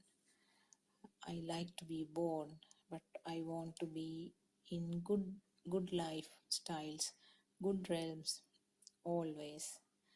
If it is possible, okay. If it is possible, then it's acceptable. But as I said, being born is itself a sorrow, and the fact that getting old is a sorrow, falling sick is a sorrow, and at the end dying is a sorrow. So those four facts alone is enough to feel and look for this truth, isn't it? But okay, there might be somebody who didn't have major clashes in the life, major ups and downs in the life, think that I don't want to reach nirvana right now. I want to be born in good realms, maybe in the heaven for some time, and then later on consider about understanding this truth. It's good if you can have an assurance that you will be born in a good realm by doing lots of meritorious work like collecting money in an account. If you can collect these merits in an account to be used later on, if there is such an assurance, then it's okay. Unfortunately, there's no such assurance in this samsaric journey. We know that the emperor called Ashoka, who built some thousands of temples in India, and apparently the last, when he was in the deathbed, he was angry for probably because of the pains and discomforts that he was undergoing. And in the Buddhist history, it says that he was born as a python for a short while because of that last minute current that he had, angry current. This may not be accepted by some of the beliefs, especially people who think that rebirth is not possible, and especially in the beliefs where they think that they are going to the God at the end of the death. So if there is any assurance like that, then it is okay. But it's very clear for us, there is no such assurance. And we know that if you take in number how many, the proportion of the human beings to the other, all types of animals, all types of other living beings, I don't think you can even compare, because if you take 1 square foot where you are standing, in that space itself, there must be thousands and thousands of little insects underneath you, isn't it? So Lord Buddha said that being born as a human being is such a rarity. And also he said that most of the human beings will not be born as humans again, and most of them will be going to the lower realms. And he also, in some other sutras, he said, hell is like our own house. We are frequently going there and coming out. So these are little things that are mentioned in the sutras to indicate how horrifying this samsara journey is. And if there is no escape uh, from this life, from these cycles, best thing is to be to understand about this Dhamma and then reach that supreme bliss of Nirvana where there is no suffering. Whether you accept these facts or not, I invite you to listen to some of these Dhamma discussions. Actually, if you can spend the rest of your life with a very calm and quiet and very peaceful manner, isn't that itself is very helpful? Now, you may not be talking about the life after death, but at least during this lifetime, if you can have a very peaceful life, isn't that itself is rewarding? Because we are always expecting the happiness and the sadness from the outside world. So as long as you expect the happiness and sadness from outside world, you are not it's not going to be possible, isn't it? You might say that if my son is listening to me, I'll be happy. That is my only sadness. If my husband is nice to me, I'll be very happy, and that is the only need for me. Another person might say that if I have this property to myself, then I'll be the happiest person in the world. And if I can marry my fiancé with the parents' blessings, that will be the happiest end for me. See how many things we tie up with our life. We tie up various people, various material, various thoughts to this happiness and the sadness. Are they permanent? No. The happiness that you are expecting from a person will shift to another focus after some time. You gain one thing. You could marry your fiancé, but after some time you are having a problem with the child. Then that happiness is gone now. Now there is some other different stimulus which causes problem. Now you might say, if my child studies properly, then it will be the happiest thing for me. See the changing pattern of this. So then, can you expect the happiness and the sadness from the outside world? Lord Buddha said that happiness and sadness is created in your mind. Isn't that very true? Yes, it is very true. That is a creation of the mind, whether you are happy or sad. Now take an example. Sometimes a person who is happy for one event will cause sadness to another person, isn't it? A person is being blamed or shouted in the office. The boss will scold one person for not doing the work properly, and that will give you the sadness. But on the other hand, another person who is working in the same office, who is not in good terms with you, will be very happy to hear that shouting, because he is not in not having any kind of friendship with you. So the same line of words, same vibration of the ear caused happiness to one person and sadness to another person. Then what should be done? You can't change outside, can you? What should be done then? Then turn the camera towards the side, inside, and then the change should occur within, isn't it? So this is what this Dhamma is about, changing the self. The fact that understanding that self is the problem here. Having the self, maintaining the self is the problem.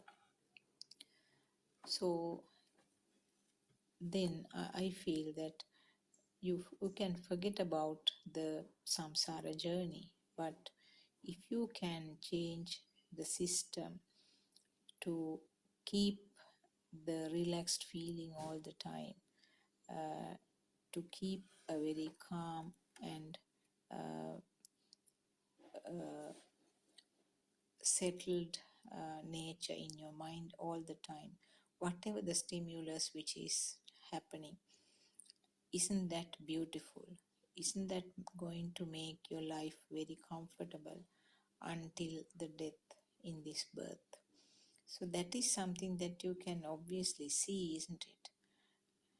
We are not going to talk about something that we don't see, if you are reluctant to agree on that. But see from this perspective, if you can change this system into such a way, into such a way where whatever the stimulus that occurs, it's easily tolerable, and you know what is going to happen, and then you recognize the changes in this system, and then accept the system as it is without trying to fight with the system. Now, if you try to hide your emotions, it's something like keeping a rubber ball underneath water. You are trying to apply pressure and keep the ball under the water. So it's not something possible. You cannot fight with your own thoughts. You can't stop the thoughts. You can't change the pattern of thoughts, can you? Just think about it and see. There may have been sometimes unpleasant thoughts, sad thoughts that you didn't want. Could you stop them coming? No. Also, there may have been happy thoughts which you wished if you could keep for the rest of the life. Again, that is not possible, isn't it? And there may be sometimes situations where there's continuous inner radio working. So much of thoughts coming in a gush, which makes you very uncomfortable. True, the thoughts are very uncomfortable always. Thoughts are heavy. But we know that formation of the thoughts is something that is not stoppable. You can't stop it. As long as the breathing is there, as long as the senses are functioning, the thoughts will form. What can you do then? Only thing you can do is that if you recognize, if you understand how these thoughts are formed, whatever the speed that the thoughts are formed, you are not going to be bothered about it. And this is part of the process, isn't it? Then when you understand how it's happening, you can, with no issue at all, you can always observe, be an observer to your own thoughts. So that way, again, the Dhamma is going to help you in a very positive manner. And we know that how the thoughts are formed. We know that the senses are responsible for the thought formation. 5 senses. The little baby's level, there was no thought formation. That is why you can't remember your smaller stage, because there were no thoughts and only the sensor functions were occurring at that level. Now the thoughts are forming, and you can't now talk about the sensor levels. Now the thoughts are the ones which are coming as the ready-made product. So if you understand this thought formation, how it is happening, the fact that it is happening as a part of this system, then whether you get happy thoughts, non-stop flow of thoughts, or sad thoughts is going to be material. And you know that there is no owner to these thoughts. That is the most important thing. There is no owner, there is no responsible person who is making this thought process. So now the sun is rising every day, sun is going down. The moon is rising in the night and moon is going down. And there are clouds in the sky. They are floating. Different types of clouds are coming. Maybe the white ones, beautiful pink or golden color ones, sometimes large ones, very heavy black clouds. They are all coming and going. Are you bothered? Are you complaining about those things? Because the sun is coming up, sun is going down, moon is coming up, going down, the clouds are coming, trees are growing, tree branches are waving in the wind. Are you complaining about any of those? You might say that is a part of the nature, that is a part of the system. So if it is a part of the system, the natural system, you cannot change them, can you? Now if I say this so-called life or myself is also a part of this system, then what can you say? If it is a part of the system, again there's no point of complaining, no point of being troubled about it, isn't it? So actually speaking, the thing called living is also a system which is going on. A system starts functioning right from the zygote level, not from the time of the birth. From the time of the zygote level, the life will start. But actually what Lord Buddha said was, jati or the birth is not at that point. Not at the time that the zygote was settled, not at the time of the physical birth, the time that the baby came out of the uterus. But the birth was given a different definition in Buddhism. Birth means when the thoughts become real, when the thought is taken as real, that is where the jati is. And the other difference is that death is something that we know is going to happen to this physical body at some point. Some will die early, some will die late. So that was a death that we knew. But what Lord Buddha said was that each and every thought which became a thing where the jati was explained, and instantly the jati will end up in marana or the death in each and every thought. So actually we are going through a process where continuous birth and death occurs.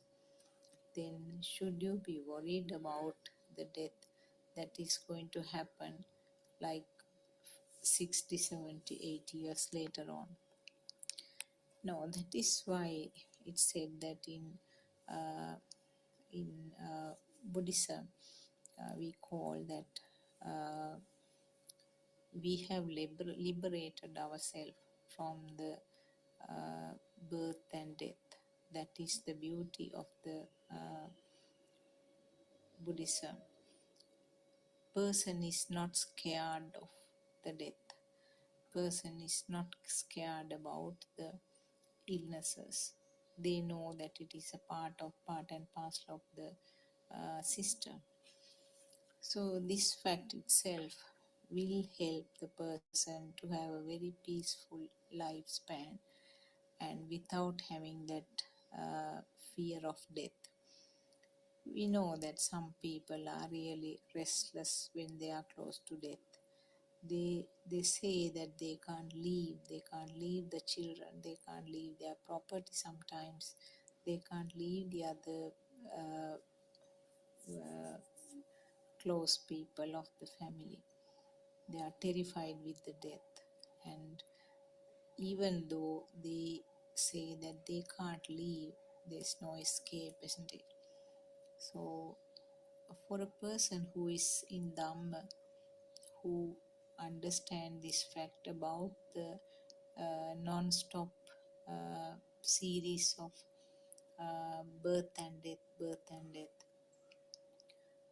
there is no such fear, there is no terrification like that to leave this physical body. Everything will be calm and quiet for him, and he knows that there was no death for him in the past, and even now there is no death for him. It is just the last breath which is put down after the at the end of that physical body. So then, isn't it worth finding out about this Dhamma to help you with the day-to-day activities, to help you with your performance, to help you with the responsibilities and the duties that you have to fulfill while having a mind which is not having any kind of pressure or fire or burning type of feeling. You are relaxed throughout the day, you are quite relaxed, and you might experience this yourself, that it's very easy to get on with the people, it's very easy to work tirelessly sometimes throughout the day, and the metta, that your ability to understand the other person and be helpful to the other person is also much more than the previous time.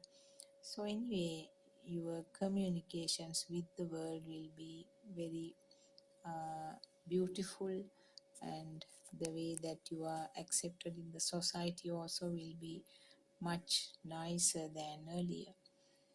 So therefore, knowing this Dhamma, the fact that there is no person here, there's never has been a person in the, as the first thing, that feel that you had as the person is simply the current that was created by the thoughts. There's no person as such at all. It's just the creation of that current-like feeling. That current-like feeling is something that is felt, not something that you can take as a thought, isn't it? So more you recognize that fire which is coming within the system, that helps to bring down that fire little by little. So the stimuli or whatever the incidents happening will not be changed.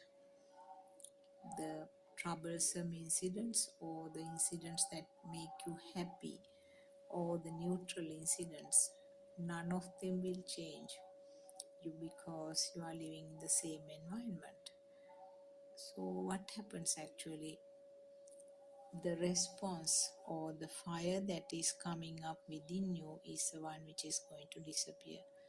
So you are not actually, the system is not bothered about the surrounding. Whatever happens, you can accept it in a very neutral manner. So maybe some form of event that gave rise to a huge pressure on you, maybe something which was unpleasant, maybe something that made you feel very sad, or maybe something that you feel very angry also. So that fire will come up, okay, in the mind. You will have that, feel that fire burning. So what? There's no author, there's no owner to this fire. And it's a part of the system, isn't it? Now we know that if the sun is moving very close to the country, there are few days that the meteorological department will say that the sun is going very close to the island. These days it will be very, very, very hot, and you should drink extra water, etc. But are we going to complain about it against the sun? No. That's because we know that it is system, isn't it? And then if there is no point of complaining because it's a part of the system. But when something happens to this body or something happens to the mind, you are non-stop complaining, isn't it? This pain is really unbearable. I don't know why I am falling sick like this.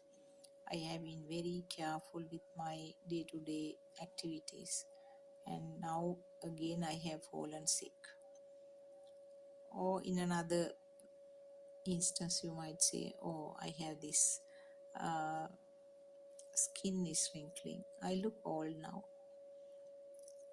Now, these are actually part and parcel of the system, and we do not complain about them, are we? But then you are worried and you are complaining about your thoughts. Why can't I stop these thoughts?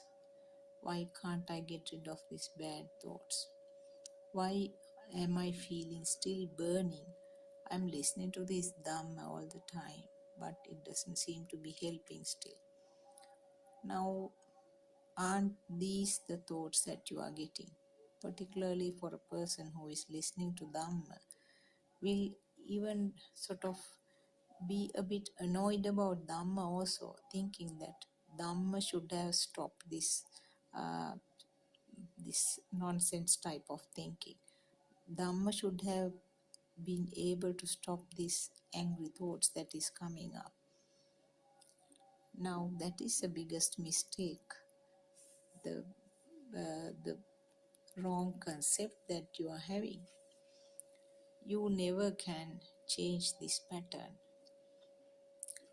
Like you accepting the sun coming up and going down, and moon coming up and going down, the waves occurring in the sea. So those, if you accept, if somebody asks you, you might say that, oh yes, we have to accept it because these are part of the system. So isn't that the same with this system also? The person called myself is yet another system. So that system will continue to function as long as the breathing is there. Then why do you want to take the responsibility of that system? If you think that myself is also a system, is there any point of trying to identify the bad thoughts, trying to get rid of the bad thoughts, etc.? You can't do it, as I said. Only way is to find out how the thoughts are formed. And when you identify how the thoughts are formed, then it becomes something which is not really worth, isn't it?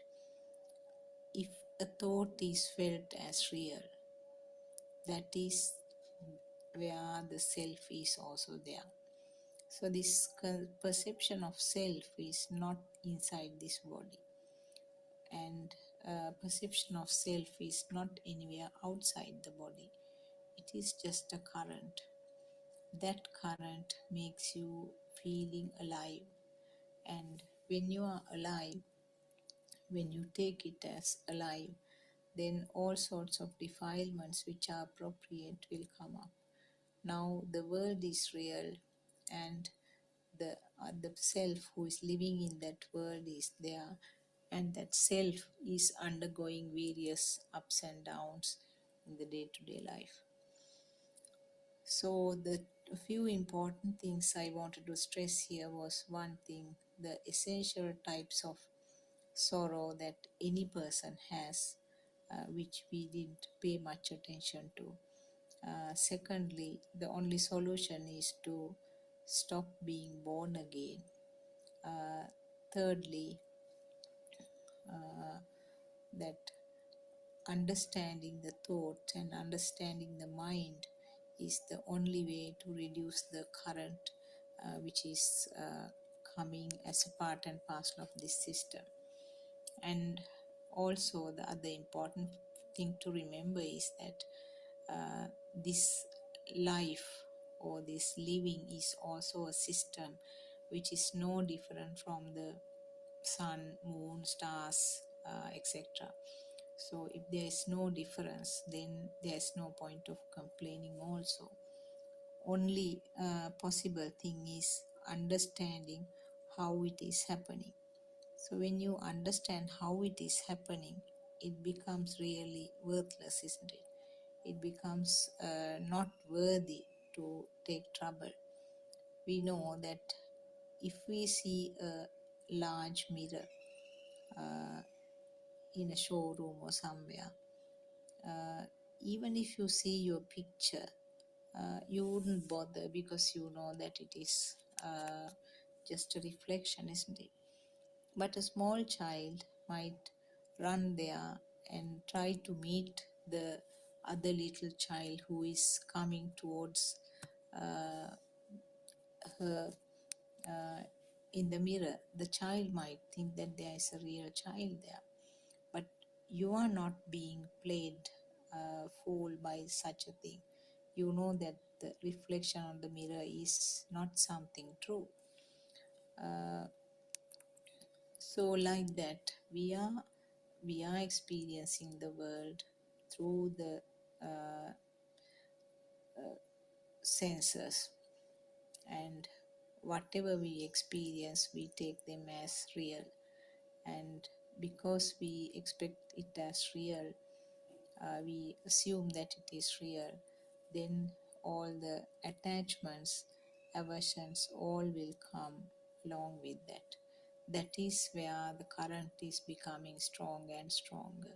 So when the current is stronger at the time of the last breath, it's inevitable that that current is synchronized to some other place, either at that time immediately or at some point even later on.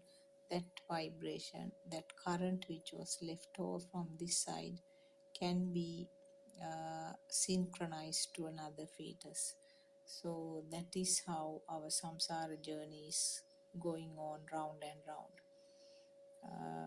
And imagine if this birth was in one of the animals' wombs, how sorrowful the life will be.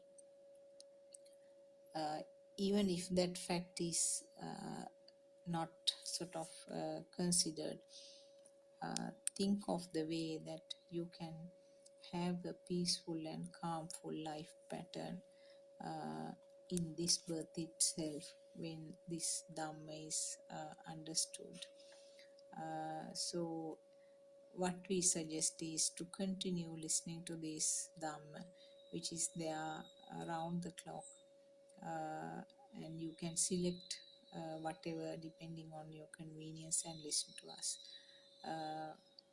So those are the facts about the self and about the life, about the samsara journey.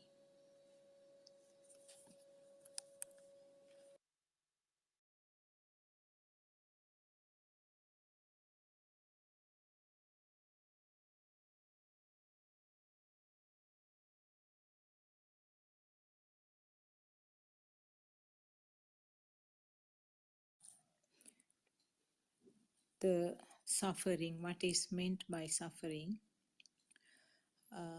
we talked that why we do not recognize the suffering, because we think that suffering is not there always, only some instances the sufferings are there. And now we know that when you go into deep levels, everywhere is a suffering or the sorrow.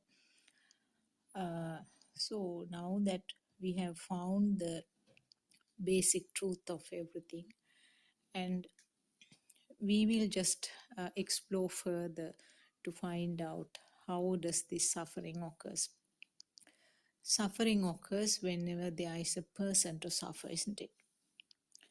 In other words, when the self is there, when myself is there, I am the one who is going to suffer. I am the one who is going to enjoy the happiness also from your point of view. If you think that happiness is also a part of the life, okay, that is the sugar top that you are seeing, it's all right. So happiness is also there to me, and the sorrow or the sadness is also there to me. So now we have to see what is this myself. If myself was not there, there's no one to be happy or sad, isn't it? So we have to see how this myself was established, how this figure called myself came up. And truly, we mostly believe that myself is this figure, isn't it? This body. You might say that, how can you say that I'm not there? I have my head, hands, tummy, chest, legs, all components you can mention and say that they are mine. My head, my hands. But if you separate them out, can you say it's me? The collectively to the whole body you say myself. How did that concept come to you? Right now, if you touch your head, you feel something hard, isn't it? That is because your skin sensor was functioning. Because the skin sensor was functioning and it was not numb, you felt something hard.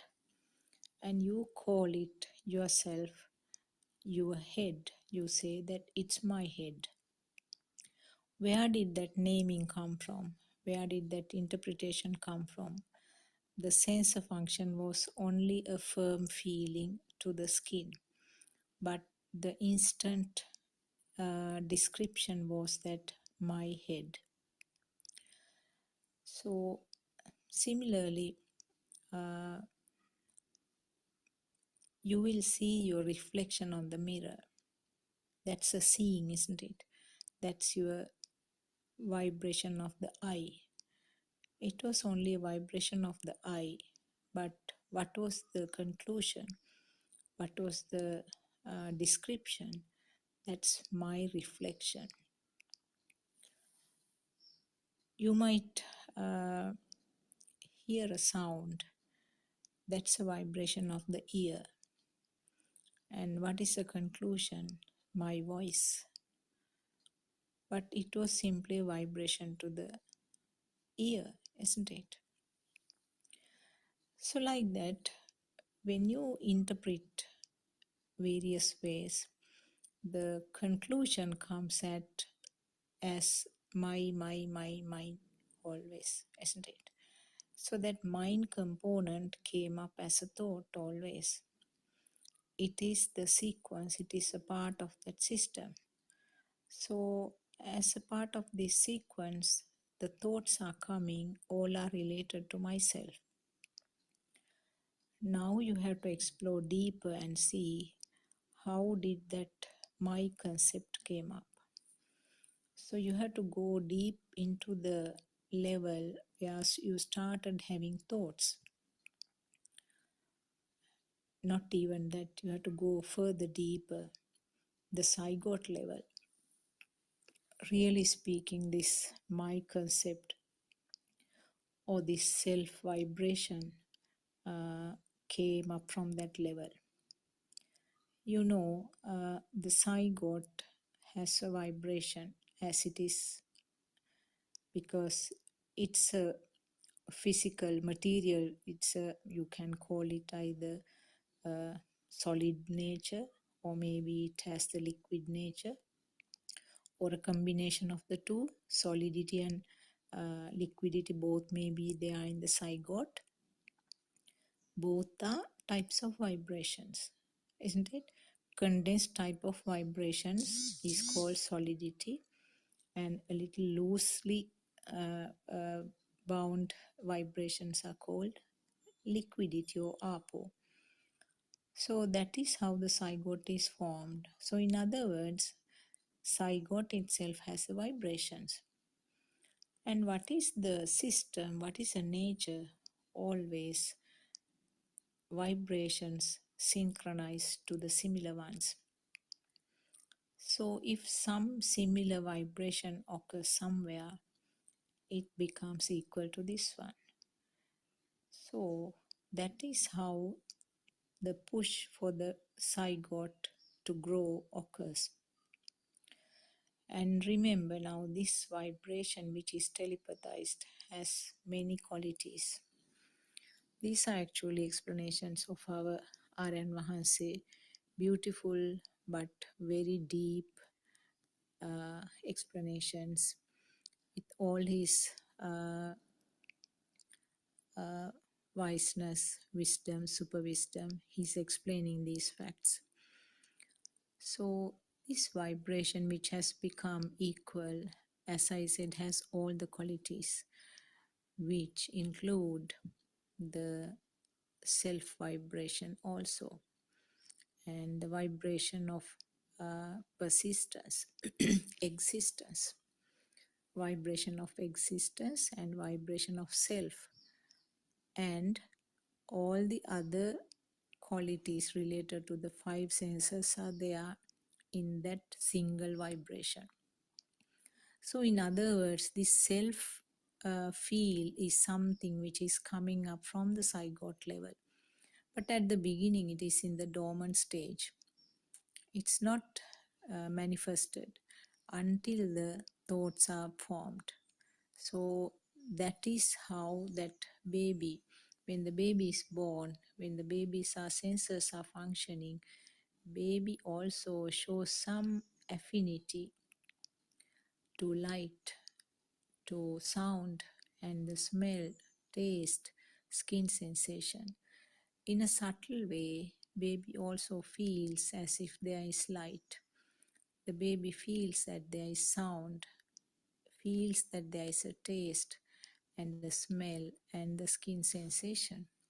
So some of the very obvious things that you may have noticed is that the babies like the colorful toys. They indicate that they see it. Sometimes they smile or just keeps on focusing to that. So that indicates that the baby is seeing that object, isn't it? Also, when you call the baby, especially the mother's voice, baby indicates that baby is hearing. That means there is a sound for the baby. Smell, when the baby is fed, baby feels the taste and indicates that the pleasure or the willingness to enjoy that taste, isn't it? And skin level, the smell, of course, may not be able to manifest or show very openly, very clearly, but the nose is also functioning. So the baby feels the smells. Particularly the mother's familiar scent is something that babies recognize. Especially now we know the small babies, the ones who can turn. When the mother lies down next to the baby will turn to this side when that mother's scent is there. When the skin is felt wet due to the wet nappy, baby indicates that there is wetness and some discomfort is there. So all these instances, actually these perceptions start from that age and the baby feels them. Baby feels that there is something there. So kind of subtle separation is there. You can't call it a duality at that level, but there is kind of separation and that kind of affinity is indicated. So this is the very early stage of the self, and that level we can call self vibration. It is only a vibration. And later on, when the senses are functioning more clearly, the perceptions are identified. The various colors, different colors will, not in names of course, but some colorful things are identified. It's a perception to the eye only, a perception to the ear. The baby responds to the sounds better. And similarly, when you give something sour to the mouth, baby will indicate with the facial expressions, but no naming, no identification of what it is. So further going now at this stage also, still that strong thoughts have not formed, but the baby feels that baby is perceiving. Perceiver is there on this side, but no thought formation. And by the time when the baby starts forming thoughts, actually speaking, it's not the baby who is doing it, it is a part of the nature. It's a natural law where the thoughts are formed by combining these sensor functions. And sensors are combined two or more to form the thoughts. Now, when it comes to the thought level, the perceptions become stronger, and now the baby gets the idea that myself is there. How the myself was formed? Again, with the combination of the faculty, sensor faculty function. So myself is a picture to the eye. Myself is a feeling to the skin. Myself is a sound to the ear. Myself is a taste to the tongue. Myself is a smell to the nose. Maybe you are having the smell of your own sweat or your own body odor, or maybe a perfume that you are using. So they all become part of myself. So this self-image becomes stronger and stronger. That is how the myself is built up. So thereafter, these thoughts become more and more complicated, more and more dense. So many layers of the shell called myself is coming up now. Now you can't actually separate out the sensor functions. Now you can't find that seeing, hearing, and feeling, taste, smell, and the skin sensation. Those are all covered with the thoughts now. The beautiful metaphor given by Lord Buddha was that when the milk is converted to ghee, you can't get the milk back. But ghee has the milk, but you can't reverse, you can't see the milk now. So like that, now the sensor functions are not obvious. Now the ready-made thought, the myself is coming up. Whether you use the word me, myself is or not is immaterial. Whether you mention the name myself or not is not relevant actually. That is the experience, or what you feel is that this is all myself. Now it is a self we, which we call a thought of myself. Also in Pali and Sinhala we use the words Atma Sanya, Atma Drushtiya or Sakkaya Drushtiya. Sakkaya means the heap or piles, which indicates that collective function of self is there. Drushtiya is a vision. So always Sakkaya Drushtiya or Atma Drushtiya means a wrong vision, incorrect vision, where the vision about a self is there. So this self image is the one which becomes stronger and stronger. So by now you have a strong myself instead. Whether you mention the term me, myself or I is not the matter here. The feel that the underneath feel that you have as myself. So when something hurting happens, I was hurt, I felt hurt. When something made happy, the system made happy, I am happy, I felt happy. So that is how it is interpreted, isn't it? Whether it is happiness or sadness or whatever the ultimate impression is, ultimate interpretation is, it's simply a current that is felt. It is simply a product of the mind sensor, isn't it? It's simply a part of that thought process in the mind faculty. So that is a current which is the ultimate product. The current is always felt. So when we talk about the feel, always we interpret to this feel. Actually, the feel of the eye is the light. Feel of the hearing is the sound. Feel of the tasting is the taste. Feel of the nose is the smell. Feel of the skin is the warm temperature, warmth or coldness, and the solid nature, liquid nature, and airy nature. Those are the things feels. But now you can't experience those feels because now they have been converted to the thought. Now what you feel is the things at the thought level. So at the thought level, what is felt is that current.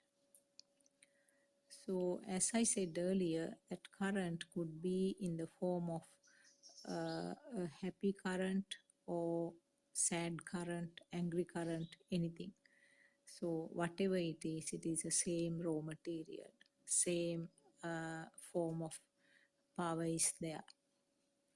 And that power is the one which is constantly generated as a result of this thought process.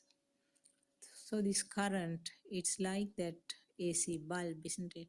Alternate current bulb, where the non-stop generation is there, and then as a result, that current you feel as if it is something lasting or a permanently lasting type of a current. That is why that system feels that there is a permanent myself. It's not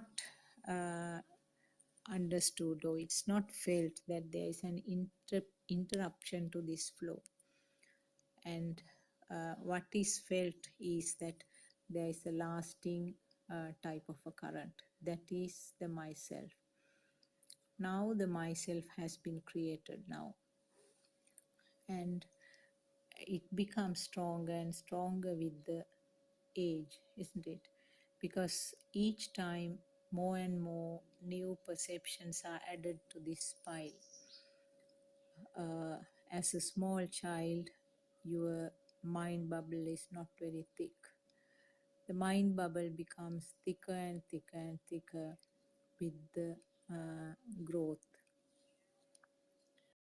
So the mind bubble is something which has to be identified. For you and me, there's a very thick mind bubble, isn't it? Dating back to whatever the age that you can remember. We know that we can't talk about the part where the thoughts were not there. But really speaking, now we know that the thought, this process of thought or this process of the self started from the zygote level. But if you try to recollect, you can't talk about anything beyond the time that the thoughts were not there. So from the age that the thought started formation, little by little these perceptions get collected. And it's very simple right at the beginning. When you are at the kindergarten, you might still remember some of the events that happened at the kindergarten, isn't it? Some of the teachers, some of the friends. Sometimes we hear people saying that we were friends from the kindergarten. So those were the times that the thoughts were well established, and those memories will be there with some people. So the perception started from that level. All 5 senses are functioning like mad at that level, because more and more new stimuli are being given. This process is called teaching and learning. So hundreds of new words, hundreds of new pictures, hundreds of new sounds, well, not hundreds, maybe thousands, I would say. So many new tastes are introduced, so many new smells are introduced, and so many skin sensations are introduced. Either voluntarily or involuntarily, these things get introduced, and all gets added up to one vibration. Each thought is one single vibration. So this continues building up myself, all sort of surrounding this center feeling. So myself, who was in the kindergarten, will become a school child. More perceptions means more teaching, more and more new words from your textbooks, and more friends, so-called more friends, more teachers, more activities, and you will be tasting more and more new foods, not only at the school but in the day-to-day life at home. More and more new smells are introduced. So you can see how the things are becoming stronger and stronger. And during this time, with the growth, other associated thing that is occurring is the hormone action, which is actually beautifully explained by Aryan Vahase. That was a fact that we knew, but we never were available to associate that thing to Dhamma, which is so beautiful actually, because there are so many things that happens in this physical body. One major thing is that hormone activity. So when the hormone activity is there, actually that affects this thought formation also. That is why beyond a certain level, the children will, when they are in the teenage group category, they have this attraction to the opposite sex. So that is not a fault of the child actually, that is a part of that hormone action. The attraction is something quite natural in that system process, and that is a part as Aryan Vahasi very beautifully explains, that is as a part of this maintaining the generation, the next generation, that is the demand of the nature, isn't it? So that is the initial stage. This hormone and this attraction to the opposite sex is the very basic or starting point of this so-called maintaining the generation, to have more, produce more. It's the same thing in the trees also, isn't it? The trees also do reproduce. Animals also do reproduce. Animals also will grow up like that.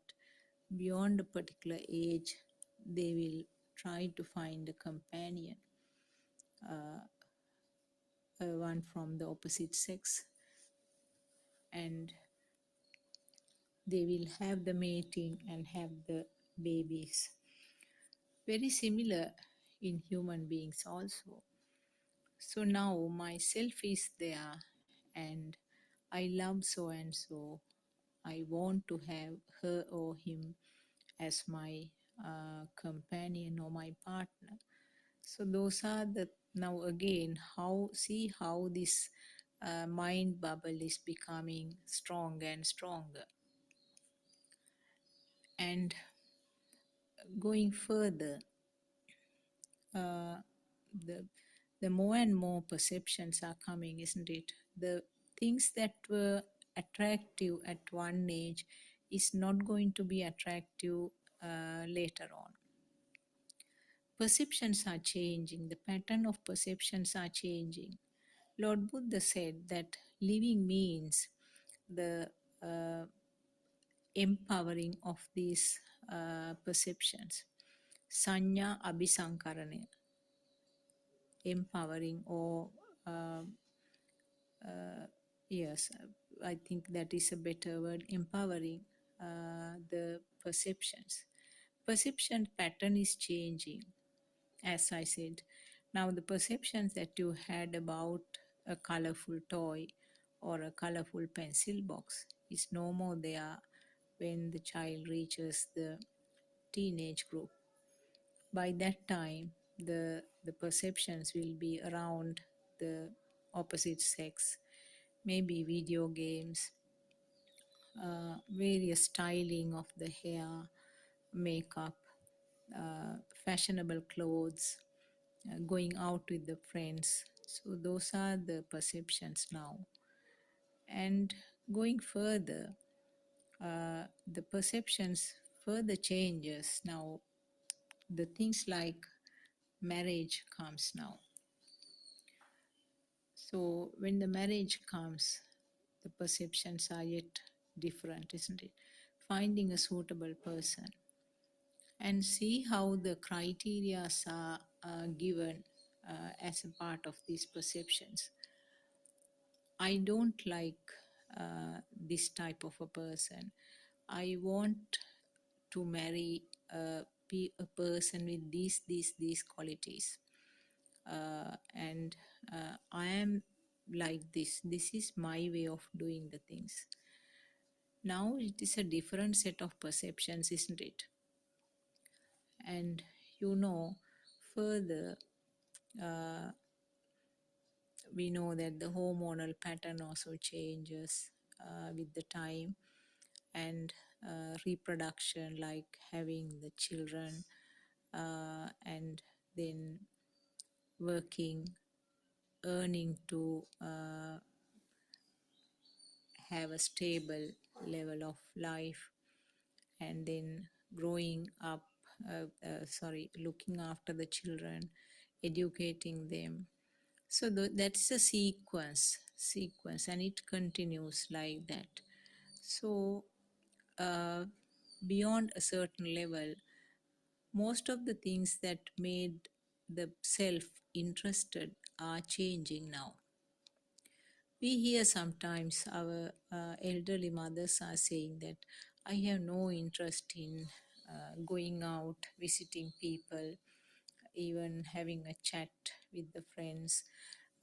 or going to a film, etc. I have no interest. I don't have any interest about the jewelries, etc. But really speaking, what happens is that when the hormonal changes are occurring, they naturally lose the interest for such things. You can't actually say that it is because you are following Dhamma, you have lost the interest for those things. One reason is that there will be the physical disability also, and on the other hand, the hormone changes are such that the interests also are changing. So when the children are growing up, the things like giving them in marriage, and next step will be your grandchildren. And some parents say that I have no attachment whatsoever to anybody except the grandchild. Now see the nature of the mind. It's called monkey mind, isn't it? It let go one thing and then clings on to something else. That's the way that the mind is behaving. So it leaves behind some of the things that were interested. Now it's clinging to the grandchild. And if not, this we have mentioned earlier also, if not, what happens? The mind will cling on to the Dhamma or Nirvana also. Lord Buddha said that don't take Nirvana also as a thing. Don't make it another hurdle for you to reach, another hurdle that you have to pass. Nirvana is not a thing. Nirvana is something. Nirvana means that you have no fire at all. Whatever the fire you had is completely extinguished. That point, it's called Nirvana, not another goal to reach. So do not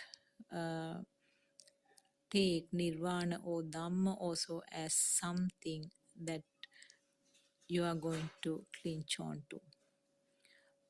Not only that, some people, some of our mothers, fathers, they want to go to the heaven, and then from there they will plan about the Nirvana. These are kind of like fairy tale stories when they say. Actually speaking, is that what Lord Buddha tried to explain? Certainly not. What Lord Buddha said was that Nirvana is something that you can experience now and here. It's not something at the far end. So it's in each stimulus. If the stimulus is not a thing for you, if you have this understanding that all stimuli are just creations at this moment, nothing to be taken as true, just a creation, a construct of the mind, just an illusion.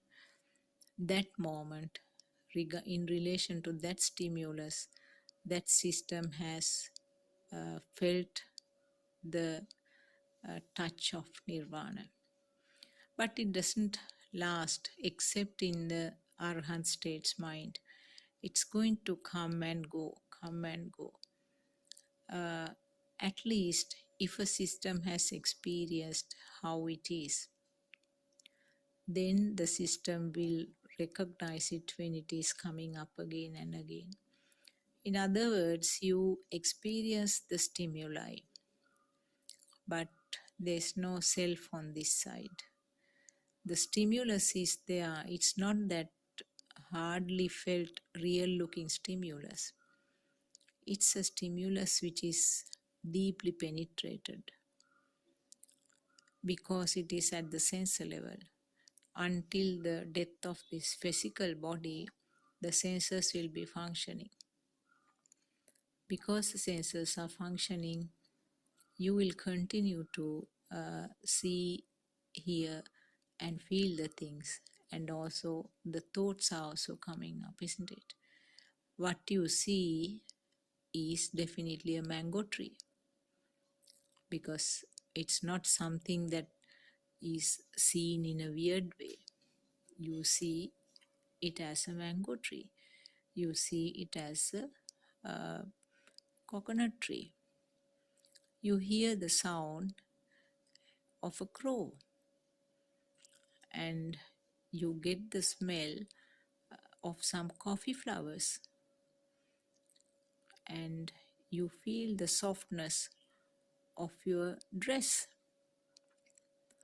You feel the cold of the night breeze. So, senses are functioning. There's no difference at all in the way that you experience. But the fire that you had, that feeling that it's real, is the one which is dissolving. As long as you feel something real, that is the fire underneath. So you should be skilled enough to recognize this feel underneath. As I said right at the beginning, the gross level burnings are the ones which you can identify. You really feel that burn. So those gross ones, the large pebbles, are the ones that are picked up earlier. So in those such situations, you can always analyze such a situation. May not be felt immediately, but at least after a while, when you realize that something went wrong, you can analyze that and come to the understanding that it is all few senses have been functioning and all created in the mind, and that it was not there in the mind permanently. It was just instantly made up by the senses at this moment only. So, and actually there's no person behind this series of events. It's automatically happening. So that gross level, when you start understanding the heavy feelings, then you little by little start going down and to the deeper levels, where you will be able to recognize the minor types of burning types with slight incidents, small incidents. And also those incidents, you will be able to identify the fire then and there, rather than having a time gap. So instantly, when the incident is happening, you recognize the fire within you, within the system. That is yourself. So the self is becoming less and less powerful now. Further, the finer places, actually, the finer levels, very often we need the noble friend Aryan Mahase's help to recognize. Sometimes you are very reluctant to present yourself. That is also myself, a reluctant myself. Sometimes you feel very forward, you want to talk, you want to present yourself. That is also myself. So there are finer ways, actually, finer points that you have to identify. And also there are instances where you have what's called a superb experience. You think that you have got the Dhamma very correctly applied to that point. You are not burning anymore. You feel very much relaxed. But there again, the person who is improving in the Dhamma is also there. The person who has improved, who is not feeling any more fire, is there on this side. So that point is very important to identify, because quite often we hear from our mothers and fathers, I feel very much relaxed now, very happy. I don't have any burning with many incidents. So I am sort of very calm down, getting on very well with the day-to-day work. I'm very happy about it. So that's the point now. There is a self who is feeling happy about the improvement. So those situations actually they are finer levels, and you can even become further fine. Those finer points actually very often pointed out by Avaran Mahansi. So it is important to recognize these finer points particularly because they are the difficult ones actually. The word ego is used to explain the self-perception. But we know in English language, word ego is used for a very crude level of kind of pride. But in Buddhist teaching, that was the closest word that we could find. Ego is being used for this self-perception. So self-perception is something that can have various levels. Self-view is the gross one, where in a thought you have taken that there is a self. When this thought is broken down, when you realize that all the thoughts are just constructs at this moment, when you have an inner conversion, deeper understanding and the inner conversion, as to say, myself, there is nothing called myself, this is all a thought, that is a turning point actually. That is where from anusote you are turning to patisote.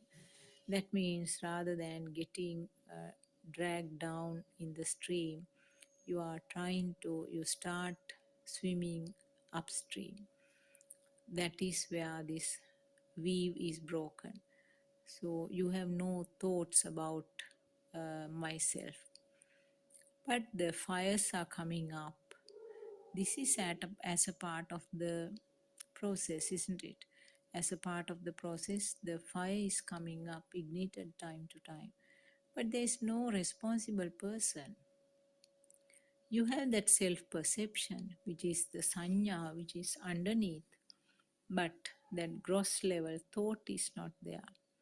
So there are incidents happening, and following incidents, there will be happiness, sadness, or anger, whatever. The fires are coming up. But who cares? Like, that is the attitude. No one's fire, no owner. Fire is not put into your self bucket. There is no responsible person for the fire. Let it happen.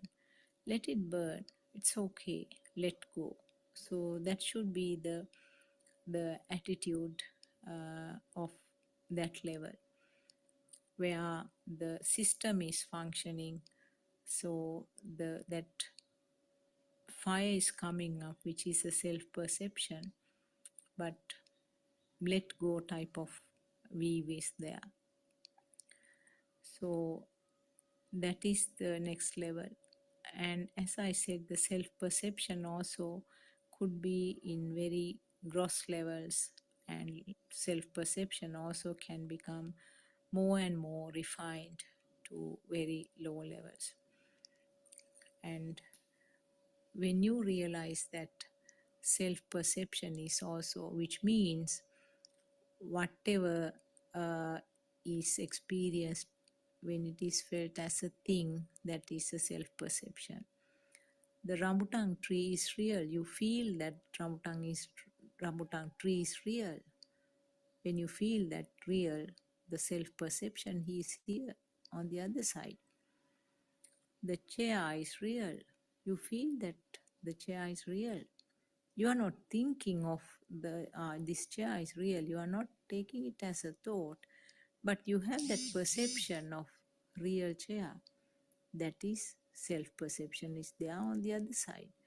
Whatever stimulus you feel as if it is existing, or as if it is true, or as if it is real. And in all those places, my self-perception is there on the other side. So it's a feel actually. You feel that the self is still there. And more you identify these things, the system feels that the fire which was coming up with that stimulus is becoming less and less. Next level is that actually the perceptions, we know that perceptions are all created due to the speed. So seeing the rambutan tree, seeing itself is due to the fast vibration of the eye. Hearing the vehicle horn is also due to the fast vibration of the ear. So when you, as a deep understanding that these these perceptions are also due to the fast vibration, the importance given to that perception also becomes less and less. So that is where you come to what's called the single vibration, where even though you see and hear in the normal way, same way, you feel you do not have any specific excitation in relation to that stimulus. You feel as if they are there, that's all. That is your formless world or formless level. Still, the self vibration is there on this side. The self feel that the things are there. And when you understand, when you come to this level, only at one point you will be able to experience this no self experience. That will be just for an instance. You feel the stimulus, but that stimulus is also not a strong one, kind of like penetrated stimulus. And there's no self who is experiencing that. It may be just a very brief experience that you feel, maybe for a fraction of a second, just one stimulus. But that experience is very important. And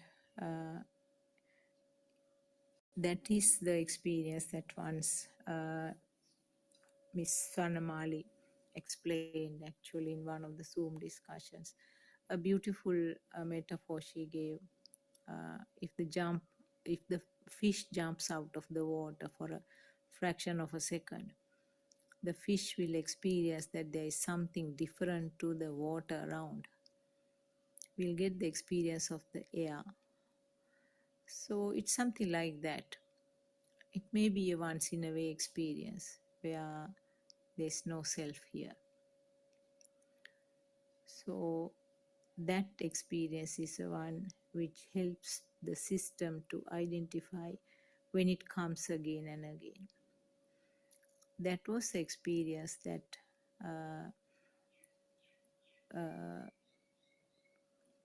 Ananda Thero was trying to get, or that was the reason why Ananda Thero felt that he has not reached the Arhat state yet, because he has felt that experience and he has not got it as a persistent thing. So that is why he was trying to meditate. He was doing the walking meditation all night with an attempt to become Arhat by morning, which didn't happen, because as long as you are trying to achieve something, Nirvana is not there. So Ananda Thero thought that he's going to give up. because next day morning it was that major uh, conference of sanghas, of monks, and the rule was that only the arhat will take part in that. But participation of Ananda Thero was very important as the Dhamma treasurer, because he is the one who knew all the sermons done by Lord Buddha. He had such a capacity of remembering. So anyway, when he let go that hold of the attempt to become an arhat, it said that he reached that status. So the lesson here is that as long as you try to achieve it, it's going to be away from you. This nirvana means letting go everything. As long as you have an attempt or trying to achieve that, it's not going to work. So Ananda Thero became an arahant by the next day morning. The moment he stopped the walking meditation and went to lie down. So that is a story from the Buddha's time. So if you just take as a kind of a recap of what we said so far, we know that happiness, sadness, all the concepts are just creations of the mind, and the mind constructs are not true. Mind constructs are just creations of the speed. So similarly, the myself concept is also yet another thought only, and all these ups and downs occurs because there's a self to experience. So when we go back to the childhood, we have seen now how this self was created. The self was created as a thought with the help or the contribution of the senses. Exactly the same way that the world was created, self also was created. So when you realize this mechanism, you know that the value which was given to the self also gets dissolved little by little. And that is the truth of the Dhamma, where a self was never existed, and self was something built up as a thought from the small age, and now it is very strong. When the self-perception or the self-view is very strong, breaking it is very difficult. But with the help of the Dhamma, with the guidance of our Aryan Hansi, who is always behind us, we can do this. It's not an impossible task. And we already have seen many mothers who are following this path. Already they are experiencing how peaceful the life is, how they can continue to do with their general activities without any disturbances while understanding this beautiful Dhamma. So for you and me also, it's not something impossible. It's not something that is going to happen after thousands or millions of years later, when the next Lord Buddha is born. Certainly it's experienced then and there, now itself, in each and every stimulus. So identification of this beautiful moment where the nirvana is experienced, where there is no self-angle is experienced, then you recognize that point, and when it comes again, you will be able to identify without much difficulty. So as Dhamma friends rally around the Buddothpada teachings, we invite you to listen to more Dhamma discussions.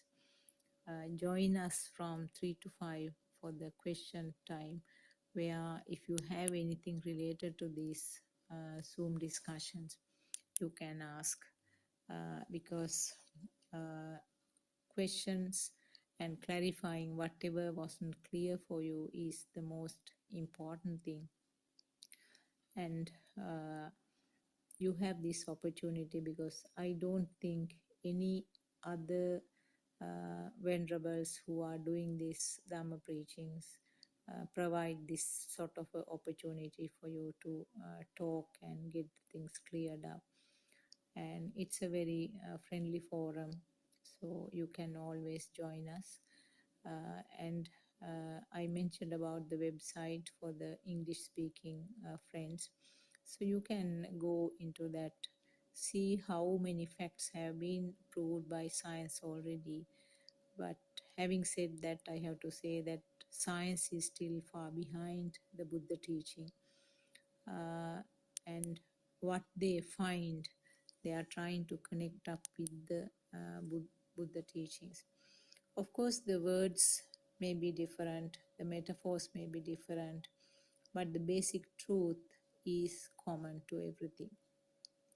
So we hope that these sermons that is done round the clock are helpful for you, because time factor is important for many people, where you may not be able to participate in the appropriate ones, but when there is some sermon every time, you will be able to listen.